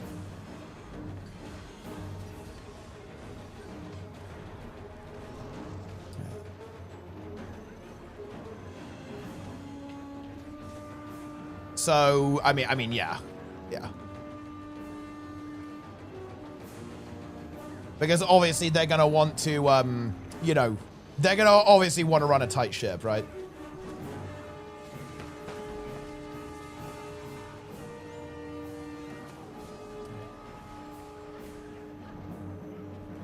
So yeah, I've obviously kind of already thought about this. Like, I was like, wait, holy shit. That's a little interesting meme, you know? Tea time with the devs in Canada. So yeah, it's gonna be, it will probably have a section where we kind of talk, you know, stuff that is out in the open, and we'll have the devs and chatting. Look, I want to be clear, you know, like the tea time with the devs, it's gonna, look, we're gonna talk about like random shit, you know? I want to just like chat with the devs in person. It's gonna be crazy to meet everyone. It might even not even be necessarily even that gaming focused, right? We're gonna talk about how fucking massive Roy is in the gym. I want to ask Trig about, like, what's his favorite forum post about balance?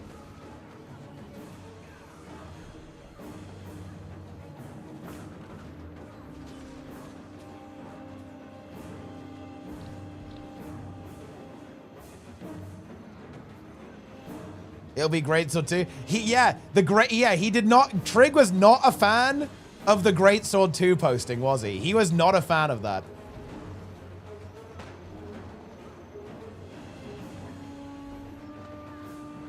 I believe he, you know, he kind of released a manifesto. I need to come up with some good questions. Actually, me and Sneb are going to have a bit of a brainstorming session and figure out some good questions to ask. Will I wrestle Roy? I mean, maybe we will. Maybe it's a Gachamuchi situation.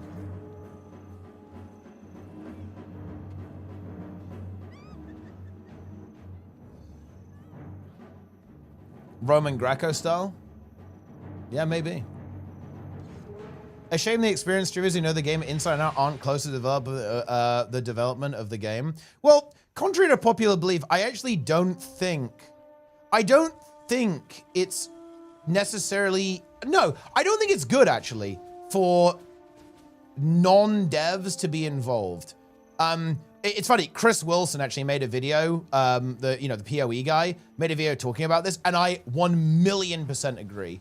He was talking how it's so important that you as the developer have the creative vision and you choose the design direction of the game. They should not be like asking for my input on the direction of the game.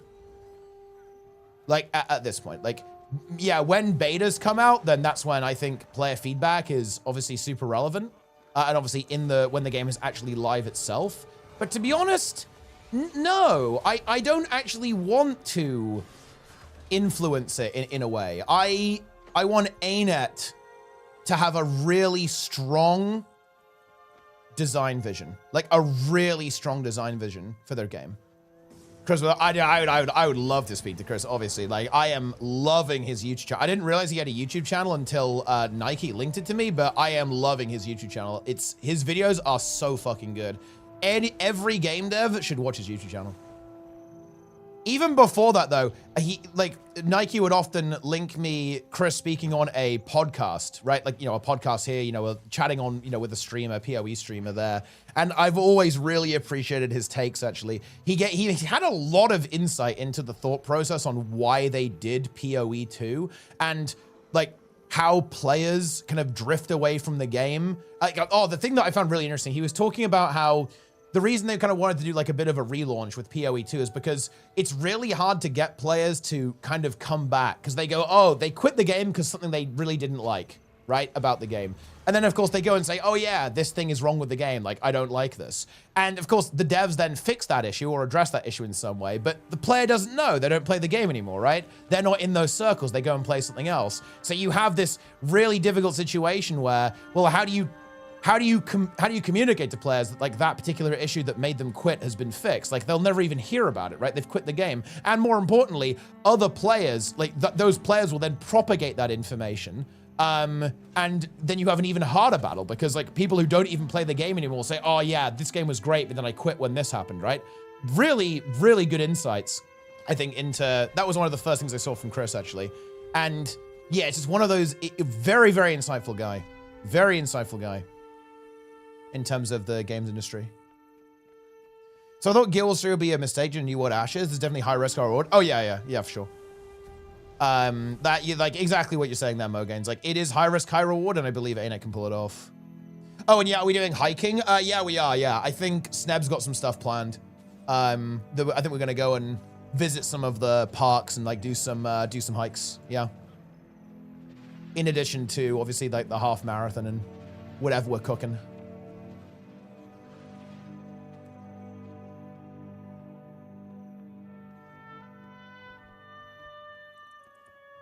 And yeah, we're in, it's gonna be good. We'll be eating all beans at the campfire. I mean, yeah, like, there will probably be some bean consumption.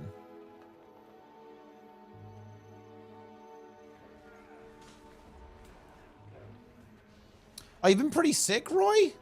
Oh, man, I am really sorry to hear that, dude. I hope you are recovering well. But yeah, that is absolutely no fun. I think, yeah, like, because I know you've had a couple of issues with injury as well, which is also super annoying.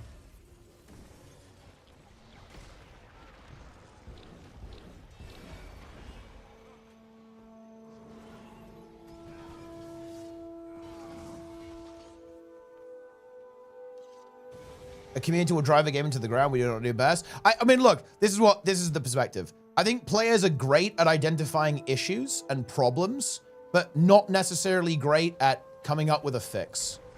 I think that should always be the developer's job. Like, the developer's job should fix the issue. Or the developer should fix the issue.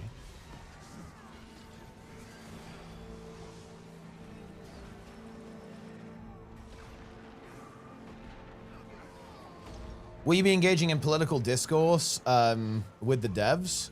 Yeah, I'm actually going to take a polygraph, right? I'm going to take a lie detector, and I'm going to interrogate all of the devs and ask them if they voted for Trump. Let's see who cracks first.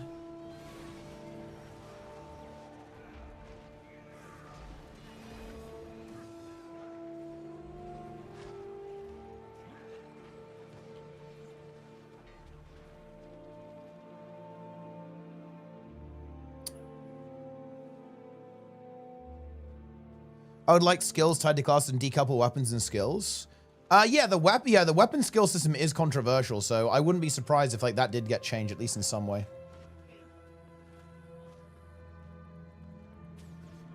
Chris Wilson's new game. I mean, look, it's just PoE.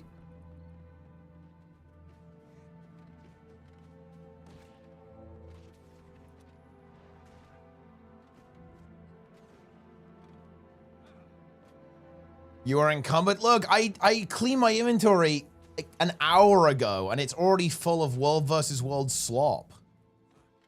Tier 3 sub, though, from Captain O. Need some more of those, guys. I want to see, like, 50 tier 3 subs.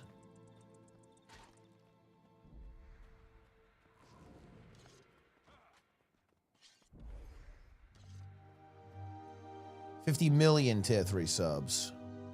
Embassy in the chat. aka PT Embassy.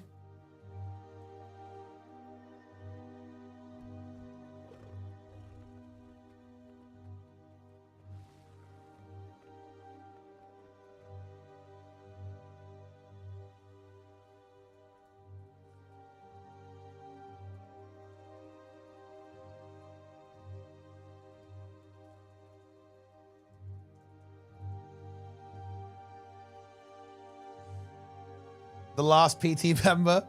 I think PT is actually still active, by the way. Like, aren't they doing a run? Wait, I guess it's not PT, but it's Iraqi, right? Iraqi and Fandral, I think, are doing like a speed run. They do like a weekly speed run. So I don't know if that's still PT though. Actually, to be fair, I haven't checked in if it's actually that group. A modern MMO with complex systems that also runs on consoles. Big concessions have to be made for that. I think it'll be fine as long as the UI doesn't suck on PC. Like, a lot of these games with, like, you know, multi-platform tend to, tend to be console first. So just give me a decent UI and make it customizable, or I'm gonna crash out. Like, I don't want to be dealing with some fucking bullshit console UI like New World was, you know what I'm saying? But I guess my contrast with that would be Final Fantasy is an MMO that, you know, I think works super well on PC and console as well.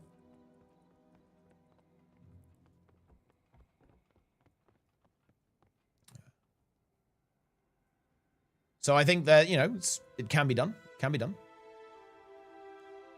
Final Fantasy combat speed super, but that's intentional though as well. It is certainly true that obviously like Final Fantasy does have a slower combat style, but that is I don't think that's a limitation of the console. They just want it that way. They want that slower, more deliberate paced combat system, right? So I don't think it's not a result of a limitation. They just want the game that way. And I think the players like it that way. Like, the players enjoy that combat. So yeah, it's not quite the same thing.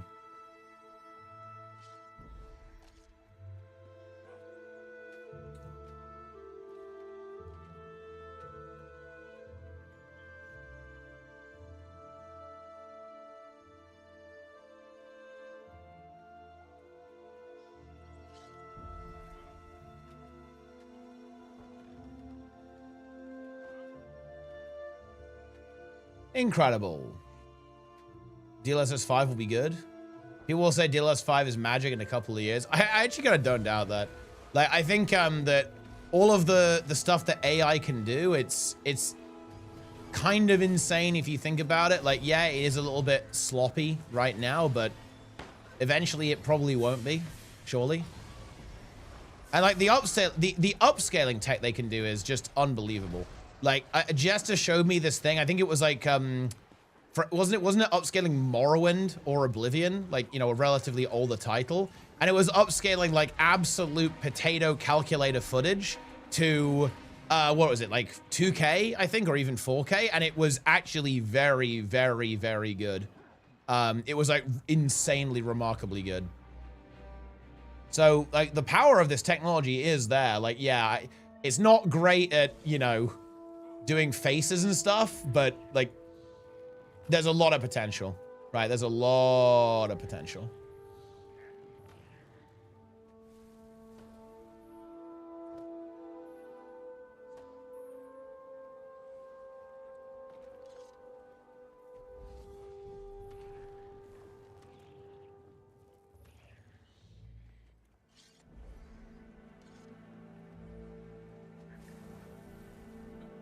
It's not as good for competitive games. For casual gaming, it does pop off a little bit.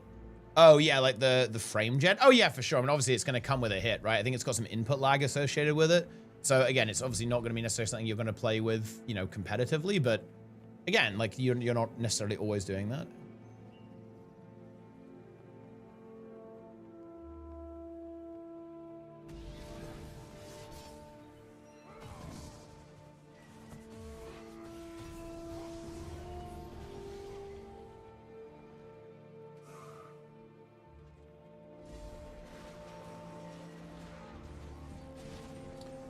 Can do some crowds. I actually completely agree with this. It's honestly good to see like a nuanced take on this because it can get to be a pretty like polarizing topic, understandably so.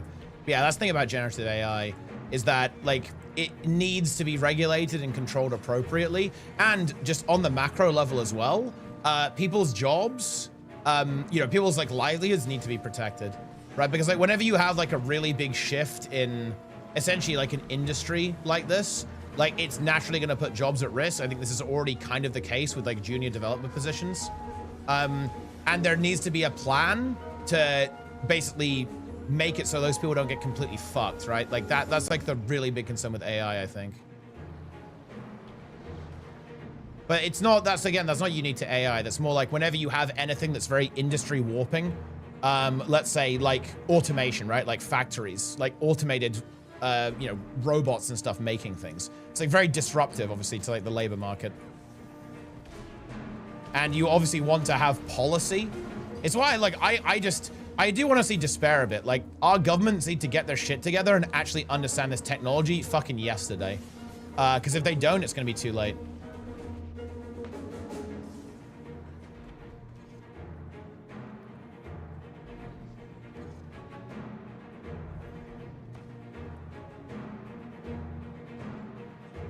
Is Hardstuck dead? It's not particularly active. I think it does still go. Like it's actually surprisingly active. But like, am I doing anything with it? No.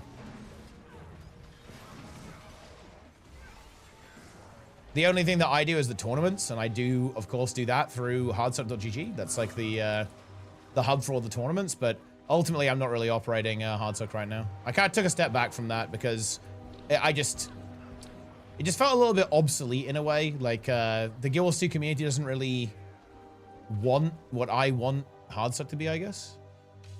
But, you know, might have to come back. We might have to make a little return, guys. A little grand return. Project Fungo. Project Fungo is coming.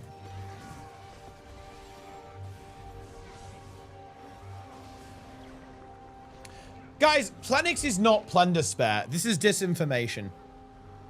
Someone make Plenjoy. Guild Wars 3 Action Combat, because it's almost certainly going to be on console. Almost certainly, yeah, Action Combat is insanely likely. Plenix is Plenjoy, guys. He is full of joy.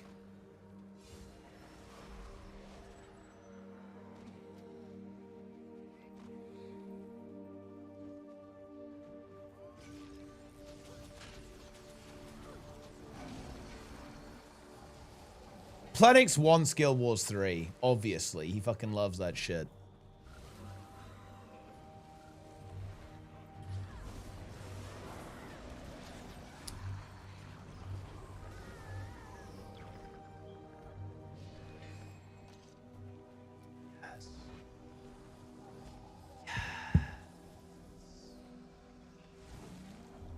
Chat, be honest with me. Do you guys consider today to have been nuclear? I do. I really think I do, guys. I do.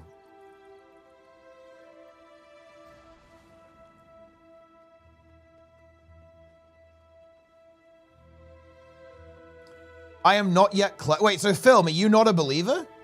So you actually resist the overwhelming force of the nuke?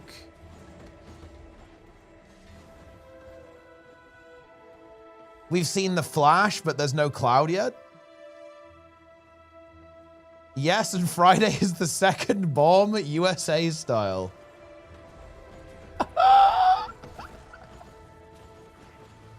We're coming back for round 2. Holy.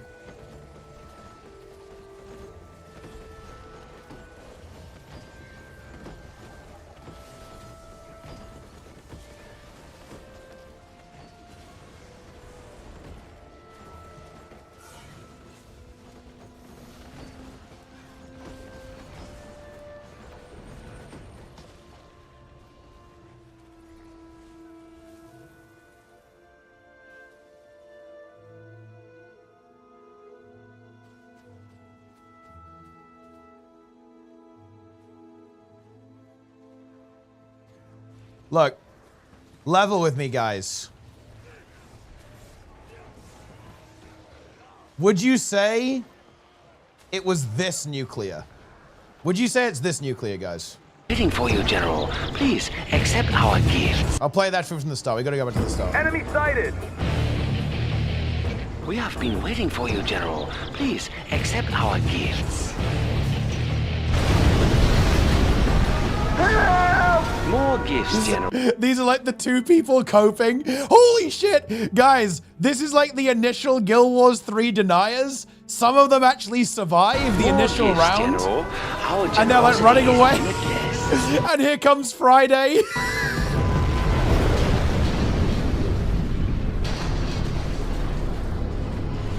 Now, General. Oh, man, it's good. I love it. I love it. Yeah. This, by the way, is one of the best games ever made. Like, it is unbelievably problematic in all the funniest, like, 2000s ways imaginable. But, dude, this game is so fucking good. Like, it is one of the best games ever made. Like, it's so good. If you haven't played CNC Generals, guys, you are trolling. You are missing out. You need to install the game right now and then go.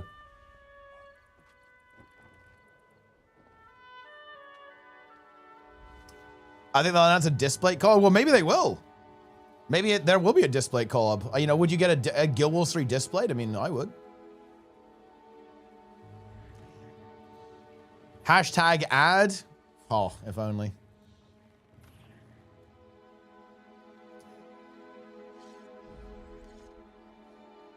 Red Alert, and that shit is, I mean, yeah, I mean, Red Alert 2.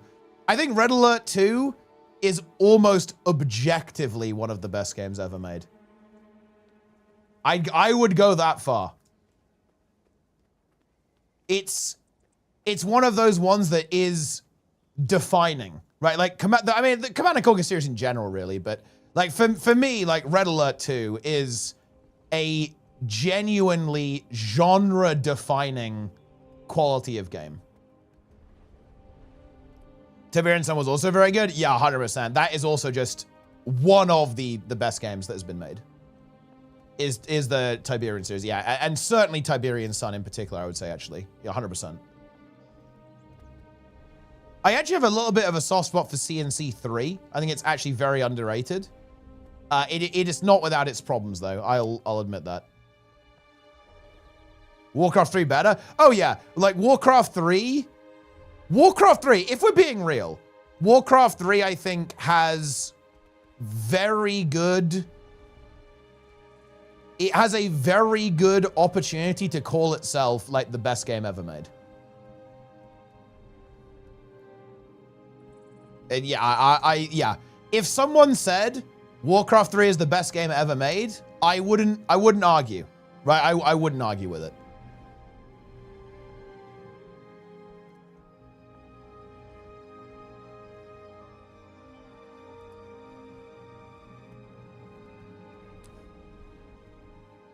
StarCraft 2 is better than any RTS. That is true mechanically. StarCraft 2 is by far the best mechanical RTS. It's much better than Warcraft 3 mechanically. But that doesn't necessarily make it a better game. You have to bear that in mind.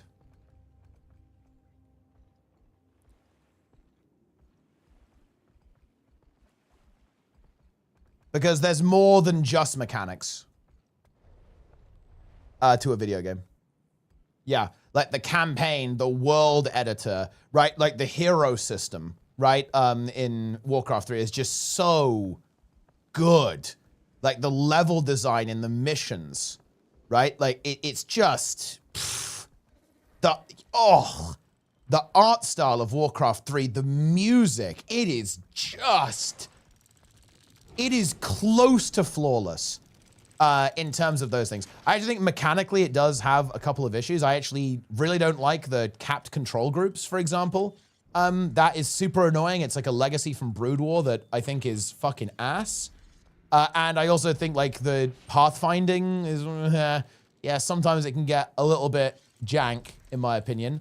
Then again, I'm used to StarCraft 2, right? Because like StarCraft 2 is one of the best mechanical games ever made, and like by far the best mechanical RTS. Yeah.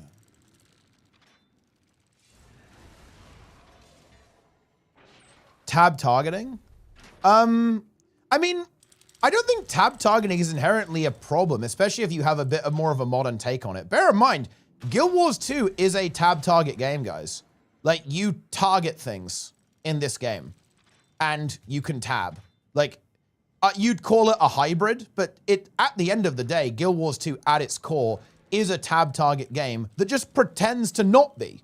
And that's not, I don't say that in like a denigrating way, by the way. Like, I don't view that as, you know, bad or derisive. It's just, they have done a very, very good job of kind of hiding the weaknesses of tab target, like with how it can sometimes feel a little bit frustrating to interact. You can feel like you're playing the UI sometimes on a tab game, like a little bit more than playing the game itself. And Guild Wars 2 does an extremely good job of obfuscating that, like very, very efficiently. It's not a bad thing. It's just like, it's just worth noting that the game is ultimately tab target.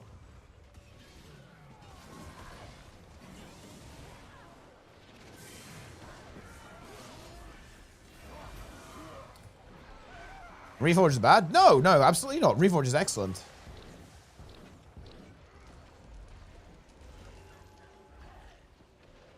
No GCD on Guild Wars 2. Yeah, but that you don't actually need to. You could have a tab target system in Guild Wars 2, and you could have no GCD in a tab target game. Like, tab target and GCD are not connected ideas.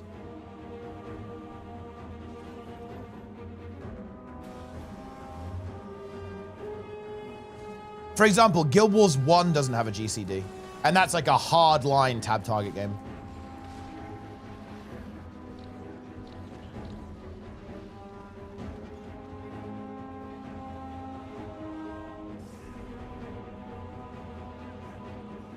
So, I mean, yeah, that's the situation. Games with just cooldowns, no resource are bad. I actually agree with that.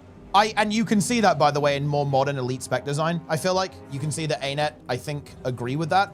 But yeah, I think it was a mistake to fully move away from resource management. I certainly don't hate the idea to have a bit of a different take on it and make it a bit more intricate than just, oh, mana or, you know, points or whatever, right? But I do think it was a mistake to fully move away from resource management early on. Like, I don't know what it is, and any of you guys who've played retail will know what I'm talking about. Like, the builder spender shit that retail does is, it's fucking good, right? Like, yeah, it's really good. It makes the game feel very rewarding to play well, and also very intuitive. It's extremely good.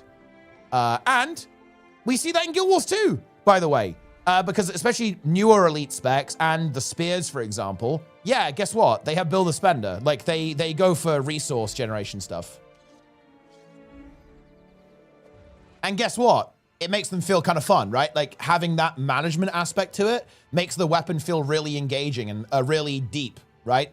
To interact with it. How'd you rate Guild Wars 2 story out of 10? I mean, it's been up and down. Like, oh, in general, I'd say it's decent. Like, right now, really good. Like, unironically, no joke, I'd give Guild Wars 2's current story with the way VOE is going to be like a... I was a little bit pissed off by how much they tease us this patch, but the actual story itself as a whole, I'd give it like a very solid, like, 8.5 out of 10. Maybe even 9. I'm super engaged with the Guild Wars 2 story right now. Like, I'm like very engaged with Vlox. They lose half a point down to 8.5 because they teased us so fucking hard.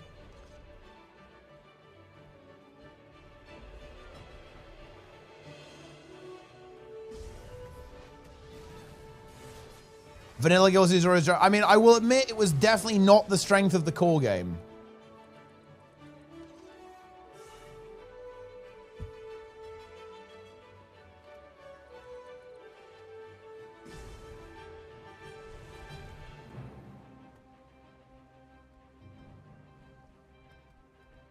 Is Warrior good at ending in contact PvP and Wolves for roaming? Oh yeah, 100%. Check, the episode, what's this? We got a J, wait, J Oddity dropped a nuke? It looks like... Oh, he's dropped a nuke. What does he say? Again, I don't want to actually watch his video. I'm not going to watch his video on stream, but does he actually drop a nuclear bomb or what?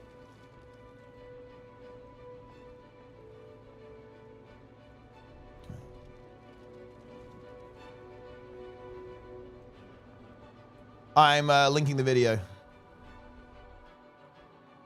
It looks...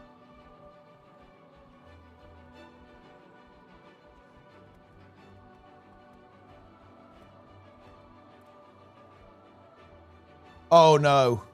Guys, Darren's. Someone's commented on my videos. On my video, he says, this is not Guild Wars 3.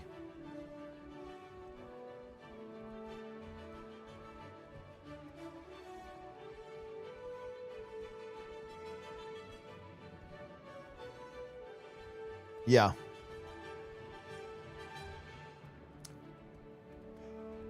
I need to practice my brother voice. Darren, I also want to see this image being propagated. Look, guys, if you see doubters, you know what to do. Go forth. I have armed you with what needs to be done.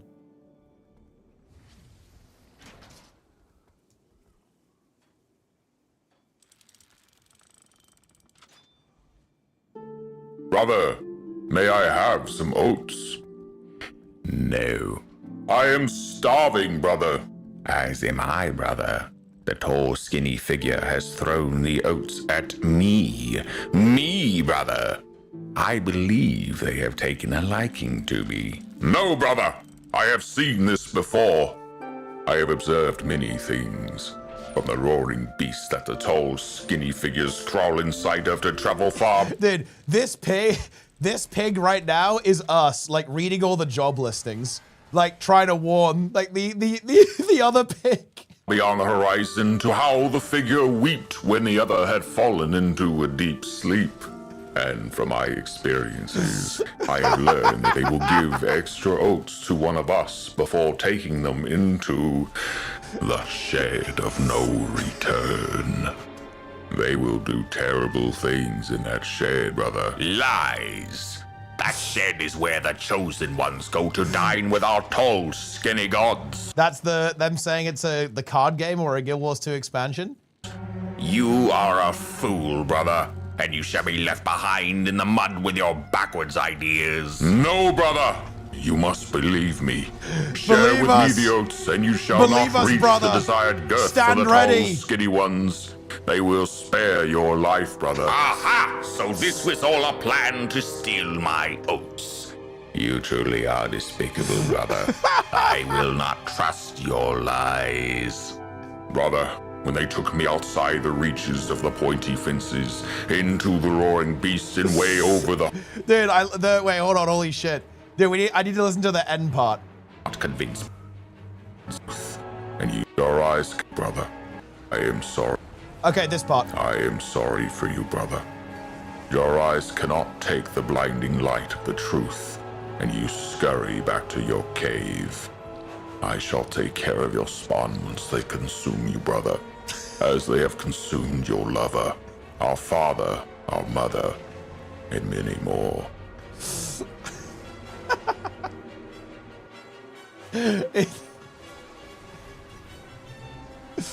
Yeah, wait, oh, wait. Wait, we can enable TikTok?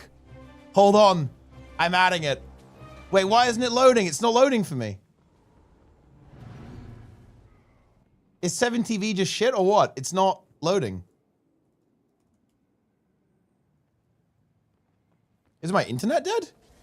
7TV is not loading for me at all.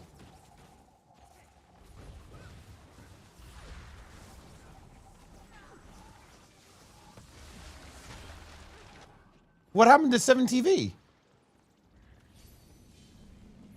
Yeah, I just can't even... I can't even open it. It's not possible. Ah, Frosty.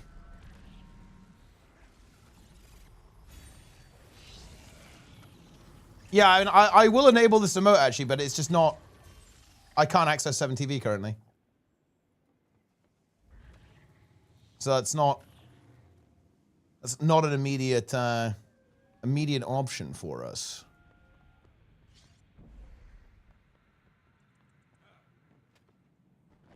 Dude.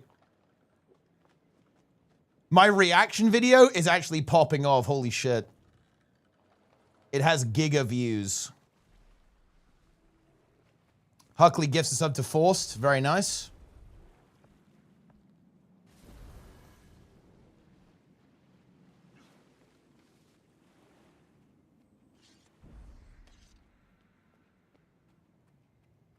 Holy shit. I need to leave a comment here and pin it actually.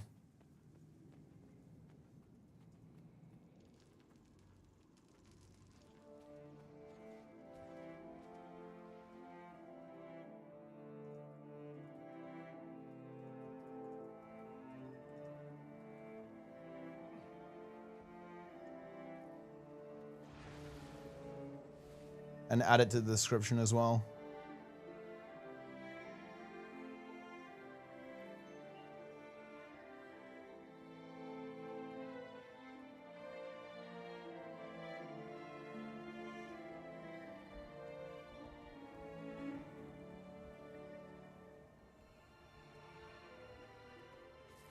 Are we still on the Guild Street Train or is it the card game? Wait, ad blockers kill 7TV? Oh, let me whitelist it real quick.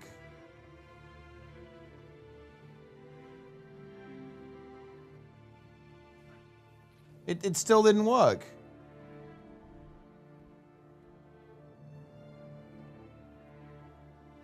It just says 502 bad gateway now. It made it worse. It literally made it worse, disabling ad blocker. That's crazy.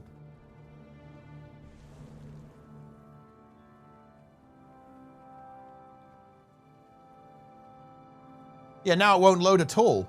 It just says the server returned an invalid or incomplete response.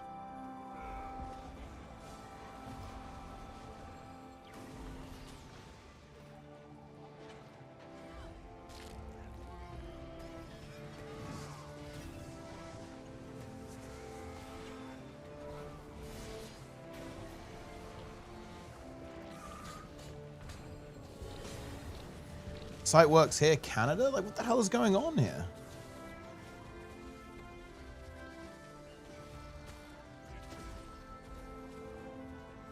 It's trying to load, but it just fails. I can't enable TikTok, guys. There's nothing I can do.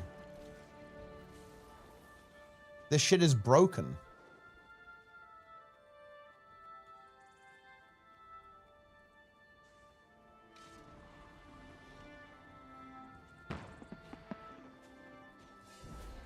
Well, I don't think 7TV is blocked yet, guys.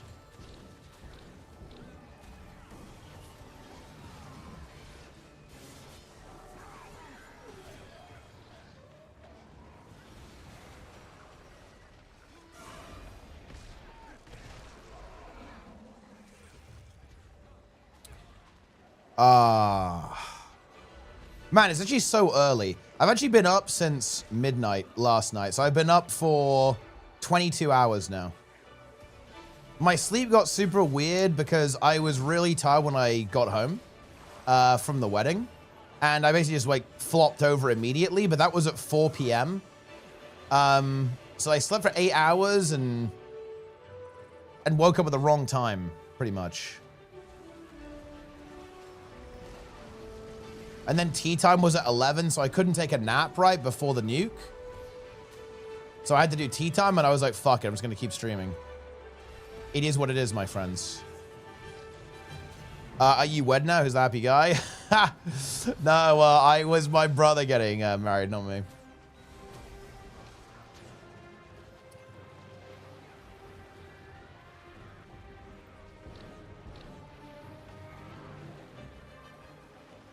If it is a card game, it's the worst. Oh, yeah. Look, to be clear, if it is the card game and we're all being baited, this is probably the worst. This is actually worse than the don't you guys have phone moment. It will be the worst PR disaster in gaming history, I think. I don't think it's even an exaggeration to say that. It is going to be the worst move ever. But the good news is I don't think that's the case. Yo, Eddie! Yo, what's up, man? Guild Wars 3, what the fuck? Oh, yeah. Oh, yeah. It's coming.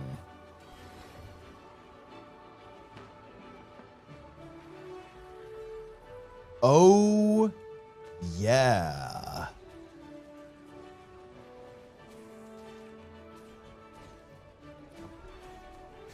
Well, that they Guild Wars 3 don't call that? Oh, yeah, they wouldn't. I think that the Guild Wars 3 stuff is like a giga confirm.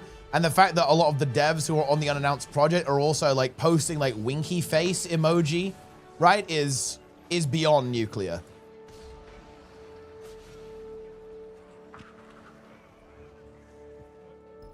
It is a nuke.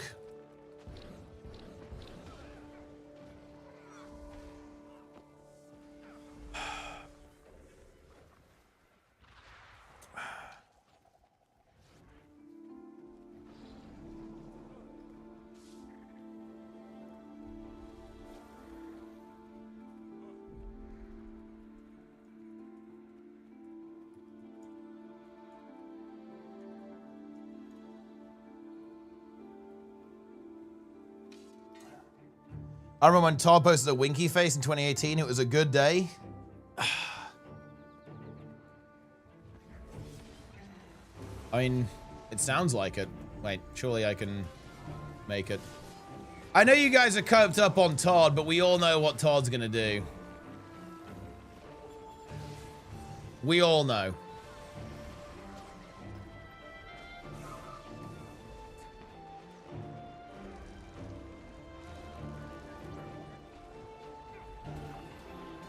The only games that Frosty likes that will be good are the next Divinity and Classic Plus. Doing it on Friday, we have to unscuff the website. Well, we do, yeah. I've actually wanted to do that for a while. We need to have a bit of a meeting and actually unscuff the website.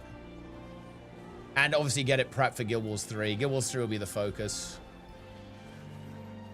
But yes, we need to actually unscuff it.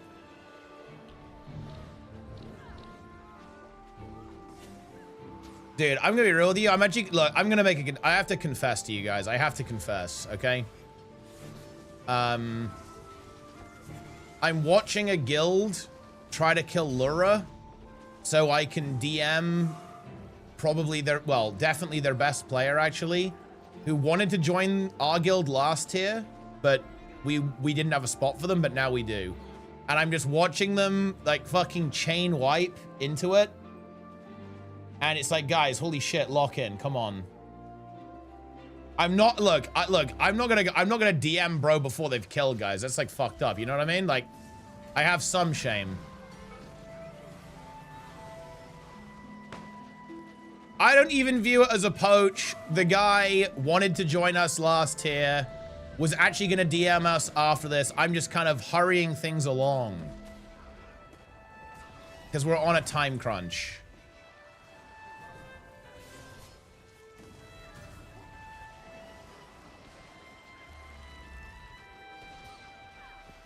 Do you know how Baldur's Gate 3 is compared to DOS 2? Because it was my holy grail. Legit doesn't matter. If they do a great job, it's going to be the game for me regards to the design line. For sure, yeah. I'm actually, honestly, I feel like I'm in a similar boat. Even if Classic Plus is like theoretically, you know, in a technical sense, not even that amazing, I'm going to love it anyway. Like, I know I am. I know I am because it's going to be more vanilla. right? And even if it is a bit scuffed, it's irrelevant. Like, I'm still gonna love it anyway. There's almost no... It would be very difficult for Blizzard to fuck it up so badly that I'm not gonna enjoy Classic Plus. Like, I don't even... I mean, look, they'd have to add the WoW token. I think the only genuine deal breaker for me would be WoW token.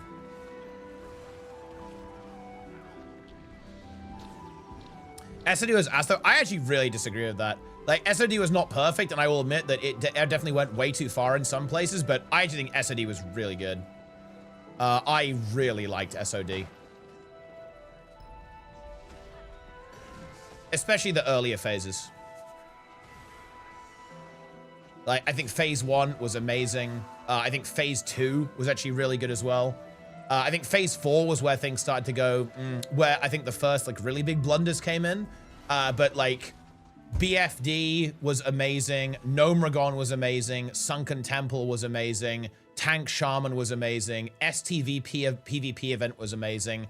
Ashen Veil was honestly good for what it was. It was a bit shit, but I kind of liked it anyway, you know what I mean? It was like, you know, a bit of a guilty pleasure, I guess, in a way. I loved the crafting stuff they added. It was so cool. I loved the class changes they added. Those were also so cool. I loved the scavenger hunts for the runes, especially the Warlock one, obviously, for Metamorphosis. That was insane. There were so many there were so many amazing things they did in SOD that I really, really enjoyed.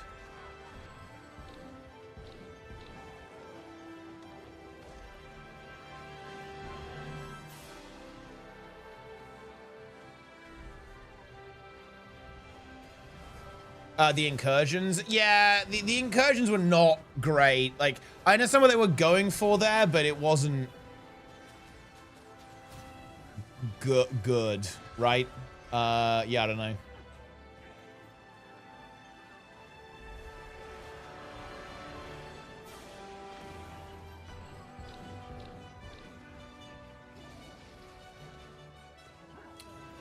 Huge.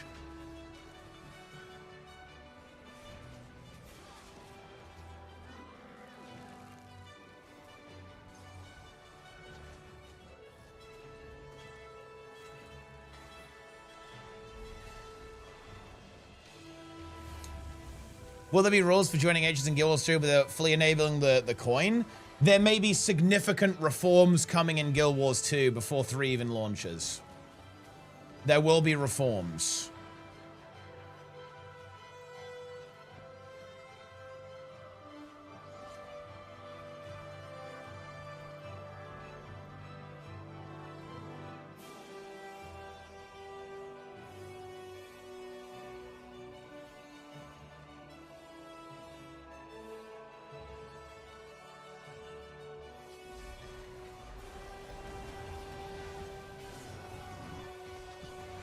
Reform, you say? Nice slip. Bro, Jester, I know you faked a UK ID to vote for reform, but I don't go that way, bro. You know this. This is you. Don't project. Don't project, dude. Don't project that onto me. Oh, actually, wait. I take it back, Jester. I apologize for that. I know you don't vote for reform. Do you know why he doesn't vote for reform, guys? I'll tell you. Because he's actually a big fan of Restore Britain, who Asmongold, Jester, one of Jester's main sources for politics, is a big fan of, as I understand it. And Jester is big into that, guy, as a result of that. He's big into that shit, okay?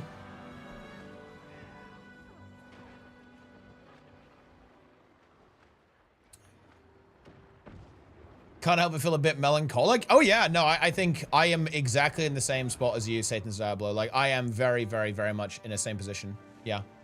There is some there is melancholy, yeah. A lot of melancholy. You love that shit? Yeah, I actually really regret kind of like missing out on that because it was quite difficult, wasn't it? I want to be very clear, guys. Jester, well, one, he doesn't live in the UK, okay? So obviously he's not voting either way, but also no, it's obviously a joke. Jester is not he is not a fan of Nigel Farage or Rupert Lowe or Asmongold anymore. Jester used to like Asmongold, but you know, kind of old Asmongold, you know.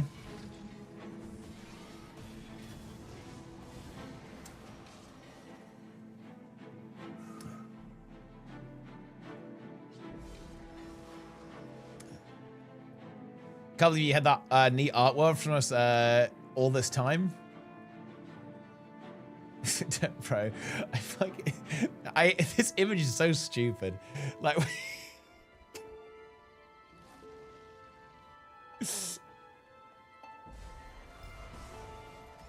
I still can't get TikTok to activate.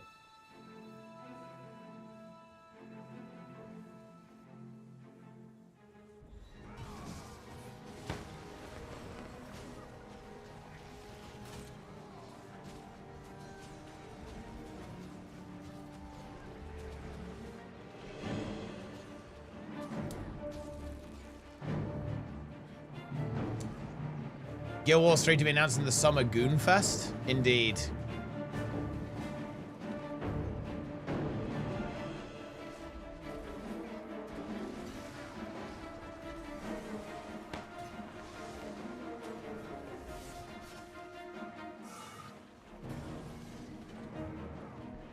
I actually do have some slightly unfortunate news, guys.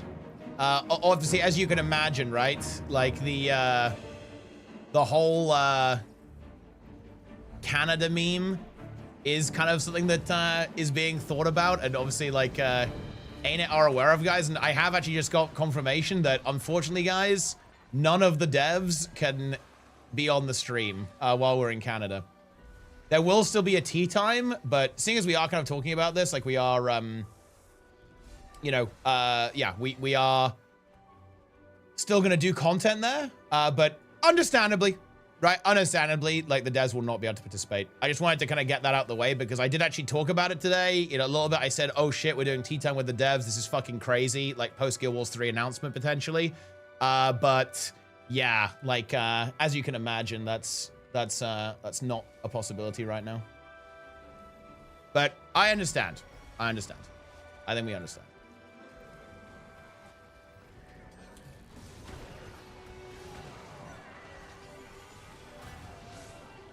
Why can't they be on the content? Because obviously there is a major announcement and they don't want to, well, again, I don't know the exact reasoning, obviously, but they obviously don't want to give off the idea that, like, there's any kind of, like, crazy information being given out, right? Is my my understanding.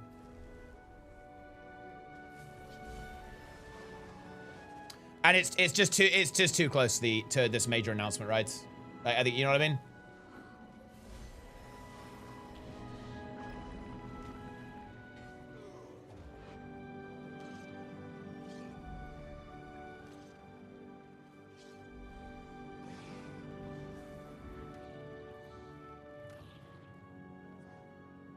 Are you gonna watch the whole SGF? I think the actual live component on Friday is only 1 hour, so yeah.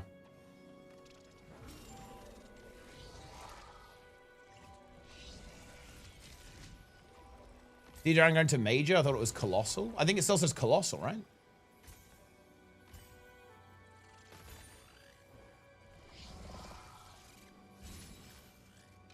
Oh no, someone said it's Into the Mist X-Pack. It's not Guild Wars 3. Ooh. Unlucky, buddy.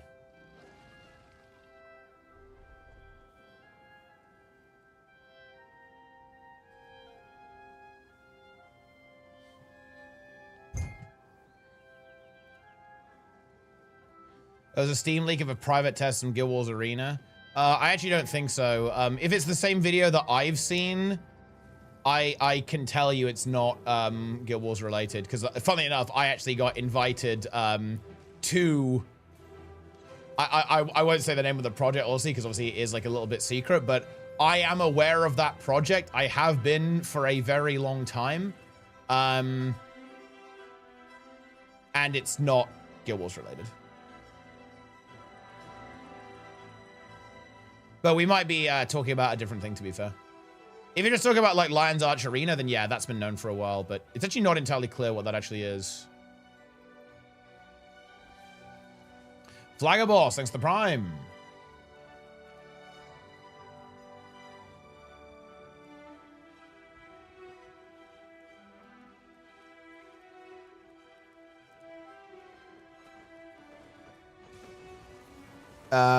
one more thing they do at close. That would be so sick. Like, if it was actually the final game, the biggest nuke, that would be just perfection.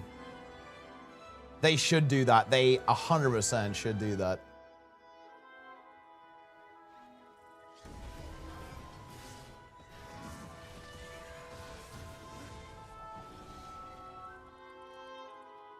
It's not Guild Stream holding you personally responsible? I mean, well, I hope it is then.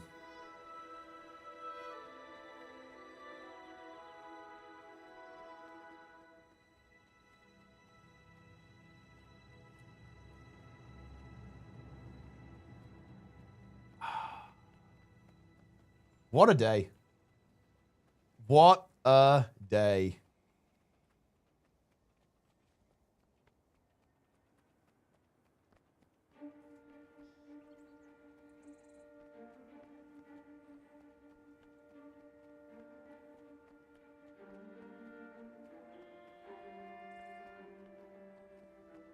Crazy.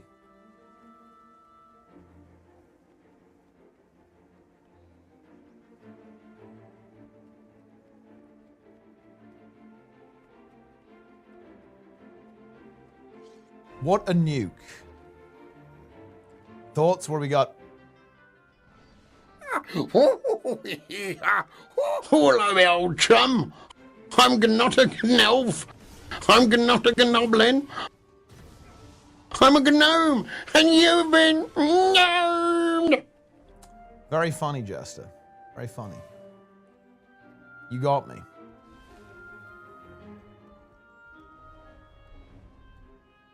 You got me.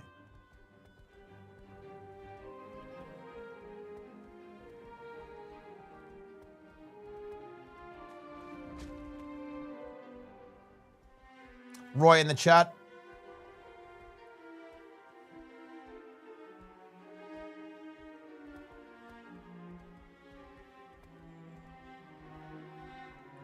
This is Plenix right now, by the way. This is not Plenix right now. He's gonna be, look, on Friday, he's gonna be hyped. He's gonna be hyped on Friday. And also, guys, it's full clear Friday before the announcement. We're gonna have like a really sick full clear Friday. It's gonna be non-dog shit. It's just gonna be good. It's gonna be good.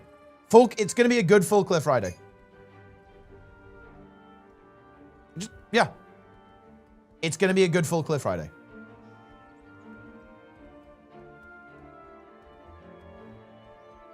It's not going to be 2-hour Keeler. It's going to be one-shot Keeler. Every boss one-shot, full clear Friday.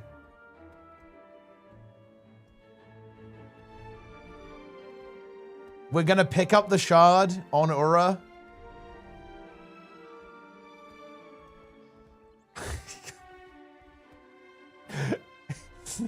Look, Jester, he's going to be so full of joy after Full Clear Friday that he logs into hardcore before the announcement. Like, he logs into HC.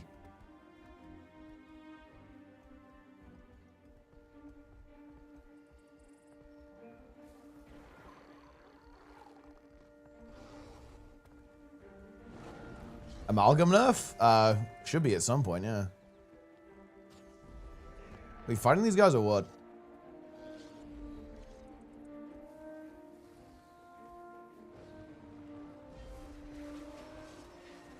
I look HC on Wednesday. Ooh, nice.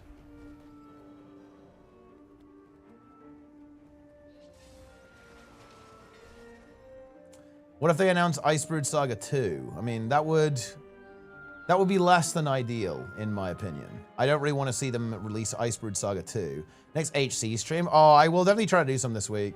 Like, in between all of the chaos that's unfolding. But it's weird. I'm going to want to talk to chat a lot, and HC you kind of have to lock in a little bit, so I might die.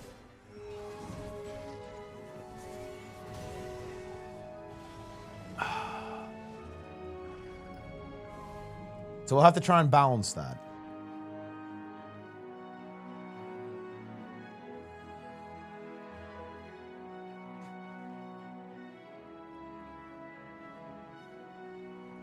Also, I'm just going to say it, guys. My Guild Wars 3 video has aged extremely well, and it will continue to do so. And it feels good. It feels very, very good.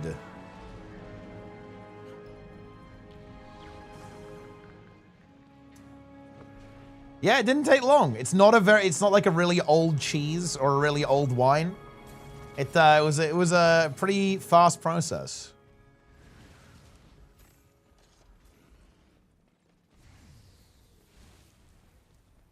Final Judgment will arrive on Friday. PC Gamer asked ArenaNet if it's Guild Wars 3 and ArenaNet said no comment. Well, I mean, yeah, no shit. They're not gonna like spoil their own announcement for Friday.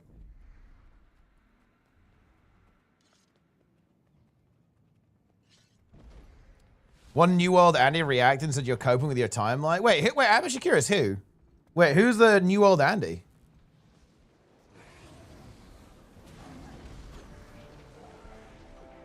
Is it anyone I'd know?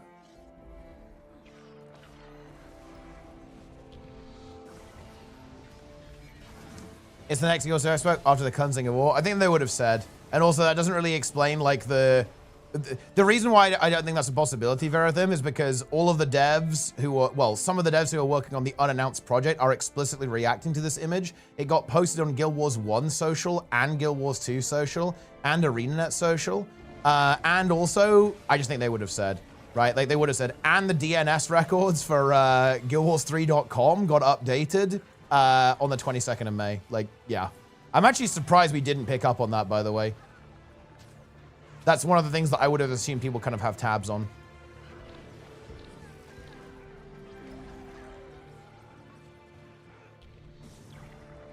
J Oddity? Ah, yeah, yeah. That guy didn't believe in the nuke? Well, he will now have no choice but to believe in the nuke. The nuke is no longer deniable. Yeah, Michael, what's up?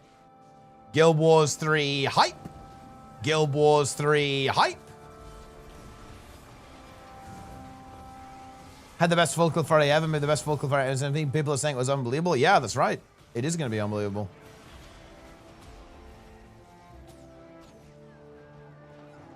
He didn't agree with the timeline? Well, looks like the timeline is here.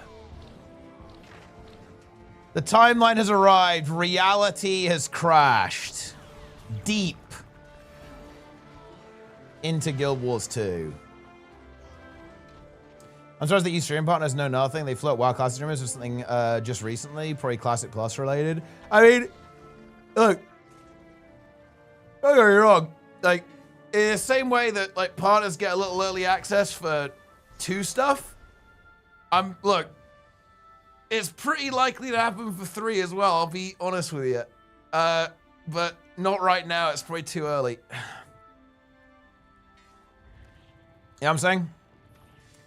Where any of us look at a presentation at Summer Game Fest or a video, it's probably just a trailer. Because I think that's what the show is, as I understand it. It's like a trailer.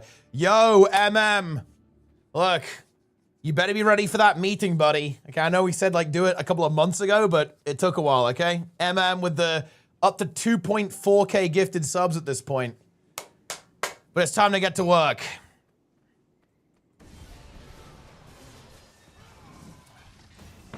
It is time. It's time, MM. The war meeting needs to happen because war is upon us.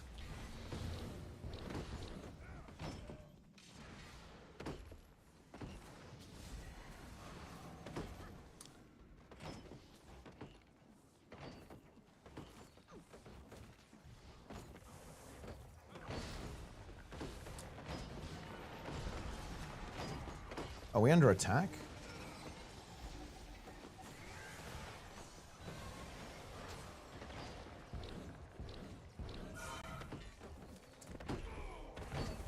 Very nice.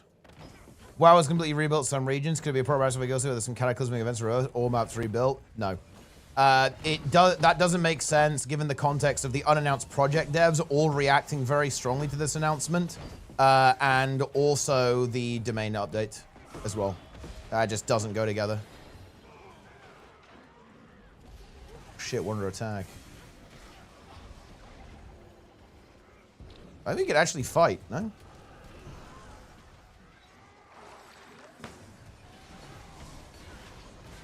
We have support.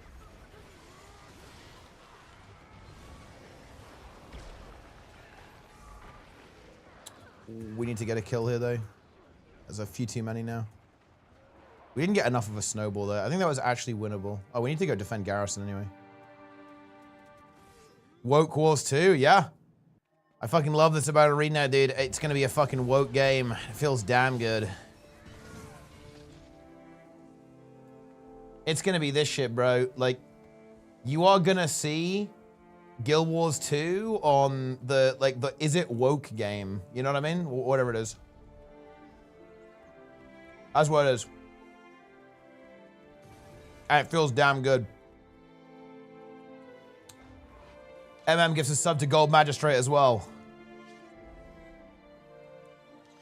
2,398 gift subs is insane. It's yeah, I think has the second most gifted subs on this channel. It's actually insane. Bro, I mean, look, he's the Baron. He's the oil Baron, right? Of Guild Wars 2. Yeah, I think the most subs is Ashmite still. I think with over 4K, but is up there.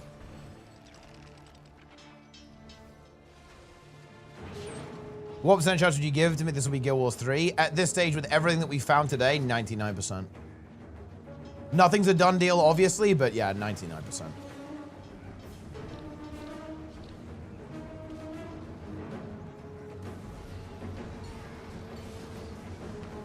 Angels the announcement and destroys all the code. It's Guild Wars 3, it's an MMO. It's coming in the next 2 years. I mean, that is literally what they're very likely to do on Friday. On full clear Friday of all days. Have you seen this? It's not the game. What is this? Wokeornot.net? Your guide to non-woke entertainment. Okay. Wait, is Guild Wars 2 on here? Oh, wait, is it only movies? Oh, it's only like movies and TV.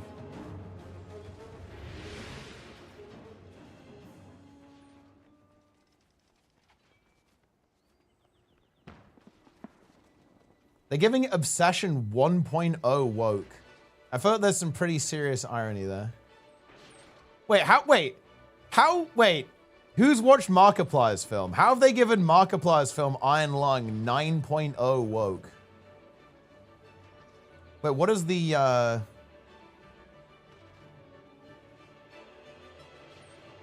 where is this coming from? Like, what have they detected in this game? Or in this, this movie?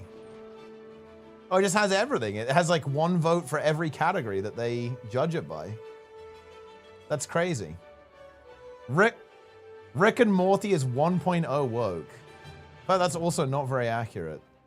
The Boys is 6.7 woke. That's not as woke as I would have expected.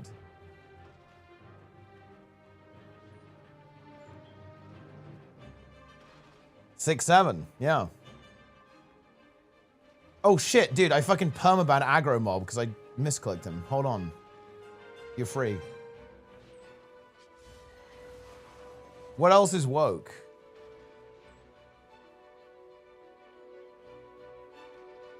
Project Hail Mary is 2.2 woke. I guess I can see that. I guess there's not really a lot of woke themes in the film. Well, that kind of depends how you interpret it, to be honest. It's very wholesome, at least, which is kind of woke, right?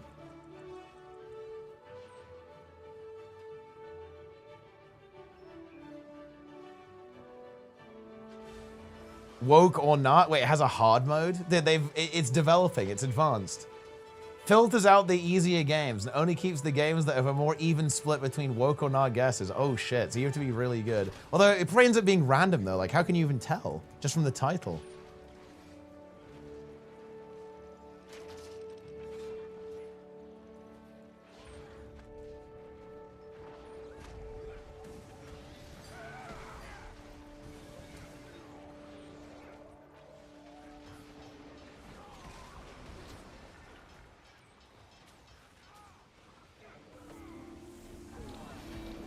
You said Guild Wars 3 in 2027 though? I don't think I said in 2027. I said like the 2027 is like the copium estimate. 2028 I think is more likely. But either are actually possible.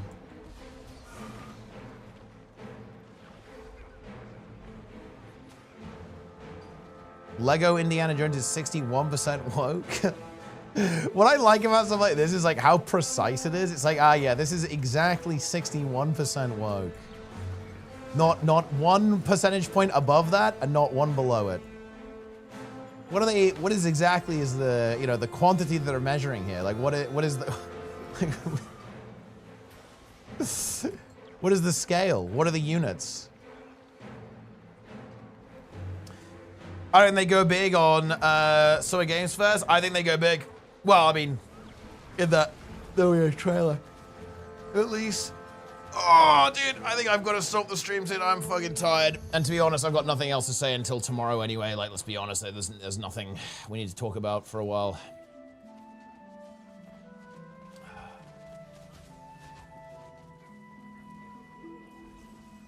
And honestly, we need to rest up.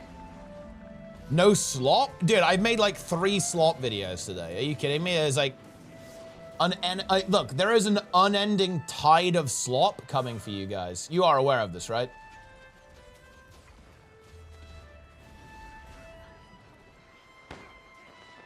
An incomprehensible onslaught of slop.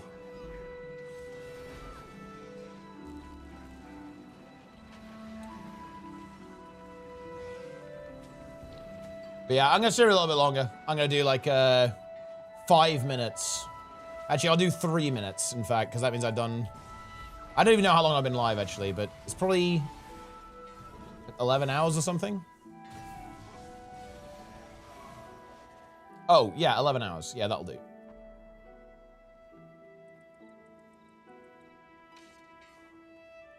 Wait, also... We're raiding Lara, but... What is this? Guys, what is this? What is this? What is this? Fandrel's live playing fucking PoE2.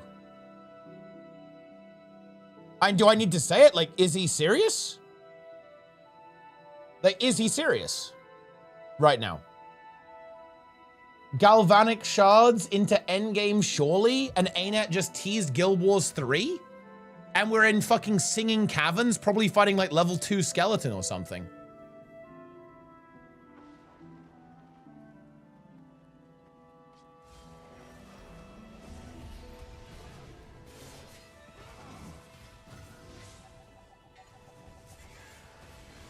That's crazy.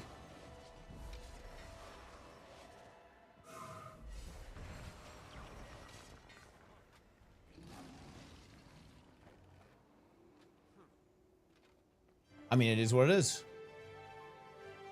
But I think it's about time to wrap it up, guys. I'm gonna raid Lara. Remember, tea time this Sunday with Lara and Doroya. It is nuclear. There'll be more tea times to come as well. It's gonna be good. I will catch you guys then. I am tired. I'll be back tomorrow. Tomorrow we game full clear Friday on Friday. Obviously, we're going over everything and creating more slop. Talking to literally everyone. Infinite content, infinite slop tomorrow about all of this stuff. Getting the hype energy up. I'm going to have an even bigger timer that counts down until the actual announcement as well. It's going to be huge. That's it.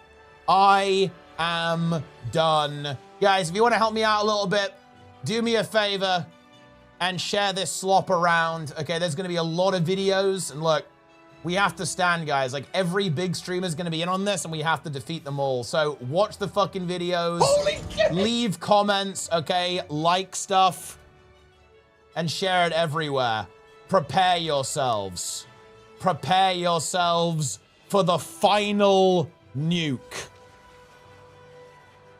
Oh, yeah. Anyway, that's it.